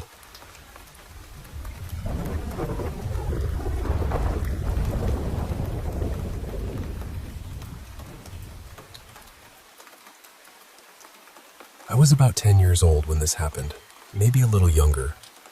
My family and I were living in a quiet, rural neighborhood at the time, a couple of hours away from the city we used to call home. The place we lived in was a rented townhouse, and the whole back wall of the dining area was basically one big sliding glass door. It opened out into a shared backyard, the kind where you could see the neighbor's patio furniture and the slope of the hill beyond it. One evening, I was sitting at the dining table painting. My back was turned to the glass door. My mom was upstairs in her bedroom, and my brother was in his room too. It was getting dark, but there was still enough light outside that I could see faint reflections in this shiny bowl sitting on the table. I remember everything feeling normal at first.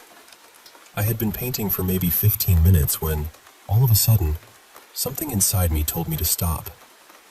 Not in words, just this heavy feeling, like my body noticed something before my mind did. The house was completely silent, which was strange because my family was never quiet. There was always some kind of noise, someone talking, footsteps, a TV somewhere. But in that moment, it felt like the whole house was holding its breath. I looked down at my painting again, trying to ignore it, and then this cold feeling ran straight down my back. I lifted my eyes to the reflection in the bowl. Behind me, outside the glass door, there was a tall, black figure. It was so tall it nearly reached the top of the door. It looked like it was wearing something long, maybe a robe or a dress, but I couldn't see a face or hands or any details. Just darkness. A person-shaped darkness. And then, it moved. It crossed the glass door incredibly fast, faster than anyone should have been able to move. The whole thing lasted maybe 2 or 3 seconds, but it was enough. My legs reacted before I even understood what I'd seen. I ran upstairs as fast as I could. My mom saw me and immediately asked what was wrong. I was trying to explain it, but I know I was probably barely making sense. I was scared, out of breath, stumbling over every sentence. The thing is, my mom has never been the kind of person to laugh off things like that. She grew up hearing stories from my grandma and my aunts about the apartment they used to live in, a place they always said was haunted. So when I told her, she listened. I think what really convinced her, though, was how terrified I was. My heart was pounding so hard I could feel it in my throat. She told me not to worry, and eventually helped me calm down enough to go to bed. The next morning, she went outside and found the patio table flipped over, along with the big umbrella attached to it. Not tipped a little, fully knocked over onto the ground. There hadn't been any wind that night, and that table was heavy. The kind of heavy where one person could not casually move it, let alone throw it over. About a week later, something else happened. I woke up in the middle of the night really thirsty. Everyone was asleep, and I didn't want to wake anybody, so I went downstairs quietly to get a glass of water. The only light on was the little glow from the oven clock. The kitchen was right next to the sliding glass door, separated by just a short wall, and it also had a window that faced the backyard. As soon as I stepped into the kitchen, I froze. Behind the blinds on that window, I saw what I thought were shadows from tree branches. But the longer I looked, the less it looked like branches. It looked like a hand. A huge, thin hand with fingers that were way too long. Then it started tapping on the window. Not softly, not in a way I could pretend I imagined.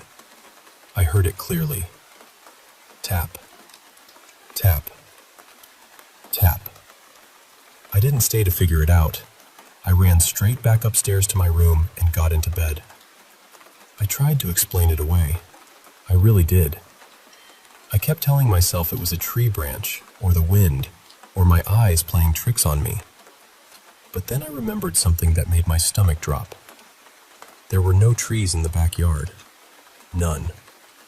It was just flat ground, then the hill behind it. Not long after that, we moved back to our old house in the city. I never had another experience like that again. And honestly, maybe it helped that the house we moved back into had been built on old church grounds. I don't know. I still don't have a perfect explanation for what I saw. All I know is that when I think back on it, I can still remember that silence in the house, that shape in the reflection, and the sound of those long fingers tapping on the glass. That's my story.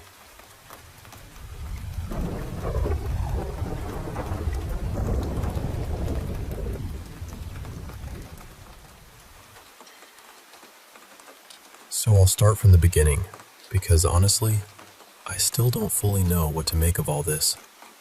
About 2 years ago, around July 2024, my best friend Lacey and I decided we were going to try and Ouija board. We've always done basically everything together, and at the time, sleepovers felt like they needed something extra. Something weird. Something memorable. The plan was for me to go to her house, but on the day we were supposed to do it, she completely forgot and ended up going to her stepmom's place in another city. I was really upset at first, because part of me thought maybe she had forgotten on purpose because she was scared and didn't actually want to go through with it. But then she invited me there anyway, so I got my brother to drive me over. I didn't bring up the Ouija board right away. I just kept it to myself. Later, we were sitting outside in the garden, and it eventually came up. I started telling her about the rules I'd read, the research I'd done, all the things people say you should and shouldn't do. While I was explaining it, we suddenly heard the rocks behind us move. Not just a little noise either. It sounded like someone had dragged them. We both froze. We tried to explain it away. We looked around, checked what could have caused it, tried to be rational about it, but there was nothing. No person, no animal, no obvious reason. And because we were already in that mindset, we took it as a sign, like, okay, maybe this is actually going to work. The next night, we were home alone, and we were completely set on doing it. We made the board ourselves and started the session. There was a whole other strange thing that happened that night, but I'm not going to get into that right now because that's a story on its own. The part where things really started to feel wrong was in January 2025. Lacey and I decided to try it again. This time, I attempted to record it, but nothing happened while the camera was on. The second I stopped recording, that's when it started working. We ended up talking to something that was pretending to be a child. I don't know how else to describe it. It just felt off. I called it out, immediately got scared, and ended the session as fast as I could. I told Lacey I did not want to stay in that room anymore. Not for another second. So we went upstairs and talked through what had just happened. About 30 minutes later, she wanted to get a drink, so we worked up the courage to go back downstairs. That's when we noticed the photos.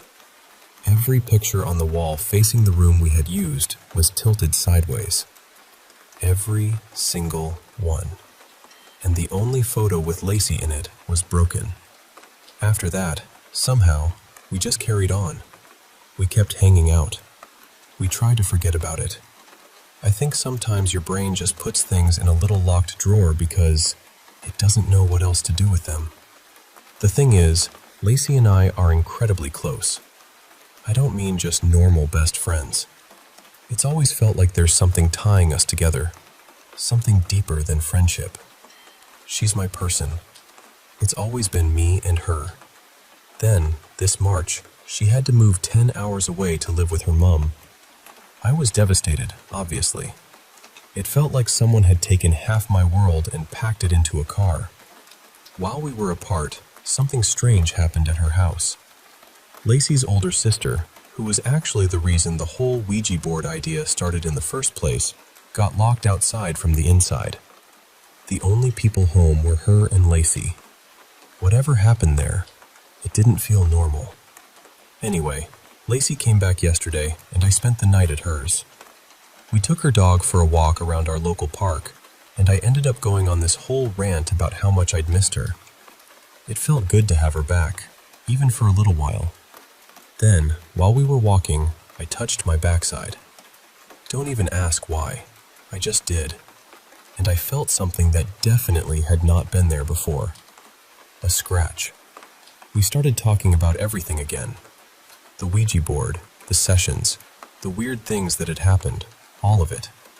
And the entire time, I was trying to figure out where this scratch could have come from. But I have no explanation. I'm sensitive to pain, so I would have felt it happen. I know I would have.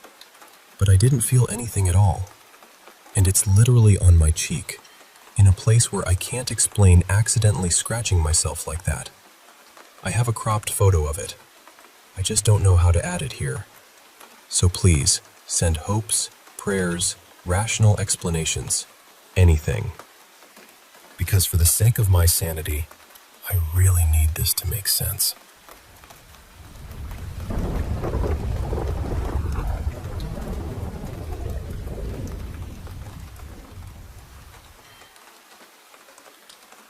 I don't know exactly when this started, but I can still remember the first time I felt it. I was about 9 or 10 when my family moved into this old house, and from the very first night, something about that place felt off. I used to sleep with my bedroom door open, always had, but that first night, right as I was drifting off, I got this heavy feeling in my chest. It felt like someone was watching me. Not just a little nervous feeling. It was deep in my body, like every part of me suddenly knew I was not alone. So after that, I started sleeping with my door closed. As I got older, I told myself it was just a kid's imagination. A new house, shadows in the hallway, all of that. But even after we moved, even in my own apartment, even at someone else's place, I still kept closing bedroom doors at night. I could laugh about it, but I still did it. Every time I tried to leave one open, something in me just couldn't handle it.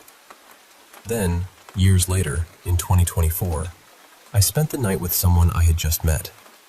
We were tired, the door stayed open, and I didn't want to make it weird by insisting it had to be shut. That night scared me in a way I still think about. I remember falling asleep, then suddenly waking up because I heard someone come into the room. There was this woman standing there in a white gown with long, messy black hair hanging down around her face. She started moving toward the bed slowly, inch by inch. And the worst part was, it felt like she was enjoying it. Like she knew I was terrified. She looked almost excited, almost hungry, like the fear itself was feeding her. She came closer and closer until she reached the edge of the bed. Then she just stood there, staring at me. And then, everything went black.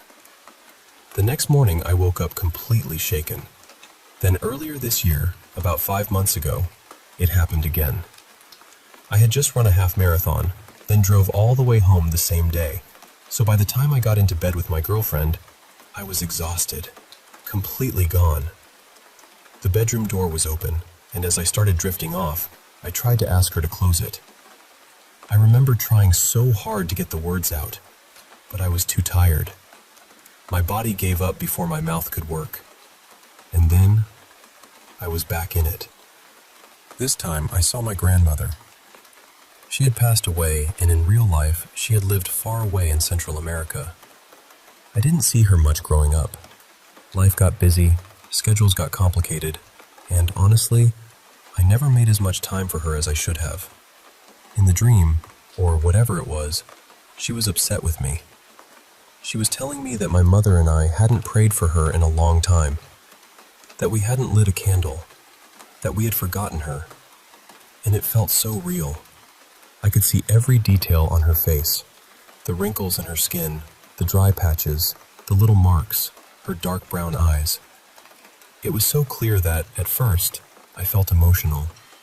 But then, something changed. This awful discomfort came over me. Suddenly, it didn't feel like my grandmother anymore. It felt like something was using her face. I turned my head fast, trying to break away from it.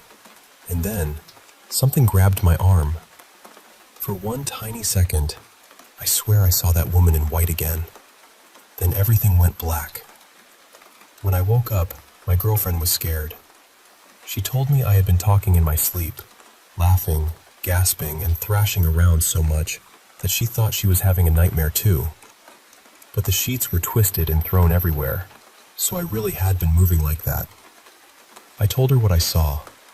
I told her about the door thing, how this has followed me since I was a kid. Since that night, whenever I start falling asleep and the door is open, she gets up and closes it all the way for me. I think what she saw that night scared her too. I have bad dreams sometimes, but they are never as vivid as they are when the door is open.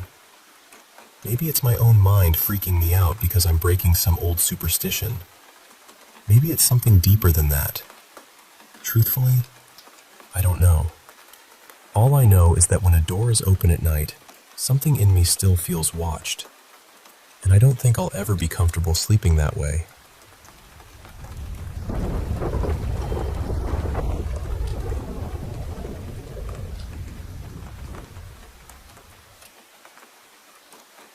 Most people think of Sai Kung as one of Hong Kong's gentler places.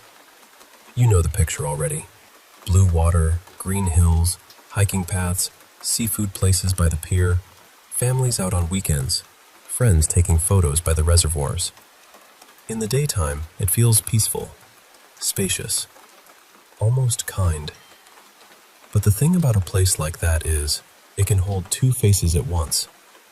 Because if you talk to people who grew up hearing the older stories, they'll tell you Sai Kung has another side too.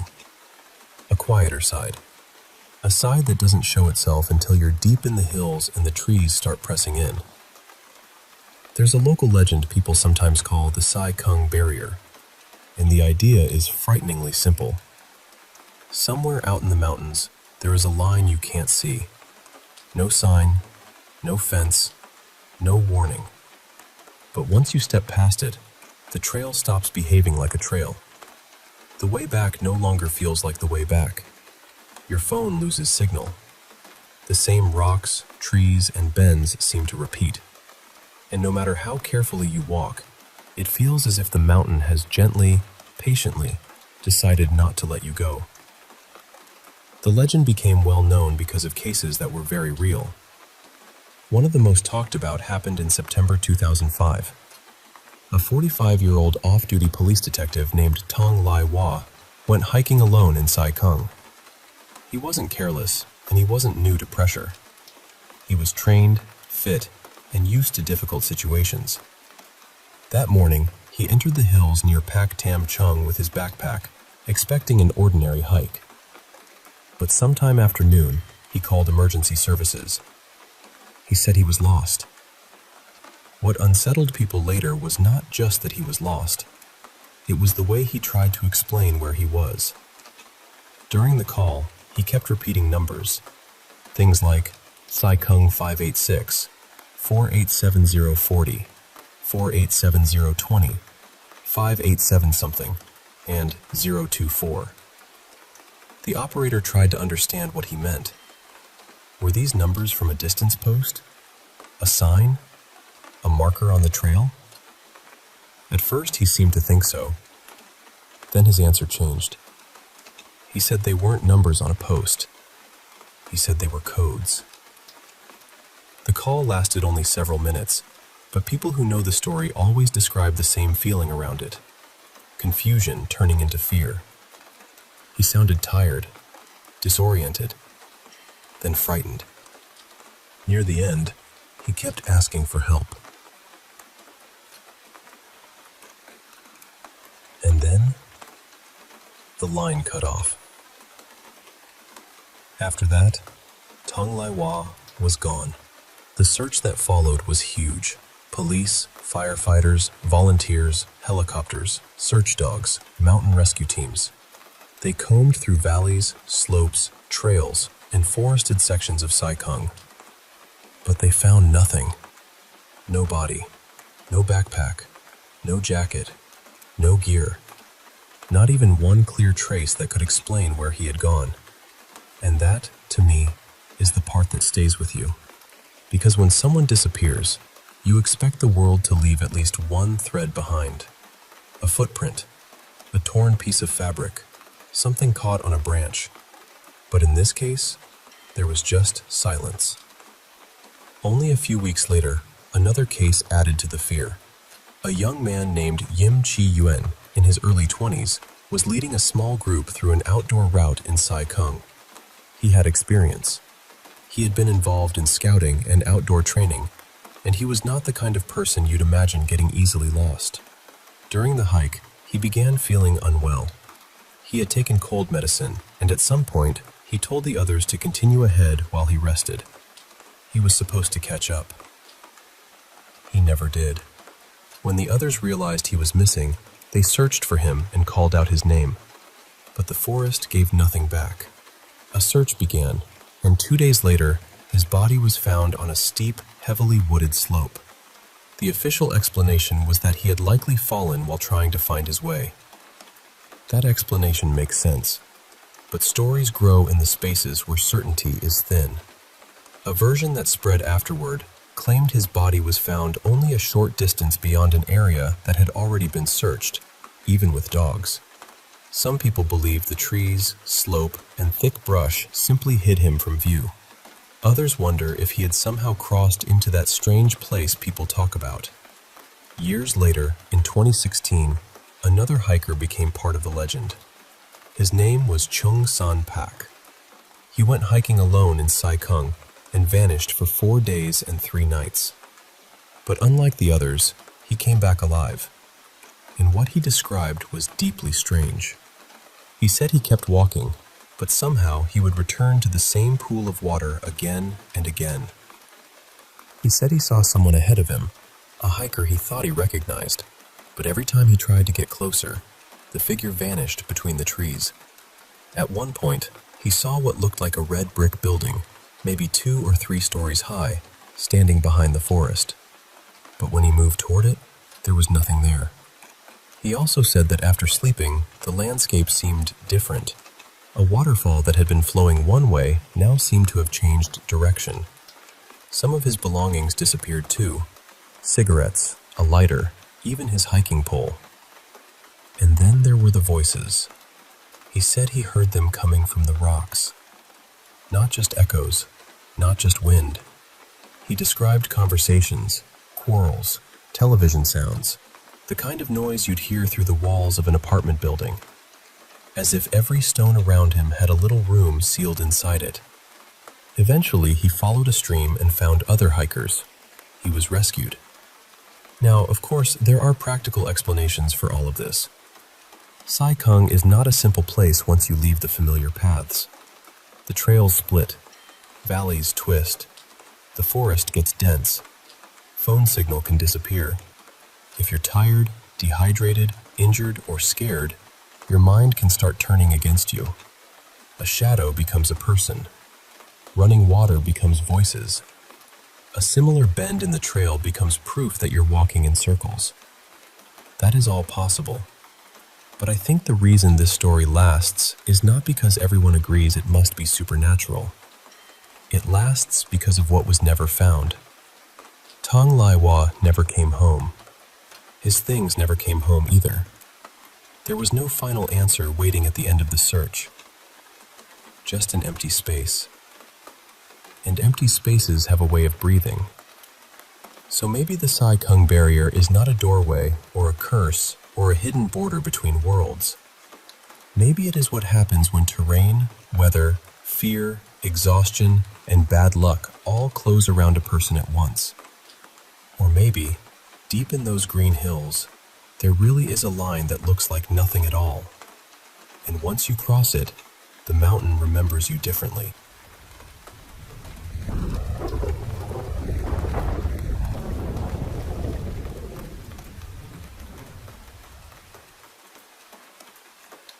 Hey there. I want to share something really personal with you. Something that shadowed my childhood from when I was about 5 years old until we moved when I was 10. It's the story of this lady ghost, or maybe a demon, that used to visit me every single night. I'm now 25, with 2 little girls of my own, and honestly, I still get chills thinking she might come after them too. I pray she never does. Back then, I did everything I could to feel safe.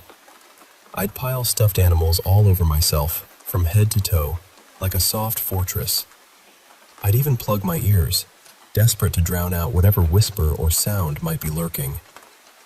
I could never fall asleep without my little lamp on, though it never really helped, but at least I could see a bit in the dark. So, picture this. I'm lying in bed, the soft glow of the lamp casting shadows on the walls, my heart pounding, trying desperately to drift off. Then, everything would suddenly go so quiet you could hear a pin drop. It was that silence that told me she was coming. About a minute later, she'd be right there, by the side of my bed. I could feel it before I even looked. I remember peeking out from under my mountain of stuffed animals, and there she was, floating there, staring at me with the most terrifying face. Her skin was so pale it looked almost translucent, and her eyes were haunting. I'd freak out, heart racing, and bolt straight to my mom and stepdad's room, jumping into bed with my mom, where I could finally find some peace and finally fall asleep. This happened night after night. I cried and begged my stepdad to let me keep my light on, and finally, one night, he gave in. But that night, it was worse. She slithered in like always, and I ran to my mom's room, but this time, my stepdad wasn't having it. He told me to go back to my room. I completely broke down. My mom had to convince him to let me sleep on the floor next to her bed, right up against the wall. I remember lying there, clutching my mom's hand, which was hanging over the side of the bed, trying to calm myself as I stared up at the ceiling fan slowly spinning. Then, the room went eerily silent again. That terrible quiet, and I thought, no way she can get to me here with Mom. But then I saw her. She was floating just at the foot of the bed, slowly drifting over to my side. She always wore this old white gown, and her long black hair hung like shadows around her face. And she moved with such unnatural silence. It was sickening. I was so terrified I screamed until my mom and stepdad jumped up, asking what was wrong. All I could say was, "She's trying to get me, Mom. She's trying to get me." That night, my mom let me sleep in her bed, and finally, I was okay. It's hard to explain just how much torment that lady put me through. I was always so exhausted during the day, dozing off in school because I hadn't slept at all. I begged to stay at my aunt's or grandmother's house, anywhere but home. One time, she even followed me to my aunt's place, and I ran outside and sat right in the middle of the street until my aunt got home at 7 in the morning. It was horrible. Even now, 20 years later, I'm a grown man with a family, and sometimes I lie awake at night, heart hammering, thinking about her. I worry she might find me again. I've had panic attacks, waking up from dreams where she's there, staring at me. Only 2 people know about her besides me, my wife and my mom. And now, anyone who reads this story will know too, even if some don't believe it. And this is just one of the nights I remember clearly. There are at least 10 more that haunt my memory. So that's my story, the lady in white who haunted my childhood. Thanks for listening.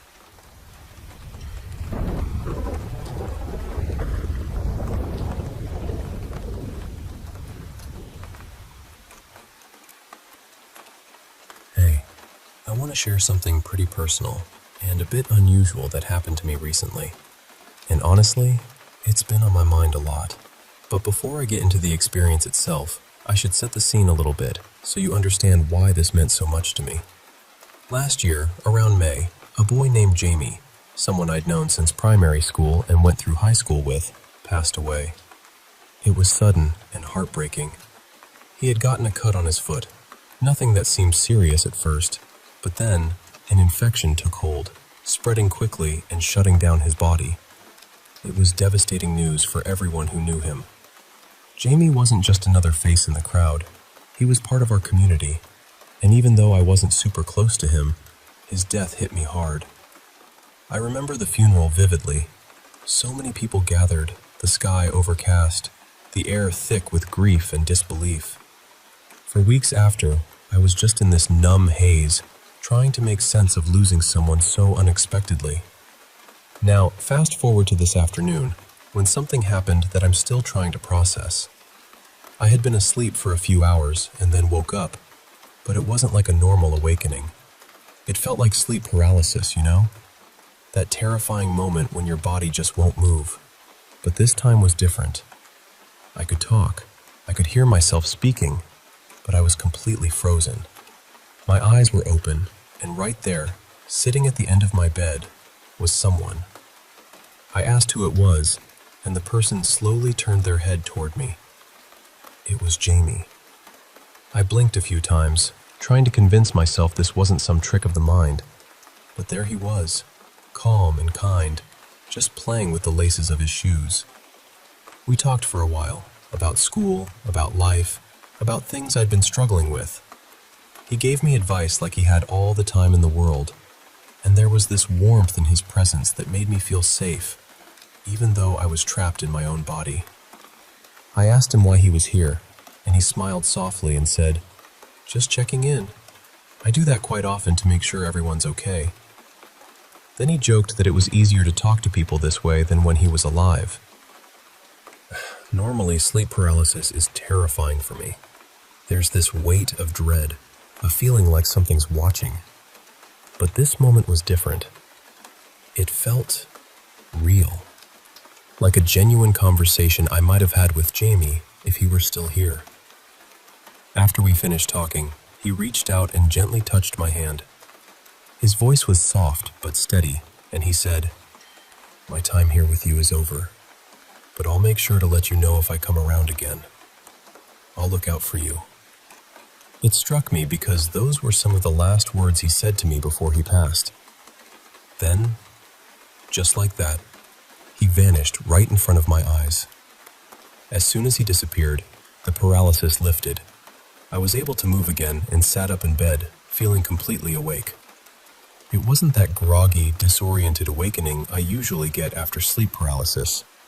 It was like I'd just been gently brought back from somewhere else.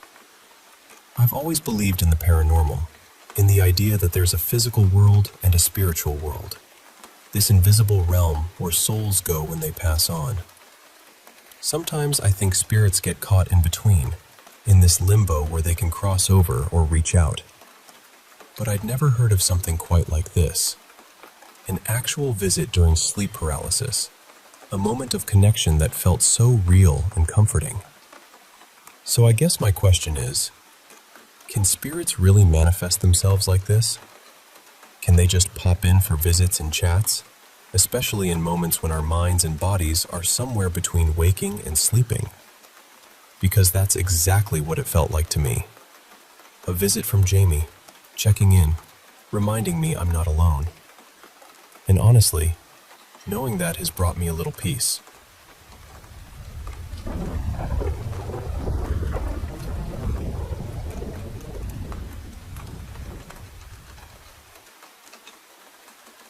Hey there. I want to share some stories that have been part of my life. Experiences that might seem unbelievable, but have shaped a lot of my perspective. Let's start with a story from when I was just a little kid, around 5 years old. I lived in Hawaii back then with my parents and my younger sister. My dad was stationed there with the military, so that's why we were there. Now, I don't remember the very beginning of this myself. It's something my mom told me much later, but it's important. We had this little closet under the stairs, kind of like something out of a Harry Potter story. My sister and I would play in there all the time. I remember the closet vividly, but what I didn't know was that I used to talk to someone in there who wasn't my sister. My mom told me I'd be in there, chatting away with a little girl. When she asked who it was, I said it was a friend, a little girl. At the time, I thought it was just an imaginary friend, but now, I'm pretty sure she wasn't imaginary. Eventually, we moved from Hawaii to where we live now, and it seems the little girl came with us. We lived in 3 different homes here, and strange things happened at each one. At our first house here, my aunt came over one day when no one was home. Later, she asked my mom why I was home from school that day, but I had gone to school as usual. My aunt said she'd seen a little girl with 2 braids staring out our window, resting her chin on her hands. She said the girl looked a lot like me, which confused us because I wasn't there. That's the only experience from that home I really remember. Then, we moved into my grandparents' old house.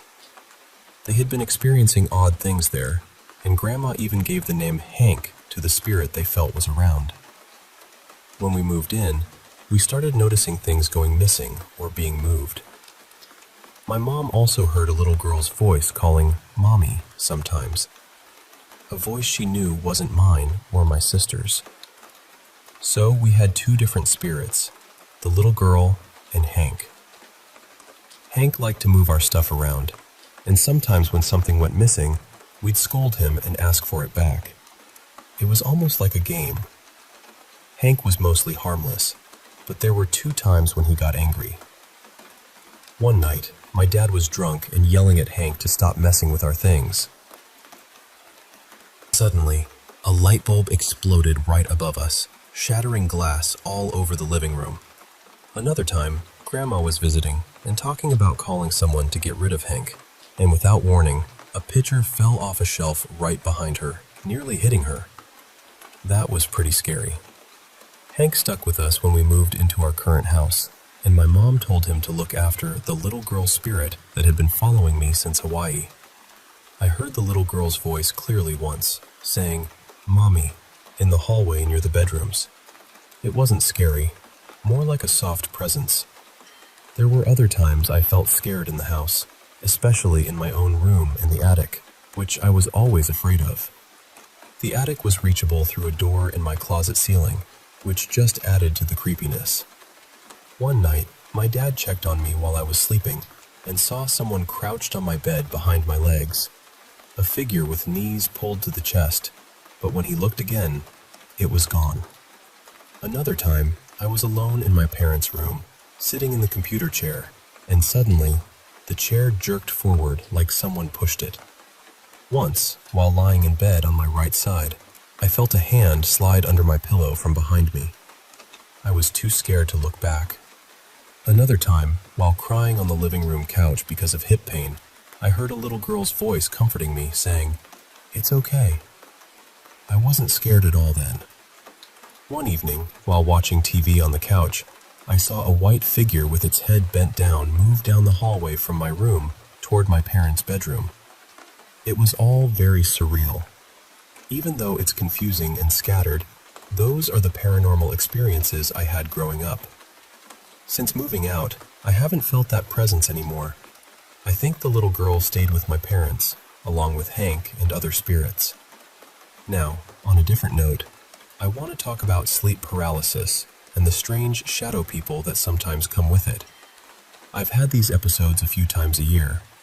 When I was younger, I'd freeze and try to fight back, but it felt like my fists slid off their faces, like I was hitting something slippery.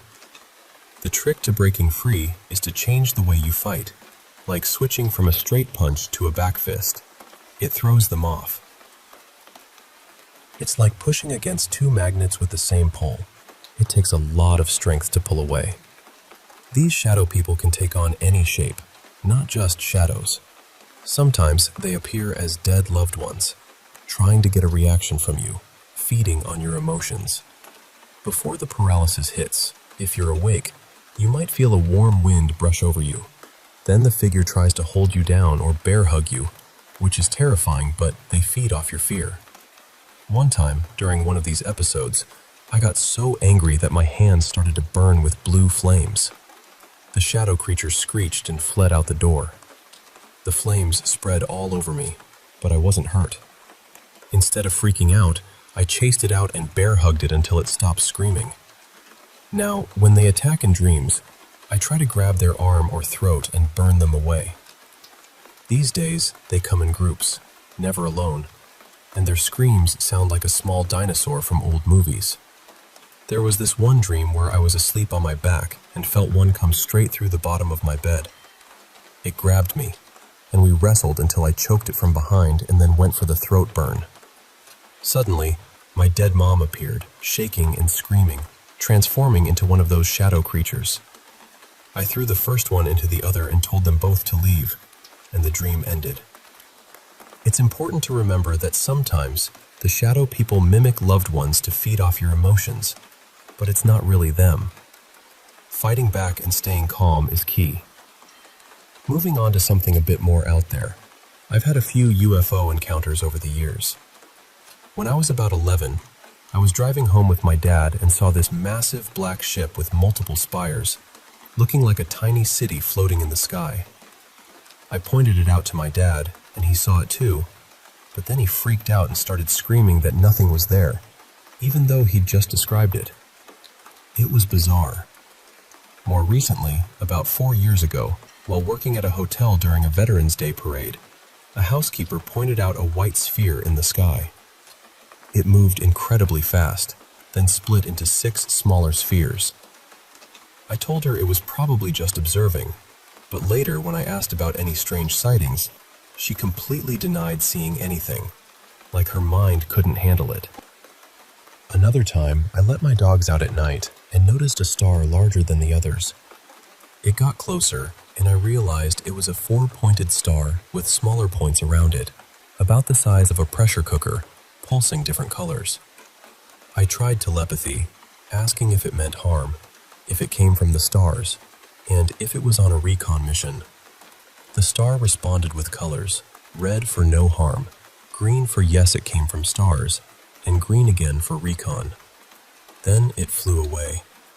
The key was staying calm to remember everything clearly. No missing time or strange marks afterward, just a weird encounter. Now, I want to share some strange encounters with black-eyed kids, or BEKs. I work downtown at a hotel, and I've had 2 encounters.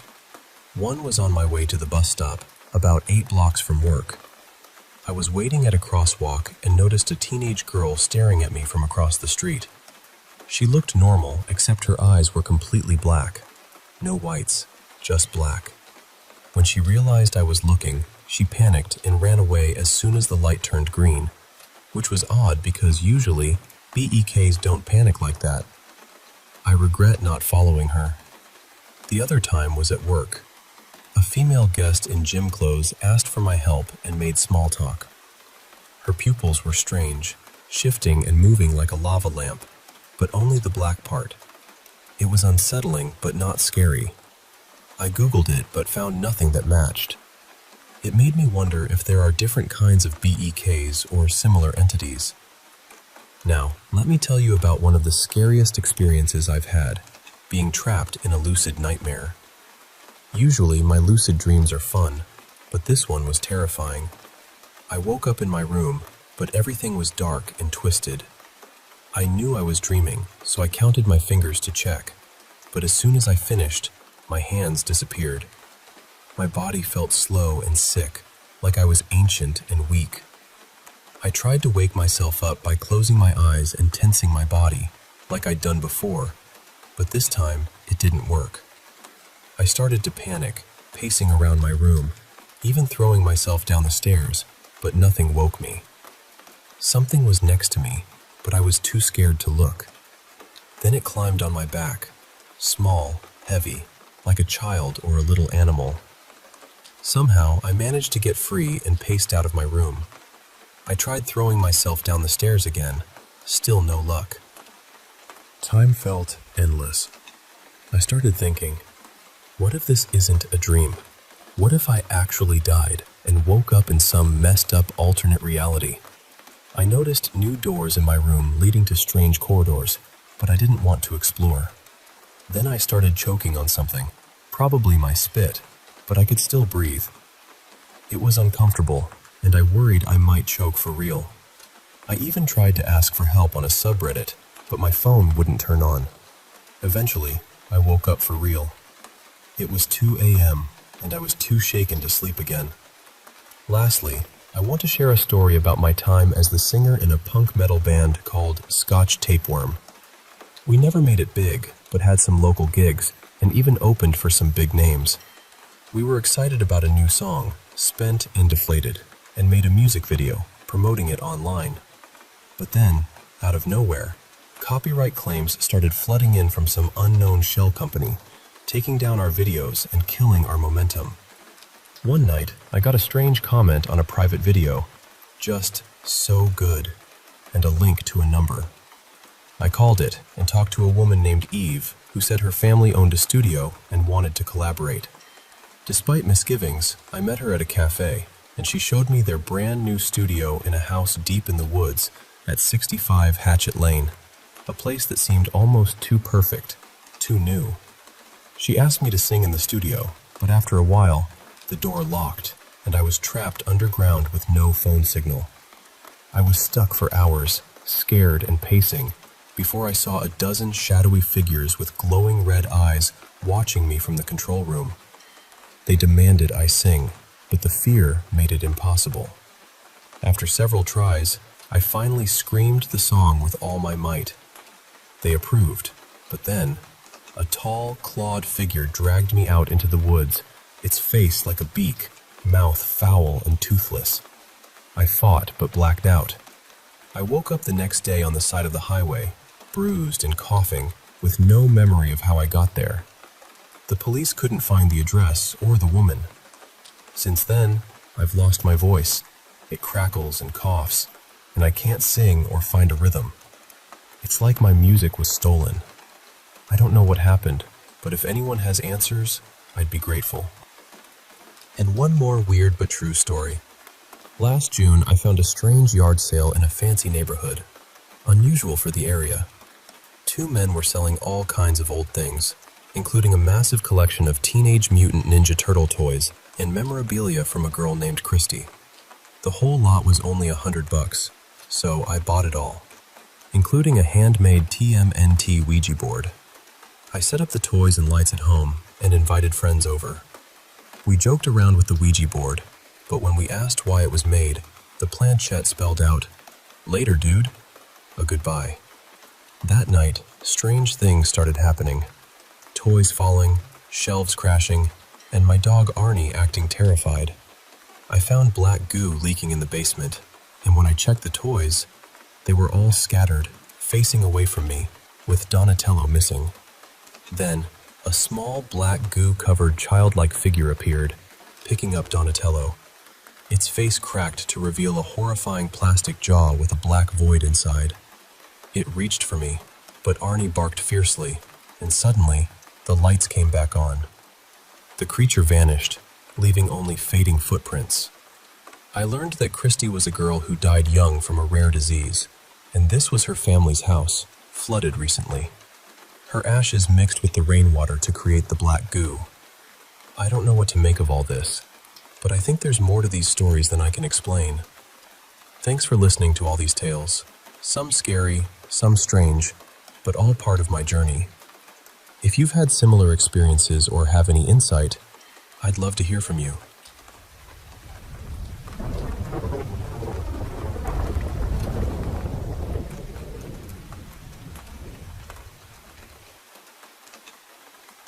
You know, my twin brother and I, we've had some pretty strange experiences growing up. And there's this one thing that always kind of slipped my mind until recently. Probably because we were so little when it happened, but it was almost like a daily thing for us from when we were about 4 years old until around 9. Yeah, it was that frequent. So picture this, 2 little kids, identical twins, running around and suddenly catching these shadowy figures darting just at the edge of their vision. Not just once or twice, but all the time. It wasn't like a scary ghost story, it was just there. Shadow people, if you will, flitting by in the corners of our eyes. And honestly, I never thought I'd even talk about it because, weirdly enough, it never really bothered me. I actually believe there's more to this world. Maybe another dimension or something. And if you don't believe in that, well, I think you might be missing out on some truths. We were raised in a pretty Christian household, so every time my brother, let's call him Liam, and I told our mom about these shadows, she had this steady response.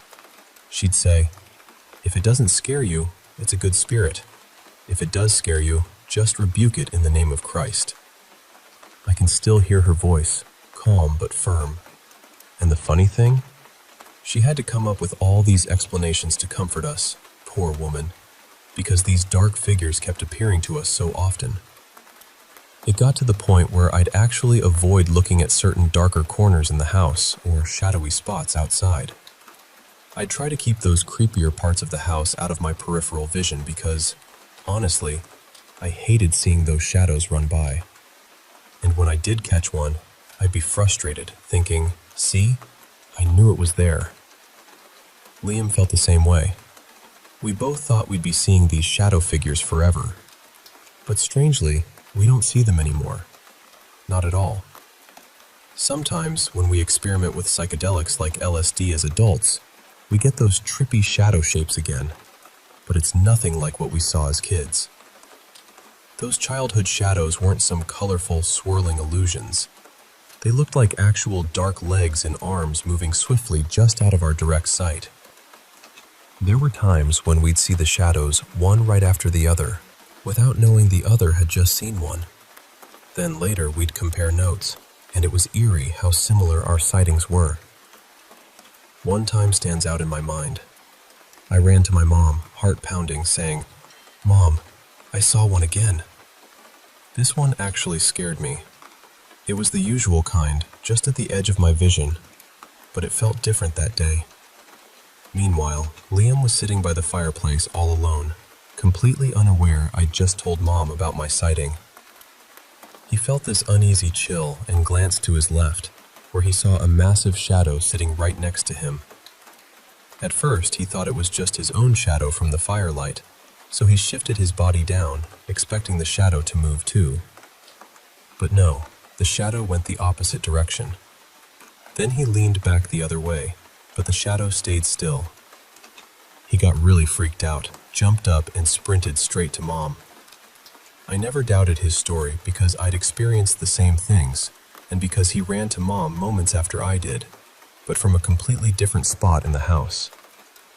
I can only imagine how overwhelmed she must have felt dealing with us both. Years later, as an adult, I brought up those memories with our mom. She got this wide-eyed look and said, "Yeah, that stuff was really scary." Turns out, All that talk about good spirits and bad spirits was just something she told us to keep us calm. She admitted she was terrified herself and didn't know what else to say to her creepy little twins. So, that's our story. Shadow people running by in the corners of our eyes, haunting our childhood, but never hurting us. It's a strange memory, but it's ours. And maybe, just maybe, there's more out there than what we can see.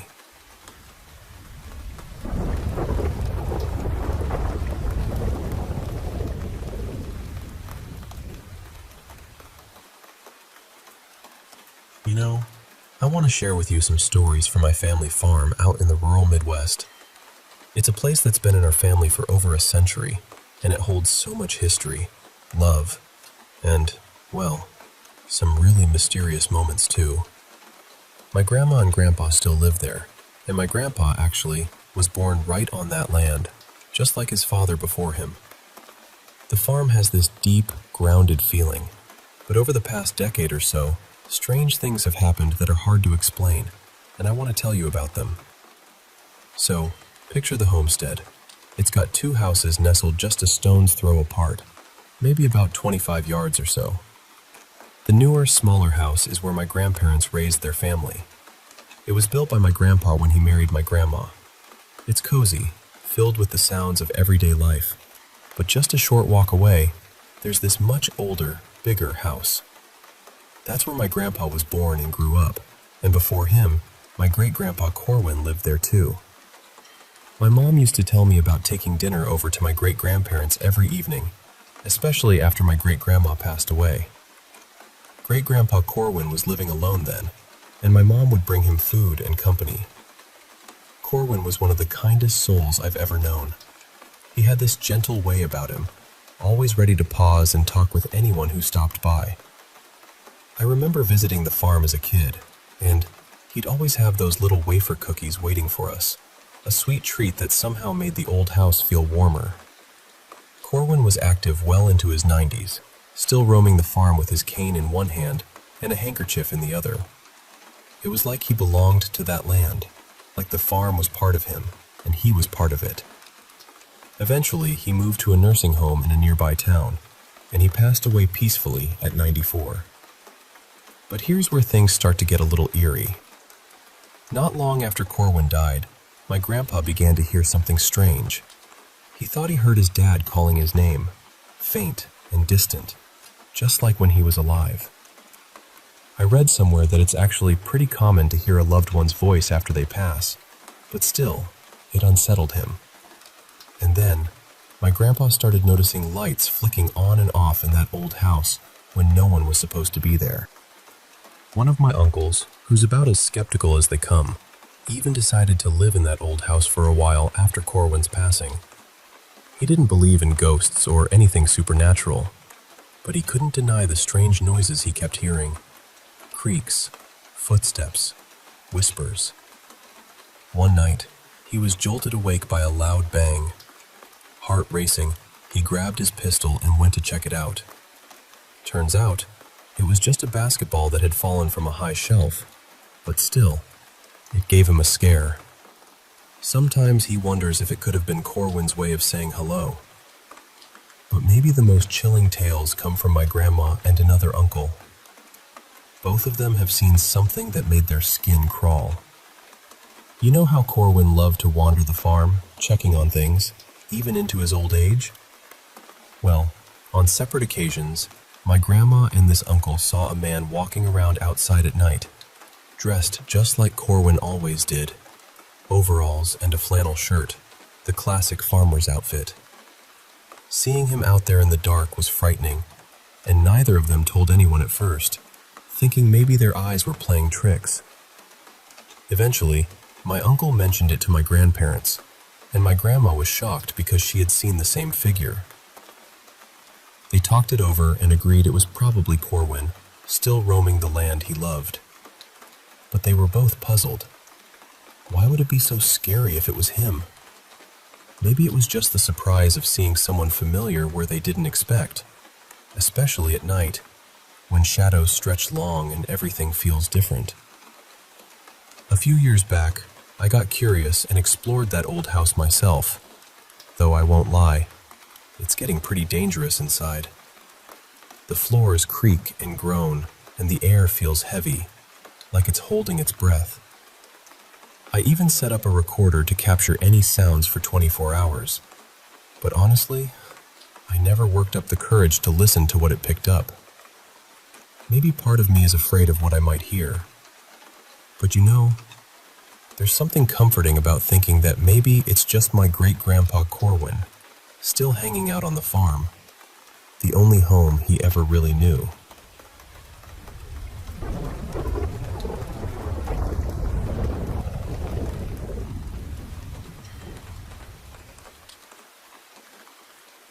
You know, I spent a lot of my childhood winters with my grandmother up in northern Sweden. She lived with her two sisters just outside this tiny little town in a place locals call Blue Hills, or Blåkulla in Swedish. Their house was small, gray, and pretty simple. They had electricity, but only at night, and their heat came from an old furnace that crackled and hummed all winter long. During the day, the Blue Hills were peaceful, almost silent, the kind of quiet where you could swear you heard the snow slowly melting beneath your feet. But at night? Man, at night it turned into this vast, endless field of white fading into pitch-black darkness. It was breathtaking and terrifying all at once, the kind of place that gets under your skin and stays there. I remember this one night when I was about 7. Grandma took me ice fishing, just the two of us out there on the frozen lake. I was sitting there with a hot dog in my hand, staring up at the sky, just soaking it all in. And then I saw it. A star brighter than any other, twinkling like a little green flame. "That's the green star," Grandma whispered, her voice soft and serious. "It only shows up in special places way up north, and only people with special hearts can see it. But be careful, don't stare at it too long, or it'll turn the snow green. And if it blinks 3 times, misfortune will find you." I was just a kid, so I didn't really believe it, but I listened anyway. She handed me an old cast iron key, some sort of good luck charm to keep with me. Still, all I wanted to do was keep watching that green star flicker in the night sky. There was something magical about it, something I couldn't explain. Years went by, and life got busy. School, girlfriends, sports, you know how it is. I stopped going up north in the winter. But then Grandma got sick. We made one last trip to see her. She was as cheerful as ever, even as her health faded. She passed away in that same little gray house, the same month as her sisters. We scattered their ashes on the lake, and the green star still shone above. After college and starting my career, I got engaged to my girlfriend, Samantha, Sam to her friends. We planned a big trip to Barcelona for our 5th anniversary, but then the pandemic hit and everything changed. We had to scrap our plans. We thought about getting diving certificates, but with all the restrictions, that was out. Instead, Sam found this cozy lodge up north where we could go winter camping, just the two of us. We managed to get a long weekend off work, 3 days in a small cabin surrounded by snow and silence. It wasn't Blåkulla, but it felt like a little piece of home. A few days before we left, Sam had to go on a business trip out of town. She took COVID tests before and after, but on her way back, she tested positive. She called me early in the morning, her voice worried. "I don't want you to get sick," she said softly. "You should go on your own. I know how much you've been looking forward to this. I'm sorry." We talked it over, and she convinced me it was best. She'd isolated home, and I'd head up north alone. It felt strange leaving without her, but I also felt a little comforted, like Grandma was watching over me. Driving away from the city, I sang old songs Grandma had taught me, stealing glances at the night sky. The stars grew brighter as I left the city lights behind, twinkling like diamonds scattered across black velvet. And there it was, the green star, hidden among the constellations, just like I remembered. The trek from where I parked to the lodge was brutal. About a 35-minute hike through snow that swallowed me up to my knees. With only a flashlight to light my way, the path felt narrow and fragile beneath my feet. Every crunch of snow underfoot echoed loudly in the silence. I questioned myself constantly. Was I going the right way? What if I got lost out here all alone? The cold bit through my layers, and the wind whispered through the pines, carrying an eerie melody that made my skin crawl. Eventually, I found the lodge. It was small, with 2 rooms, 4 beds, and a tiny kitchen. No power inside, but a diesel generator hummed outside, and the furnace filled the rooms with warmth. The lodge sat atop a little hill clearing, surrounded by endless woods, and the view stretched for miles.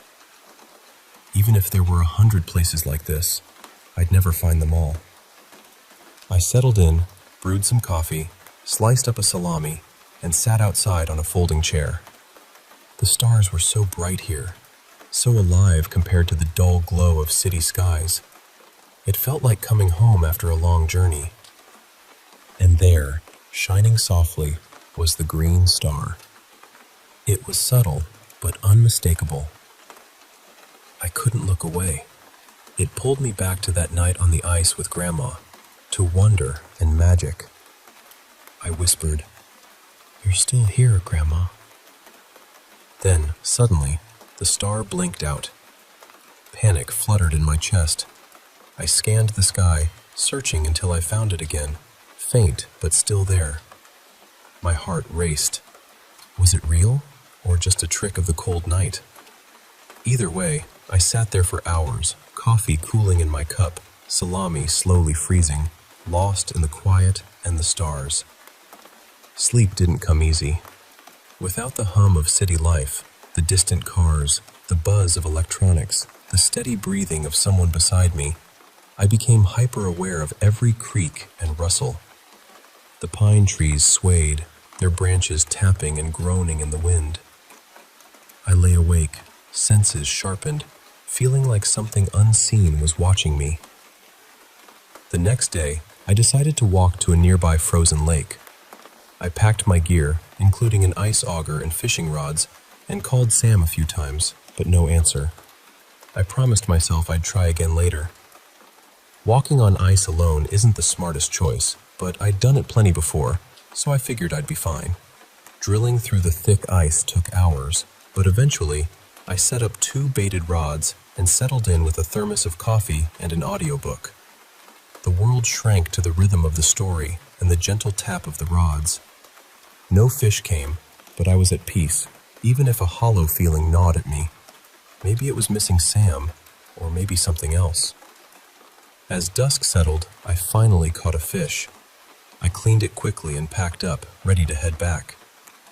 But then, a sharp snap sounded beneath me. My heart jumped as I froze in place.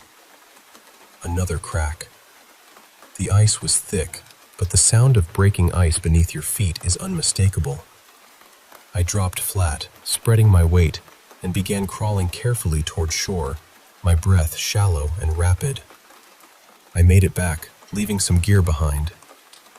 As I stood catching my breath, the ice behind me gave way with a thunderous crack, swallowing my fishing rods and the fish into a perfect, unnaturally round hole.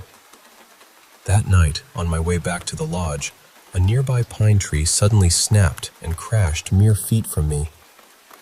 If I hadn't stopped to check my phone, it might have hit me.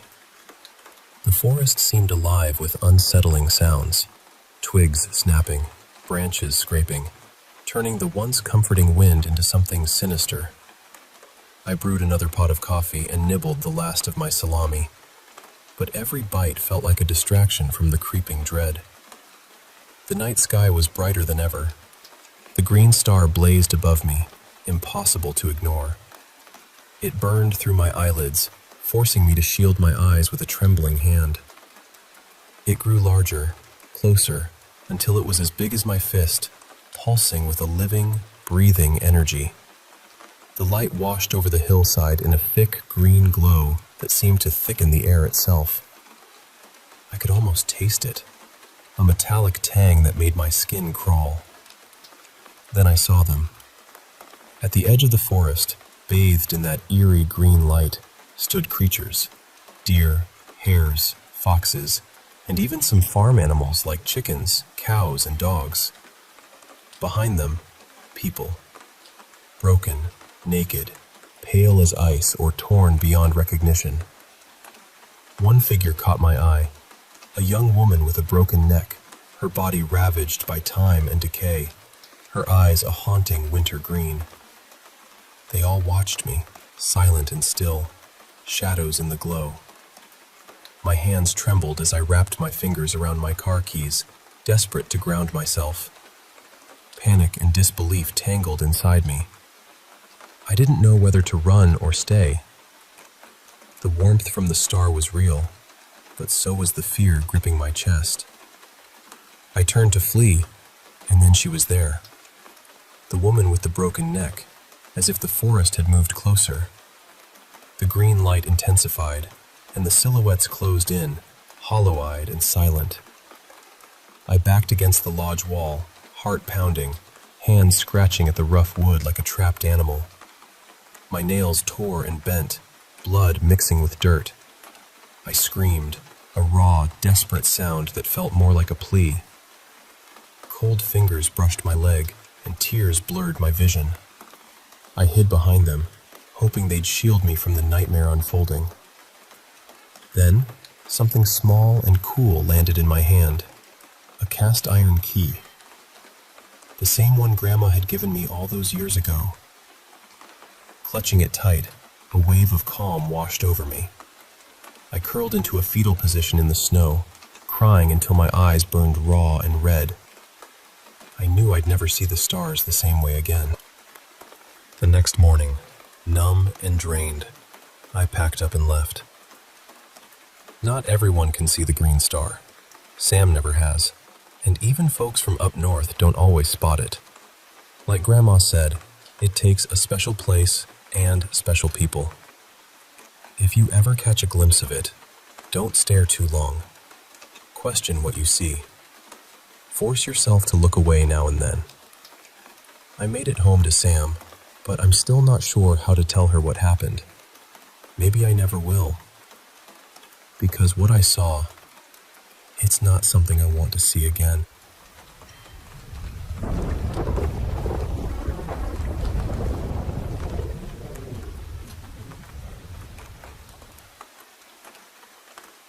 You know, it all started when I lost my job right at the beginning of the pandemic. Suddenly, I had all this time on my hands, and I found myself spending more and more hours online. I fell down some pretty wild rabbit holes. Remember those? Like, I spent an entire weekend watching videos about flat Earth theories. Yeah, I know, it sounds nuts. But honestly, I rode into almost every conspiracy forum you could imagine. I'm pretty sure I made it onto some government watch list by the end of it.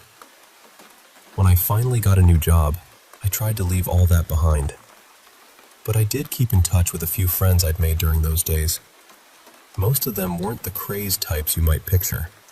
They were just curious people, skeptics really. They weren't obsessed with wild theories just for drama's sake. They were fascinated by how things worked, always poking around for answers. Kind of like me. As I cleaned up the mess from my unemployed, anxious days, I noticed a new trend was sweeping through my circle. Static chasing. At first, I didn't pay it much mind. I mean, static? On old TVs? Who cared? Months passed, and I slowly drifted away from all the groups and chats. Mailing lists, subreddits, Facebook groups, Discord servers, all of it. I was trying to reclaim a normal life. Looking back, it was pretty embarrassing. When you've got nothing but anxiety and endless hours, you grasp for anything to fill the void. But as things settled down, I wanted to move on. Every now and then, I'd get a message from someone, some genuinely concerned, others just curious. But eventually, even those stopped. That all changed last October. Maggie, Mags to most of us, was one of the most down-to-earth people I met back then. She was a moderator on several boards and had this knack for sparking debates. She could toss out a question like a grenade and sit back to watch the sparks fly. She had a sharp edge, but never crossed the line. There was always a twinkle in her eye. So when she messaged me out of the blue, 4 months after we'd lost contact, I knew something was wrong. Her message was simple, just 2 words. Help me. To my surprise, it came as a text to my private phone. I didn't even know she had my number. At first, I tried not to dwell on it. I felt bad, sure, but I reminded myself we'd shared many late-night talks about everything and nothing. For her, every conspiracy was just a new path for her mind to wander. Still, I tried to forget the message and move on. Then one night, a friend bailed on our movie plans, and suddenly I was alone with nothing to do. Irritated, I went back online to find something to watch. That message from Mags popped into my head again, and I found myself opening several tabs. I knew she'd been into static chasing lately, but what was that exactly? Who were these static chasers, and why did it matter? If you haven't heard of them, buckle up. These folks are something else. So, picture this. When an old TV loses signal, it shows that familiar black and white static, like a murmur of tiny dots flickering across the screen. That's background radiation in a way. Nowadays, most modern TVs just go to a blue or black screen when the signal drops, so kids today might never even see static like we did. I remember my brothers and I used to call it the ant war, arguing over whether the black or white dots outnumbered the other. But here's the thing. Static is different now. It's rare. And these static chasers pride themselves on hunting down any trace of static on analog devices. They post pictures, share stories, and genuinely love the sound. The crackling, the hiss. It's almost hypnotic. So I found some websites dedicated to this. Back down the rabbit hole I went. Facebook groups, YouTube channels, even some sketchy Patreon pages. It felt like a ghost from my past was reaching back into my brain. I knew these roads well. Then I stumbled upon the Static Chaser subreddit. That's when the unease started creeping in. It was a ghost town. 46,000 members, but only 2 people browsing. The moderators were all gone. No pinned posts, locked threads, abandoned.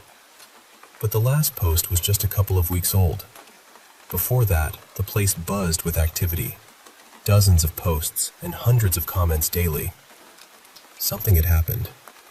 I searched for Mags's username but came up empty. She had multiple backups, but no trace. I started reading through the final conversations. It was eerie. One user wrote, "I tried staying in front of it like you said. It really does change. But you gotta be there for hours. Is this safe?" That was the last post. No replies. Other posts talked about a new trend.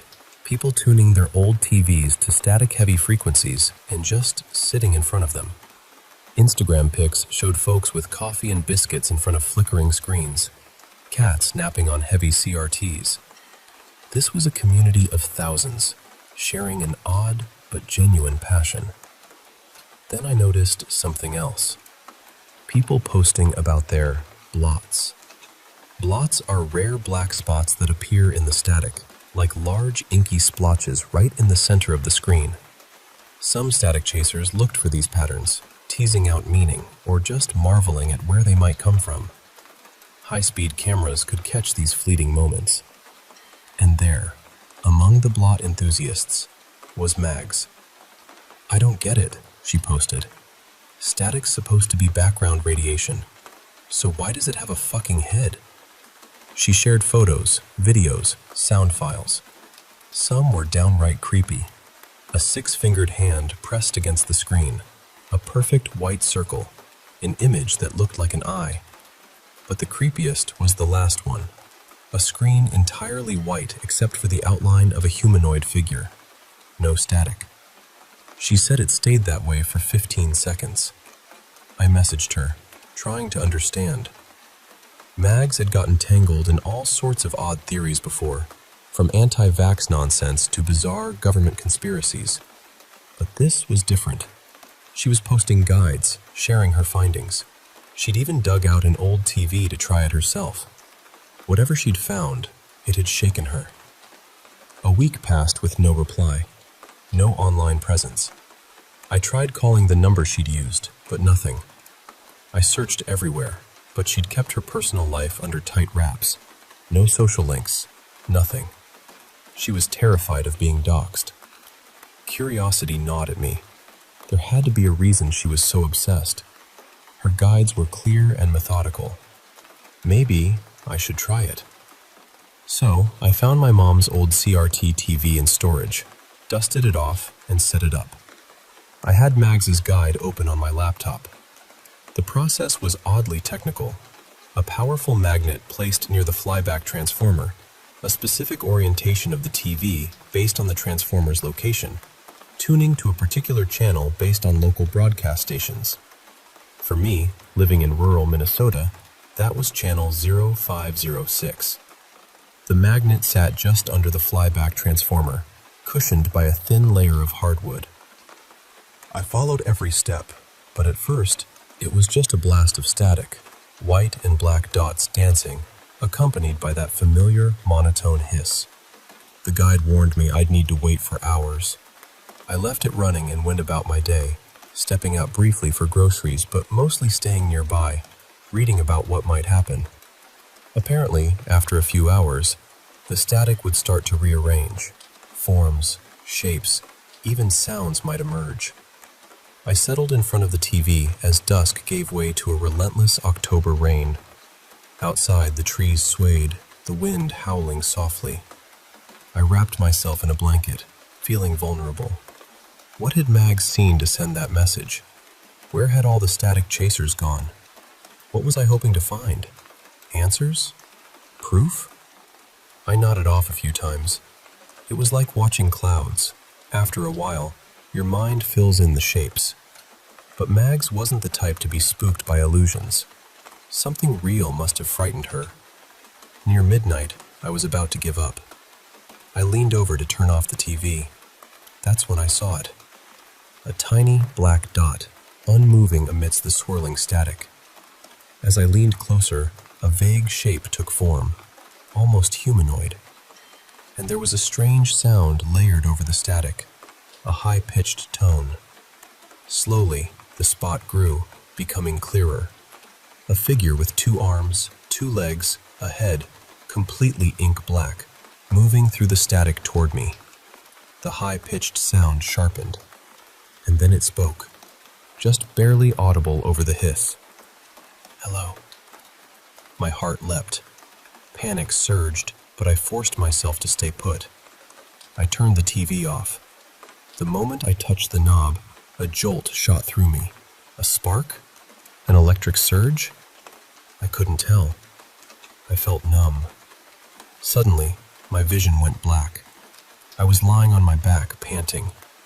No matter how I blinked or rubbed my eyes, everything remained pitch black. I tried to breathe deeply, to calm myself, but there was nothing. No warmth, no cold, no pain. My hands moved, but it wasn't real movement. It was like I was a mind floating in nothingness, imagining having a body. A sick feeling crept in, or maybe just the memory of sickness or panic. Far away, a light flickered. I felt drawn toward it.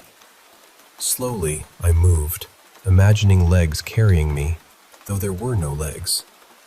As I neared the light, parts of me began to return. I looked down to see my hands, translucent, flickering in and out like static textures, thin enough I could pass one through the other. The light was a sphere, a big white and black orb pulsing with static patterns, black and white dancing across its surface. It made a sound, growing louder in my mind. Static, but layered with voices. A million whispers, arguments, cries, people trapped inside. Closer inspection revealed the black spots weren't random. They were silhouettes. each one a person, stuck in the static. Millions, maybe billions. I turned to see the darkness beyond the sphere. It wasn't empty, but teeming with creatures. Some humanoid, others not. Screaming, crying, shouting, all converging on me. A universe of unspeakable horrors. Static filled my eyes and ears, desperate screams and hopeless cries. I was surrounded by terror and inevitability. Hands grabbed me, pulling me toward the sphere or tearing me apart. I tried to scream, but only static came out. Voices of the lost joining the endless chorus. Forever. Suddenly, a loud bang exploded. The transformer blew. Power cut out. I tumbled back in front of my TV. Time had barely passed. I lay on the floor, crying, screaming. That place was real. I'd been there. My fingers were numb. My body lost its bearings.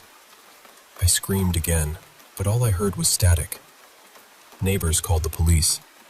I barely remember being taken to the hospital or my brothers visiting. Doctors said it was a seizure, maybe epilepsy. I didn't argue.